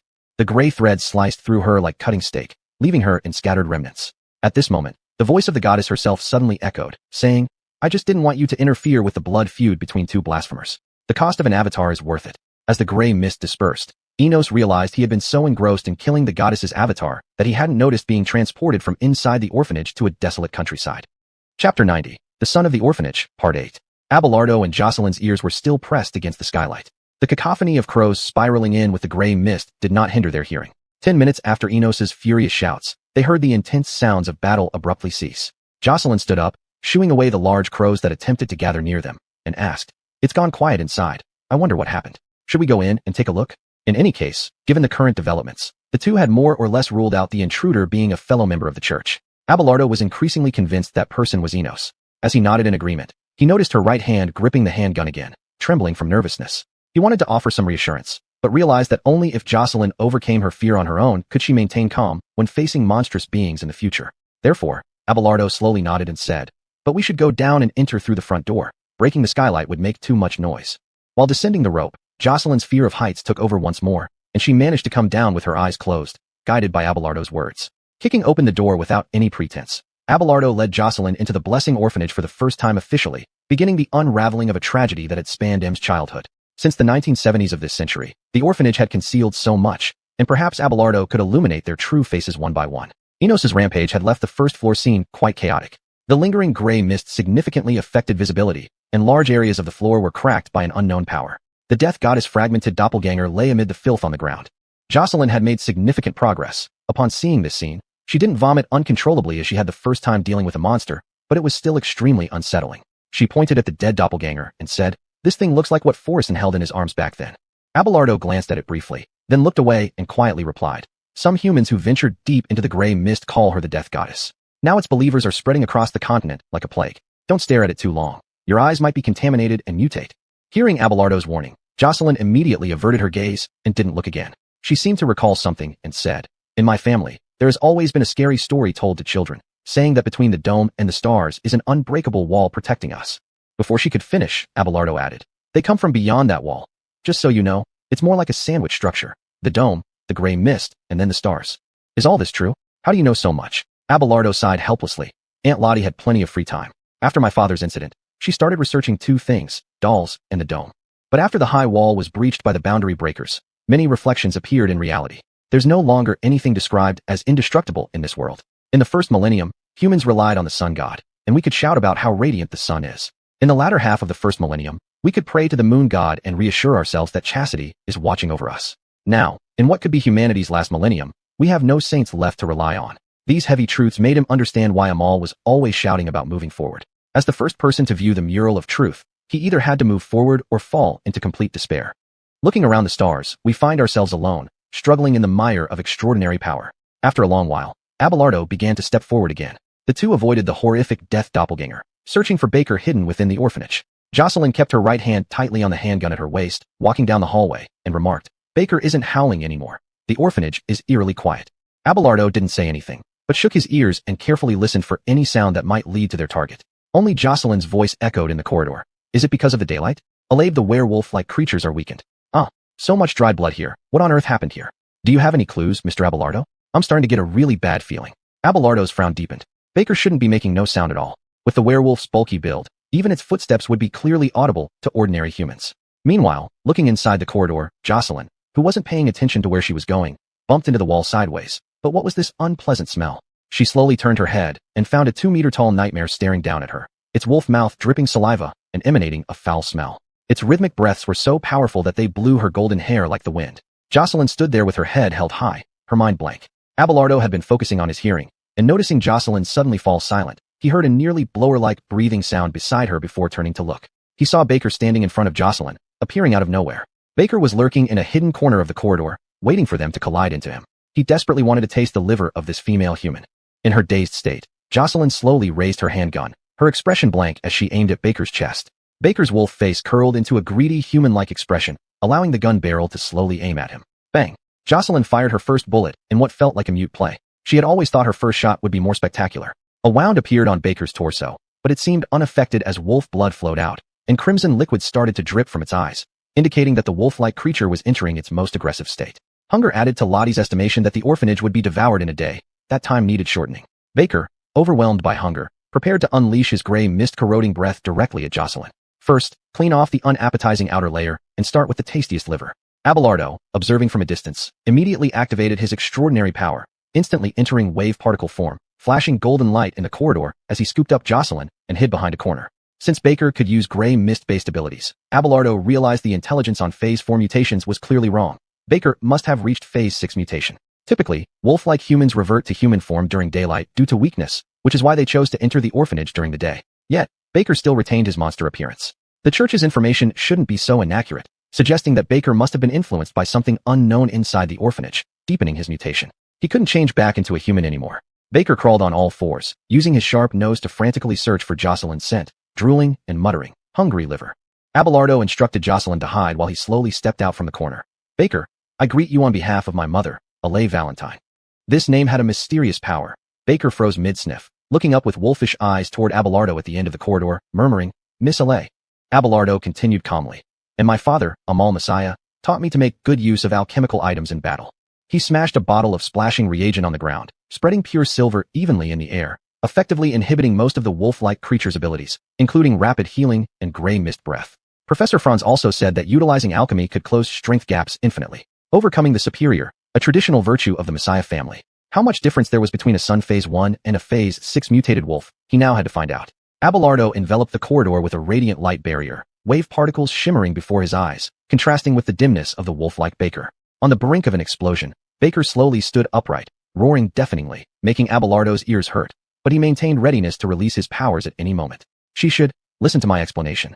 Baker howled, unable to forget that snowy night over a decade ago when Alay, whom he cared for like a younger sister, held a silver sword. She had grown well, unaffected by the family. Even after being thrown into the orphanage, Baker felt relieved. Believing Alay came to kill Forreston, despair took over when the silver blade turned toward him. Abelardo said, "You should confess to me before dying." "You believe Forreston too? Then there's nothing to say. Eating you both makes sense. I have no reason to accept punishment." Roaring again, his eyes glowing red, he leaped left and right against the walls before pouncing at Abelardo. At that moment, Baker thought only one thing. If everyone believes it, then he should eat, and eat everything. In the early stages of the Sun Phase, there was a lack of proactive offensive means. Abelardo had been waiting for the opportunity to dodge and then strike effectively. Once again transforming into a wave particle state, he turned into streams of light points as Baker charged at him, allowing Jocelyn, who was hiding nearby, to witness a beam of point-like sunlight streaming through Baker. Its source of mutation was impacted by each light particle, puncturing numerous holes. Baker's skin was adorned with countless open wounds from the linear stream of point-like sunlight. Abelardo recondensed his physical form behind Baker, his heart pounding rapidly. The timing of the wave particle state was crucial. He needed to precisely traverse through the wolf-like creature in the form of light particles to leverage the sun's characteristics for lethal damage. And he had to repeat this perilous maneuver over 10 times to push Baker to the brink of death. But Abelardo was not afraid. He knew he could do it. He was the sun within the orphanage at that moment. Chapter 91. The Orphan of the Royal City. The pain from multiple wounds only intensified Baker's desire to attack. As he tried to use the gray mist to erode Abelardo, he realized that the potion dispersed in the air was inhibiting this ability. It could only resort to the most primitive form of attack, lunging, and each time faster than before. Every time Abelardo entered a fluctuation state, it felt like dancing with death. Both of them were covered in numerous scars. Baker's desire to attack had reached its peak, while Abelardo, having overactivated his beyonder powers, was now breathing heavily. He couldn't understand how a first-stage sun could be so tenacious, never taking the initiative to attack and reveal weaknesses, but instead leveraging evasions for wave particle transitions to inflict damage. "You're running out of strength, little sun." Baker extended its long tongue, licking its right face riddled with open wounds. "It's right, I could see nothing but redness." Abelardo panted heavily, trying to muster some vigor into his weakening legs. He forced a smile. "Likewise, you're bleeding dry. Alay has taught your combat skills well. She would be proud of you." Baker, unexpected praise left Abelardo at a loss for words. "Thank you for acknowledging me, but that won't change the fact that I will purify you.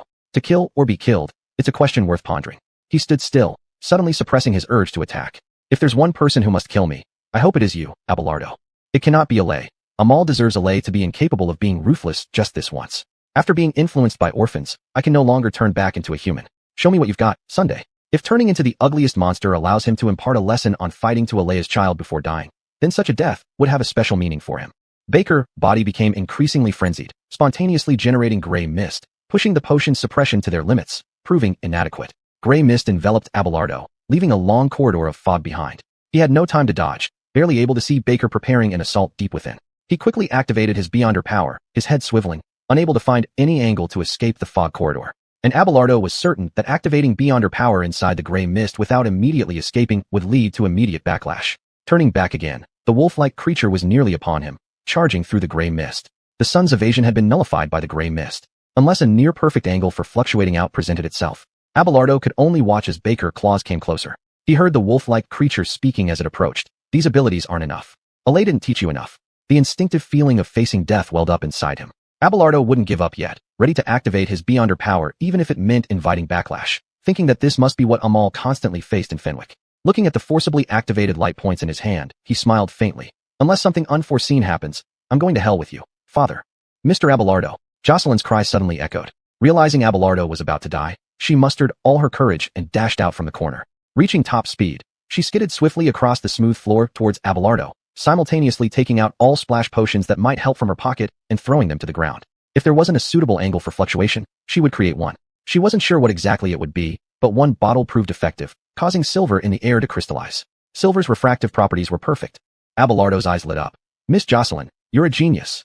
From the moment the first silver solid glinted, Abelardo instantly used it as a stepping stone to begin transitioning. From having no angles, to after Jocelyn's interference, every refraction point in the air became a perfect angle. Baker, lunging into empty space, actually smiled with relief. Abelardo wasn't as clumsy as rumors suggested, and he foresaw what would happen next. The light streaks refracted 13 times within seconds, and the intersection of these 13 beams was only 1 point. Baker. Blinding bright light erupted within the orphanage, making the daylight even brighter. A total of 39 light clusters struck through Baker, heart, in an instant. Jocelyn realized at that moment how sharp light could be. The wolf-like creature, standing in place, looked up at the ceiling as it felt itself being shattered by the light, its beyonder powers being flushed out of its body. Wolf blood splattered on the walls, creating one of the most impactful paintings in human history. After a few moments of the sun's brilliance, Abelardo reverted to human form, standing beside the fallen Baker. In his final moments, he finally transformed back into his original human form, his mangled limbs whispering, Miss Alay, everything is finally ending. As people reviewed their lives before death, so did Baker. If his surname wasn't Valeni, would everything have been different? Abelardo pulled out a silver sword, and Baker recognized it at a glance. It was the same one Alay held when she came to the orphanage on that snowy night. Baker, you can start your confession now. I am innocent, but everyone believes I am guilty, so I must be guilty. Baker's breath became weaker. I confess to the priest, for not remaining pure amidst condemnation. With his last strength, Baker looked at Abelardo. Can I ask you for a favor? Yes, go ahead. There is a basement in the orphanage. Please go and see it. The truth exists only there. Speaking, Baker saw visions of his childhood with Alay, watching her walk towards him with a smile in the light. No matter how much Abelardo pressed for details, he couldn't hear anything anymore. Miss Alay. Baker exhaled his last breath, tears streaming down his eyes. Is it you, Miss Alay? Before death, the young Alay in Baker vision jumped up to him happily. It's me, Baker. Abelardo realized Baker had reached his end, plunging the silver sword into his heart. Afterward, he and Jocelyn exchanged glances, silent for a long time. Baker used to be a good person. Abelardo gazed at the motionless remains of the wolf-like creature, feeling the curse weighed too heavily. Jocelyn broke the silence, muttering, Is our mission complete? Not yet. Baker mentioned a basement, and the church mentioned an unknown thing. They must be connected. Saying this, Abelardo dragged his heavy legs to find the basement entrance, while Jocelyn reflected on Baker's expression. The lady and Baker must have gotten along well in childhood. Abelardo, knocking on the low door of the ground floor and confirming it led to the basement, replied, Yes, they were like siblings. He hoped his relationship with Ares wouldn't end so tragically. Entering the basement revealed numerous small coffins, all empty except for bloodstains. Jocelyn asked, detecting a faint bloody smell in the air. These coffins are definitely not for adults. In the center of the basement stood a statue of the death goddess, surrounded by a pool filled with green liquid. At the base of the statue was a date, 1875-615. Only one person in the orphanage could possibly be a high believer, Coulter, no one else. Recognizing the date, Abelardo realized something. Coulter lied about his faith, having been a believer before entering the orphanage, not after the haunted night. Who? Coulter? Jocelyn wondered. Are these coffins part of some evil ritual? At that moment, Ares, who had been waiting for an opportunity, arrived in the gray fog, answering Jocelyn's question. Of course it's a ritual. Abelardo immediately became alert. Her serious demeanor made Ares smile lightly. I'm offering you a deal. Hand over your sun branch, and give up your beyonder path, and I'll take you out of here alive. Seeing his confusion, she slowly walked around the stone coffins. These coffins are prepared for children. Everyone thinks Baker ate the orphanage children, but there's a flaw no one delved into. A wolf-like creature wouldn't eat them slowly. It could finish in one night. For example, if the wolf ate a child, it would leave traces that are hard to clean up. But Coulter said those children vanished. Then Ares began revealing Coulter's life story. Coulter was already a high believer when he entered the orphanage. I've investigated all records, visiting multiple times. Finally, according to Father's diary, I found out that the mural describes a sacrifice of 27 pure white children to awaken a higher-order monstrosity called Orphan. Ares dragged out the trembling Coulter from the gray mist, who was still clinging to the stone statue. Leaning close to Coulter, she said in a cold whisper, Will you tell us yourself what happened next, Dean, or should I? Coulter laughed madly and said, I have completed the guidance task assigned by the goddess. The orphan will awaken immediately. You can't stop it. Seems he doesn't want to talk. Then I will. Ares kicked Coulter aside and began recounting the story as if Baker were telling it.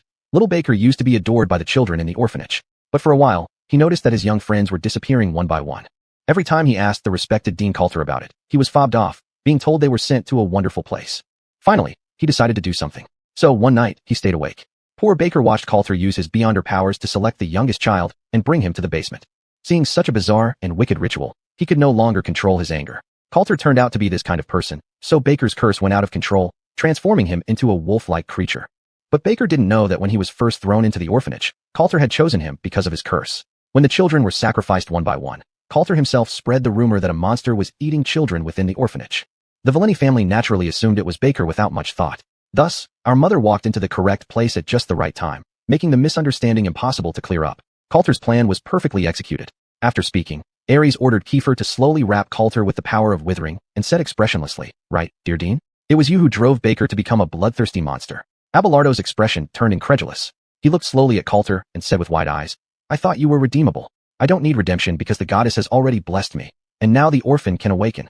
Suddenly standing up in madness, Coulter slit his own neck with a small knife and shouted about divine blessing as he jumped into the liquid beside the goddess statue. Human blood floated on the surface of the liquid. This ritual spanning over a decade was finally complete. As the pool water boiled, a skinny and decaying child slowly crawled out, with Coulter's face on the back of his head. "Kill them, child. Kill these blasphemers." Ares maintained a very ladle-like posture and smiled faintly. The supreme higher order mutant, orphan, father mentioned needing massive amounts of royal blood and children to create you. What would the Black Palace call you? City orphan sounds fitting. Abelardo now understood what she meant by the offer when she first arrived. Facing this kind of mutation, Abelardo stood no chance. His chances of survival were extremely slim. "There is still time to consider my proposal, brother."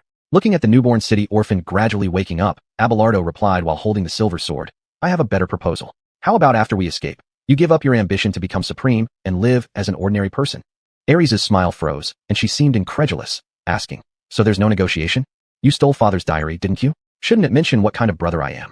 Abelardo turned to look at Ares, swinging his silver sword calmly. "You can take Jocelyn away. I won't let the orphan massacre the city." Then he pulled out a gilded card from his pocket. "Aunt Lottie always wanted me to inherit father's position in a great organization and gave me this card, saying it could summon help in crisis." Abelardo released Amal's engineer card into the air, and immediately a beam of light descended from the sky, locking onto the card. She said, "An 8th-rank phoenix is very willing to come and help me." Chapter 92, Returning to the Nest. "You're lying, Abelardo." Ares quietly observed her brother's face illuminated by the beam of light, trying to catch every trace of deceit. Normally, Abelardo never lied. His falsehood should have been glaringly obvious. "So you can just wait and see. When the immortal Firebird teleports here, it will find a way to break your crescent branch." With that, Abelardo turned his head toward her with a smile. "Isn't this what you intended? My refusal earlier must have led you to plan on forcibly absorbing my solar branch." Her elder brother's expression was unusually calm, which unsettled her. Her usually transparent sibling, like clear water, had become incomprehensible for the first time. The beam of light suddenly intensified, becoming scorching hot, as if a high-ranking phoenix bathed in flames was about to arrive. Abelardo's gaze shifted to the newly awakened orphan of the royal city, who was curiously experiencing his newfound power. He remarked casually, "You know I'm not lying." Ares couldn't bear the consequences of having her crescent branch broken. She was unsure about Abelardo now and could only stomp her foot in frustration. "You win, but I swear next time I will extinguish your son with my own hands." The possibility of an imminent phoenix had completely disrupted her plans. Here, Ares could have threatened or forced Abelardo into submission. Everything was supposed to be perfect. But she hadn't anticipated Lottie setting up her strategy on Abelardo so early. Not even her father's grand organization seat was mentioned in the diary. She took a few steps back, disappearing into the gray mist, her tone suddenly relaxed before swiftly leaving. "No worries, we have plenty of time ahead. You are far too weak, and I will always find a way to decipher your solar derivative." In truth, Abelardo was extremely anxious inside. He maintained his composure using all his lifetime skills, sending off his terrifying sister with forced calmness. "Yes, we have plenty of time." As soon as Ares left, the beam of light began to dim, eventually fading away entirely. Jocelyn looked around and said, Where is our Phoenix helper?" Abelardo spread his arms and spun around, saying, "I'm sorry, Miss Jocelyn. I was actually lying. There's no Phoenix at all. It's true that I will inherit a grand seat, but under a principle of silence, no one would come to help us. I just wanted to intimidate Ares. I apologize." Jocelyn, after experiencing this turmoil, had crossed her fear threshold, feeling much calmer. "So what do we do now? Can we escape?" Abelardo turned to look at the orphan, who was making the ground shake violently. The liquid in the surrounding pools was evaporating more intensely. A 2-meter-long sword grown from various remains rested in its hands, a characteristic feature of mutant humanoids. After gaining consciousness, they would mimic humans, such as eating or fighting. Both the Royal City Orphan and the large sword had names. Forreston hadn't just awakened a simple orphan, but an initial mutant being. Abelardo glanced at the foul greatsword in the orphan's hand, and then at his own silver sword. The size difference was almost laughable. Yes, there's no escape. And look at his expression. He clearly doesn't intend to let us go. The orphan displayed a frightening smile, mimicking human gestures, an instinct embedded within him. Forreston, seeing the orphan delay, urged impatiently. Dear child, what are you waiting for? Listen to me. They are blasphemers. Kill them. Hearing this command while trying to learn how to smile like a human, the orphan instantly changed, whispering emotionlessly. Kill. Huh. They are blasphemers, the ones foretold in the prophecy. Orphan repeated, blasphemers. Without warning, it swung the foul greatsword. The extraordinary, corrosive liquids were sliced apart by the razor-sharp edge. 1, 2, 3, the slicing sounds formed a deadly line. After releasing these fluidic edges, the orphan planted the foul greatsword in front of his face, with daylight reflecting off it, illuminating his side profile. It felt the foul active parts flowing along the edge of the greatsword, with tiny tentacles celebrating the arrival of daylight after a long time underground. The orphan silently whispered, descendants of the blasphemers, can you feel Mr. Forreston's anger? Abelardo made a fatal mistake. He judged the speed of the fluid attack by sight, assuming it was incredibly slow. However, eyes can deceive. In an instant, the initially slow-moving edge touched his chest without him even managing to shift into waveform. He felt it, not pain, but something drilling into his heart, then spreading through every capillary. From his brain to the soles of his feet, an unforgettable sensation of decay crept over him. Abelardo knew that this substance was infecting and decomposing his extraordinary power. Jocelyn flew to his side, helping the gravely ill Abelardo up, checking anxiously for any wounds. Then she fished out an inhibiting needle from her waist and injected it into Abelardo's artery in one swift motion. I know you said we wouldn't need these, but I thought it was better to have them than not. Her inhibiting needle preserved Abelardo's life spark, yet he was now overwhelmed by a sense of decay. He wanted to thank her, but his lips refused to obey. Coulter laughed wildly upon seeing this. Felt that, you foul offspring of the blasphemers? This is the blessing of the goddess. The Black Palace has been sealed off long ago. I recognize their nature right from the start. Look at me. I've chosen the correct path all along. The orphan lowered the tainted greatsword and began approaching them slowly, while Jocelyn strained to support Abelardo as they made their way toward the exit of the basement. Take your time chasing them, child. Slow hunting is joyous. The goddess is watching us. Let her savor this moment. The orphan maintained a moderate distance, close enough to make Jocelyn hear its footsteps during their frantic escape. The path from the basement exit to the road outside the orphanage seemed endlessly long now, with the footsteps trailing closely behind, intensifying this feeling. 5 minutes or 5 years, 50 years felt about right. Jocelyn wasn't sure how long it took. Finally, she dragged the unresponsive Abelardo outside the orphanage, where the crows circling overhead had reached their cacophony's climax, their cries piercing the sky. Though it was daytime, a chill gnawed at her heart. Meanwhile, the already accustomed celestial anomaly in the sky gradually opened its eyes. With the orphan finally born, the boundary breaker had urged death countless times, and the time had come. The shadow cast by the eyes of Relia enveloped the entire area around the orphanage. Influenced by it, the crows began mutating into various types of monsters, their already large sizes becoming even more terrifying. All this unfolded before Jocelyn's eyes almost simultaneously. The orphan finally stepped out of the orphanage, listening to the raucous crow calls, silently admiring this beautiful scene. It waited for humanity's reaction. Coulter said relaxedly. The corporation will be the first to arrive, followed by the church. The great organization behind the blasphemer may still remain silent. The goddess sensed such a group long ago, but history offers no clues. So the orphan looked up at the sky, pointing to the corporation's airships flying in from afar.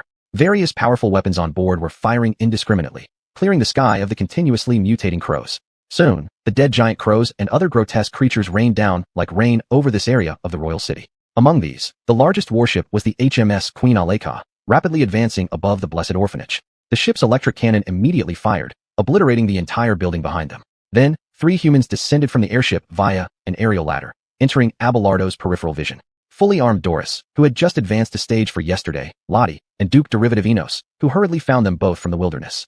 Doris carried Amal's relic, the Jace gun, which had now reached stage 5 through continuous advancements and alchemical modifications. From Jocelyn's perspective, it shone with a unique steel luster under the sunlight. Seeing Abelardo's dire state, Doris redirected her fury towards Coulter. I regret not killing you that night. Enos also showed evident dissatisfaction, especially about being sent away by the goddess, missing the chance to kill Baker. Behind the orphan's head, Coulter grinned. On the bright side, you helped turn Baker into a murderer. I haven't thanked you yet, Miss Doris. Lottie, unable to tolerate Abelardo's injuries, acted without a word. She instantly expanded an illusionary world, endless illusionary threads tangling around the orphan. She then used an illusionary gate to teleport herself closer, infusing the most vivid toxins into the orphan through the threads. The orphan's expression twisted as it swung the tainted greatsword to cut the annoying threads. But Enos activated his positional authority, suppressing its control over extraordinary power. Layering Lottie's dream world with his amplified ducal command, they locked it down completely. It was clear humans intended to execute it on the spot. Coulter had committed the sin of pride. He had intended to use the orphan to wipe out the few high-level extraordinary humans in one go. But he hadn't expected that even before the Black Palace was fully breached, the corporation had grown so rapidly over the years. The boundary breaker originally just wanted to test the human reaction briefly after reminding him through the goddess's mouth that the orphan had just awakened and was still a newborn with insufficient growth. The goddess must have known this. Child, did you see? They still possess strength to resist, though it's negligible. Just as Coulter hesitated whether to immediately return to the nest while Elixirs' eyes were open or continue playing around with them, he suddenly realized Doris had vanished from sight. Child, find Doris. The orphan looked up and found that Doris had already leaped into the high sky beside it at some point. After adjusting her posture in midair, she gently aimed the twin barrels of Amal's relic, the Jace gun, at the orphan's head. Fueled by fifth-stage alchemy, the focused electric arc would surely blow open this skull. Slowly descending with gravity, Doris quietly waited for the barrels to align perfectly with the orphan's head. Your time has come. As soon as she saw the barrels start to shimmer, Coulter immediately said to the orphan, Quick, our playtime is over. But the blasphemer is still alive. It doesn't matter. According to the prophecy, he will eventually come to the nest. Killing him, there will be possible too. It's like planting a tree. Cutting it down when it's mature allows you to obtain the maximum nutrients for your growth. Now see that glowing thing? If you don't want to die, listen to me. Finally, under Coulter's roar, the orphan gazed into Elixirs' eye. The moment their gazes met, the black shadows tugged at it, urging it to return to the nest. At that exact moment, Doris unleashed the Jace gun's focused electric arc, drenching its side body mercilessly with electricity and melting the impact area. Metal objects 500 meters away felt the residual static charge. Doris blinked emotionlessly. Got it. A horrifying scream emerged from the orphan's mouth. Coulter, it hurts. It will be better soon. Keep returning to the nest. Under Coulter's strong order, the orphan managed to return to the nest at the cost of losing the entire right half of its torso. Any hesitation more would have ruined the boundary breaker's plan. On the other side, Doris lightly landed on the ground, shouldered the Jace gun, and began assessing the damage. Severe injury, not completely killed. Looking up at Elixirs' eyes in the sky, she knew this thing wouldn't just sleep lazily over the royal city. Those qualified to face it could only be handed over to Abelardo or Ares. Enos raged, relentlessly pounding the remaining wall of the orphanage ruins. Damn it. Damn it. To hell with the death goddess. I should be the one to kill Baker. 8 years. 8 long years of pursuit. All for a chance to see his wife's murderer with his own eyes. Doris turned and put away the Jace gun, sincerely apologizing to Enos. I should be the one. Blame me, Enos. If I hadn't misunderstood Baker, he wouldn't have become a worthless scum.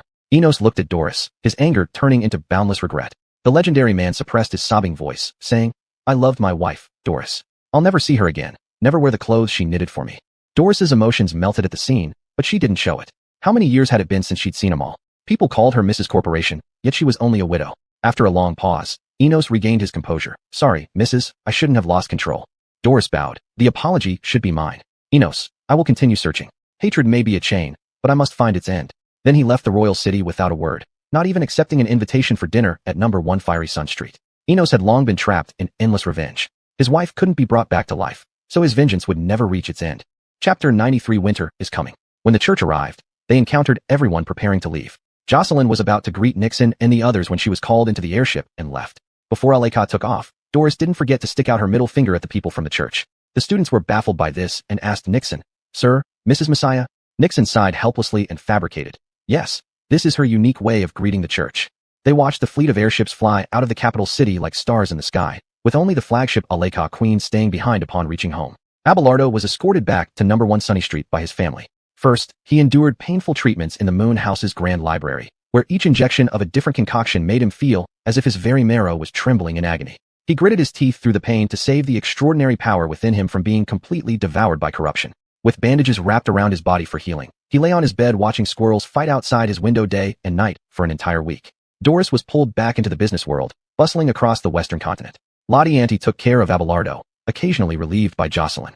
When can I get back to normal? Sitting beside his bedside, Lottie tilted her head thoughtfully and slowly replied, Do you still feel that nauseating corruption within your body? No, just occasional discomfort in my heart. Lottie observed this and gave her diagnosis. Then you can try moving around now. If the weather is good tomorrow, you can go back to the academy for the day. If everything goes well, you can assimilate Baker's extraordinary power to advance to stage 2. Baker's remains were carefully kept by Doris, now stored in the Moon House. She had no objections to Abelardo decomposing his Lupin friend. Instead, she hoped Abelardo could experience the admirable qualities Baker once possessed. Both of them were exemplary elder brothers, so compatibility wouldn't be an issue. When the powers merged, Abelardo should have felt much. Lottie then announced some good news. Next school year, I'll be teaching many of your classes. Mr. Franz's is quite agreeable. She counted on her fingers, extraordinary items class, aberration items class, and divination class. Then she handed Abelardo a long book purchase list. These are the books you need to prepare. You can buy them from the Ras Road Lottie's Dream Shop Capital Branch. Lottie gestured with her hand to indicate 6. There's a 60% discount now. Abelardo narrowed his eyes, somewhat confused. Do I have to pay even in your store? Of course, it wouldn't be fair to other students otherwise. Abelardo grumbled. I'll thank them on their behalf, Lottie Auntie. The classes she would teach were significant, and Abelardo realized he'd see Lottie Annie more often when he returned to the academy. These books looked like strange jokes written by her, and he kept reminding himself it wasn't April Fool's Day. He picked up the list and carefully read the titles. Teach Yourself Extraordinary Items in 5 Minutes. Author, Lottie Hepburn. Price, 50 copper reals. How to Purify Terrifying Dev Rations. Author, Lottie Hepburn. Price, 70 copper reals. Learn Prophecy with the Best Witch in the Western Continent. Author, Lottie Hepburn. Price, 130 copper reals. And a complimentary book, The Essential Course for Painters, authored by Mickey Van Gogh. Abelardo looked at these seemingly jestful titles and asked Lottie incredulously, Are you serious, Auntie? They look like you just wrote them. Isn't it wrong to make money off the students? Lottie put on a face as if she had made tremendous efforts, wiping sweat. Yes, it took me several nights, and eventually, Mickey helped me write. What's wrong? I guarantee their quality. I understand. But why is the divination book so expensive? Because I'm the best witch in the Western Continent. But you haven't prophesied for 8 years. That doesn't change the fact. In the end, Abelardo conceded to Lottie's whims in teaching. There was nothing he could do because she was Lottie Auntie. At this moment, the electric call machine rang in the residence. He told Lottie not to move and went to answer it himself, using it as an opportunity to stretch. Receiving the caller was Jocelyn, who first inquired about Abelardo's health improvement. Much better, Lottie Annie thinks I can resume normal activities now. Jocelyn's tone relaxed after hearing this, and she then mentioned the book list Lottie had sent to all the fellow students. Should we really buy them? Or is it just a prank? This is a real prank, meaning we have to buy them. The letter says we should go to Ras Street, Professor Lottie's branch store. You might as well get some exercise. Do you want to go with me to that little shop? Abelardo asked her to wait for a moment, obtained Lottie's approval, and gave Jocelyn an affirmative reply. That's wonderful. I'll come to pick you up in a while, okay? Sure, sounds good. After ending the call, he went straight through the infinite gate into Juanita's residence within the moon house. As soon as he entered, he saw Baker's remains preserved in a frozen container, and Aloysius, who usually maintained the steam machinery here, rarely showed up. Hey, Abelardo, you're recovering nicely. Hello, Mr. Aloysius, it's been a long time. Aloysius put down his tools and walked over to Abelardo, showing concern. I hope your experience at the orphanage hasn't left any negative impact on you. Abelardo smiled warmly. I'm fine. They can never defeat me. Besides, Mother said I will one day enter the nest, and before that, even prophecies won't bring me down. Aloysius noticed Abelardo gazing at the wolf-like remains and tactfully said, That's good. I wish you all the best. I need to continue working on these troublesome steam machines. Lottie said if everything goes smoothly, he could advance to stage 2 now instead of waiting for tomorrow which never comes, Abelardo thought. He opened the freezing container, and a mist billowed out. Baker lay peacefully inside. Abelardo emitted numerous particles of light from his body, which began to analyze and surround Baker's remains. The extraordinary power within was still pure, causing Abelardo to marvel at how clean Baker remained despite all the misunderstandings. Perhaps because they were fundamentally similar, the advancement process of integrating the extraordinary power came without pain, rather it felt smooth. Analysis, integration, and then the light particles formed a river of stars slowly returning to his body. Abelardo became radiant. Memories of Baker's vibrant life flashed before his eyes.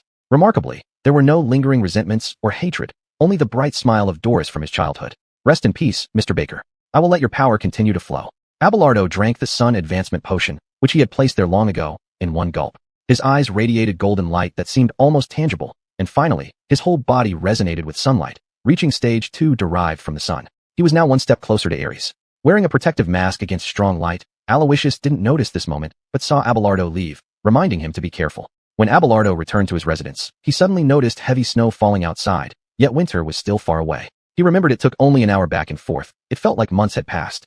Lottie saw his puzzled look and explained, the fragments of the island cluster beneath the central capital city emit cold currents mid-year, bringing a temporary winter. It generally lasts for several weeks, followed by scorching midsummer. To pray for safety during these extreme weather changes, the Holy Spirit Festival came about, and it seems to be happening in a few days.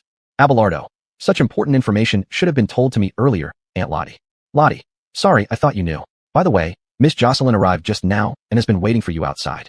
Abelardo nodded, put on a few pieces of winter clothing randomly, and pushed open the door, stepping out into the snow. Jocelyn wore a scarf, cap, and fur coat, clearly prepared for the temporary winter.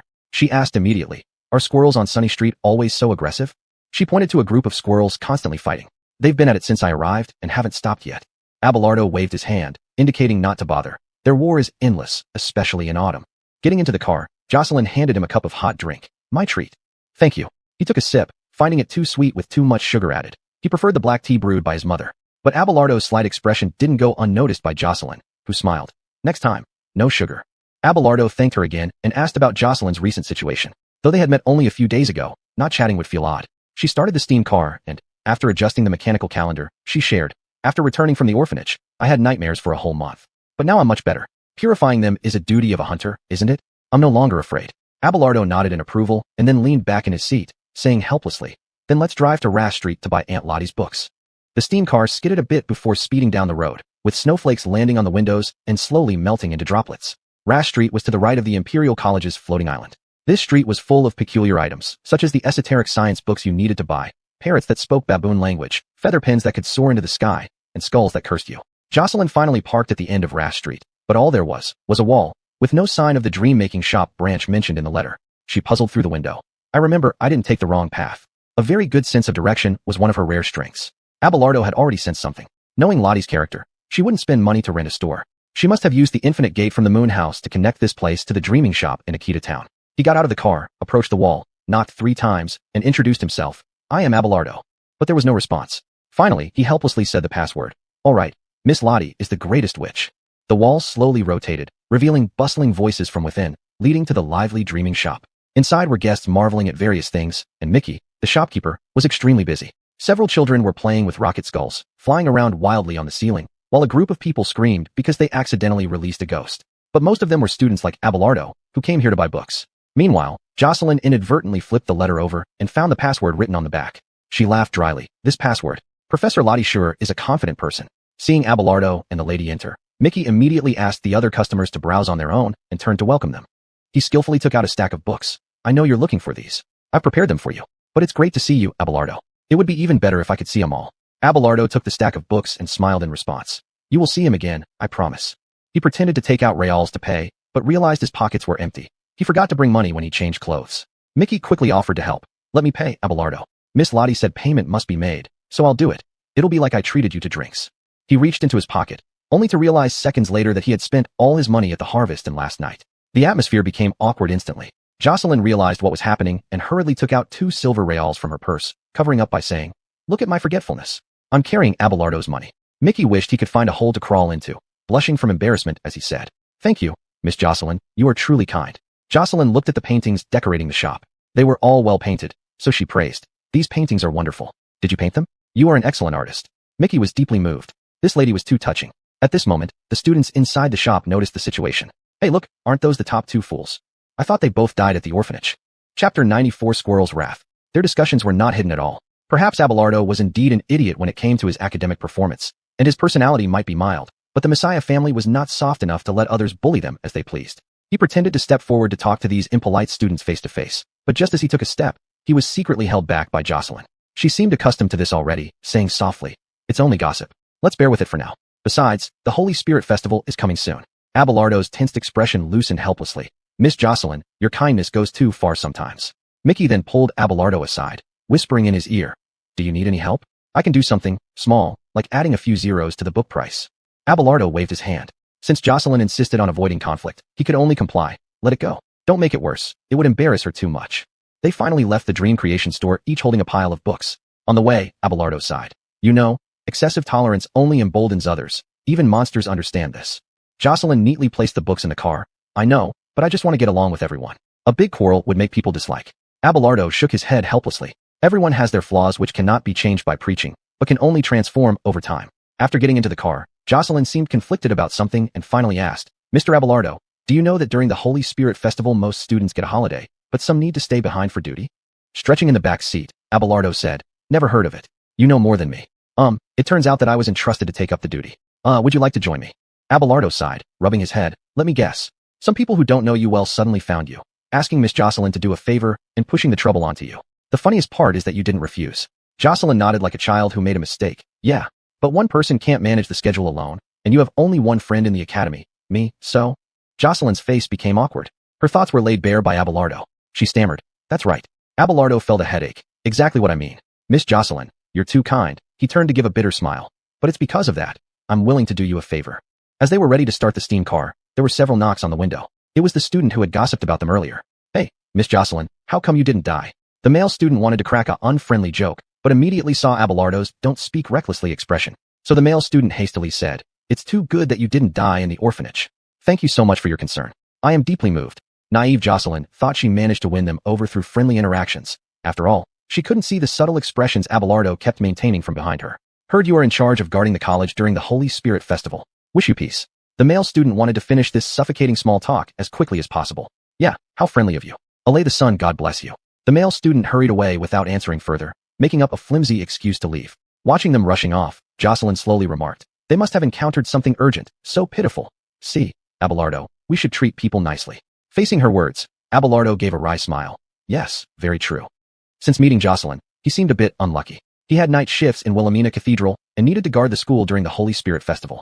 But looking at innocent Jocelyn, who once saved him in a life-and-death situation, Abelardo couldn't refuse any request from her. On the way back, they unintentionally talked about why, despite often bumping into each other initially, they hadn't spoken until meeting at Wilhelmina Cathedral. "Abelardo, looking at your clothes back then, I knew you were either rich or noble. My family has always hated rich people. Not that I hate you now, you are nothing like the arrogant princesses I imagined. Anyway, never thought we would cross paths." At first, he thought Jocelyn would be one of those domineering and annoying girls. To his surprise, she turned out completely different after they got acquainted. Jocelyn replied with a grievance. "I was very polite. You always had a gentle smile, but you tensed up every time you saw me. Of course I didn't dare to approach you." Abelardo asked in confusion. "Weren't you the one who greeted everyone warmly except for me? You looked so stiff when you saw me. I thought you hated me and didn't dare to look at you." She hadn't expected that after they got acquainted, Abelardo could shine like the sun when facing those terrible mutants. After a brief silence, both of them suddenly burst into laughter. Abelardo marveled at how all these misunderstandings hadn't stopped them from becoming friends. Time flew by as they chatted. Before they knew it, they were back at number 1 Larryang Street. Abelardo told her to drop him off at the intersection. "What about these books? I can carry them myself. See you at the academy during the Holy Spirit Festival then, Mr. Abelardo. And please take care next time we carry out the purification order." Abelardo, holding a stack of books, said after getting off the car, "Sure." He was walking quietly home when he was suddenly hit by a snowball. Looking around in confusion, he saw it was thrown by the temperamental squirrels of Larryang Street. It seemed these squirrels no longer cared about internal strife, even targeting humans. Actually not. The reason was that Abelardo had kicked a few large pine cones on his way, which were important to the squirrels. Realizing this, Abelardo knew these squirrels wouldn't let him off easily. He said, "Sorry, I didn't mean to. I didn't know they were yours." This time, 2 snowballs hit his face directly. A few squirrels stood upright, glaring at him. If only he had known the creatures here were so bad-tempered, he would have suggested his mother find a place on Dogfish Street. There were more big squirrels than humans in Larryang Street, constantly fighting. "All right, I'll give you double the pine cones." "Deal." The squirrels stopped making snowballs, and Abelardo felt relieved. These creatures seemed to understand human speech. So when he knocked on the door, Lottie, who came to greet him, found a long line of big squirrels following behind. She frowned, unsure what to say. After all, squirrels had never been so united. Abelardo patted his head and said, "Aunt Lottie, we owe these squirrels about 40 big pine cones. They seem quite angry, but we don't have any. Normal humans don't store this kind of thing at home." Just as Lottie finished speaking, the angry squirrels rushed into the house, refusing to leave, and began running around freely inside. In the end, the 2 of them sat on the sofa, surrounded by squirrels, making number 1 Larryang Street incredibly crowded. Lottie couldn't help laughing at the ridiculous scene. "Great, now we'll celebrate the Holy Spirit Festival with these squirrels."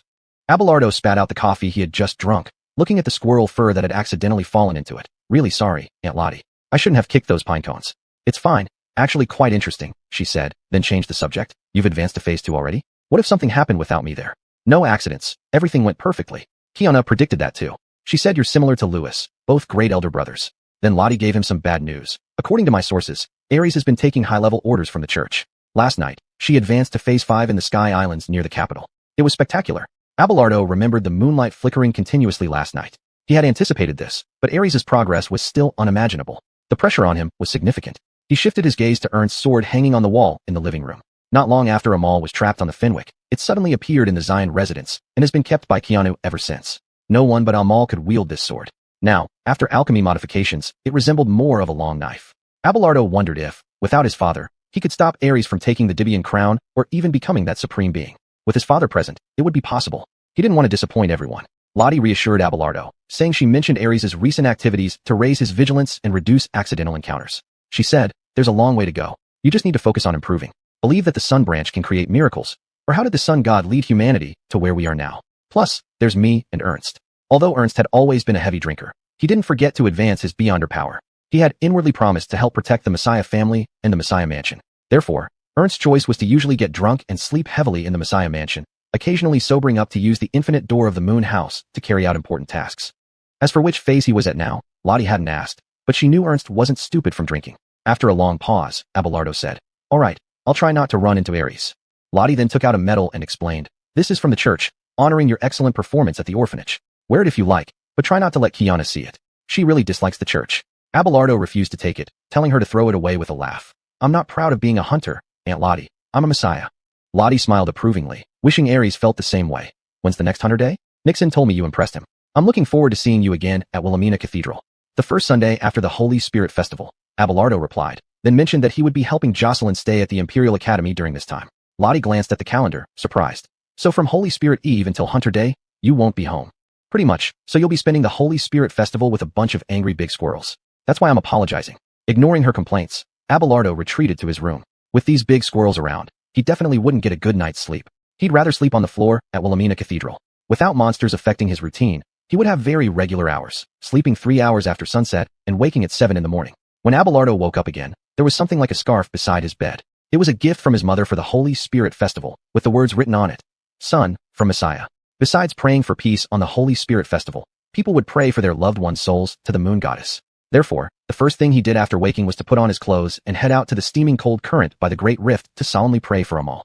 He hoped his father could walk out of the Fenwick and look forward to the day he would cleanse the boundary breakers.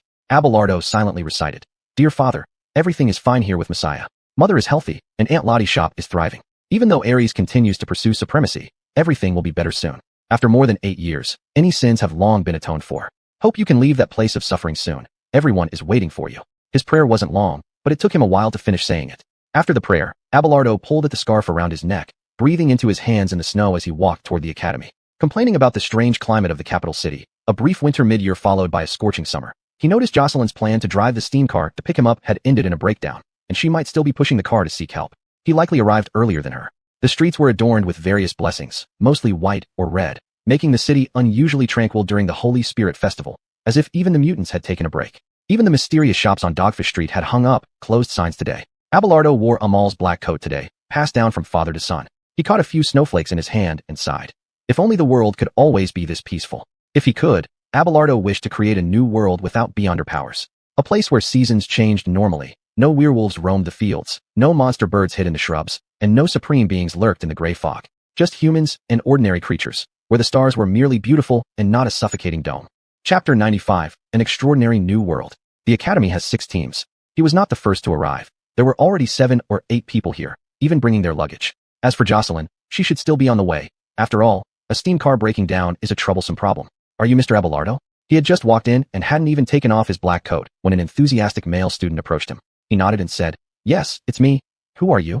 For some reason, the male student bowed and smiled kindly. "I wish you a peaceful Saint Spirit Festival. I am Elias Young. My parents are senior employees at Cupid Factory. Thanks to the company's operation, life is much better than before. Back then, I couldn't have dreamed of coming to the Imperial Academy to study." Abelardo listened attentively and understood that during the 8-year war, most apostles either piloted war airships or invented things within Moon House, so the company hired many human workers. Seeing nothing special happening, he took off his coat and hung it up. "Wish you a peaceful Saint Spirit Festival too, Young." Elias continued, "I was surprised to see you come here because I didn't see your name on the list of duty students. I'm here to help take care of Miss Jocelyn. She was entrusted with duty work." Elias showed an understanding look. "It's not strange. Just jokingly speaking, if you asked Jocelyn to kill humans sincerely, she might agree." Then he showed Abelardo where they would rest at night, which turned out to be makeshift bedding in the library of the academy, explaining why everyone brought luggage. Luggage generally contained camping-related items, and eventually, various tents would appear throughout the academy until the end of the Saint Spirit Festival. Professor Franz said this place was messed up by Aries recently, hoping we can take good care of it. Indeed, it was a mess. Aries had used her extraordinary power to create chaos here, with books scattered everywhere and bookshelves shattered by massive impacts. Abelardo realized he hadn't brought any luggage and finally put 2 tables together as a makeshift bed. Resting here was a bit shabby, but one could find something to read when bored, though it might only make everything more boring. Elias originally planned to share his luggage with Abelardo, but was politely declined. He claimed he didn't have high requirements for sleep. Elias commented, "I think you also need a pillow." Abelardo shrugged and took 2 books from a nearby shelf, stacking them up. "This will be my pillow." In the end, Elias reminded him that their duty time would start the next day before busying himself. The temporary winter snowfall grew heavier, making the road impassable. Jocelyn finally arrived after an hour. When she walked in, everyone thought a snowman had come alive. But seeing the snow-covered figure carrying several bags of luggage, they realized it was Jocelyn. The broken-down steam car was left behind. She planned to deal with it later. Jocelyn eagerly told Abelardo a piece of good news upon entering. After the church knew about our performance at the orphanage, they plan to promote us to real hunters within a few hunter days. They say they will assign me to work with Metangel. That's great, truly a dream come true. Long troubled by not having the basic potion, she could finally break through the bottleneck. Unable to contain her joy, Abelardo congratulated her, wishing she could go further. Jocelyn nodded frequently, intending to unpack her luggage right there. Abelardo hurriedly intervened. No, this is the boys' dormitory area. You need to find somewhere else. She froze. But every female student I met told me that area is full. Jocelyn had assumed she and Abelardo were scheduled in the same place. Abelardo called Elias again, introducing him to Jocelyn and explaining the situation. Elias looked puzzled. Well, the professor's lounge for female students indeed has no available space because Miss Jocelyn joined late, so probably no arrangements considered this situation. Abelardo said, we need to think of a solution. Can't let her sleep on the streets. Elias glanced around, came up with an idea. Professor Franz's lounge might work. What do you mean by might work? The door is locked, but I happen to have keys to all the rooms in the academy. Only, I fear Mr. Franz will blame me afterward. Abelardo took the keyring that Elias had raised and said with a smile, just say we did it. He won't make a fuss when he hears my name. If you don't say who did it, Franz will suspect me first anyway. With that, the three of them agreed and found Professor Franz's exclusive lounge. The entire structure was a small bedroom, even containing a soft bed. Resting here wouldn't require bringing luggage. Elias suddenly remembered that Abelardo hadn't brought any camping gear and suggested he sleep on the bed while Jocelyn set up camp on the ground. He said, it's fine as long as Miss Jocelyn doesn't mind. Jocelyn certainly had no objections. When they spent the night at Wilhelmina Church, she and Abelardo had kept watch by the bonfire until dawn. I definitely don't mind. Abelardo has just recovered. He indeed needs a good place to rest at night. That's settled then. By the way, here's some Saint Spirit Festival advice. I've heard that some aberrants being cultivated in the academy have gone missing recently. Just be careful you don't bump into one. But since you're all hunters, it shouldn't be a problem. Hearing this, Abelardo became alert and asked cautiously, what kind of aberrants? Elias paused for a moment and said there were multiple types, mainly humanoid and avian species. In short, be vigilant during your duty shifts. I understand. Thanks for the warning, Elias. Don't mention it. Helping others is like giving roses and holding the fragrance in your hand. While chatting, the three helped Jocelyn set up her tent. It wasn't large, but with the three of them working together, it was quickly completed. After setting up the tent, it was lunchtime. However, when Abelardo saw Elias and Jocelyn take out their instant food, he clearly expressed that he wasn't hungry. The food was too unpalatable. A combination of black bread and oddly flavored sauce, along with a sachet of peculiar-tasting soup. Abelardo came prepared with nothing and said helplessly, I thought someone here would be responsible for making food. Only now did he realize this felt more like a camping trip, where everything, food, tents, even firewood, had to be brought by themselves. No one is responsible for that, but food is always a minor issue. Not starving to death is enough. Elias was used to eating such things from a young age and chewed skillfully, finishing off with a mouthful of thick soup. During the 8-year war, mechanics at Cupid Factory barely ate such things. Everything gradually improved afterward. Once Baxter was locked down by the company, food was as valuable as gold, except for the people at Cupid who didn't need to worry about it. He advised, just eat it, Abelardo. You can't always count on Mrs. Messiah to cook for you. Under Elias's repeated persuasion, Abelardo reluctantly picked up his share and began the arduous task of finishing the instant food. Facing this food, Jocelyn remained calm. Her trick was to temporarily forget that she had taste buds, swallowing before her tongue reacted. After eating, only a brief aftertaste lingered, which could be tolerated. After finishing the food in the can, Elias mentioned the 8-year war. Frankly speaking, Mrs. Messiah was merciless during the war. The industrial zones in Baxter were destroyed by corporate airships. People trapped in the city often fought over food. Thankfully, everything ended. He continued, the Brotherhood controlled the main food sources. Back then, I wished Queen Aleka's cannon could hit Clayton's brother. Abelardo forcefully swallowed a bite of black bread and interjected, his brother was just as ruthless. I had 6 siblings who were assassinated. Beside him, Jocelyn couldn't join in. She had only heard about that war which burned through the western continent. In the chaos, the Mies family rebuilt a relatively stable order.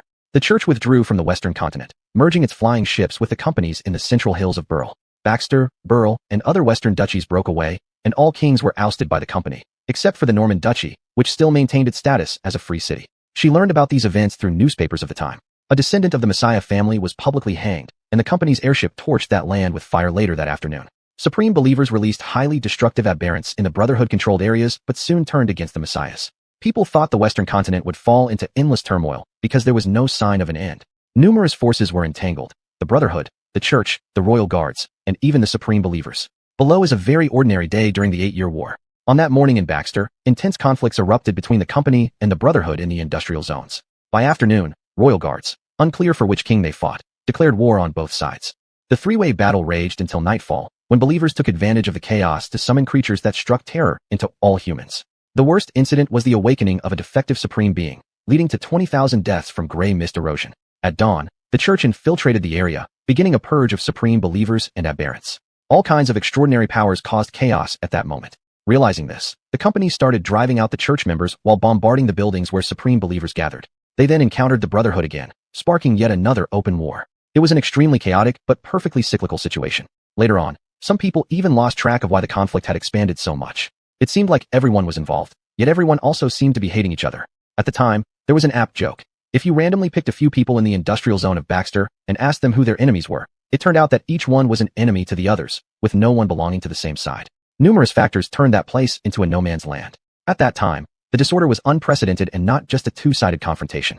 It wasn't until the newspapers reported a truce between Baxter and the company that people realized the conflict would eventually end. Historians define this as the darkest 8 years in human history, the first time the church was unable to control the order of humanity. This marked the beginning of the decline of the Black Palace's governance. The southern countries feared being dragged into the war at any moment. It felt as if the sun god's light no longer shone upon humanity, and the moon goddess retracted her blessings. After Jocelyn reviewed the course of this war, Elias was already preparing to rest. See you tomorrow. I'm on duty tonight. With the size of the academy, it'll take me all night. If I don't sleep now, there won't be any time left. After he pushed the door open, Jocelyn quietly asked Abelardo, "Did you also participate in that dark war?" "Yes. Back then, it seemed like anyone from the Western continent was involved. No one could stay out of it." Abelardo had once participated in cleansing swarms of aberrants under the cover of airships. What used to be a small town was entirely transformed into non-human entities. These 8 years may have also been the reason for Ares' transformation. Jocelyn leaned against the bed and softly said, "I can't see any traces of war on you. Most people who lived through the dark era changed. Some fell into depravity, others suffered deep traumas, but you're different." She glanced at Abelardo a few times to make sure he was still the person she knew. He was her only friend, and Jocelyn didn't want Abelardo to be affected by the chaotic 8-year war. Good people should remain good forever, but unfortunately, the world didn't agree with this truth. Abelardo lay on the soft bed in silence for a while before responding thoughtfully. One doesn't change if they have faith. People need to know what they are fighting for. This was true during the war and remained so when facing the supreme beings. What Amal imparted to his descendants was the crucial faith. Ares also possessed faith, though hers was somewhat different.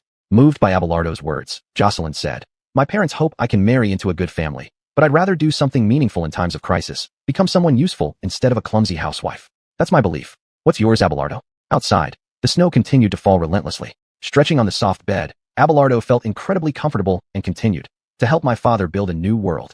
Jocelyn pursued, "What kind of new world?" "A remarkable new world where humans no longer fear aberrants wandering in the night, and the stars are no longer a cage-like dome." Jocelyn curled up and asked softly, "Can I help you?" Abelardo's response came from the bed, neither too loud nor too soft. "I hope you can live well, but if you want to help, go ahead." Chapter 96, Blizzard. That night, Elias put on his uniform and held up a lantern to start his patrol around the entire Imperial Academy. He needed to check each area's condition, ensuring that places which should be locked remained so, and nothing that shouldn't be out was running around. Using the air current platforms placed by the professors, he first arrived at the floating island. He started patrolling along the winding paths, with the jungle between the floating islands shrouded in night. The oil lamp in Elias's hand was the only source of light, like a lighthouse on a cliff amidst a vast sea. Occasional sounds were merely the high-altitude currents rustling through the trees. He knew this place so well he could walk around the floating island with his eyes closed. Elias blew his nose. He had caught a cold recently. Then he hung up the oil lamp and began checking off items on the duty report. Aquatic zone normal, forest zone normal, monster cage undamaged. Seems like there are no problems. Something suddenly brushed past his ear, making him quickly turn his head. He found nothing but a statue of the sun god by the roadside. The statue was exquisite, showing the carver's dedication. However, he didn't remember when the Imperial Academy replaced the sculptures. Maybe they were for the Holy Spirit Festival decorations, Elias thought. It's a decoration Professor Lottie requested for the Holy Spirit Festival. Who knows what she'll come up with next? Having finished inspecting the floating zone, the areas below would be simpler. A quick round of the teaching area, and then confirming if the important monster cultivation laboratory was functioning normally would suffice. He slowly checked off the floating island section on the duty report, straightened his coat, and prepared to leave the floating island. At that moment, another gust of wind passed by his ear, bringing some faint but unpleasant sounds, causing the oil lamp hanging on a branch to sway. Looking over again, the statue seemed to be in a different position from what he remembered. Was the statue this close just now? It's hard to see clearly at night. If only I were an extraordinary. Elias attributed it to the poor visibility at night. This winter is really cold this year. He buried his face in his cashmere coat, complaining about the sharp cold wind, hoping the winter in the royal capital would pass soon. Tomorrow, I need to tell Abelardo and Jocelyn to dress warmly when they take over the shift. This weather is unbearable. Talking to himself, Elias picked up the oil lamp from the branch and began walking along the forest path towards the teaching area. This year's cold air rising from the ground crack seemed stronger, and Elias felt the cold wind getting stronger. The shrubs on the floating island swayed as if caught by an invisible hand. His pace was forced to slow down significantly, almost pushing him backward. Looking up, the wind had already mixed with heavy snow. The wind blew right through his cashmere coat, clearly unsuitable attire for this year's winter in the royal capital. Elias felt his whole body starting to freeze. Unable to open his eyes fully, he didn't see the ice on the road ahead and slipped, rolling into a snowbank. Ugh, I'm frozen. Struggling out of the snowbank, he found the oil lamp had rolled aside and dragged his legs over to find it. He couldn't help but admire Jocelyn's commitment, working under such harsh conditions yet still willing to take on extra requests. Anyone else wouldn't agree. Oil lamp, thank the sun god, finally found it. With great effort, he managed to pick up the oil lamp again. As he lifted it, he saw another statue of the sun god standing by the roadside, its benevolent yet solemn gaze seeming to scrutinize him. Did the academy place so many statues here? Strange, I didn't see any when I came in. Hurry up, get done with it and rest. As he spoke, noises emerged from the nearby forest. Something seemed to be prowling inside. Elias became alert instantly, swallowing hard and gathering courage to part the shrubs. It was just a severely injured raven from the royal capital, possibly having strayed here after losing its flock. Given this year's harsh winter, the raven wouldn't survive, leading Elias to remark, "Poor thing, unfortunately, I can't help." The raven, as if understanding, suddenly let out a loud cry, startling Elias unexpectedly. "Hey, you're angry too? Such a temperamental creature." Complaining as he turned back, he noticed the sun god statue had somehow moved behind him. Elias grew anxious, certain the statue had changed positions. Must be some prank. He patted his chest to reassure himself. Unlikely to be one of the escaped mutants from the academy, since it was clearly neither humanoid nor bird-like. It must be some prankster using extraordinary power to make this toy to scare people. This is not unprecedented. It almost became a tradition during the annual duty period in the academy. Last year, it was a living snowman, and before that, it was a terrifying pumpkin spirit. Although the cadets on duty complained many times, the pranks never ceased. Elias pinched a snowball with his numb hands and threw it at the face of the sun god statue, but there was no reaction. Sure enough, it was a prank. Just staying here for a moment. The heavy snow almost buried the statue itself. Feeling relieved, Elias picked up the oil lamp again and walked towards the teaching area against the fierce wind. But the sudden snowfall blocked many small paths, which he had never seen before. After struggling a few rounds, he realized a serious problem. There was no accessible path leading to the air current platform, and the blizzard showed no sign of stopping. Am I going to freeze to death here? Exhausted from constantly searching for an exit, an hour later, Elias sat down beside a tree in the blizzard. His strength was drained, and his legs were completely frozen. He held the oil lamp in his hands, trying to get some meager heat. Stop, please. This damned wind and snow. Elias's mind scattered due to hypothermia. He lifted his head, trying to muster some energy. If he fell asleep now, perhaps he would never open his eyes again. The bushes in front of him shook violently. He thought it was due to the strong wind, but then a 2-meter-tall bird monster with a long neck emerged. The saliva dripping from the monster's mouth was frozen into ice. It looked like it had also been tormented by the blizzard after escaping from the academy's cultivation laboratory. What bad luck, meeting you here. Elias could not stand up and run.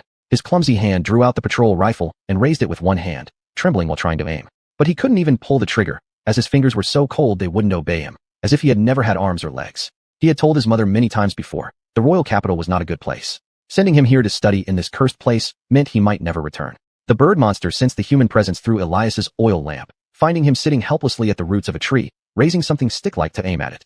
You'd better not move. I can't aim properly. Elias cursed at the bird monster, blaming its non-existent movements for making him miss. Unexpectedly, the bird monster mimicked his voice. Don't move.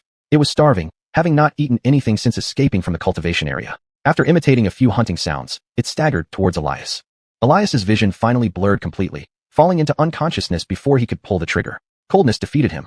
Before everything turned black, he saw what seemed like rainbow-like illusions, and someone wearing a witch hat walked out from the other side of the forest. A flash of life passing by. He marveled at this thought, and then lost consciousness. When Elias woke up again, he found himself in a room full of squirrels, lying on a soft sofa, feeling like everything that happened was a dream.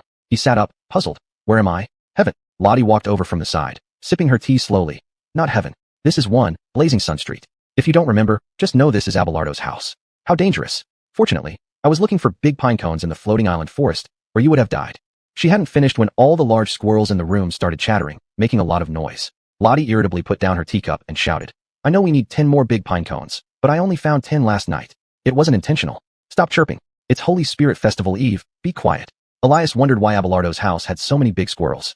Because Abelardo accidentally kicked away their winter food, so they wouldn't leave. Elias laughed at this amusing story but then said, Thank you, Professor Lottie. You saved my life. No problem, it was just a simple favor. But don't blame yourself for getting lost. The royal capital's snow this year is indeed extraordinary. Yeah, those sun god statues you placed are quite extraordinary too. Lottie squinted her eyes in confusion. What sun god statues? Elias explained about the statues he encountered. Weren't they placed by you? Lottie shook her head. I did request decorations, but the academy didn't agree. Your description of the statue seems familiar. Can you describe it in detail? Elias lay back on the soft sofa and recalled. They should be made of white marble, very exquisite, with lifelike expressions.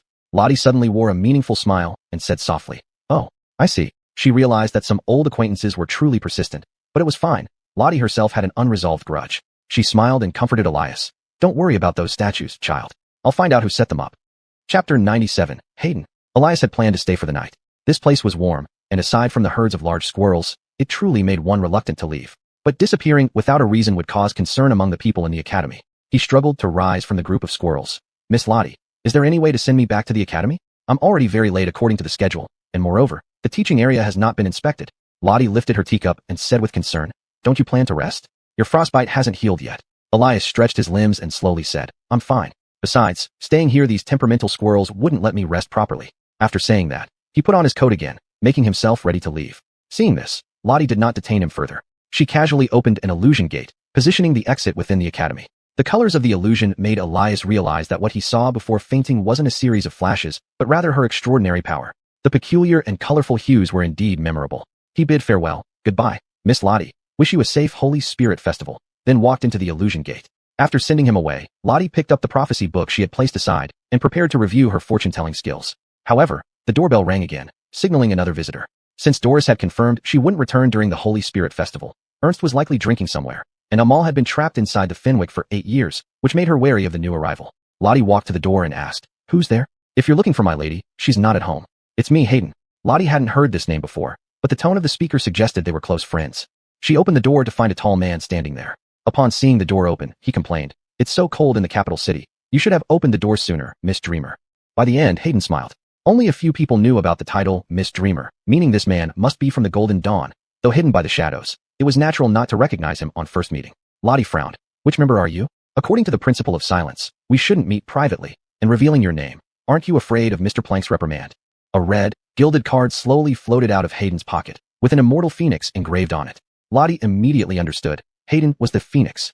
Hayden asked for her forgiveness and laughed. "Don't be angry, Miss Dreamer. As long as you don't say anything, Plank will never know. You violated the principle. I must clarify this with Mr. Plank." Hayden scratched the back of his head. "But you and the mechanic also know each other, and everyone saw his face clearly during the first meeting. Amal is the only exception. Now, there should be one more exception. Amal and I communicated privately, which is also one of the reasons I'm here. If Plank found out, all three of us would be in trouble." Lottie was speechless for a moment. The phoenix had found a reason she couldn't refuse. He had communicated privately with Amal. Seeing she finally relented, Hayden took out a blueprint with a smile. Clearly the design of the third extraordinary machine, as promised to him, and the timing is just right. "I know you want to say since he's trapped, why bother, but you're wrong. Just build it. That's what Amal means." Lottie took the blueprint of the third machine. She sensed that Amal and Hayden were plotting something, and obviously didn't plan to tell her. Dissatisfied, she asked, "What big secret can't even I know?" Hayden locked eyes with her, his fiery gaze burning like flames. He slowly said, "You'll know when the time comes. But, can you let me in first? It's freezing outside. In the capital city, I cannot use extraordinary powers to warm myself, or I might expose myself." A stage 8 phoenix slightly revealed would attract significant attention from the church. Hayden was taking a big risk coming here. Lottie sighed helplessly and allowed him in. Hayden sat on the soft sofa, deliberately avoiding where Elias had sat earlier. Then, remembering something, he stood up and hung his coat by the fireplace to dry. "Miss Dreamer, you've evaded the shadows summoning several times now. Everyone else thinks you're dead." Lottie, flipping through the prophecy book while sipping tea, responded, "Call me Lottie. With Amal trapped, I feel guilty if I can't find him, so I've been avoiding summons." Hayden lazily sprawled on the sofa, saying with ease, "You can't be unaware of the end prophecy. Amal will definitely return. It's just a matter of time." Lottie fell silent for a moment before responding. "But the prophecy seems to have deviated. Ares has already left here in search of supreme power." She didn't expect Phoenix to still appear so at ease, as if this news was completely expected. Lottie pursued, "You look like you knew this would happen." Hayden nodded. "Yes, Amal had foreseen this outcome and decided to let it happen. Don't worry, everything is according to our plan." Bastard, Lottie squeezed her cup hard. How could Amal not tell her anything? What exactly was he planning? Seeing Lottie's anxious expression, Hayden gently prompted, "Once Abelardo advances to stage 5, I'll tell you everything then. So don't be angry now. Please bring me a hot drink, thank you." With an unhappy expression, Lottie handed him a cup of black tea. Hayden gulped it down, his face showing immense comfort as the coldness in his body finally felt some warmth. He said contentedly after drinking, "I feel much better. Hey, why are you living here? I remember Amal mentioning he had a wife, but it wasn't you, right?" Initially, Hayden followed Amal's instructions to find her in Baxter, but all he found were Brotherhood members. After finally locating the old site of the dreaming shop, he was told it had moved to Hiron. After traveling to Hiron and circling around the central mountains to reach Akita town, the dreaming shop was indeed there, but only an artist named Mickey was present, informing him that the manager was in the capital city. After many twists and turns, he eventually found her here. Lottie understood what he was about to say and explained. You misunderstood. I moved to Akita Town in Hiron earlier and have only been here recently. Ah, Akita Town, Hayden thought. Its dark rye beer is intoxicating. Lost in thought, he actually fell asleep. The environment was too comfortable, so Hayden chose to succumb to sleepiness. Lottie, intending to continue speaking, noticed he was already asleep and sighed. She picked up the prophecy book but put it down immediately, finding herself unable to focus on practicing her prediction skills. After some deliberation, she tossed the book aside, took the blueprint Hayden gave her, and entered the moon house, where Aloysius was transporting monster remains into the star furnace. Lottie, what are you doing here so late? She waved the blueprint, prompting Aloysius to shout deeper into the moon house. Jeffrey, Lottie is here with the blueprint. Come over. Immediately, Jeffrey led a group of apostles to Lottie, bowing and asking, What do you need, esteemed Dreamweaver? Lottie handed the blueprint over, saying, You should know what this means. Amal wants it built. We've accumulated enough energy in the moon house over these years. Jeffrey took the blueprint thoughtfully, unsure why the male owner did this, but with orders given, he promised to start immediately. Lottie hadn't forgotten what the third machine looked like, a Gestalt differential engine, creating impossibilities between 0 and 1. After giving a few more instructions, she asked for a private conversation with Aloysius, causing the apostles to leave. Aloysius finished burning the last part of the monster remains, clapped his hands, and waited for her to speak. Say it. I'm listening. Lottie clasped her hands together and began slowly. Tonight, I saved a child from the academy, Elias. He mentioned seeing many statues on the floating island. Aloysius showed no reaction, as it was nothing unusual, signaling her to continue. Statues of the sun god, lifelike, made of white marble. He was certain they were alive, thinking it was a student prank. Aloysius instantly recalled something, leaning closer to whisper, What do you think? It shouldn't be wrong. White marble statues, alive. Lottie bit her lip, continuing. Norman's demon statues, they couldn't naturally appear here. Jorge must have come. During the battle in the art city of Norman, Aristide was taken by the death goddess. Now, he seemed to have returned, even transforming her into a clown in the dream theater. With such grievances, Lottie had long thirsted for revenge. Aloysius hurriedly replied, Should we call Abelardo back? The appearance of demon statues indicates intentions towards Ares and him. Lottie shook her head. I was worrying about when I could advance to demigod, but Jorge's arrival has given me hope. Are you planning to harvest his beyonder powers? Yes, and I want to do it before he causes trouble for Abelardo. She planned to take revenge and use Jorge's death to advance to stage 5, but she couldn't do it alone. Aloysius had the same thought. Lottie said, Just call Ernst. It's been years since we last met, and I miss him a little. He would be a powerful help, and his excessive drinking should stop now. After saying this, she immediately asked Aloysius to send a signal to Ernst through the telephone. At that moment, Ernst was drunk on the streets of Baxter. A bartender called him aside. Ernst impatiently asked, What is it? The bartender innocently replied, A woman called you. Maybe your wife calling you home. Bullshit. How could I remember marrying anyone? Ernst cursed and drunkenly stood up, taking the telephone. Hello. Lottie here. I need your help. Just as he was about to vent his anger, Lottie's voice instantly calmed him down. She rarely asked for help, so this call must mean something serious. Ernst's anger quickly dissipated, astonishing the bartender who had never seen this drunkard calm down. He said into the phone, Where are you? I'll set off right away. Lottie answered, Royal City, Blazing Sun Street number 1. And by the way, no more drinking from now on, Ernst. I've indulged you too much, it must stop. Ernst smiled after a long time, joking, We haven't seen each other for years, and your first sentence to me is this? I shouldn't have answered. Okay, I got it, no more drinking.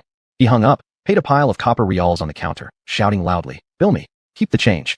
The bartender counted and found out he had settled all the bills for his recent days, thus astonished. You don't plan to come back here to drink anymore? Lord, I knew that woman wasn't coming for good.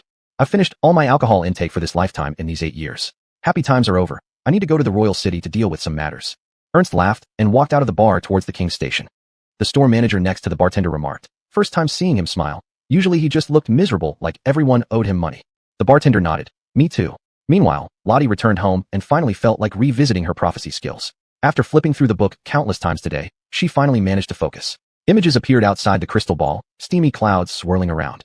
As the prediction clock spun, the needle stopped at 8. Numbers 1 to 6 indicated ill omens, 7 to 12 were auspicious signs. It seemed the goddess of destiny was leaning slightly towards her side. You're still a witch? Phoenix had woken up somehow and suddenly spoke while watching Lottie perform the ritual. His words made the clock's needle start spinning randomly, losing reliable direction, pointing to 11 one moment and 4 another. Lottie hurriedly stopped the ritual. Hayden's high beyond stage power was interfering with her prophecy. I heard there's a famous witch in Baxter. Maybe you can seek her advice. Hayden mistook the failure of prophecy as lack of skill. Lottie replied helplessly, That famous witch is me, and it's all because of you. Chapter 98, Prank. Elias walked out of the illusion gate and found that Lottie had thoughtfully teleported him to the teaching area, since he had mentioned that this part of the campus had not been inspected yet. He let out a long breath, picked up the oil lamp again, and began to patrol here. The tranquility inside the academy contrasted sharply with the blizzard raging outside. In this otherwise still building, the scene somehow made one feel oddly reassured. Thud, thud, thud. The sound of Elias's leather shoes echoed continuously. Suddenly, the oil lamp swayed, causing his barely relaxed nerves to tense up again. Two moving shadows appeared ahead. Was it the statue of the sun god again, or perhaps an undying monster? He lifted the oil lamp higher to extend the reach of the light. At this moment, Elias finally saw that the two figures were Dev and Jocelyn. This also caught their attention. Dev hurriedly brought Jocelyn forward, shaking him and asked, "Where have you been? We've almost searched the whole place for you." Elias chuckled and explained apologetically, "I got lost on the floating island and encountered a demonic bird, but fortunately, Professor Lottie saved me." Dev asked in disbelief, "Aunt Lottie? How did you meet her? She seemed to be collecting large pine cones as compensation for the squirrels. I should really thank her properly. And the hot drinks she prepares are excellent too." Having heard this, Dev understood the general situation and turned to Jocelyn, saying, "Call everyone back and tell them Elias is fine, and also tell them not to go to the floating island." Jocelyn quickly ran off to notify the others. Dev patted his shoulder. "You've made them worry so much." Elias expressed his sincere apologies and then brought up the statues of the sun god within the floating island, complaining about who would play such a terrifying prank. Lottie hadn't told him about the origins of these statues, not wanting to cause panic among the people in the academy. He sighed that the teaching area had yet to be thoroughly inspected, planning to talk more about it later. However, Dev indicated that they had already combed through the entire area, so there was no need for further inspection. Additionally, Dev shared Elias's initial suspicion regarding the statues. It must be Aunt Lottie's doing. Who else could it be? Elias shook his head, saying he had already asked the professor, and it wasn't her work. Well, we can only wait and ask around later. But just as Dev finished speaking, he suddenly remembered seeing many statues of the sun god during the search for Elias within the academy, and there was one nearby if he remembered correctly. He pointed to the statue a few meters away and asked, "Is this what you're talking about as the prank?" Elias squinted and confirmed it was indeed the statue of the sun god. "Yes, exactly this thing. No idea who put so many of them around. They sneakily move when you're not paying attention, and it gave me quite a fright when I noticed them." Dev felt that things weren't as simple as that. He walked over to the statue and took a closer look, casually saying, "About 8 years ago, my father dealt with a kind of mutated object called the demon statue while in Normandy. Your description seems somewhat similar." He scratched his chin and then dismissed his unrelated thoughts. "Forget it. Maybe someone knew about this incident and copied it. Based on what you said, these things seem harmless." Elias affirmed that if they were harmful, he definitely wouldn't have escaped from the floating island, especially since the statue had been very close to him at one point. Dev nodded again and brought him back to the library, which was also the camping ground for the male students on duty. Upon seeing them return, everyone loudly complained, "Elias, you really make us worry." Although noisy, everyone's nerves eased because many feared that Elias might have encountered mutated objects from the experimental cultivation laboratory and possibly didn't survive, though he did encounter the demonic bird. The students placed the oil lamps in the center of the hall, casting a dim glow. After such a scare, none of them could sleep immediately. A student who was also attending hunter training sat on the floor, playing with a deck of cards, looking quite at ease. Faced with others' inquiries, he explained, "I told you before, everything is fine as long as Dev is around. If you saw how he handled mutated objects like I did, you'd feel just as assured." Elias helplessly admitted that it was all thanks to Professor Lottie. The card-playing student looked up and said, "That expensive lady who sold us a pile of strange books? Surprising that she can be so capable." Then he offered another deck of cards, asking Elias and Dev, "Since we're bored, do you want to play cards?" Elias nodded indifferently. "Sure, I'd rather do something than sit around idle." He then glanced at Dev, inviting him to join. Dev took over the deck of cards, which looked similar to ordinary poker but had various monster illustrations instead of the usual patterns, with larger numbers depicting more terrifying creatures. A student said, "The rules are simple. Everyone draws 10 cards and compare the combinations." Dev readily agreed. "It doesn't sound too difficult. I'm in." Thus, the three of them sat together under the light from multiple oil lamps to play the card game. Those around them also relaxed, chatting and laughing, greatly improving the atmosphere inside the library. After a while into one round, the hunting student played his second-to-last card, laughing as he said, "Demon bird, eh? You lose, Elias. I know your last card must be pretty worthless." Elias shouted in frustration as his final card was stuck in hand, and then handed over 1 copper real. "Your move, Dev," deflate his arrogance. But Dev smiled brightly, showing his 3 cards, the highest being a wolf-like K, indicating that he couldn't do anything either. He tossed the cards back into the pile, and also paid 1 copper real. He sighed, "You got lucky." The hunting student accepted the copper real, saying it was almost a win and quite a pity. Seeing this, Elias joked, "Damn, we shouldn't have agreed to join in the first place." The hunting student laughed, claiming he didn't hold a blunderbuss to their heads forcing them to join, then started organizing the deck again. Taking advantage of the brief break before the next round, Dev glanced around, puzzled. "I remember there should be more people here." After arranging the cards, the hunting student pondered for a moment and replied. Some went further looking for Elias. "Miss Jocelyn is probably recalling them now. We can only hope no unlucky soul ventured onto the floating island to find Elias." Recalling the snow-covered path, Elias reassured everyone.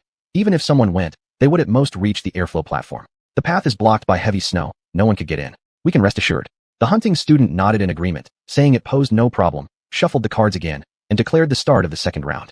Just as Dev was about to check his cards, Jocelyn rushed in anxiously. The hunting student remarked. Oh, her expression shows something's wrong. Indeed, Jocelyn hastily said.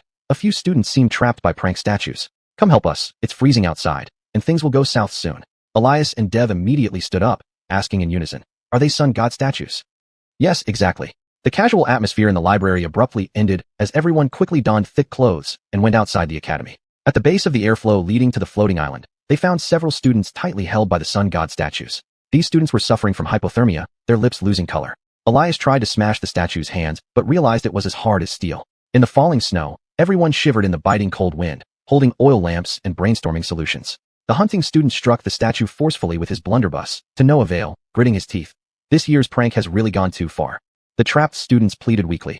Hurry up and think of something, Mr. Nick. I'm freezing to death. These statues caught me unexpectedly and won't let go. Nick told the others to clear out, stepped back a few paces, raised his blunderbuss, and said, Don't worry, unlucky ones, I won't miss. Bang. The bullet bounced off the statue, clearly ineffective even with firearms. Nick turned to Dev and slowly said, It's up to you, Dev. Don't let them freeze to death. I'll try. Dev opened his palms, activating the solar wave particle ability, entering the fluctuation state, and striking the statue. Jocelyn watched the statue develop cracks and shouted, It seems to be working. Finally, with Dev's last burst through, the statue's surface shattered loudly. But what emerged shockingly was a demon statue with numerous tiny mouths filled with sharp fangs. The students screamed in terror, and the trapped ones fainted on the spot. Without hesitation, Nick and Elias simultaneously aimed their blunderbusses at the demon statue. Perhaps due to being in a juvenile state, the demon statue screeched a few times before being shot dead. Nick, still shaken, remarked, Such a dangerous prank. It's hard to believe this is just a prank. Jocelyn supported the weakened Dev, who said helplessly, I feel this is no prank at all. Who would use a demon statue for such a purpose? Jocelyn looked at the group still shaken by fear and advised, No matter what, let's get everyone back to the campsite first. Everyone has been frightened out there. Mr. Elias, please assist Mr. Nick in helping the ones who fainted. Thus, the students braved the snowstorm and returned to the campsite. For safety, they all moved into the library without regard to gender. Tents were set up continuously from inside the library to the corridor. Nick also brought more oil lamps for lighting and started gathering capable students to keep watch around the area. Extraordinary ones, intern hunters, or anyone with experience fighting monsters, please come to me. In the end, 8 people were selected, including Dev and Elias. He instructed, Our tents are set up outside the corridor. We need to protect the safety of other students. Be vigilant for any sun god statues. No problem, Nick. Jocelyn recounted the number of people once again. This time, everyone was accounted for, which finally eased her mind and her face regained its color. The rescued students slowly recovered under careful care and expressed their gratitude to everyone. This event was unprecedented in the college's history. Elias intended to report it immediately, but the heavy snow blocked all roads and the telegraph device failed to send signals for some reason. He turned and asked Dev if he could call Professor Lottie, but Dev admitted that even he couldn't do anything about it under these circumstances. He solemnly said, It seems we will have to rely on ourselves for the upcoming duty days. With only 8 usable people, and Jocelyn counting as half, it was indeed a heavy blow to everyone's morale. But things took a turn for the better when an illusion door unfolded outside the library, and Lottie stepped out, saying gently, We meet again, Elias. By the way, I heard someone calling my name. There's hope now, Jocelyn thought inwardly. Chapter 99, Good Omen. Lottie arrived here alone, without waiting for Ernst, and certainly not expecting Hayden to expose his Phoenix identity in the royal city. She needed to ensure Abelardo's safety first, especially since Aristide had infiltrated the Imperial Academy, which was unbelievable. When Abelardo saw her appear here, it directly confirmed his initial guess. But he ultimately attributed it to a prank, muttering to himself as he stood aside. I didn't expect them to really be demon statues. It's fine, leave it to me. Lottie raised one hand, and the dream realm unfolded from her fingertips, expanding to envelop the library. As she spread the boundary, she winked and said, Some of you are meeting me for the first time, so let me, Lottie Hepburn, show you what prophecy is. The students couldn't help but be stunned by this strange and captivating color change. 1,000 people looking at the boundary would see 1,000 different scenes. It could be the pink baboon you dreamed about last night, or perhaps sweeping a grave on a cold, rainy day. Jocelyn saw herself praying in front of a tomb, seemingly next to Wilhelmina Church. It seemed like the death blessing they did during her and Abelardo's first visit to Wilhelmina Church, but upon closer inspection, she was alone in the vast cemetery. Surprised, she said to Abelardo, Is this some kind of prophecy? The scene I saw doesn't seem too good. What did you see? Abelardo was silent for a long time, then lightly pursed his lips and smiled, saying, Nothing much. He spoke nonchalantly, but Jocelyn clearly saw a shining golden sun reflected in Abelardo's eyes. Assuming it was a good omen, she teased, You're afraid of shocking me, right? You must have seen something great. Abelardo's smile turned bitter. He couldn't feel happy, sensing a mysterious sadness hidden within this seemingly auspicious sign. Elias complained, I saw the starry sky. This omen can't be good. Nick beside him teased that it might just be Kappa's reflection of light. Elias flared his nostrils and asked, "Then what did you see?" Nick laughed heartily. "Real. Lots of gold real, and 8 women circling around me." Seeing people start discussing what they saw, Lottie nodded in satisfaction and slowly approached the crowd. "It's an honor to meet everyone under such circumstances. What you saw are omens. They're usually incredibly wondrous and always come true. But there's no need to worry now. The premise is that omens won't manifest if observed directly. Knowing their content means they can be altered." Then, with a tap of her right index finger in the air, the dream realm instantly filled the library with countless blue butterflies, indicating that Lottie was in a good mood.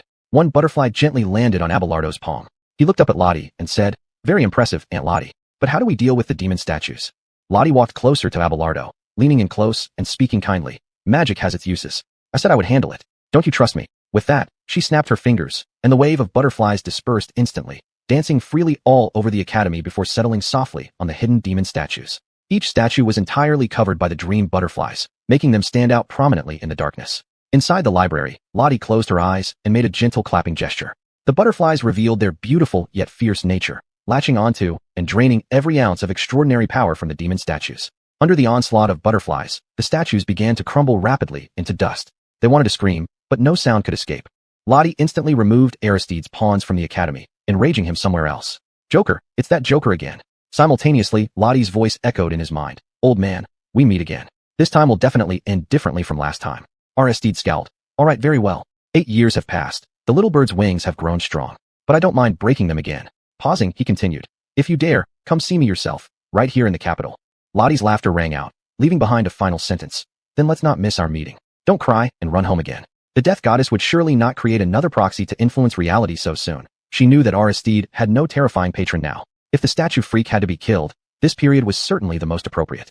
After feasting heartily, the butterflies' blue bodies became deeper in color, finally gathering again and returning to Lottie's sleeve. All the collected extraordinary powers were retained for the next mutation. After all, the threshold of Stage 5 advancement was unimaginably high. The students' perspectives had broadened significantly. They changed their impression of Lottie from a quirky old aunt to someone more respectable, as those who used to mock her now showed much more respect. Nick took out the book he bought from the small shop. The title, The Best Witch of the Western Continent, proved to be quite accurate after all. He thought to himself, "All right, it's very different from what I imagined, and she looks pretty young." People had similar thoughts when they first met Lottie, thinking she was only in her 20s, extremely charming. But upon closer understanding, they realized she was a true blue Welsh woman, intermittently foolish, rather greedy, and a centuries-old woman who frequently acted younger than her age. Lottie resents the academy, confirming there were no stragglers before retracting the dream realm. Seeing this, Abelardo approached worriedly and asked, "Is that it?" "I don't think it's that simple." Lottie said, "Of course it's not over, child. On the contrary, everything is just beginning. Aristide and I have a life or death game, which will be the real show." The opening of the battle in the City of Arts was in Normandy, but the decisive moment was actually in the royal city, making people marvel at the unpredictability of events. "I must fight him to the death, just like Ares and you both want to break each other's extraordinary powers." With his doubts resolved, Abelardo turned to the prophecy. "My prophecy seems like a good omen, but I always feel like it's actually a bad sign." Lottie shook her head. "I told you before, remember? If you know the prophecy scene, it won't happen for sure. Why not believe that you can change it?" Then she talked about the great organization again, but this time with a completely different attitude because she realized something inside the Golden Dawn had changed. Hayden could secretly communicate with them all. Others could do the same during her 8-year absence from the Shadow meeting. Everything might have changed. Lottie suddenly realized perhaps the only one who maintained the silence principle was herself. "Abelardo, regarding the matter of inheriting your father's position, I suddenly think it's better not to involve you. Why did you change your mind? You really wanted me to go, but since you say so, I have no objection and will follow your arrangements." Lottie seemed much relieved after getting an answer, as if she had completed a necessary task. After resting, she stood up and opened another illusion door, just preparing to walk in when Abelardo asked where she was going. Lottie smiled in response. "To find that old thing. He's hiding in the royal city like a turtle with its head tucked in." "Who?" "The maker of these statues, a freak." Upon hearing this, Abelardo looked around and asked, "What about here? I thought you would stay and guard it." "What are you thinking, silly boy? Aren't you here?" Just as Abelardo said he couldn't handle it alone, Elias spoke up in agreement. "Yeah, we have Abelardo. With you here, Professor Lottie will definitely be at ease." "You're right, Elias knows so much. See you in a few days, Abelardo." With that, Lottie walked into the illusion door and disappeared, leaving only the lingering illusions still active. After spacing out for a while, Abelardo was pulled back to the crowd by Elias. Oil lamps were set up again in the hall, and some people couldn't endure the day's fatigue and returned to their tents to sleep. Nick took out cards again, dragging them both into a card game. "Since dawn is coming anyway, don't you want to win back those copper real?" Abelardo and Elias exchanged glances, hesitating but eventually convinced. Only this time, Jocelyn also expressed a desire to join. She couldn't return to Professor Franz's restroom alone now due to safety concerns. Nick reintroduced the rules, but explaining once wasn't enough. After multiple detailed explanations, Jocelyn finally appeared somewhat understanding. For 4 players, we split into 2 teams. Got it this time, Miss Jocelyn? Don't say I bullied you for not knowing the rules later. Jocelyn pondered and stuttered. Yeah, should, almost got it. Let's start already. Ultimately, Nick teamed up with Abelardo, while Elias partnered with Jocelyn. The 4 started taking turns playing cards. Abelardo was the first to be eliminated, while Elias remained hesitant. His hand wasn't strong enough to dominate, but also not weak enough to fold. Seeing Jocelyn's confident demeanor, he asked, "Are you sure about this?" Jocelyn quickly nodded. Encouraged by her assurance, he set aside his doubts and matched the bet. When it came to revealing their hands, Nick laid down a Blood Clan Q, and Elias glanced at his son Jay, only to pin his hopes on Jocelyn. But she confidently revealed a Moon 4, smirking triumphantly. Hee, I won. Elias had never felt so defeated. How could I have been so foolish? And we're supposed to compare strengths, not weaknesses. Nick laughed heartily and swept up the copper reals from the table. Thank you for your generous contribution, Miss Jocelyn. No wonder you started big. I thought you had all the winning cards. Ha ha. 2 hours later, the sun rose, and Jocelyn ended up losing all the copper reals in her wallet. Elias threw up his hands, indicating that the foolish woman never really understood the rules. Both he and Abelardo suffered heavy losses, leading them to suspect that Nick might be cheating. But Nick offered to let them inspect. Without hesitation, Elias carefully counted the number of cards, checked Nick's pockets thoroughly, and then sat on the ground frustratedly, saying, "Amazing." Nick chuckled. "No choice, my luck is just unbeatable today." Meanwhile, Jocelyn looked dazed, unable to speak. She thought she understood the rules clearly, but as soon as the game began, her memory seemed to be completely scrambled. She finally said sadly, this card game is too hard. No wonder my family advised me not to play." Elias managed a dry laugh and turned to look at the ceiling, responding helplessly, "I would advise you too, Miss Jocelyn. You should really stay away from card games." At this moment, they suddenly realized that Abelardo hadn't spoken for a while. Turning around, they found that he had fallen asleep some time ago. Muttering in his sleep, the word sun appeared many times. Chapter 100 Moonlight. The next day, the heavy snowfall began to subside. Elias reported the incident of the missing monster appearing on the floating island to the academy immediately. After Professor Franz was informed, he contacted the church for assistance. Usually, only a few hunters would show up. But this time, they actually roused the great priest, who came with Ares and a group of high-ranking priests in great numbers. Jocelyn was reading in the library when she saw the crowd from the church outside and hurriedly woke up Abelardo. "Wake up, Mr. Abelardo. People from the church are here." Abelardo rubbed his eyes and slowly sat up, asking, "What's going on?" "The great priest is here. Get up quickly." "Great priest? Why did he come here? It's not like there's some kind of major crisis." Abelardo was puzzled but still got up to welcome him along with the other students. The great priest walked in with open arms, smiling, and said, "Happy Solstice Festival, children. I hope those escaped monsters didn't frighten you." Abelardo exchanged a glance with Ares right away. Her expression remained cold, but her gaze locked onto him. Ares was regretting that she had failed to break his extraordinary power. She might never have such a good opportunity again. Lottie protected Abelardo tightly, not to mention the existence of an unknown Stage 8 Phoenix. At this moment, the great priest called Abelardo a few times. He didn't respond until Jocelyn nudged him with her elbow. "Hey, the great priest is calling you. Stop staring at Ares, okay?" Abelardo came back to his senses, apologized, and realized the great priest was looking at him. "Abelardo, I haven't heard that you have hearing problems." His tone was heavy but suddenly turned into praise. "However, your performance in the orphanage left quite an impression, very much like your sister." "And you, Miss Jocelyn Chavin." The great priest glanced back at her and continued, "You also impress me." Jocelyn clasped her hands and nodded happily, saying, "Thank you for acknowledging us, great priest." The great priest narrowed his eyes and said softly, "Perhaps you've heard some rumors about the possibility of becoming official hunters early. Let me clarify now, it's true. On the next hunting day, Nixon will call upon the priest at Wilhelmina Cathedral to confer the awards on you." He hadn't expected the once unappreciated Abelardo to somehow obtain the solar branch. This derivation was so rare that the great priest had no choice but to start considering bringing Abelardo into the church. As for Jocelyn Chavin, he treated her as a bonus. Issuing one more medal wouldn't hurt. But his expression was still very well maintained, appearing genuinely pleased by the achievements of these children. The great priest started showing sincerity, pacing around as he said, "If you agree, Abelardo, I can specially allow you to receive the teachings of the Black Cathedral." No one would refuse this offer if taken alone. The guidance of the Black Cathedral could make even a fool foresee the face of God. 100 years from now, there will be a statue of you standing here. Meanwhile, Ares appeared bored, leaning against the wall reading her father's diary. She didn't care what Abelardo would say. He wouldn't agree anyway. His participation in the hunter internship was to find himself. If he really joined the church, Aunt Lottie wouldn't be that foolish. As expected, Abelardo didn't respond. Strangely, the great priest didn't lose his temper over such rudeness. Instead, he laughed again, patted Abelardo's shoulder, and said, "I hope you'll be at Wilhelmina Cathedral on the next hunting day." Then he loudly announced, "Children, don't worry about the strange things on the floating island. Ares will purify them before the solstice festival, so everything returns to normal. Can you all do that?" Everyone shouted their approval. The great priest led the priests and left the academy, leaving Ares behind. She glanced around at everyone and sternly ordered, "During the next few days of duty, everyone is forbidden to approach the floating island." Then she carried Kiefer's head into the library, closing the door and repeating, "This place is off limits too." Elias scratched his head. Then where are we supposed to rest tonight? All our tents are inside. Hardly had he finished speaking when Ares activated her crescent moon ability, using moonlight to fling everything out, nearly burying Elias alive. It took him considerable effort to crawl out from under the pile of stuff, then complained to Abelardo, "You know, sometimes I really don't like Ares." Abelardo helplessly expressed that he couldn't assist. Jocelyn conveyed her joy to Abelardo right there.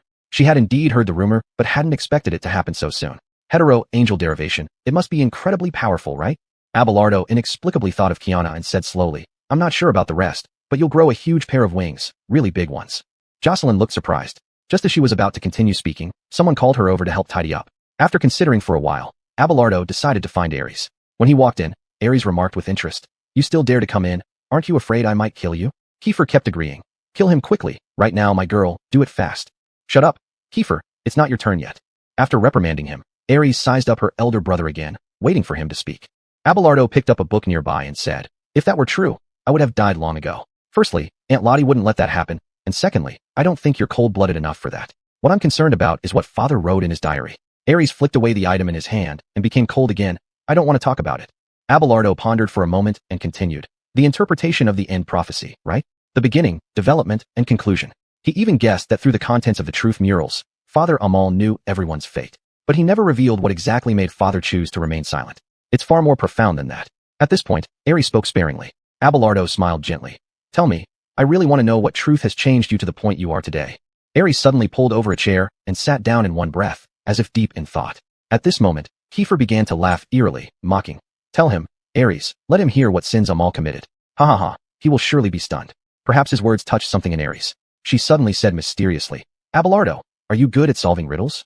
Abelardo nodded. "I can give it a try," and gestured for her to continue. "This riddle is the key to understanding Father's deepest thoughts. It's written on the last page of the diary, and it took me a long time to decipher it." Ares's expression turned calm. A man always believes that others on this street are disguised monsters. He might be insane, and no one knows. On a stormy night, he saw a neighbor revealing their true monster form. That night, 3 things lay on the madman's table. One was a postcard from a psychiatrist, one was a pistol for suicide, and one was enough fuel to burn an entire street. What choice will he ultimately make? Abelardo answered without much thought. "Of course, he should see the doctor. How do you know what you saw isn't an illusion? In this world, anyone could be a monster or an apex disguise." Abelardo fell into deep contemplation, frowning intensely. Ares finished speaking with a mysterious smile and got up. "Think about the answer yourself." "Excuse me, I need to clean up the floating island." As she brushed past Abelardo, she glanced sideways and said coldly, "If I find out the Phoenix doesn't exist, I'll destroy your extraordinary power immediately." The gray mist unfolded within the library as Ares slowly walked towards it. Abelardo set aside thinking about the riddle for the moment and asked curiously, "I wonder how you plan to handle those escaped mutants." Ares didn't look back. "Think, Abelardo. Most problems in this world can be considered using Father's riddle." With that, she stepped into the mist, teleporting directly to the floating island. Abelardo shook his head. He was still far from figuring out the answer. When he left the library, the mess had already been cleaned up, and everyone was discussing where to move their camp. Seeing him return, Jocelyn and Elias came closer, asking, "You weren't kicked out?" "That's surprising." Elias added, "Ares seems to really dislike you. You two are such a strange sibling pair. If she kills you one day, I wouldn't be surprised." Abelardo could only bitterly smile. He also didn't understand why it had become like this. She went to the floating island. "Talking to me seems painful for her." With that, he found a place to lie down, claiming he hadn't rested well and needed another nap. Later that afternoon, while he slept, the floating island was brightly enveloped by moonlight. The snow-covered forest strangely caught fire. After burning everything to ashes, Ares forced out the hidden mutants. Holding her extraordinary power, she remained expressionless as she methodically shot down each mutant running across the open area like target practice. The condensed pale blue moonlight resembled a spear ready to strike, and wherever she directed the lunar lance, it was pierced through by the crescent's sharp edge. The mutants that had terrified the students were now trapped in Ares Messiah's solitary hunting massacre. With each mutant killed, she used the extraordinary power derived from the crescent moon to tear away their mutated origins, dissecting them, and channeling the power into herself to foster her growing strength. Her progress was rapid and would only accelerate in the future. Throughout the hunt, one thought persisted in Ares's mind. Would the remains of moon goddess Riley be as fragile as these? Kiefer, observing the entire hunting process from within the bag, shuddered despite having no body. He then said slowly, "It's true, like Father, like Imogen. Sometimes you are even more terrifying than Doris." "Ares, I remember telling you to shut up." Kiefer immediately stopped his chatter and continued watching the progression of the hunt. From the academy, looking towards the floating island, One could only see thick smoke rising from the burning forest, with occasional flashes of moonlight intertwining. The distinctive howls of the mutants echoed back. Jocelyn couldn't help but remark, what a fearsome person. If she wanted to help Abelardo, she would need to become as powerful as Ares. Her gaze was resolute, as if setting a goal for herself. Chapter 101, Mechanical Doll. Ernst spent 3 days and nights on a bumpy steam train from King's Station in Baxter to the royal capital. When he got off the train, he was amazed by those floating islands in the sky. As for the several-kilometer silhouette of the giant Relia mutation, it was even more awe-inspiring. The people around him came and went, ignoring the object in the sky as if it didn't exist. Damn, the people of the royal capital seemed quite accustomed to this thing. That mountain-like body cast vast shadows over the royal capital. There were no sunny days here, only overcast ones. If it were him with that thing hanging overhead, he definitely wouldn't be able to sleep at night. As he was lost in contemplation of the true form of Relia, a voice sounded beside his ear. Are you Mr. Ernst?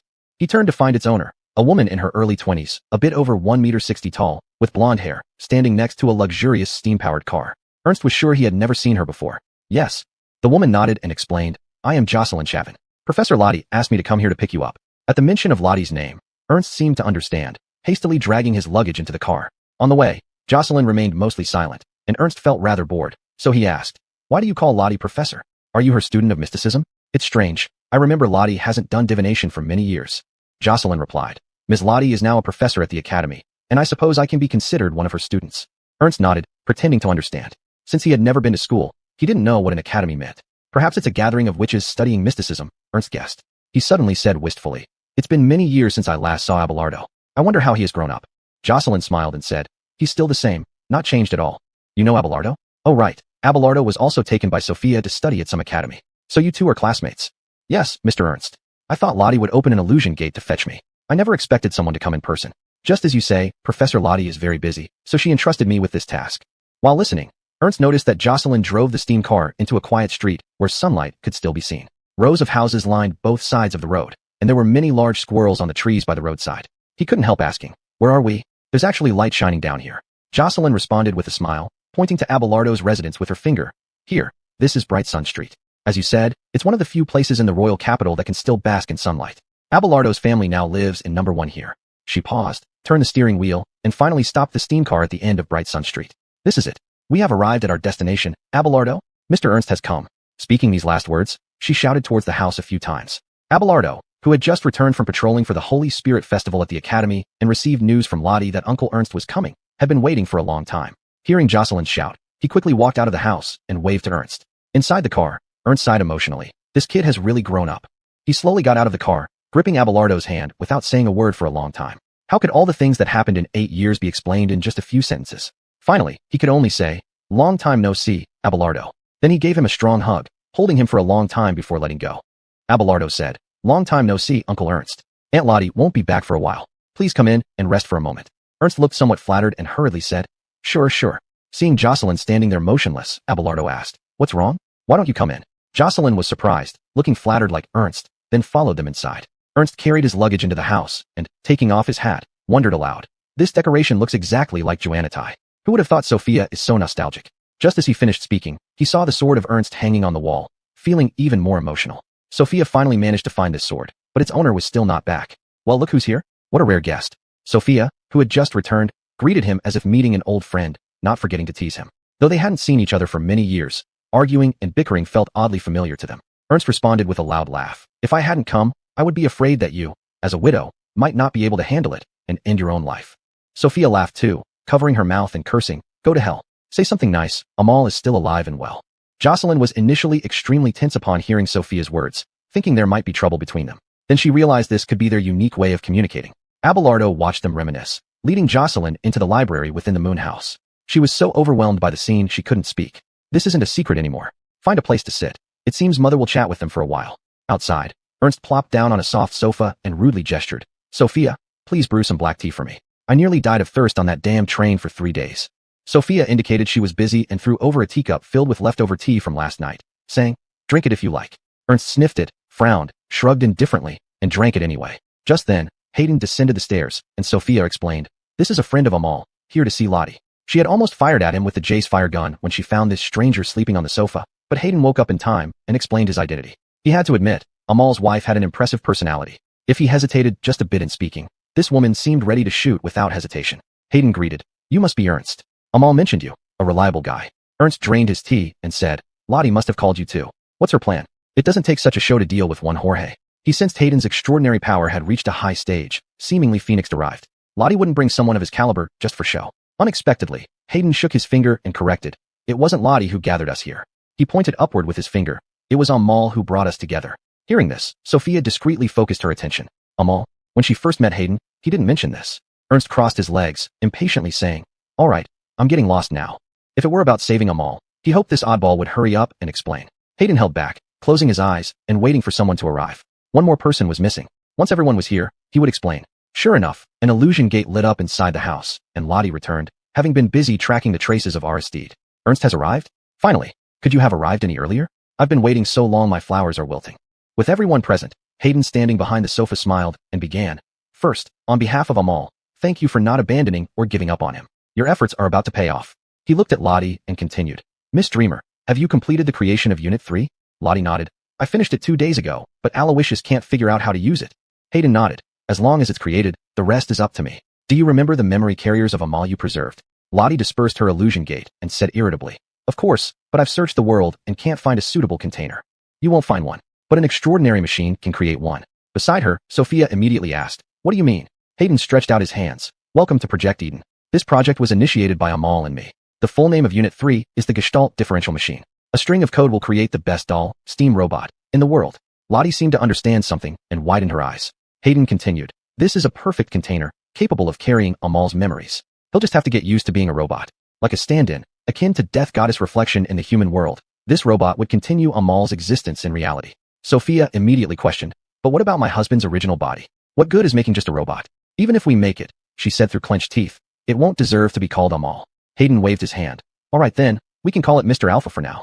In any case, if you want to see the real Amal return, you need to allow the production of the machine container. Sophia clenched her hands tightly and, after a long while, reluctantly nodded but still insisted firmly, But it's not called Amal. It's just a robot, understand? Hayden bowed in gratitude and then said, Regarding the Eden Project, you only need to know this much for now. Chapter 102, Why Humanity is Great. Abelardo was supposed to go directly from the Academy to Wilhelmina Cathedral according to plan, but Lottie insisted he come to greet Ernst first. Finally, Jocelyn enthusiastically drove to the train station and found him. She had been resting in the chair for a while. Seeing that the conversations inside the room gradually quieted down, she asked Abelardo, When are we leaving? Abelardo thought for a moment, then said, Now. They should be done talking. If we're late for Wilhelmina Cathedral, Nixon will tease us. Jocelyn nodded in agreement and followed Abelardo out of the moon house. Just as they were about to leave, various strange items in the corner of the Grand Library caught her curiosity. These things belonged to whom? They looked so magical. She held up a small bear doll that was making buzzing sounds and asked. Abelardo glanced at it and replied, Xandra's. Father made these for her when she was young. While other girls liked dolls, Xandra was somewhat different. After saying this, he introduced each item one by one. There was an ordinary-looking shoe that was actually called a miniature steam jet, which allowed one to run faster than sound. The purple pattern dagger could speak human language because once Amal imprisoned a spirit in it. And there was a humanoid projection device showing Jace's image. Xandra often thinks of him. It always tried to tempt Xandra to release it, but eventually realized this little girl was too smart and would only tease it. What about this? Jocelyn, intrigued, pointed to a painting.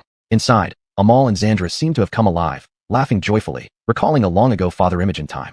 The painting is Mickey's work. Later, Aunt Lottie cast a small spell to preserve this moment. Jocelyn sighed with admiration and then said, They look very happy. Abelardo hummed in agreement, trying not to recall those wonderful times. Everything seems so sharp now. Time is a magical thing. Before it, nothing is eternal, everything changes. If anything must be eternal, it might be time itself. All living things can only gradually fade away. After listening to Abelardo's explanations, Jocelyn reluctantly followed him out of the moon house, thinking how nice it would have been if she had these things as a child. Inside the mansion, after a heavy discussion, Lottie and Ernst looked fine, but Doris obviously didn't seem well. However, upon seeing them come out, she immediately put on a smile, not wanting her mood to affect Abelardo. You're going to Wilhelmina Cathedral, right? Nixon should be waiting for you at the entrance of Leon Street. Abelardo wanted to ask what happened since his mother had been in a much better mood when she came back, but Lottie gave him a meaningful look, and he didn't ask further. After a brief farewell, he took Jocelyn to the entrance of Leon Street. Once they left, Doris's smile vanished, turning sad. Try to think positively, Doris. The real Amal will return someday. Doris slowly said, I don't understand. I really don't understand. He may have some grand plan, even if it means saving all of humanity. Why didn't he tell me? Does he remember having a wife named Doris Valentine who has been cleaning up messes in Misa for 8 years? Her words became faster and shaky towards the end. She hadn't seen Amal in so long. Did she even exist in his plans? Only when he returns will we have answers, madam. Sylvester laughed slightly. He had already gotten dressed and placed his hand on the doorknob. Well, Miss Dreamer, let me know when you're ready to implant the memories into the automaton. He opened the door and left. Lottie's expression turned conflicted. The decision she once made now resurfaced as a sinful one. This automaton had all of Amal memories, everything about him, but it wouldn't be recognized as Amal Messiah, and was simply given the title Alpha. She bent down, testing Doris's reaction. Should we tell Abelardo everything when Amal? No. Alpha is created? No. Doris's stance was firm. It's not Amal. We should also prevent it from contacting Abelardo and Xandra. Ernst shrugged and pleaded. Please, Doris. It longs to see these children. Doris suddenly stood up, chuckling dryly. Once Amal comes out from the Fenwick, he can meet them any way he likes. I can't wait. Her husband was unique and irreplaceable, a steam mechanic who usually liked drinking rye beer, not some automaton. Doris made an excuse that she needed to rest and went straight back to her room. Ernst and Lottie exchanged glances, both shaking their heads. They knew Doris's temper. There was no point in discussing it further. After a moment of silence, Ernst asked, when do you plan to start injecting the memory carrier? In response to Ernst's question, Lottie thought for a while and replied, after we kill Emilio, and Abelardo must not know. Ernst nodded, then suddenly asked, will the real Amal really come back? We're alone here, tell me the truth. Lottie clasped her hands together, murmuring something before saying, I've done many prophecies, but the results are always the same. Before the dome is breached, Mr. Amal coming back is just an impossible proposition. Why don't we just breach the dome then? She slowly lowered her head on the couch, tracing circles with her fingers, and said softly, no one knows how to breach it. Ernst fell silent again, saying no more as number 1. Leong Street returned to its stillness. In stark contrast to this, at the entrance of Leong Street, Nixon shouted at Abelardo and Jocelyn why they took so long to come out. Jocelyn explained calmly. Abelardo had important guests at home, so we were delayed a bit. We're truly sorry. Forget the guests. A lot of people in the church are waiting for the award ceremony. Hurry up, don't dilly-dally. While urging them on, he nearly pushed them into his steam car. Unlike Jocelyn's luxury model, Nixon's looked quite rudimentary, perhaps what an ordinary person would own. Nixon's driving speed was incredible. He paid no attention to almost hitting an elderly passerby or the blocked roads ahead. He only stepped on the gas pedal harder.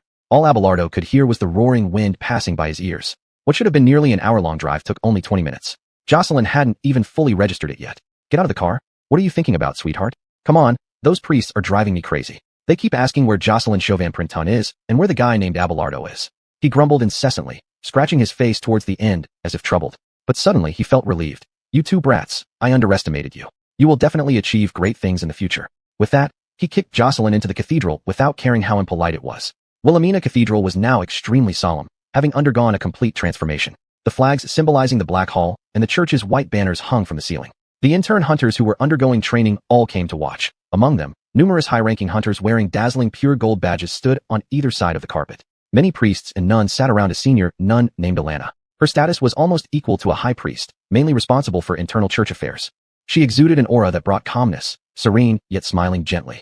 Alana raised a hand and softly asked, Jocelyn Chauvin-Printemps? Jocelyn nervously confirmed it was her and was invited to sit down by the senior nun. Alana turned to look at Abelardo, verifying his name once more. Abelardo Peri Messiah? It's me, honored senior nun. Alana laughed and then said warmly, please sit down, young man.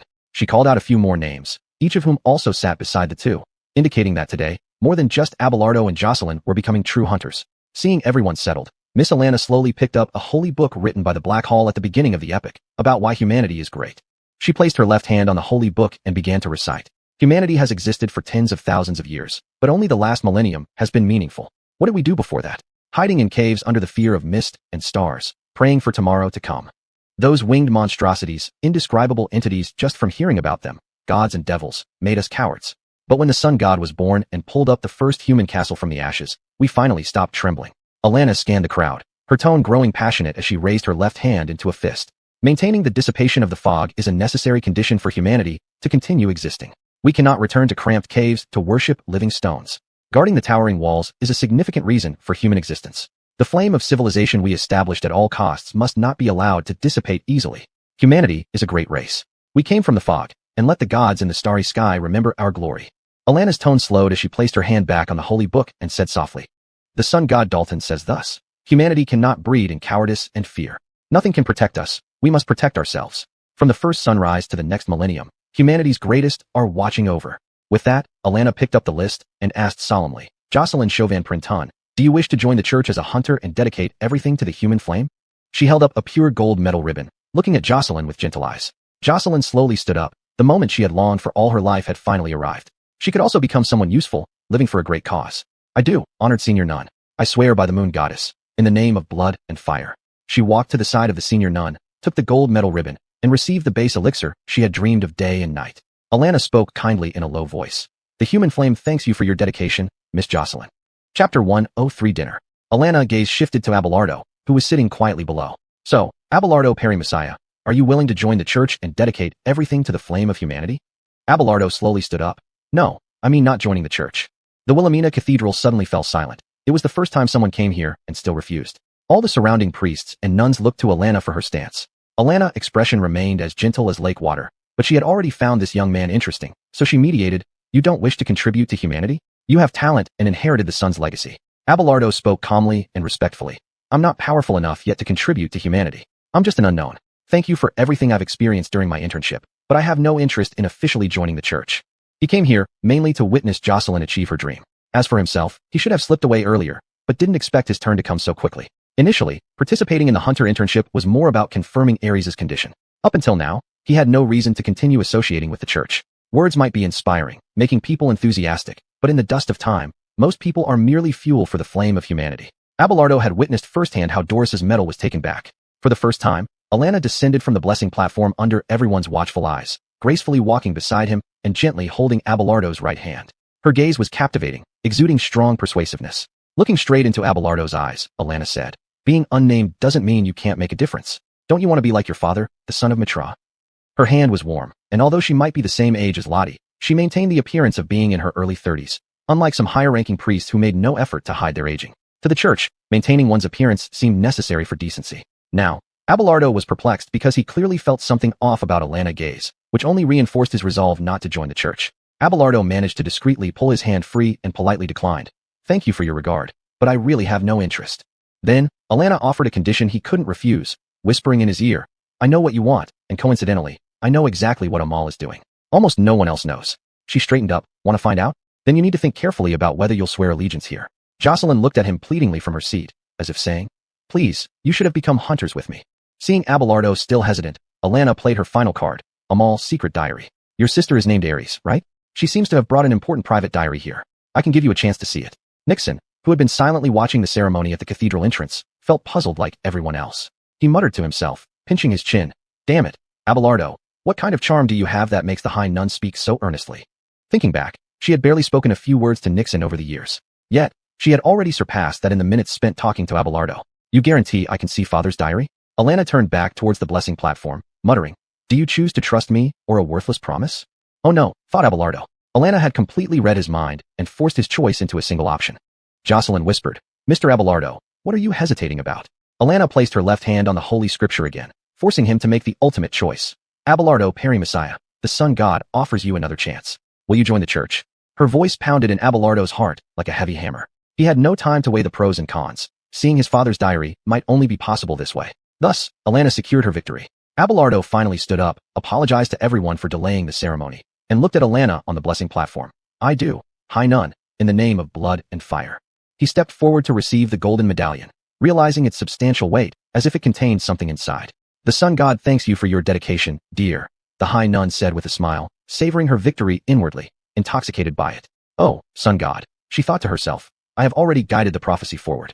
Abelardo could not recall how he left the cathedral. He was in a daze until Jocelyn drove him around, finally snapping him back to reality. Nixon had slipped away right after the ceremony, laughing and telling them to find their own way back. He wanted to add some fun to his otherwise boring life. Now, Abelardo held up the golden medallion for a long time, basking it in the sunlight. It shimmered brilliantly. I'm actually surprised that I didn't see Ares, Jocelyn muttered to herself. I'm a bit hungry. Let's eat something good tonight. Abelardo put away the golden medallion, closing his eyes in the back seat. The church must have conducted her ceremony much earlier. We are now juniors. You've finally returned to reality. You've been transfixed by that golden medallion since you got it. Didn't you say you weren't interested in joining the church? Feeling the warmth of the sun on his face, Abelardo said slowly, I once watched as the church reclaimed my mother's medal because she lost both legs and couldn't serve the Black Hall anymore. It felt like they were discarding a piece of useless trash. And today, I ended up with this golden medallion. Fate always likes to play tricks on people. Jocelyn exclaimed in shock. Alay lost her legs? But she seems perfectly normal. Abelardo calmly replied. Mechanical legs made by enterprises, crafted into alchemy objects at Moon House. Jocelyn gasped. Oh, as if she had just learned a significant fact. Will the church treat us the same way in the future? She hoped not. After such a glorious ceremony, everyone believed they were acknowledged by the sun god and wouldn't think of leaving the church again. Hearing Jocelyn's stomach rumble, Abelardo smiled wryly. Let's find somewhere to fill our stomachs. Your stomach is loudly protesting. Jocelyn blushed from embarrassment, thinking her voice hadn't been that loud for Abelardo to hear clearly. Do you know any good places? Something simple, not too expensive. I don't know what kind of food nobles usually eat. But Jocelyn seemed to be facing an insurmountable problem. Normally, either a chef prepared meals at home or she ate whatever was available. She had no idea about special dishes in the capital. Abelardo sighed and pointed towards Sunny Street. Let's go back to Sunny Street. Aunt Lottie or Mother should be home. Filling our stomachs won't be an issue. So 50 minutes later, when Lottie, Ernst, and Alay were dining, they heard the doorbell ring. Ernst showed no intention of getting up to open the door, continuing to devour the meat on his plate. Didn't you hear the doorbell, Mr. Ernst? Yes. Well, can you be a gentleman and open it for us? Ernst laughed, spreading his hands while seated. Lottie, don't you know me? I'm far from being a gentleman. Despite his words, he stood up and opened the door. As soon as he did, he saw Abelardo and Jocelyn, immediately noticing Jocelyn's golden medallion. He called out to Lottie. It's Abelardo and that little girl, but she seems to be someone from the church. The moment Ernst saw the golden medallion, he hesitated to let them in immediately, fearing Alay would be upset if she saw it. According to tradition, the Messiah family never welcomed people from the church, except for Josh. Before Lottie could speak, Alay calmly laid down her cutlery. Look at you, let them in. Thus, 2 more people joined the dinner table, along with corresponding cutlery. Jocelyn couldn't help but praise Alay's culinary skills, thrilled to dine with her role model. Ernst, however, seemed uneasy. He disliked people from the church, especially the glaring golden medallion, which made his feelings toward Jocelyn quite complex. She's a good girl, he sighed inwardly, but it's a pity she joined the church. He whispered to Lottie. Isn't Alay supposed to avoid contact with church people? Lottie replied telepathically. Some things have changed under duress. Who would have thought Ares would embrace the church so willingly? We can't sever ties between Alay and her younger Imogen, can we? Ernst shrugged and responded silently. Amal would surely get angry if he knew. Who knows? But for now, this is the only way. Finish your meal properly. We need to show basic hospitality. Turning around, they noticed Alay was already chatting with Jocelyn, looking completely natural. But in fact, she had tried her best to pay attention to the dazzling golden medal. Over the years, she had almost forgotten that she was once a hunter too. Jocelyn talked freely, casually mentioning how Abelardo received the golden medal, which made everyone at the table stop what they were doing and look at him. Abelardo knew Jocelyn would bring this up. He began to regret inviting her here. Alay asked, I thought you wouldn't agree. Her tone was calm, but Abelardo knew his mother was about to get angry. Jocelyn, you really shouldn't have mentioned this. He explained, Sister Superior Alana said it would let me see Father's diary. But this statement only further inflamed Alay's temper. With guests present, she could only suppress her anger for now, nodding slightly as if to dismiss the matter. Trouble, Ernst thought to himself. Lottie overheard his thoughts and couldn't help but sigh. This isn't going to end well. Abelardo brought an uninvited guest. Jocelyn still hadn't noticed the icy atmosphere and continued chatting freely. Lottie suddenly felt the urgency to quickly produce Amal's mechanical doppelganger. Otherwise, Alay would eventually break down if this continued. After dinner, Alay feigned enthusiasm as she bid farewell to Jocelyn. Returning angrily to the house, she asked Abelardo, why did you join the church? It's fine that Ares is naive, but you are the eldest son. Even though you can see Amal's diary, does that mean you don't need to inform me at all? Alay had never felt so wrong before. She realized that everything seemed to be bypassing her, as if her opinion didn't matter at all. Abelardo listened to his mother's rage, something she had never directed at him before. This was the first time. Chapter 104, Freedom and Life. Edith managed to extinguish Doris's fury when she arrived. It took much effort for her to persuade Doris to agree to let Dev stay in the church for a while. Otherwise, you can't expect him to become some kind of alchemy prodigy like you. Let him be tempered for a while, and then pull him out of the church after that.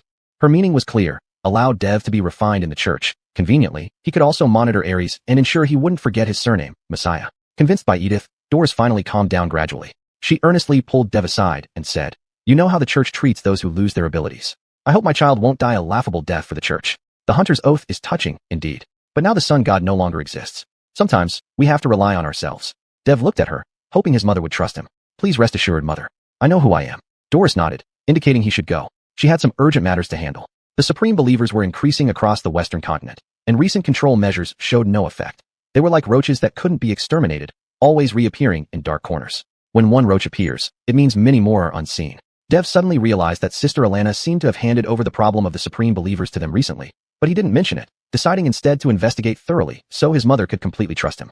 Just as Jocelyn wanted to be useful, he quietly walked out of the room where he'd been scolded, overhearing Aloysius talking to Edith, who had left the moon house almost simultaneously with him. Lately, Aloysius hadn't stayed in the moon house all the time, but wandered outside often, which puzzled Doris about his changed behavior. With arms crossed, Aloysius reported meticulously, in the capital's Codfish Street, there's an emerging famous sculptor who has just arrived here recently. People say he dresses extravagantly, the only potential clue I found. Sitting on a soft sofa with one leg crossed, Edith listened attentively. Catching sight of Dev walking over, she had an idea. If not others, maybe Dev could help. If that person really is Emilio, he would recognize everyone else except Dev. She asked with a smile. Can you do me a favor, child? Dev replied that of course he could, asking her directly. It's not about the sculptor, is it? Why did you start getting interested in sculptures lately? After seeing those demonic statues, I've lost interest in statues. Edith wasn't interested in statues. They led to something crucial. Seeing Dev willing to help, she slowly said, choose a free time soon. Visit the sculptor Aloysius mentioned. He seems to serve only certain clients, but I think Aloysius can resolve this issue for you. Aloysius nodded humorously. Using Doris's name for some backdoor dealings works pretty well in the capital. Dev pressed. What should I do once I get in? Order a statue. Edith clapped softly. Exactly, child. Bring one back to us. At that moment, Ernst strode past, snorted, and interjected. Why don't we just break in, Lottie? I don't believe he'll dare make a big move in the capital. Who? Dev asked more questions, sensing he was involved in some plan. But Edith didn't intend to truly involve Dev, given the unknown dangers. She dismissed it as nothing serious. After explaining everything, Edith suddenly recalled Sylvester wanting to meet Dev. He had said, didn't you want Amal's eldest son to inherit the seat? Then I need to check him. Although Edith tried to close the matter, saying Dev was fine under her watch, and she no longer fully trusted the Golden Dawn, Sylvester insisted. Are you talking about that man who burst in here some time ago?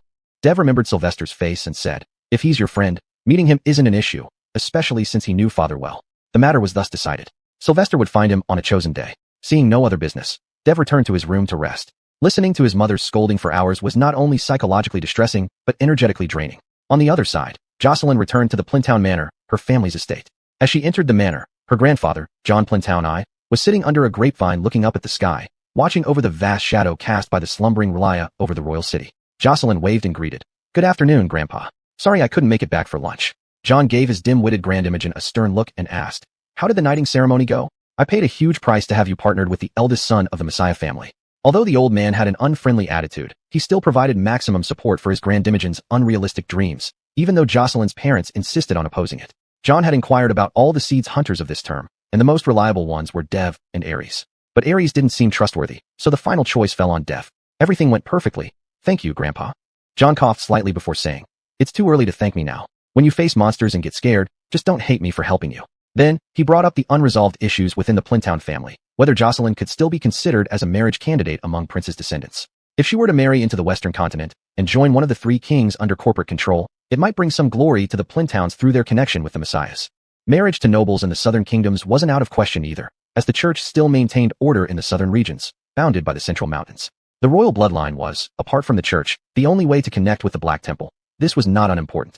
John straightened up, but this simple action made his old waist ache. Keeping a calm expression, he asked, many princes have whispered suggestions into your father's ears. Is your intention still the same? To follow in the footsteps of your role model? Yeah, I've already come this far, and I don't want to become anyone's wife. Such words should not be spoken among the nobility. Even if she harbored such thoughts, they should remain hidden deep within her heart. However, luckily for her, Grandfather John always doted on this Grandimogen of his. She possessed something that many noble women envied, freedom. John chuckled lightly, the wrinkles on his face spreading, and said helplessly, I shouldn't have told you about Doris in the first place to avoid worrying about you at my age. For a moment, perhaps the old man thought it wasn't necessarily a bad thing. If the prophecy of the end days was true, then Jocelyn might not die because of Amal's crimes. After all, getting to know Dev, he didn't believe the Messiah family was so ungrateful. I also had a meal with Doris. Jocelyn said happily. She's really good at cooking and runs the company splendidly. The old man patted her head. Foolish child. All glory is built upon suffering. What Doris has sacrificed is something ordinary people cannot bear. Jocelyn nodded, and then indicated she didn't want to chat any longer. She needed to properly store the base elixir given by the church and prepare to advance, to become an extraordinary being. On her way, she noticed many beautiful marble statues were placed around the house, which reminded her of the terrible memories from college spirit day. Grandpa, what is it again? Your talking parrot dying isn't my doing. Jocelyn wasn't asking about this, but unexpectedly finding out her pet was dead saddened her greatly. I mean, where do these statues come from? A sculptor from the royal city, very skilled. Your father thinks these things look good as decorations at home. Besides, other nobles are vying to do the same. I understand, but during the Holy Spirit Festival, I saw a monster called Demon Statue, which looks very similar to these. She leaned closer to examine the statue carefully. Most of them depicted legendary creatures, some great ones. They somewhat resembled sun god statues, but she wasn't sure if they belonged to the same category. Jocelyn wondered if she was overthinking things. John shook his head. Since Jocelyn became a hunter, she grew sensitive to these things. He assured her there was nothing wrong, and not to worry. If there were problems, they would have died long ago. Hearing this from her grandfather, Jocelyn felt relieved. She found the place specifically set aside for valuable items and carefully placed the angel-derived base elixir into the cabinet. The container holding the angel elixir contained transparent viscous liquid, with a feather lying quietly in the center. At first glance, it looked more like amber. Ordinary people wouldn't associate it with anything extraordinary. But this single bottle of base elixir held within it Jocelyn's hopes and dreams for her life, the freedom to choose her path, and the elixir itself. Now that she had the base elixir, she only needed some auxiliary potions to increase the success rate of mutation. She decided to find some ways to get them soon and advance as early as possible. She had considered asking her parents for help, but Jocelyn sighed, knowing they would definitely refuse her. Her grandfather had supported her enough. It was time for her to walk the next part of the road on her own, which was also a part of being a hunter. Facing difficulties, solving problems. If she couldn't solve them, then she might consider solving herself. Jocelyn locked the cabinet with a key, as if carefully storing her entire life. Chapter 105, The Highest Art. Because he had become an official hunter, Abelardo and Jocelyn would complete their studies at the academy ahead of schedule. On the day when the Imperial Academy held a farewell ceremony for students who were to become hunters, everyone found that Jocelyn had arrived early, but there was no sign of Abelardo. Jocelyn, dressed in the church's white hunter attire, was surrounded by people, caught up in applause she had never experienced before. Although her expression maintained a happy smile, she kept looking around. Abelardo was still nowhere to be seen. Finally, she could not hold back and first sought out Elias, but he was also unaware. Nick was busy organizing betting matches and appeared just as oblivious. In the end, she asked Nixon, who was chatting up female students, one last time, "Have you seen Abelardo? He doesn't seem to have shown up." Nixon was talking fluently, entertaining the female students with ease. We have to admit that, to outsiders, being a hunter was such an honorable profession that Nixon seemed to glow in their eyes.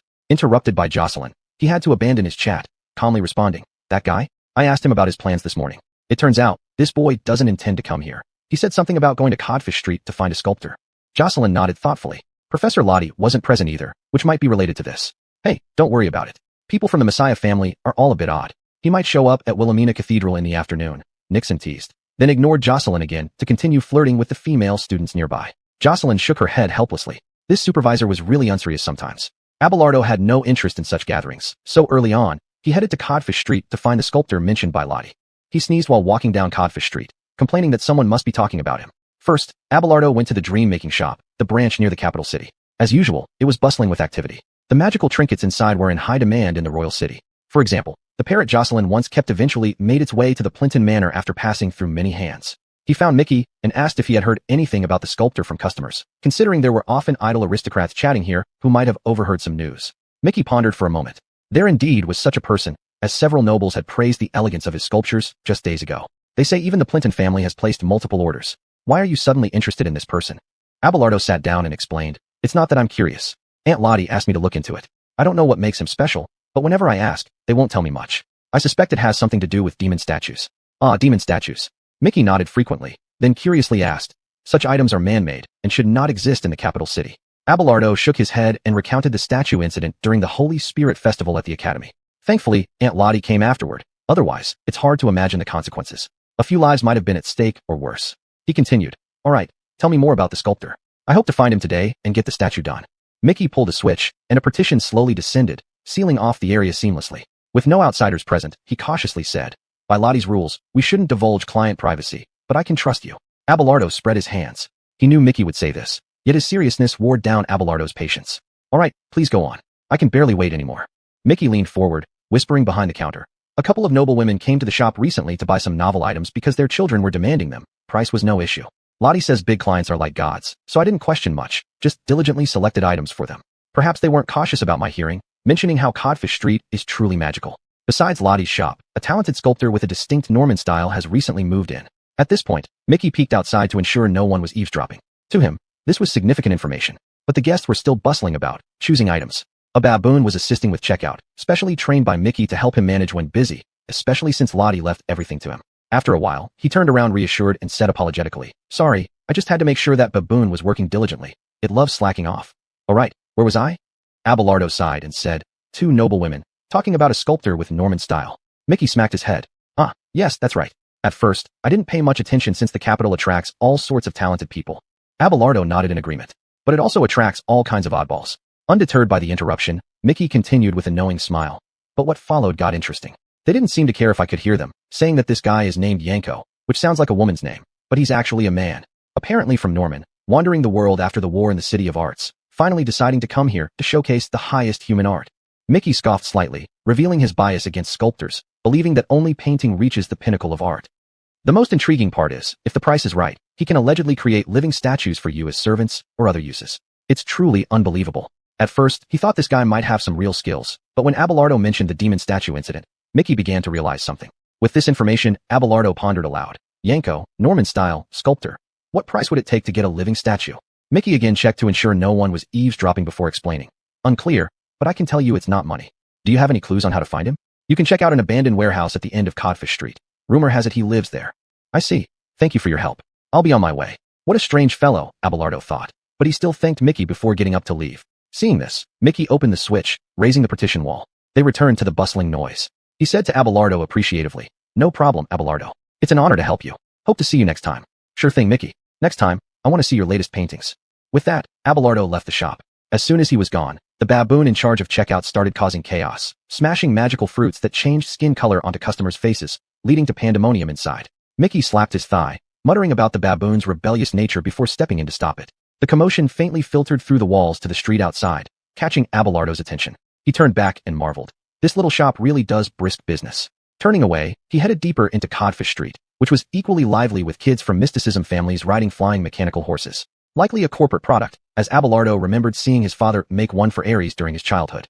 After Amal's horse, Straw, died naturally, it too was transformed into such a form to preserve its life. Maggie lamented they should have done the same sooner to save on daily feed. Additionally, there were openly displayed unicorns nearby. One person claimed these were among the last few unmutated ones in the world. Navigating through the crowd, Abelardo gradually reached the quieter depths of Codfish Street. At the abandoned warehouse Mickey mentioned, everything fell silent, reminiscent of the quiet in Land Street, yet distinct. The silence here was absolute, punctuated occasionally by the hum of abandoned machinery. It felt like the post-war industrial zone of Baxter. Pushing open the warehouse door, Abelardo saw a robed man sitting pensively on a chair, deeply engrossed in thought. Hello? Are you Yanko, the renowned sculptor of the capital?" The man, disturbed by the voice, raised his head unhappily, but then found Abelardo's presence intriguing. An air of blasphemy hung around him. Yanko had never found anything so interesting, though he'd never met this young man before. What kind of person carried the same blasphemous aura as Amal? He quietly chided the animated statues around him. "Stay still, or you'll scare off important guests." Abelardo tilted his head in confusion, assuming it was another artist's quirk, but upon looking around, the statues seemed perfectly normal. Is this guy really the one who handled the demon statue? A question mark appeared in Abelardo's mind. As to him, Yanko was just a somewhat eccentric artist. Yanko suddenly became active, jumping down from his chair and loudly said, "Hello, young man. I'm Yanko. Thank you for coming with such admiration." Abelardo felt uncomfortable with this strange enthusiasm, giving a forced laugh and nodding. He then asked, "Can I have a custom statue made here?" "Of course, just pay the corresponding fee." Abelardo took out his wallet this time, prepared for any situation unlike last time at the small shop where he couldn't pay for the goods. No. Yanko quickly interrupted when he saw this action. "Here, no need for the stench of copper." Abelardo thought, he sure is a quirky one. Maybe all artists are like this. He recalled how Mickey was once obsessed with chasing scarecrows, and asked, "So what kind of fee do you mean?" Yanko slowly stepped back, stroking one of the nearby statues, and softly said, "Everyone is different. Sometimes it's just a feather from a white goose, sometimes an entire soul." Abelardo put his hands in his pockets, now equally intrigued. The romanticism in these words did feel distinctly Norman style. He laughed and asked, "So, what kind of fee would I need to pay?" Yanko immediately raised a finger. "A name, just a name will do. It doesn't sound like much, but regarding the living statues, I heard you can carve them." Yanko smiled, raising another finger, then slowly said, "In that case, an additional surname is required." Abelardo sensed that this man wanted to know who he was, but he couldn't just reveal himself easily, feeling quite conflicted. "Why are you hesitating, young man? You just said it wasn't a big deal." Abelardo's demeanor made Yanko even more certain that this person was no ordinary individual and likely had some connection to Messiah. Chapter 106 The Difference Engine. "My name is Abelardo." Abelardo finally revealed his name, but, wary of revealing too much, he did not mention his surname. He was convinced that this man before him was likely connected to the demon statue, and he would not make any mistakes. "Let's skip the surname. It's just a custom statue order. We don't need to know each other too well, Mr. Carver. No need for a living statue." Yanko burst into laughter involuntarily, behaving like a madman who couldn't control his emotions. He danced around while saying, "Fine, very fine. A name is enough. Abelardo, a brave name, one chosen by the sun god for his first descendant." Then he began dancing in a strange manner, showing Abelardo his works in the abandoned warehouse. Yanko's works were bizarre. His carvings included things that gave one chills, such as the deep diver statue, a creature with 3 bird heads and human body, its back sprouting crow eyeballs. With just one glance, Abelardo knew this multi-limbed demon-like thing was an object of worship to the Supreme One. Abelardo became increasingly certain that Yanko wasn't a normal person. He must have come into contact with the gray fog, and might even be a follower of the Supreme One. "Your works, I must say, are quite distinctive," said Abelardo, feeling somewhat at a loss for words as he was led through them. "I heard your Norman-style works are excellent." These clearly aren't," Yanko exclaimed as if suddenly realizing something. "Ah, you mean those? Scrap, pure scrap, utterly meaningless." As he spoke, he pointed to the few normal sculptures on the other side of the warehouse, rare items here that fit within human understanding.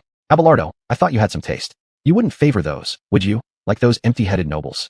He asked with a smile that sounded forced and lacked warmth. He gradually formed a judgment. This person saw his masterpieces yet showed no fear or disturbance from non-existent voices. This Abelardo must have encountered extraordinary power, though whether he was truly a child of abomination remained uncertain to Yanko. My appreciation for art is indeed average, but since you put it that way, let me choose one of your proudest pieces, replied Abelardo. Pleased, Yanko exclaimed. That's the spirit. The deep diver will suit you perfectly. Both kept probing each other. While Abelardo usually appeared foolish, his mind raced now. He couldn't reveal his true identity and needed to acquire a suitable statue. Clearly, Yanko, the sculptor, was also investigating him. I have a question, Mr. Yanko, Abelardo asked respectfully. Did your works rely purely on powerful imagination, or have you encountered those terrifying mutations? Yanko narrowed his eyes, unhesitatingly confessing. Not that I want to brag, Abelardo, but everything I carve must exist in reality. Abelardo nodded with a smile, indicating his purchase of the deep diver statue, adding meaningfully, as a renowned sculptor, your life must have been filled with wonders. They shook hands, exerting subtle pressure. Yanko responded, likewise, anyone who isn't afraid of my works is destined for greatness. The two exchanged smiles, then Yanko bid farewell to Abelardo as he left with the statue. Upon the guest's departure, all the mutants hidden in the warehouse emerged, surrounding Yanko. Outside, Abelardo placed the statue on a flat cart, leisurely heading towards Solar Street, oblivious to the danger he had just escaped. It was only then that he remembered he had missed the hunter ceremony at his academy. Glancing at the time, it was already afternoon. He wondered if attending now would still be in time. If he didn't go, Professor Franz would most likely scold him again. Shaking his head helplessly, he decided to rush over. He returned to the small shop during a sparse period. Dreamweaver's shop was quiet, with only Mickey calculating accounts behind the counter. Mickey looked up upon seeing Abelardo pushing the statue inside and remarked, Hey, welcome back. Why did you pick such a peculiar statue? The more peculiar, the better. Aunt Lottie won't genuinely appreciate it anyway. Mickey nodded, silencing the tied-up baboon beside him, then asked, What about the sculptor? He's quite a peculiar character, a warehouse full of oddities. His craftsmanship is exquisite, but I think he's not entirely sane. With that, Abelardo pushed the statue near the counter and squatted down to feed the baboon some fruit, which finally calmed it down. He then said nonchalantly, Mr. Mickey, do me a favor and deliver this thing to Aunt Lottie through the Infinite Gate. Mickey readily agreed, saying he would ensure it was delivered to her shortly. He also mentioned he would ask Miss Lottie for a new Beyonder creature since this baboon seemed too troublesome to keep in the shop. Just as Abelardo was about to say something nice on behalf of the baboon, it bared its teeth again, unhappy with the amount of fruit it had been given. Immediately, he stood up and said, Yes, I think we should tell Aunt Lottie that this baboon really can't stay. Noticing the baboon getting restless, Abelardo warily watched it, fearing it might cause some trouble. After bidding farewell to Mickey in a hurry, he left the shop and returned to the crowded Barracuda Street. Having handed over the statue, he planned to drop by the academy, hoping everything was still on time. 2 hours later, Abelardo finally arrived at the academy. Unfortunately, the ceremony had already ended, so he found Professor Franz and obtained his completion certificate, which inevitably came with a scolding. Meanwhile, after delivering the statue and finishing the accounts, Mickey wheeled the statue through the Infinite Gate into the Moon House's large library, where he found Lottie. At first, he was startled by Keanu who was wandering there. Sighing, he complained to Lottie about the baboon. Really, Miss Lottie, that baboon has caused nothing but trouble. Yesterday it destroyed several of my sketches, and today it bit one of our guests.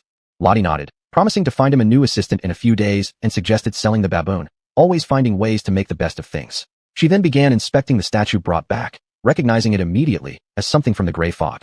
Lottie couldn't help but laugh. This old man didn't even try to hide it, essentially declaring, I am Aristide, right here on Barracuda Street. Come find me. Seeing her reaction, Mickey asked, Is this a demon statue? It looks quite normal.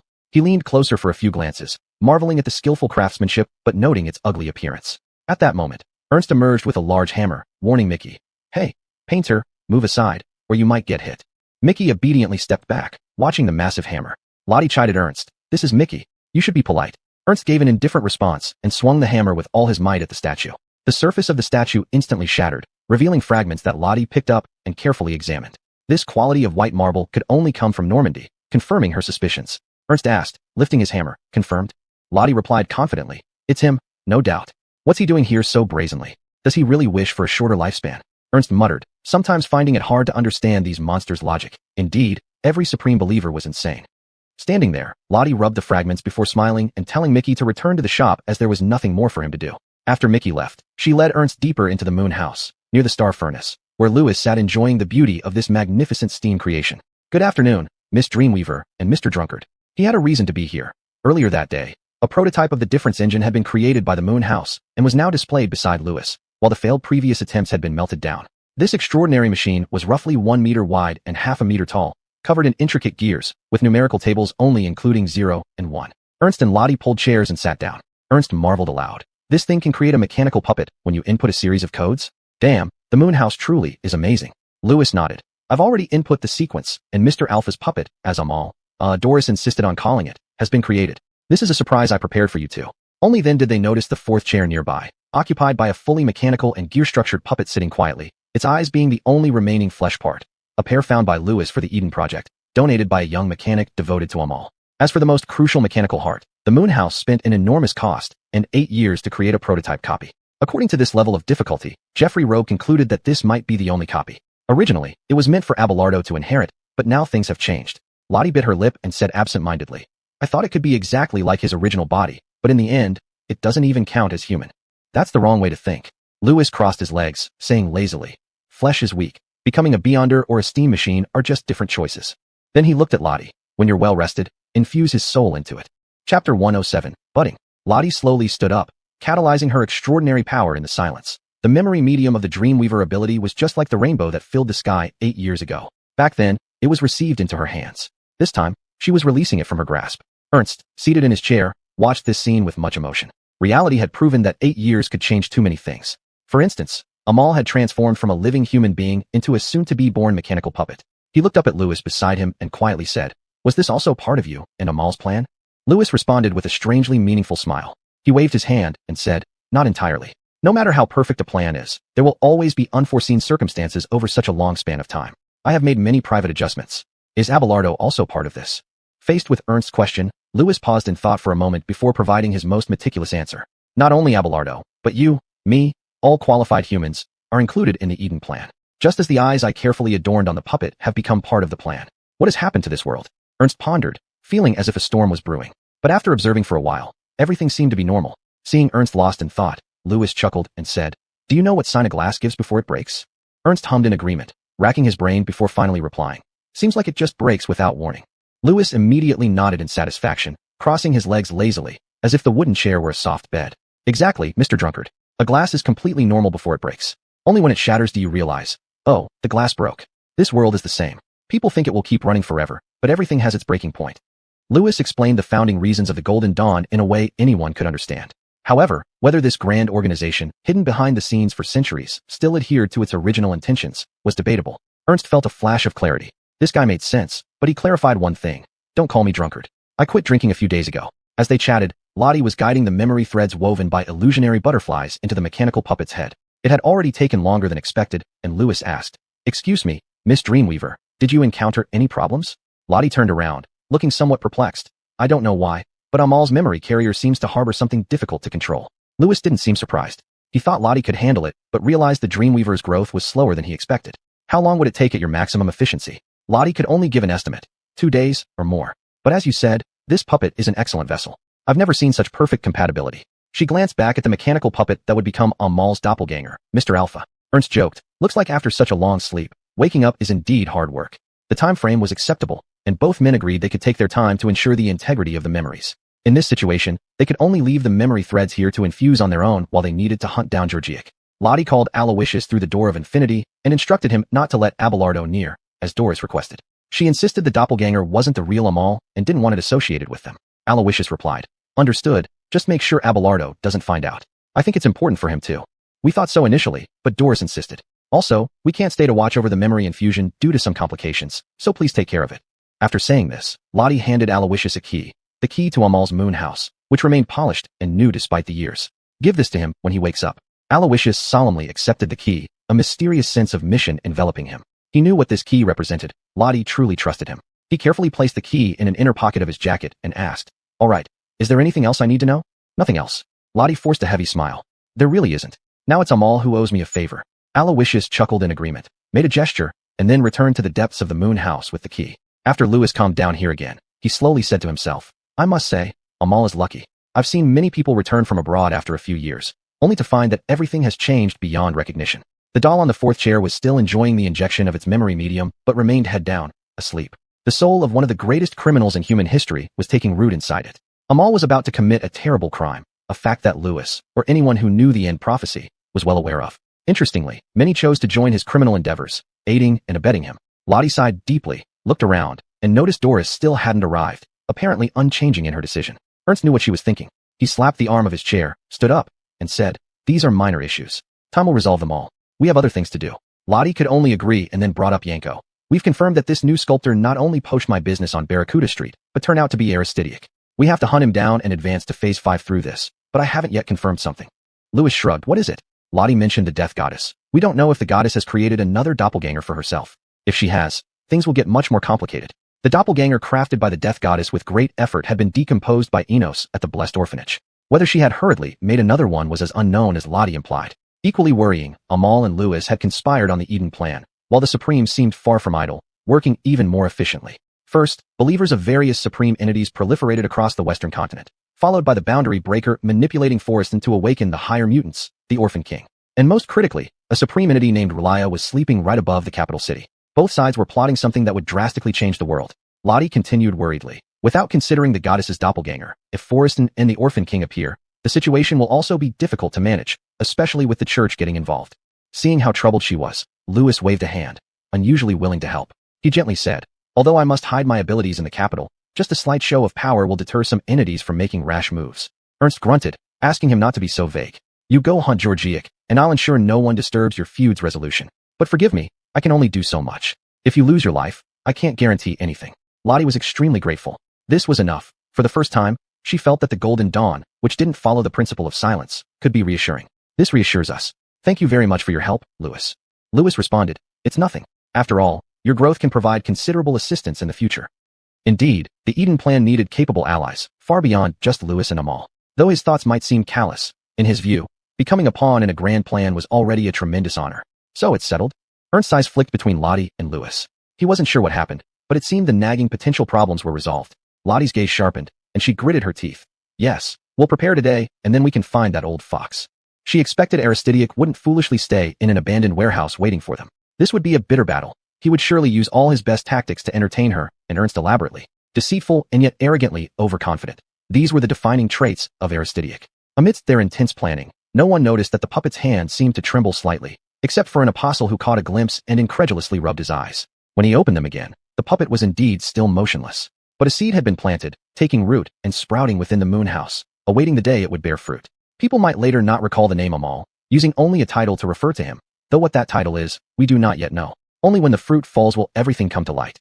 Chapter 108, Storm Gathering. The day after Abelardo walked out of the abandoned warehouse, many menacing and terrifying sculptures suddenly appeared on Sardinella Street, for no reason, all in bizarre forms that were difficult to describe. These things filled the entire street.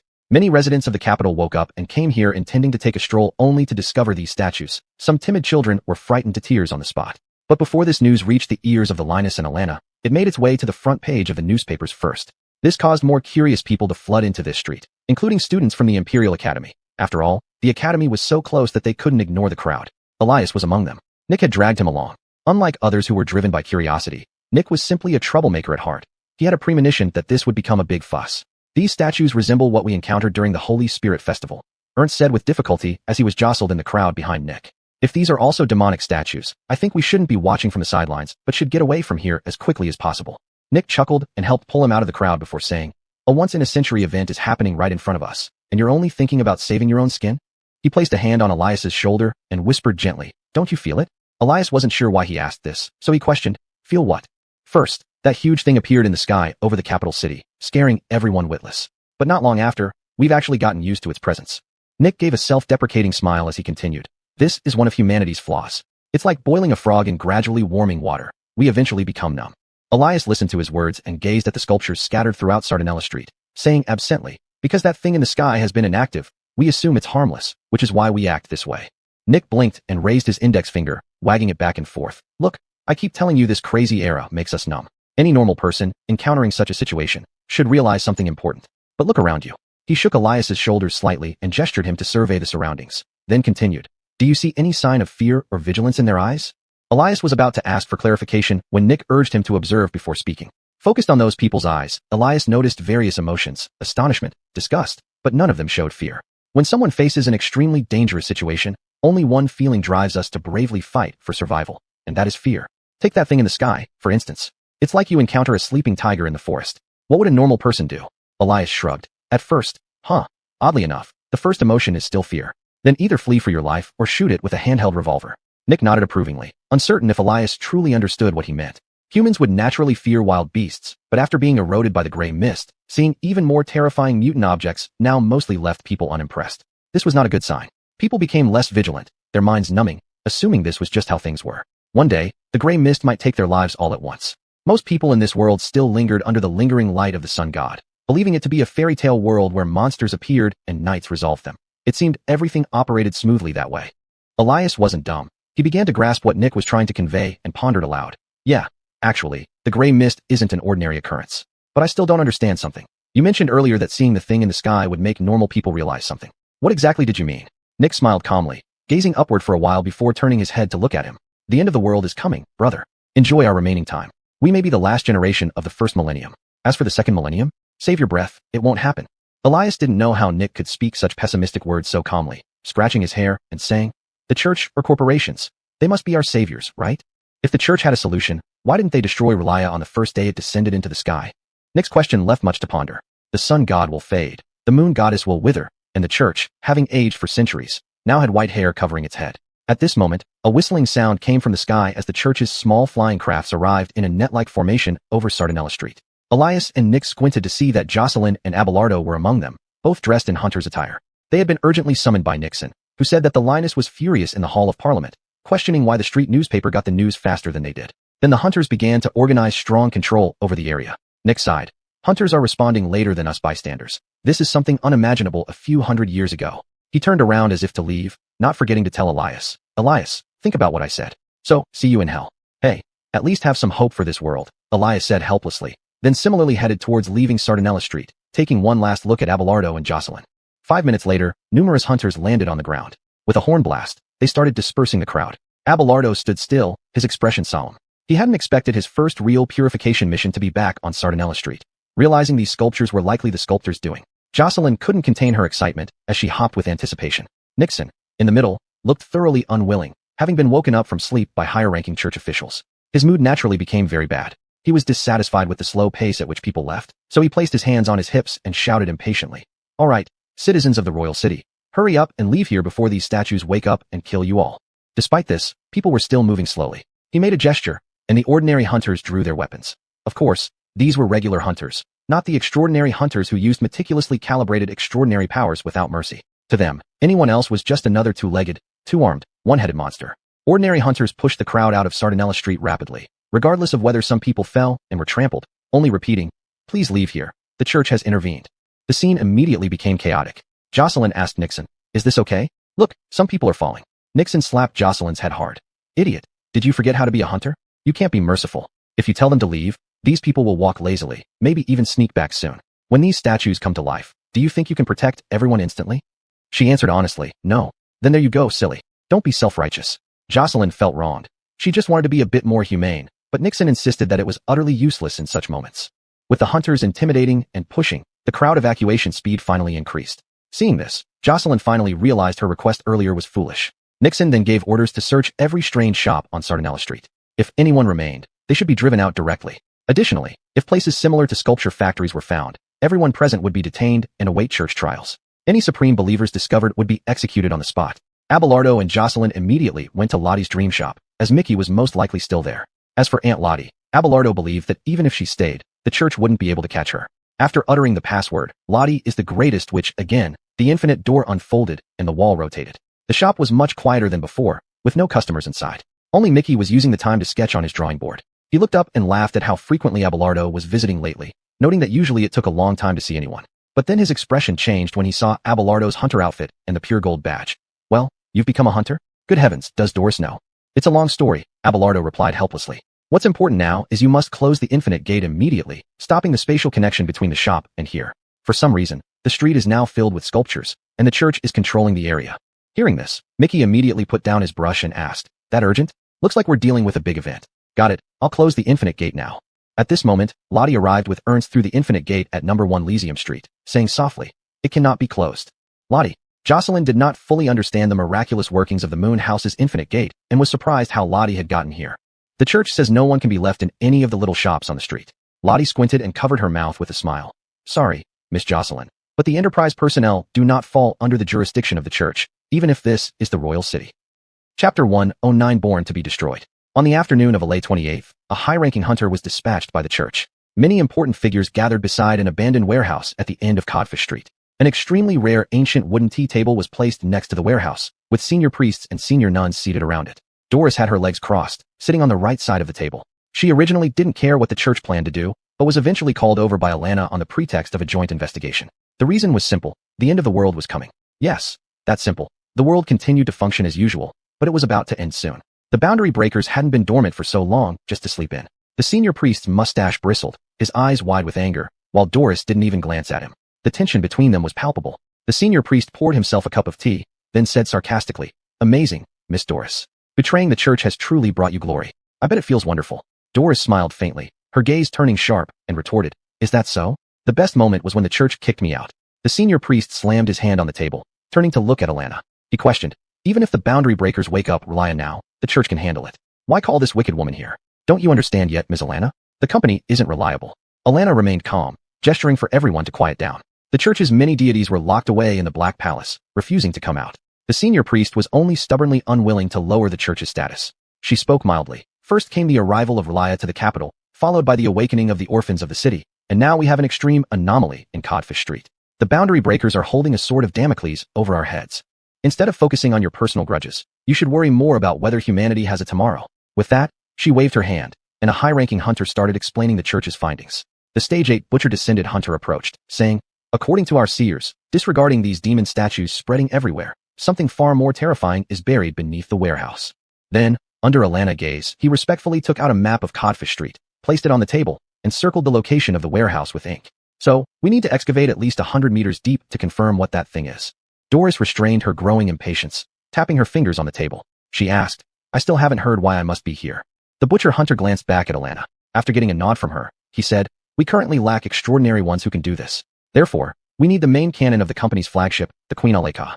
Doris frowned, estimating that using the main cannon to dig would require continuous bombardment for several days and nights. But it wasn't impossible, just troublesome. She remarked, "Look, the noble church has to ask outsiders for help over such a trivial issue."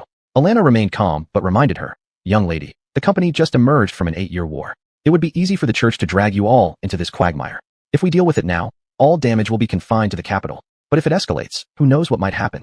Doris felt cornered. She couldn't argue with Alana. Alana had presided over her own commendation ceremony years ago. She finally said, "Sorry, the family patriarch has instructed us not to contact the church. Coming here already puts me in hot water." Nixon stood aside, arms crossed, listening to what might be the most crucial meeting. Yet it unfolded like an afternoon tea session, evoking his sense of irony. Alana pursued, "Everyone knows you're the actual controller of the company. If Amal were still in charge, he'd obediently listen to me." She gave a meaningful glance at Doris, leaving her to ponder the underlying meaning, such as whether the Eden Project was really conceived by Amal. Doris fell silent for a moment, sensing something, then quickly changed her tone, saying, "All right, the company will help." Alana smiled slightly. This outcome was expected. The young girl before her wasn't too foolish. "The Queen Aleka will enter the airspace within an hour. Excavation will start upon your signal. If there's nothing else, I'll take my leave." Doris stood up gracefully and left. She didn't want to see that old man, the senior priest, any longer.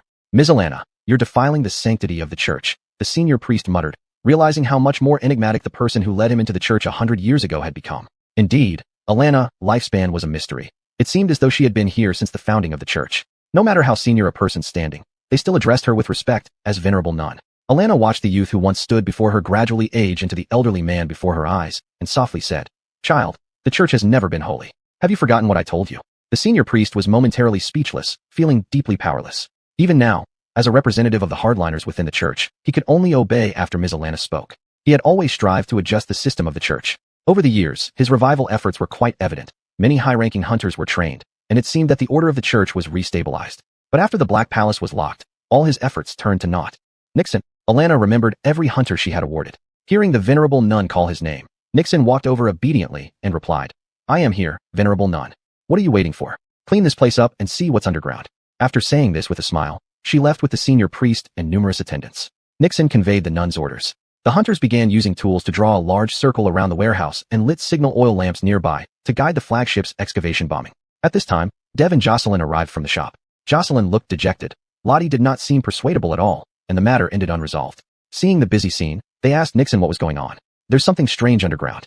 The statues around here seem to be connected to it. The venerable nun plans to blow this area into a pit about 100 meters deep." Dev responded, Sounds like it will take several days. Yes, preliminarily estimated, the Queen Aleka will need 2 or 3 days of bombing. The royal city can expect several days of fireworks. Hearing the name of the company's flagship, Dev became puzzled. The Queen Aleka? When did the company agree to help? Mother would never approve. Nixon kicked a stone away, then said unhurriedly, everyone thought so, but Ms. Alana has her ways. In the end, she got them to agree. Then looking at them both, he continued, you two shouldn't be idle either. Go help out. Dev nodded and led Jocelyn to place signal oil lamps. As they worked back and forth, Jocelyn whispered, is something big about to happen? Otherwise, why would the company collaborate with the church? I don't know. Dev shook his head helplessly. He hadn't received any news, but the stormy atmosphere in the capital made him think something significant was about to happen. As for why Lottie and Ernst lingered at the shop, he had an idea. They were likely pursuing the sculptor. Under everyone's hustle, hundreds of large signal oil lamps formed a circle around the abandoned warehouse. Everything was ready. They just needed the flagship to arrive. While Dev rested after finishing his task, the sculptor appeared beside him. He smiled as he gazed at the warehouse, devoid of any sorrow over the imminent destruction of his works. Pleased to see you again, Dev. Dev wiped sweat off with a towel and said casually, the church is clearing everyone out. I'm sorry about your works, but staying here isn't wise. He pretended not to care, speaking lightly in hopes of not arousing suspicion from the sculptor about his identity. Some creations are born to be destroyed. It's a good thing. Oliver Yanko shrugged indifferently. Self-sacrifice is another form of transcendence, all for the peak of art. He was willing. Let's not speak in riddles, Dev. Your surname must be Messiah. There's no other possibility. And you definitely know Lottie. A clown leading a drunkard right down this street, searching for me. Dev stopped wiping his sweat. It seemed he was just swimming naked now. He decided to stop hiding. He slung the towel over his shoulder and asked bluntly, why did you come to the capital? Yanko, or rather Aristidiak, narrowed his eyes and softly said, for a great vision. This is my final freedom. Why didn't you run? Georgiak replied, I chose to come here, not be found here. I am a servant of the goddess, and similarly, the goddess is also a servant of the boundary breaker. Now, to fill some gaps in the boundary breaker's great cause, I have been honorably chosen as a pawn. Dev stood up straight, thinking this guy was indeed not normal and was truly a supreme believer. He couldn't help but ask, do you know Forreston? Georgiak tilted his head and said, of course, the other pawn, but that guy was just lucky. Dev shook his head and gritted his teeth, saying, he deserves 10,000 deaths. Georgiak now smiled without a word, then swayed his body a few times before walking away into the distance. By the way, tell Lottie that I can't wait for her to find me.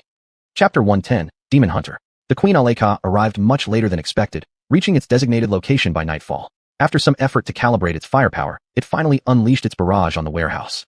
The numerous demon statues lining Barracuda Street were shattered in the ensuing chaos. The capital city's night was illuminated by the fiery light, reminiscent of the battles in Baxter during the 8 Years' War.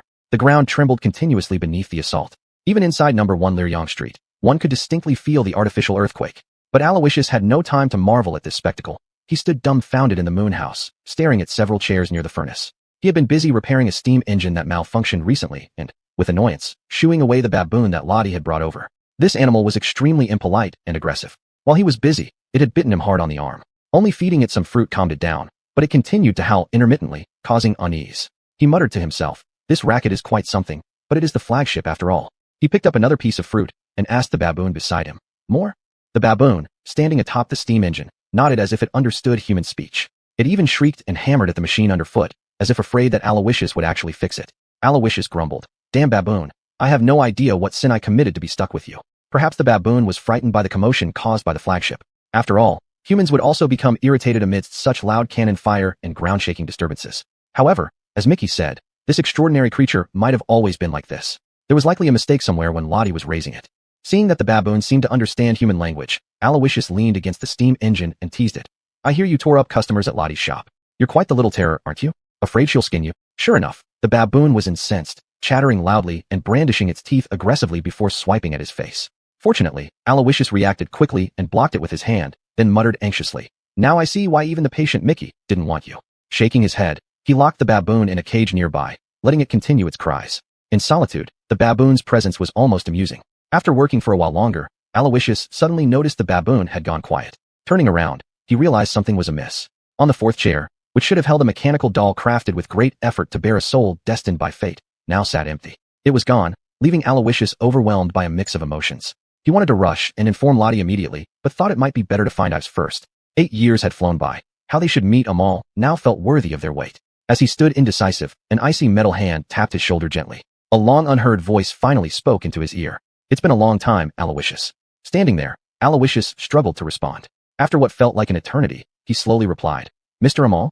Amal, in the form of a fully functional mechanical doll, approached his side. Surveying his surroundings, He marveled at the changes since he left. It's me. Tell me, Aloysius, how long have I been gone? Aloysius slowly made a gesture indicating 8, and Amal, tilting his head to observe, emitted a mechanical whirring sound. 8 months? So, I haven't been away for long. Where are Doris and Abelardo?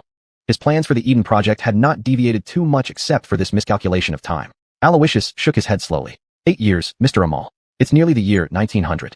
At first, Amal thought he had misheard, but upon further questioning, he confirmed the truth. It appeared Eyes had delayed creating his mechanical doppelganger far too long. It shouldn't have taken this long. He sat back down in the fourth chair, murmuring, 8 years. The mechanical doll returned to its seat, but now imbued with a copied memory fragment. The initial seed had taken root. Amal looked around, thinking that as long as this world still existed, there was still hope. Where's Doris? Aloysius coughed. I just met with the head nun and priest of the church, who are commanding the Queen Aleka to excavate by bombarding the ground. Alana wants to find something underground. He thought Amal would be furious upon learning Doris had led the company to collaborate with the church, but Amal surprisingly remained calm after hearing Alana's name. Aloysius shrugged, puzzled. I thought you'd blow up. Amal tried to smile casually, but his mechanical face couldn't express it. Micro-expressions were a luxury for living humans. Sitting in the chair, he said slowly, I am not exactly pleased, but everything happens for a reason. After being an outsider for 8 years, there are things I can't blame. Boom, boom, boom. The residents outside the infinite door suddenly echoed with hurried footsteps, as if they were specifically searching for the awakened Amal. Sure enough, Louis pushed open the door and walked in briskly, waving his hat like meeting a friend at the movie theater entrance. How was the long sleep mechanic? After removing his coat, he sat in the chair next to Amal, the same one where he had talked with Lottie and Ernst before. Amal glanced up, half reproachful and half reconciled. Why did you delay so much past the scheduled time? Unexpected things happen, inevitable. But the good news is that the Eden Project is still under control. Amal hummed, perhaps due to the initial merging of the mechanical heart copy with the android body. Everything fell off, leading him to constantly stretch. The constant clicking of gears reminded him he was no longer a true human. Louis then informed him about Doris's resistance. She doesn't believe the current you is Amal. Under her insistence, everyone now calls you Alpha. After all, the company's power was handed over entirely to Doris. Upon hearing this, Amal froze like he was electrified. It took him a while to widen his eyes and accept the reality. But thinking again, he convinced himself it wasn't a big deal. In a heavy mood, he asked Louis to continue sharing any important information. Let me think. Well, I don't know much about the specific experiences of your people over the past 8 years. Briefly, Abelardo and Ares became hunters. Ernst has recovered from alcoholism, and that Eno's fellow got caught in his revenge loop. Louis fatted that Abelardo hadn't changed significantly. He was still the Abelardo everyone knew. However, Ares had gone out of control. Amal gave a bitter laugh, having missed Ares' growth and Abelardo's transformation. He joked, what about Lottie? I bet she climbed up in the Golden Dawn. Louis shook his head. Lottie never joined Shadow Council meetings again after your original body was trapped on the Fenwick. She tirelessly searched for memory containers for you, surprisingly reliable. Now she's hunting the Jorges because the Supreme Believer arrived here. Hearing this, Amal stood up and retrieved his sword of Ernst from the wall. Originally displayed elsewhere, Doris had recently ordered the apostles to hang it back in the moon house, as if knowing it would be the first thing he would reach for upon waking. He gently stroked the blade, which, through constant alchemical modifications, had transformed from a simple silver sword into a 2-meter-long chainsaw gear knife, with rotating saw teeth and steam vents that emitted blazing fire. The large cruciform hilt made anyone carrying Ernst resemble a demon hunter. In the dark gleam, the weapon exuded its ferocity. Such a supreme object, capable of slicing gods and demons alike when powered by steam, could repel all kinds of monstrous aberrations. But the words, Gift of Ernst, remained inscribed, as if nothing had changed, yet everything was different. While caressing the blade, Amal whispered, I wonder how Abelardo has grown. Ares must have become a graceful lady. I always thought I was a competent father, but I failed somewhere. Louis, still comfortably seated in the chair, had guessed Amal's thoughts and said mercilessly, I'm sorry, Doris also did not agree for Alpha to meet the offspring. Amal was about to ask who Alpha was, then turned his head in shock, realizing this would be his new code name from now on. It seemed that the name Amal could only be sealed away within the ghost train. He sighed, a mere sigh of lament without much emotion. The events of the past 8 years couldn't be adequately summarized by Louis' brief remarks. These 8 years would forever be missing from Amal's timeline. At this point, he would accept whatever arrangements were made. After a long pause, he sheathed Ernst into the long scabbard on his back and asked calmly, You said the Eden Project is still under control? Chapter 111, Sons of Freedom. The bombardment by the Queen Aleka had been ongoing for 3 days and 2 nights. The royal city endured the trembling earth and sky filled with flames. Abelardo and the other hunters who followed Nixon to Barracuda Street had been overseeing the progress continuously. At this moment, Jocelyn was sitting in the quiet dream-making shop, amusing herself with the peculiar items inside to pass the time. During the first day and night, she watched near the warehouse as a giant pit was blasted deeper and deeper until her ears couldn't bear it anymore. So she came here to clear her mind for a while. Lottie and Ernst had also been staying in the small shop recently, hiding during the day and venturing out at night. Every evening, under the cover of massive explosions, they searched for clues about Aristideic's whereabouts. Abelardo relayed Aristideic's words, but after that meeting, he seemed to have vanished into thin air, except for his sculptures, numerous demonic statues still lingering on Barracuda Street. During these nights, they managed to kill a few demon statues and trace the source of extraordinary power, which coincidentally led them to the underground of an abandoned warehouse. Now, they could only wait in the shop for the excavation plan to be completed, hoping to witness what lay beneath. Lottie initially guessed that Aristideic had hidden underground, but Ernst believed it was much more complicated than that. He thought this somewhat deranged and extremely arrogant artist would never make things too simple. There must be something they needed to watch out for, cautious of any possible traps. This idea convinced Lottie to stay put in the shop for a few days, since it didn't matter much compared to waiting for the Queen Aleka's bombardment to deepen the pit. Now, as the pit grew deeper, Jocelyn, seated next to the counter, speculated that it wouldn't take long before they unearthed the thing underground. Noticing Jocelyn's distracted appearance, Lottie asked curiously with a smile, "Why does Miss Jocelyn look so preoccupied today? I heard you were very happy when you became a licensed hunter." "It's far heavier than I imagined." Jocelyn made a knowing expression, then continued, "I didn't expect being a licensed hunter would mean shouldering such immense pressure. If the thing underground gets out of control, we will all have to rush forward without hesitation." This sentence came from Nixon, who spoke beside the abandoned warehouse after issuing the flagship's excavation order. He said if anything went wrong down there, they must become sparks, buying time for those capable of handling the situation later.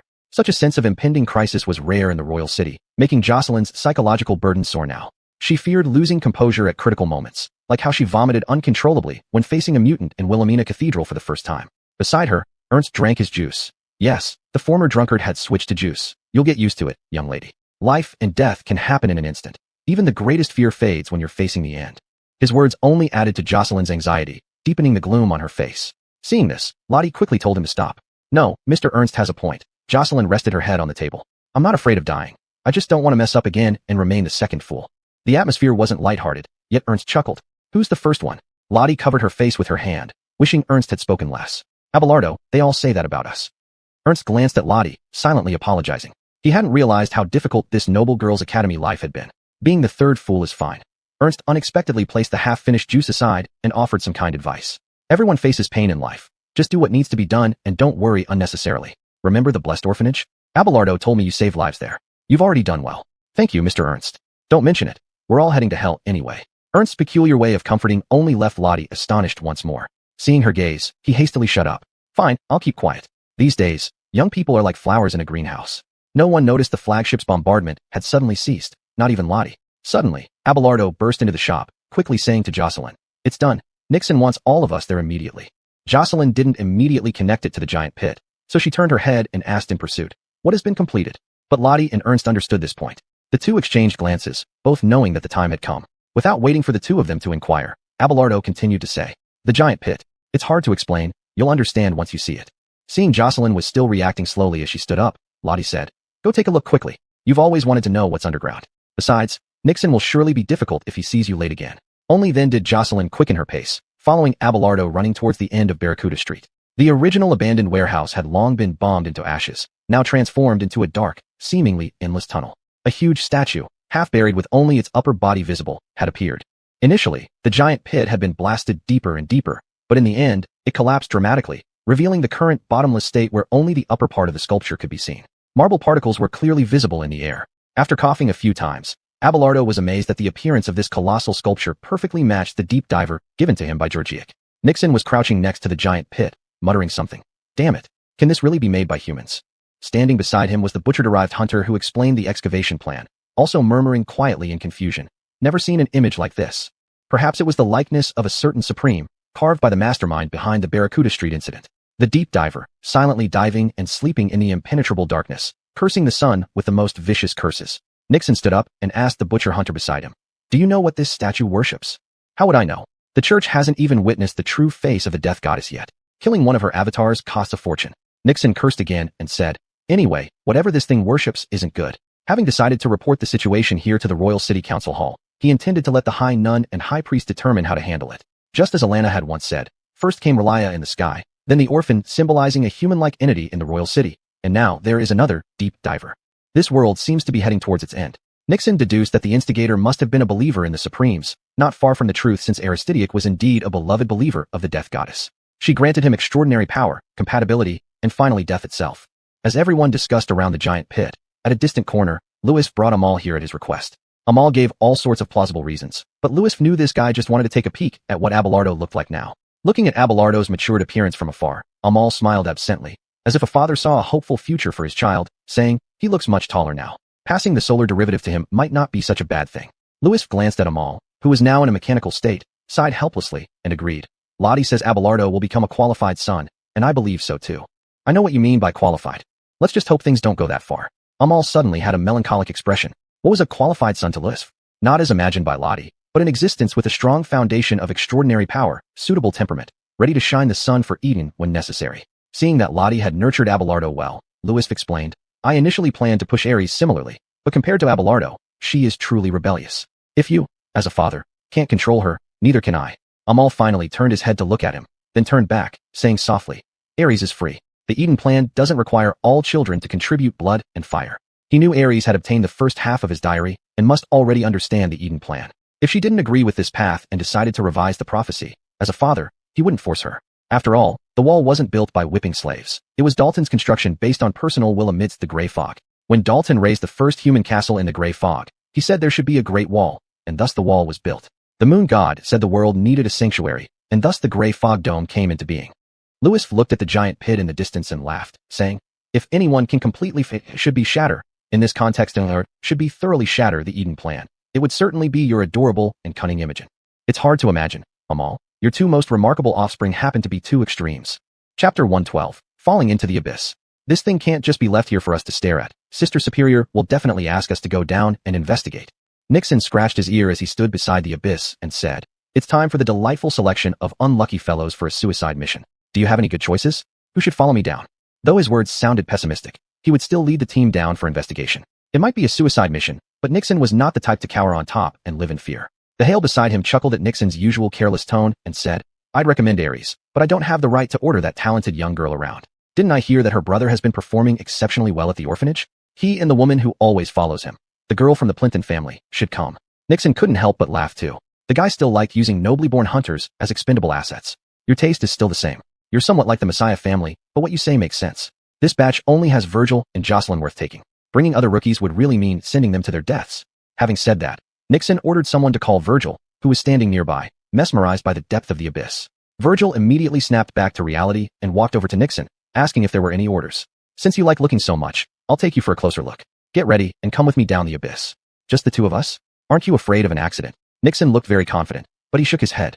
There's also the naive Jocelyn. Don't worry about accidents because they are inevitable. Don't you remember what I told you during our first visit to Wilhelmina Cathedral? If you suspect something is amiss, it most likely is. Virgil replied that he hadn't forgotten and then said with a bitter smile, so it looks like we're going to serve as bait to lure out the mishap, knowing this full well. Nixon laughed softly, pulling Virgil close, and whispered, right kid, that's why I advised you not to become hunters. Once aboard this pirate ship, there's no getting off. On the other side, the Hale glanced at Virgil. This short-haired young man seemed quite ordinary, hard to believe his father was a Malai. He teased, is this your son? Yes, it's him, a reliable lad. I truly hope he doesn't die too early. Ha ha. Nixon said this without any reservations, even with Virgil present. The butcher hunter extended his hand, and Virgil mirrored the action, shaking hands with him before saying, since you are Butcher, I can call you Butcher. I'm Nixon's old friend. We joined the church together back then. Virgil politely responded, hello, Mr. Butcher. He had never met a butcher-derived extraordinary person, which made Virgil very curious about this broad-tempered hunter. The butcher smiled. I know what you're thinking. As the name implies, my power is slaughter. One day, when you see me in action, you'll understand. Nixon interjected. Yes, when it happens, watch a couple of times, and then run quickly aside. His temper is terrible when he uses his power. Sir Alana has received multiple reports of him killing indiscriminately at action sites. Indeed, the butcher, when engaged in combat, inevitably indulged in the thrill of slaughter, transforming his demeanor drastically. Jocelyn, upon being informed of the matter, hurried over. Nixon immediately realized she wasn't an extraordinary one yet, and asked, why haven't you taken the base potion? Haven't you stored it at home? Wouldn't that be just like you? Jocelyn explained it wasn't like that. She was waiting for additional potions needed for successful mutations. Upon hearing her explanation, Nixon understood that her family didn't prepare such potions for her in advance. It seemed Jocelyn's noble family did not support her becoming a hunter. With a helpless nod, Nixon knew if Jocelyn was still a commoner, her trip down would be extraordinarily perilous. But since she was already called over, making her stay back now wouldn't be simple. Better to just take her along as a liability than deal with her pleading later. So it's settled, said Nixon, turning to the butcher and continuing. Call a few people over to bring ropes.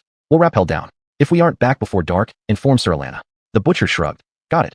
Hey, bring some fixed ropes over to lower these three unfortunate souls down. No sooner had he finished speaking than 5 hunters stepped forward in a row, carrying a massive rope. They proceeded to fix one end of the rope firmly into the ground using large hammers, each wielding a hammer as tall as a man. After 10 minutes of hammering, they finally stopped, ensuring the setup was secure. The butcher hunter gestured to Nixon that everything was ready and urged him to go down while there was still daylight. Nixon muttered under his breath, though he knew the other could hear him. All right, bastard, what's with the rush? Hey, you sure don't like it when someone cares for you. So, the three of them, Nixon included, secured themselves to the rope, ready to descend. Before they began their descent, Nixon asked Jocelyn and Virgil indifferently, "Hey, have you written your wills yet? Something about taking full responsibility for your own deaths so LA won't trouble the church." Jocelyn chuckled nervously. Were these really wills, or just liability waivers?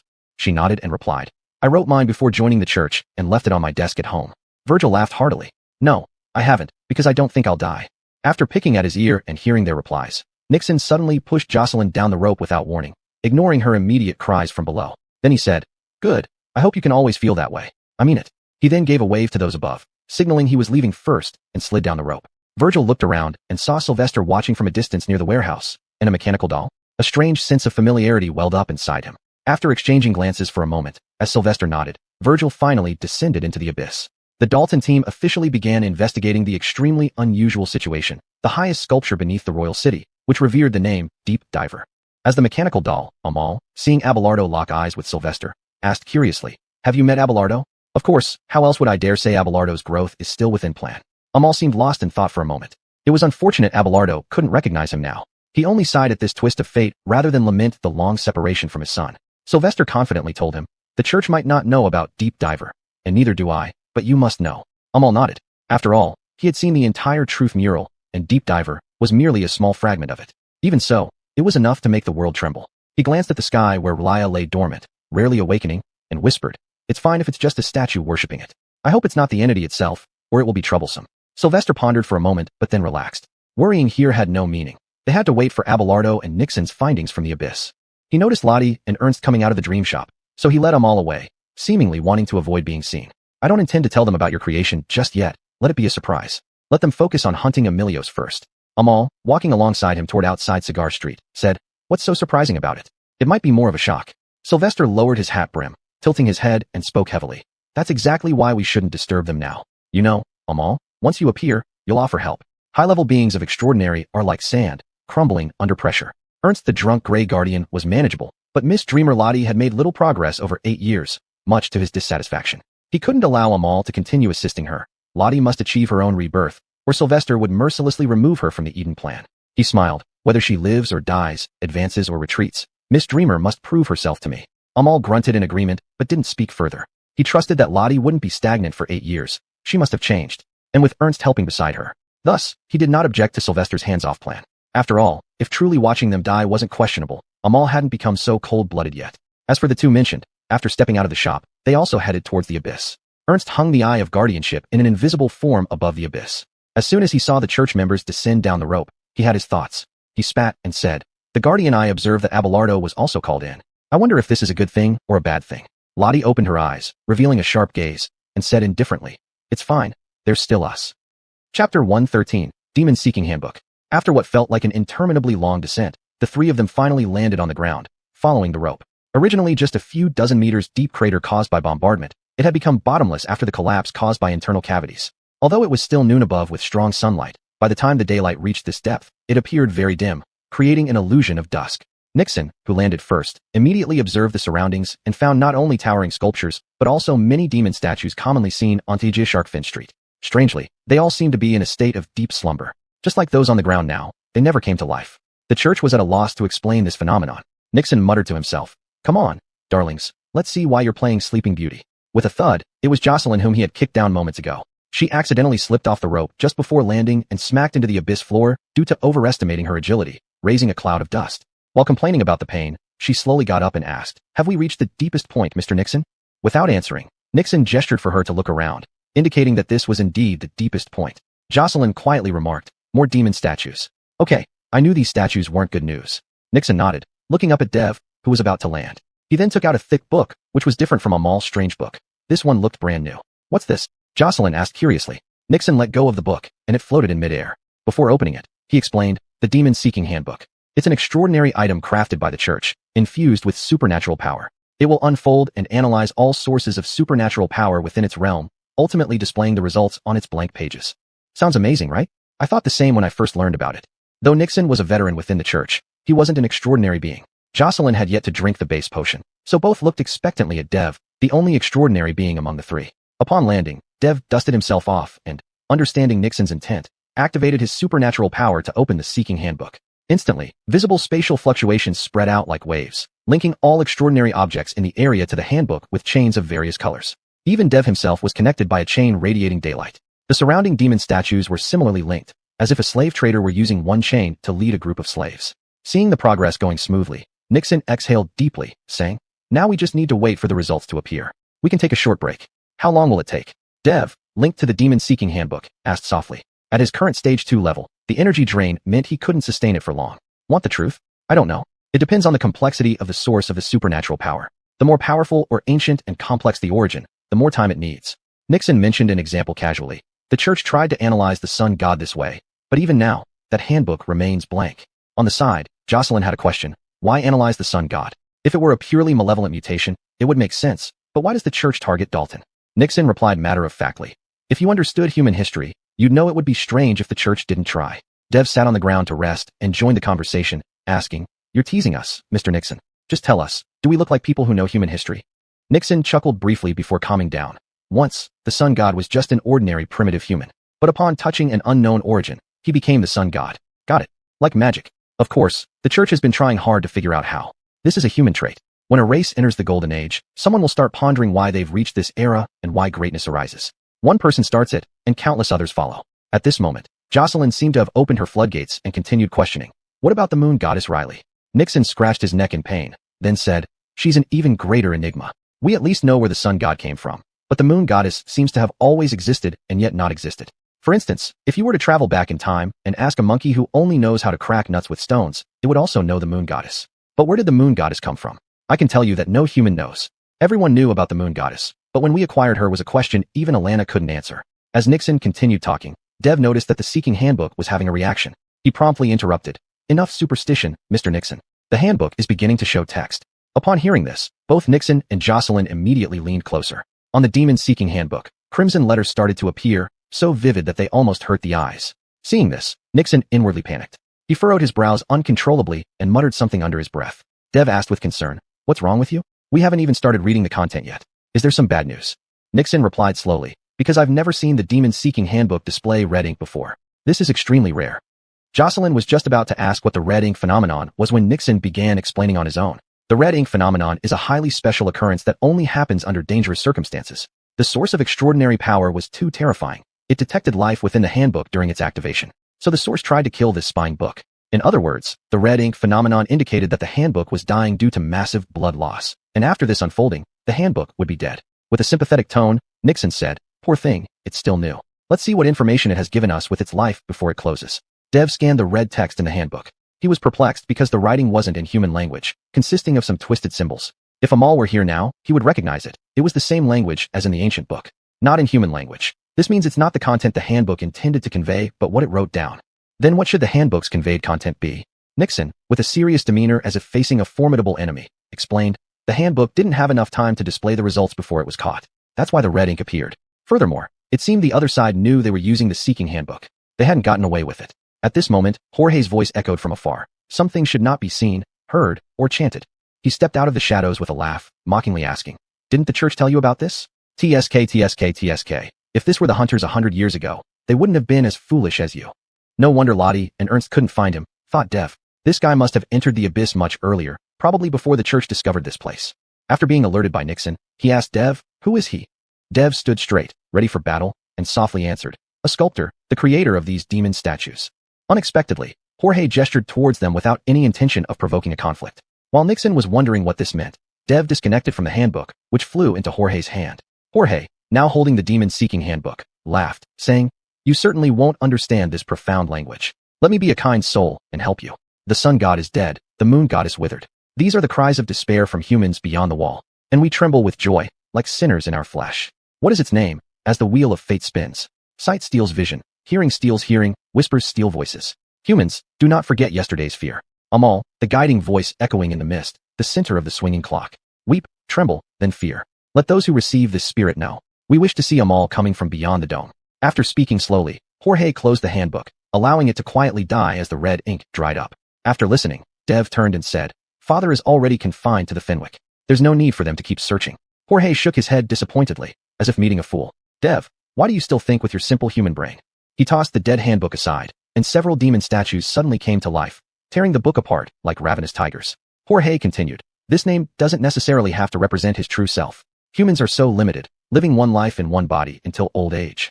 When you utter a name, think carefully about what it truly means. The one trapped inside the Wanjir breaking boundaries train, is he really the only one who owns this name?" Dev was completely lost, as if they were talking past each other, but he would understand one day. Nixon didn't bother with the riddles this man was spouting and asked directly, "What do you intend to do with these statues?" Chapter 114 Heavenly Disaster. "The church is Hunter. I am an artist. What else can I do?" Emilio laughed easily and then threw the demon-seeking notebook back to Dev, thoughtfully leaving it open. Otherwise, the notebook would never open again due to death. He bowed deeply, his strange politeness directed at the towering statue behind him, saying, "I believe you can recognize this, Dev. It is no different from what I chose for you at that time. I spent a lot of time figuring out your relationship with Amal. The smell of the desecrator lingers, so during my service on South Street for those nobles, I inquired around and finally learned he was your father. Truly, it's the same old crowd. The bloodline of the desecrators is like an unbreakable thread. At that time in Normandy, it was your group of people, and now in the capital, it's still your group of people." Dev showed no visible reaction yet, only activating his extraordinary power, and asked slowly, "I don't see the goddess of death nearby. You should be coming alone." Emilio remained non-committal, stating that solitude suited a glorious pawn. Besides, the goddess's stand-in had been wiped out by Enos at the Blessed Orphanage, making her unwilling to risk appearing in the capital, too close to the Black Temple. Who knew what slumbered inside? Most importantly, a high-level phoenix amidst flames touched the wall, conveying a message for the goddess to stay put before vanishing.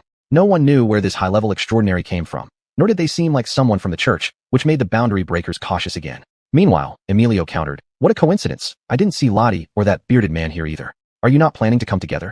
Nixon muttered, thinking the man before him was connected to Lottie and wondering who the bearded man was. With a determined gaze, Dev smiled lightly. "Aunt Lottie is in the small shop now. She might not know you've dug such a deep hole. You've hidden yourself too well." Finishing his sentence, his extraordinary power fully activated, its radiance shimmering in his eyes. Uncertain about the sculptor's power, he prepared for the worst, but Emilio kept delaying, seemingly content chatting aimlessly. Beside him, Nixon acted unfazed.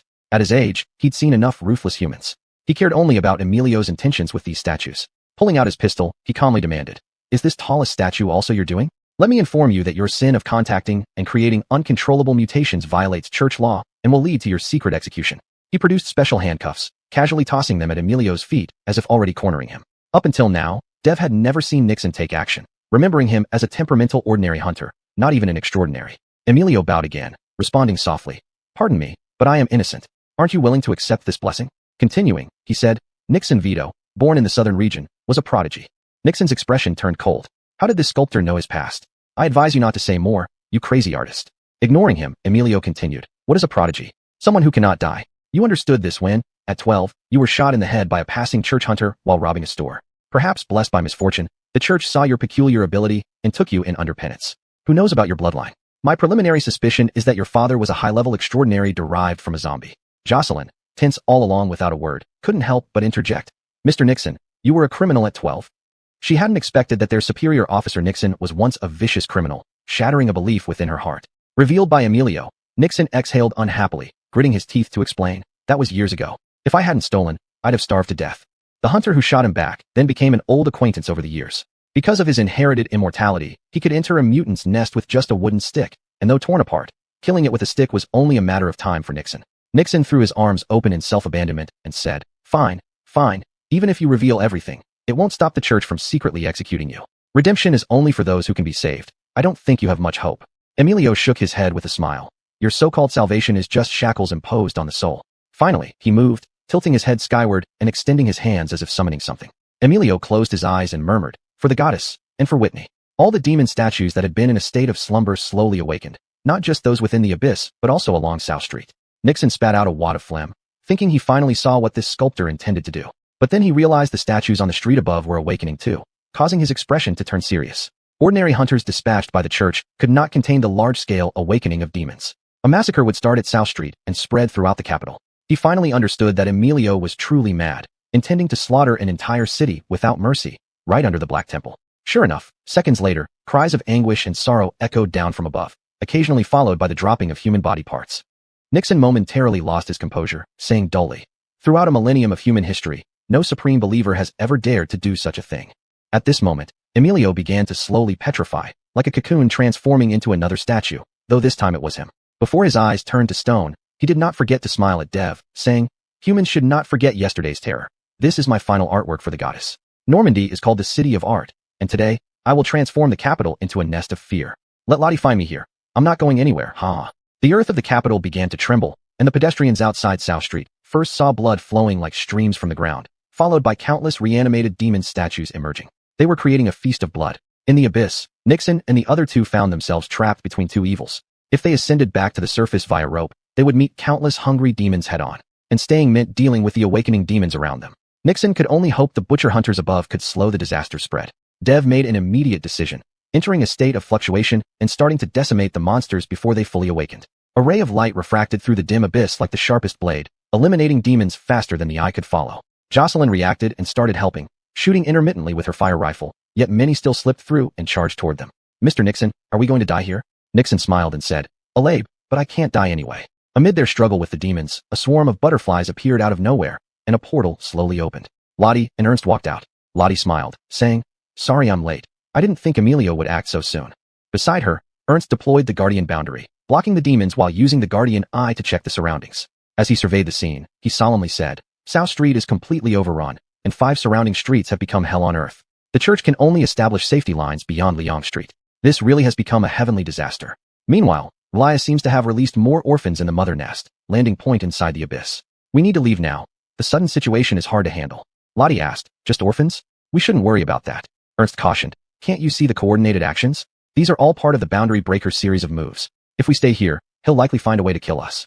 Upon hearing this, Lottie reluctantly gave up hunting the nearly captured Emilio. Now a statue, he was like a duck that had slipped from her grasp. She sighed, stopping Dev's ongoing attacks, and told the three, "You heard what Mr. Ernst said. Let's use my portal to leave." After deactivating his state of fluctuation, Dev didn't hesitate, rushing into the portal. Jocelyn followed closely behind. Only Nixon remained, prompting Lottie to ask, "Nixon, what are you waiting for? Let's go." Nixon suddenly turned around and slowly walked towards Emilio's petrified statue. He said, "It's fine to just take those 2 children away. I won't die anyway, so I'll stay here. We'll meet again if fate allows, Miss Lottie." Lottie was about to say something to persuade him when Ernst patted her shoulder, signaling to let him be. Ernst reminded her, he has his own reasons for doing this. Why be that nagging person? Besides, a disaster is happening on the surface. We need to focus on other things. Chapter 115, Shaking the Great Wall. As if having nothing to do with the wails and cries for help that filled the capital city, the Neil gently walked into the council chamber with a chessboard tucked under his arm. Inside, only the Haley sat with her eyes closed, softly reciting her prayers. She seemed so tranquil. "Do you have time?" The Neil showed a sorrowful smile. He wanted to play a game of chess with the Haley. Sister Alana opened her eyes. "Of course, child. But you've never won a single game over all these years. Why now?" She slowly sat in front of the Neil and motioned for him to set up the pieces. The Neil carefully placed each piece in its proper position and said faintly, "The more we play, the more I feel that you are the one who truly understands." Seated, Sister Alana made the first move, a rather ordinary opening. As the piece landed on the board, the conversation between the Neil and the nun began. While flipping a piece, the Neil casually asked while pondering deeply, "Are you aware of the disaster outside?" Haley Alana replied, "Of course. With something so significant, someone would tell me, whether I want to hear it or not." Moving his second piece, the Neil raised his head as if sharing gossip about neighbors, saying, "Aries lost contact 2 hours ago. That young girl has betrayed us." Sister Alana followed his move. Though the Neil's moves were meticulously thought out, they were full of vulnerabilities in her eyes. I'm not surprised." Across from her, the back piece was hesitated and repeatedly flipped by aged fingers. The Haley lightly patted the prayer book beside her and advised, "You're playing particularly slow today." The Neil suddenly laughed, inexplicably feeling that his lifelong efforts were nothing but a joke. He raised an eyebrow, unable to stop laughing loudly.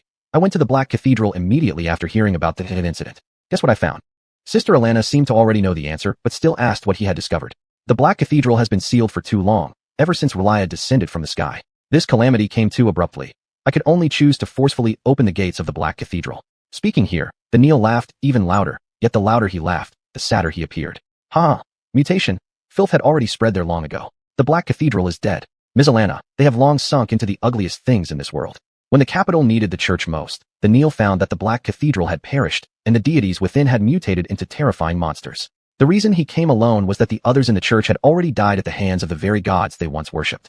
Alana had foreseen this end, and merely felt that the moment had finally arrived. The extraordinary origins inside the Black Cathedral had been tainted by the Boundary Breakers, as she had calculated. The sun god hoped that the church would sustain the existence of mankind. But the gods of the church had long rotted away. The more they tried to rely on powers beyond human control, the deeper they sank into this quagmire. Laughing and crying, the Neo slammed his hand on the chessboard and screamed, "Our oaths are just jokes, Alana. We're finished." Alana remained calm, slowly saying, "That wasn't a joke. The church simply isn't suitable for the hunter's proclamation anymore. Sometimes the truth is the sharpest knife. I've lived for centuries, child. From the moment the sun god sent his prophecy, I opposed humans continuing to use extraordinary power. But when Dalton later realized that extraordinary power would only destroy humanity, he was powerless, so I had to help correct it." The Neil paused. "What do you mean?" The Haley moved her last piece, setting a checkmate on the board. She also laughed, but it was filled with joy. "My dear child, the boundary breaker only happened to find the breach in the high wall. But the real culprit behind the collapse of the high wall is none other than me, sitting right in front of you." The end.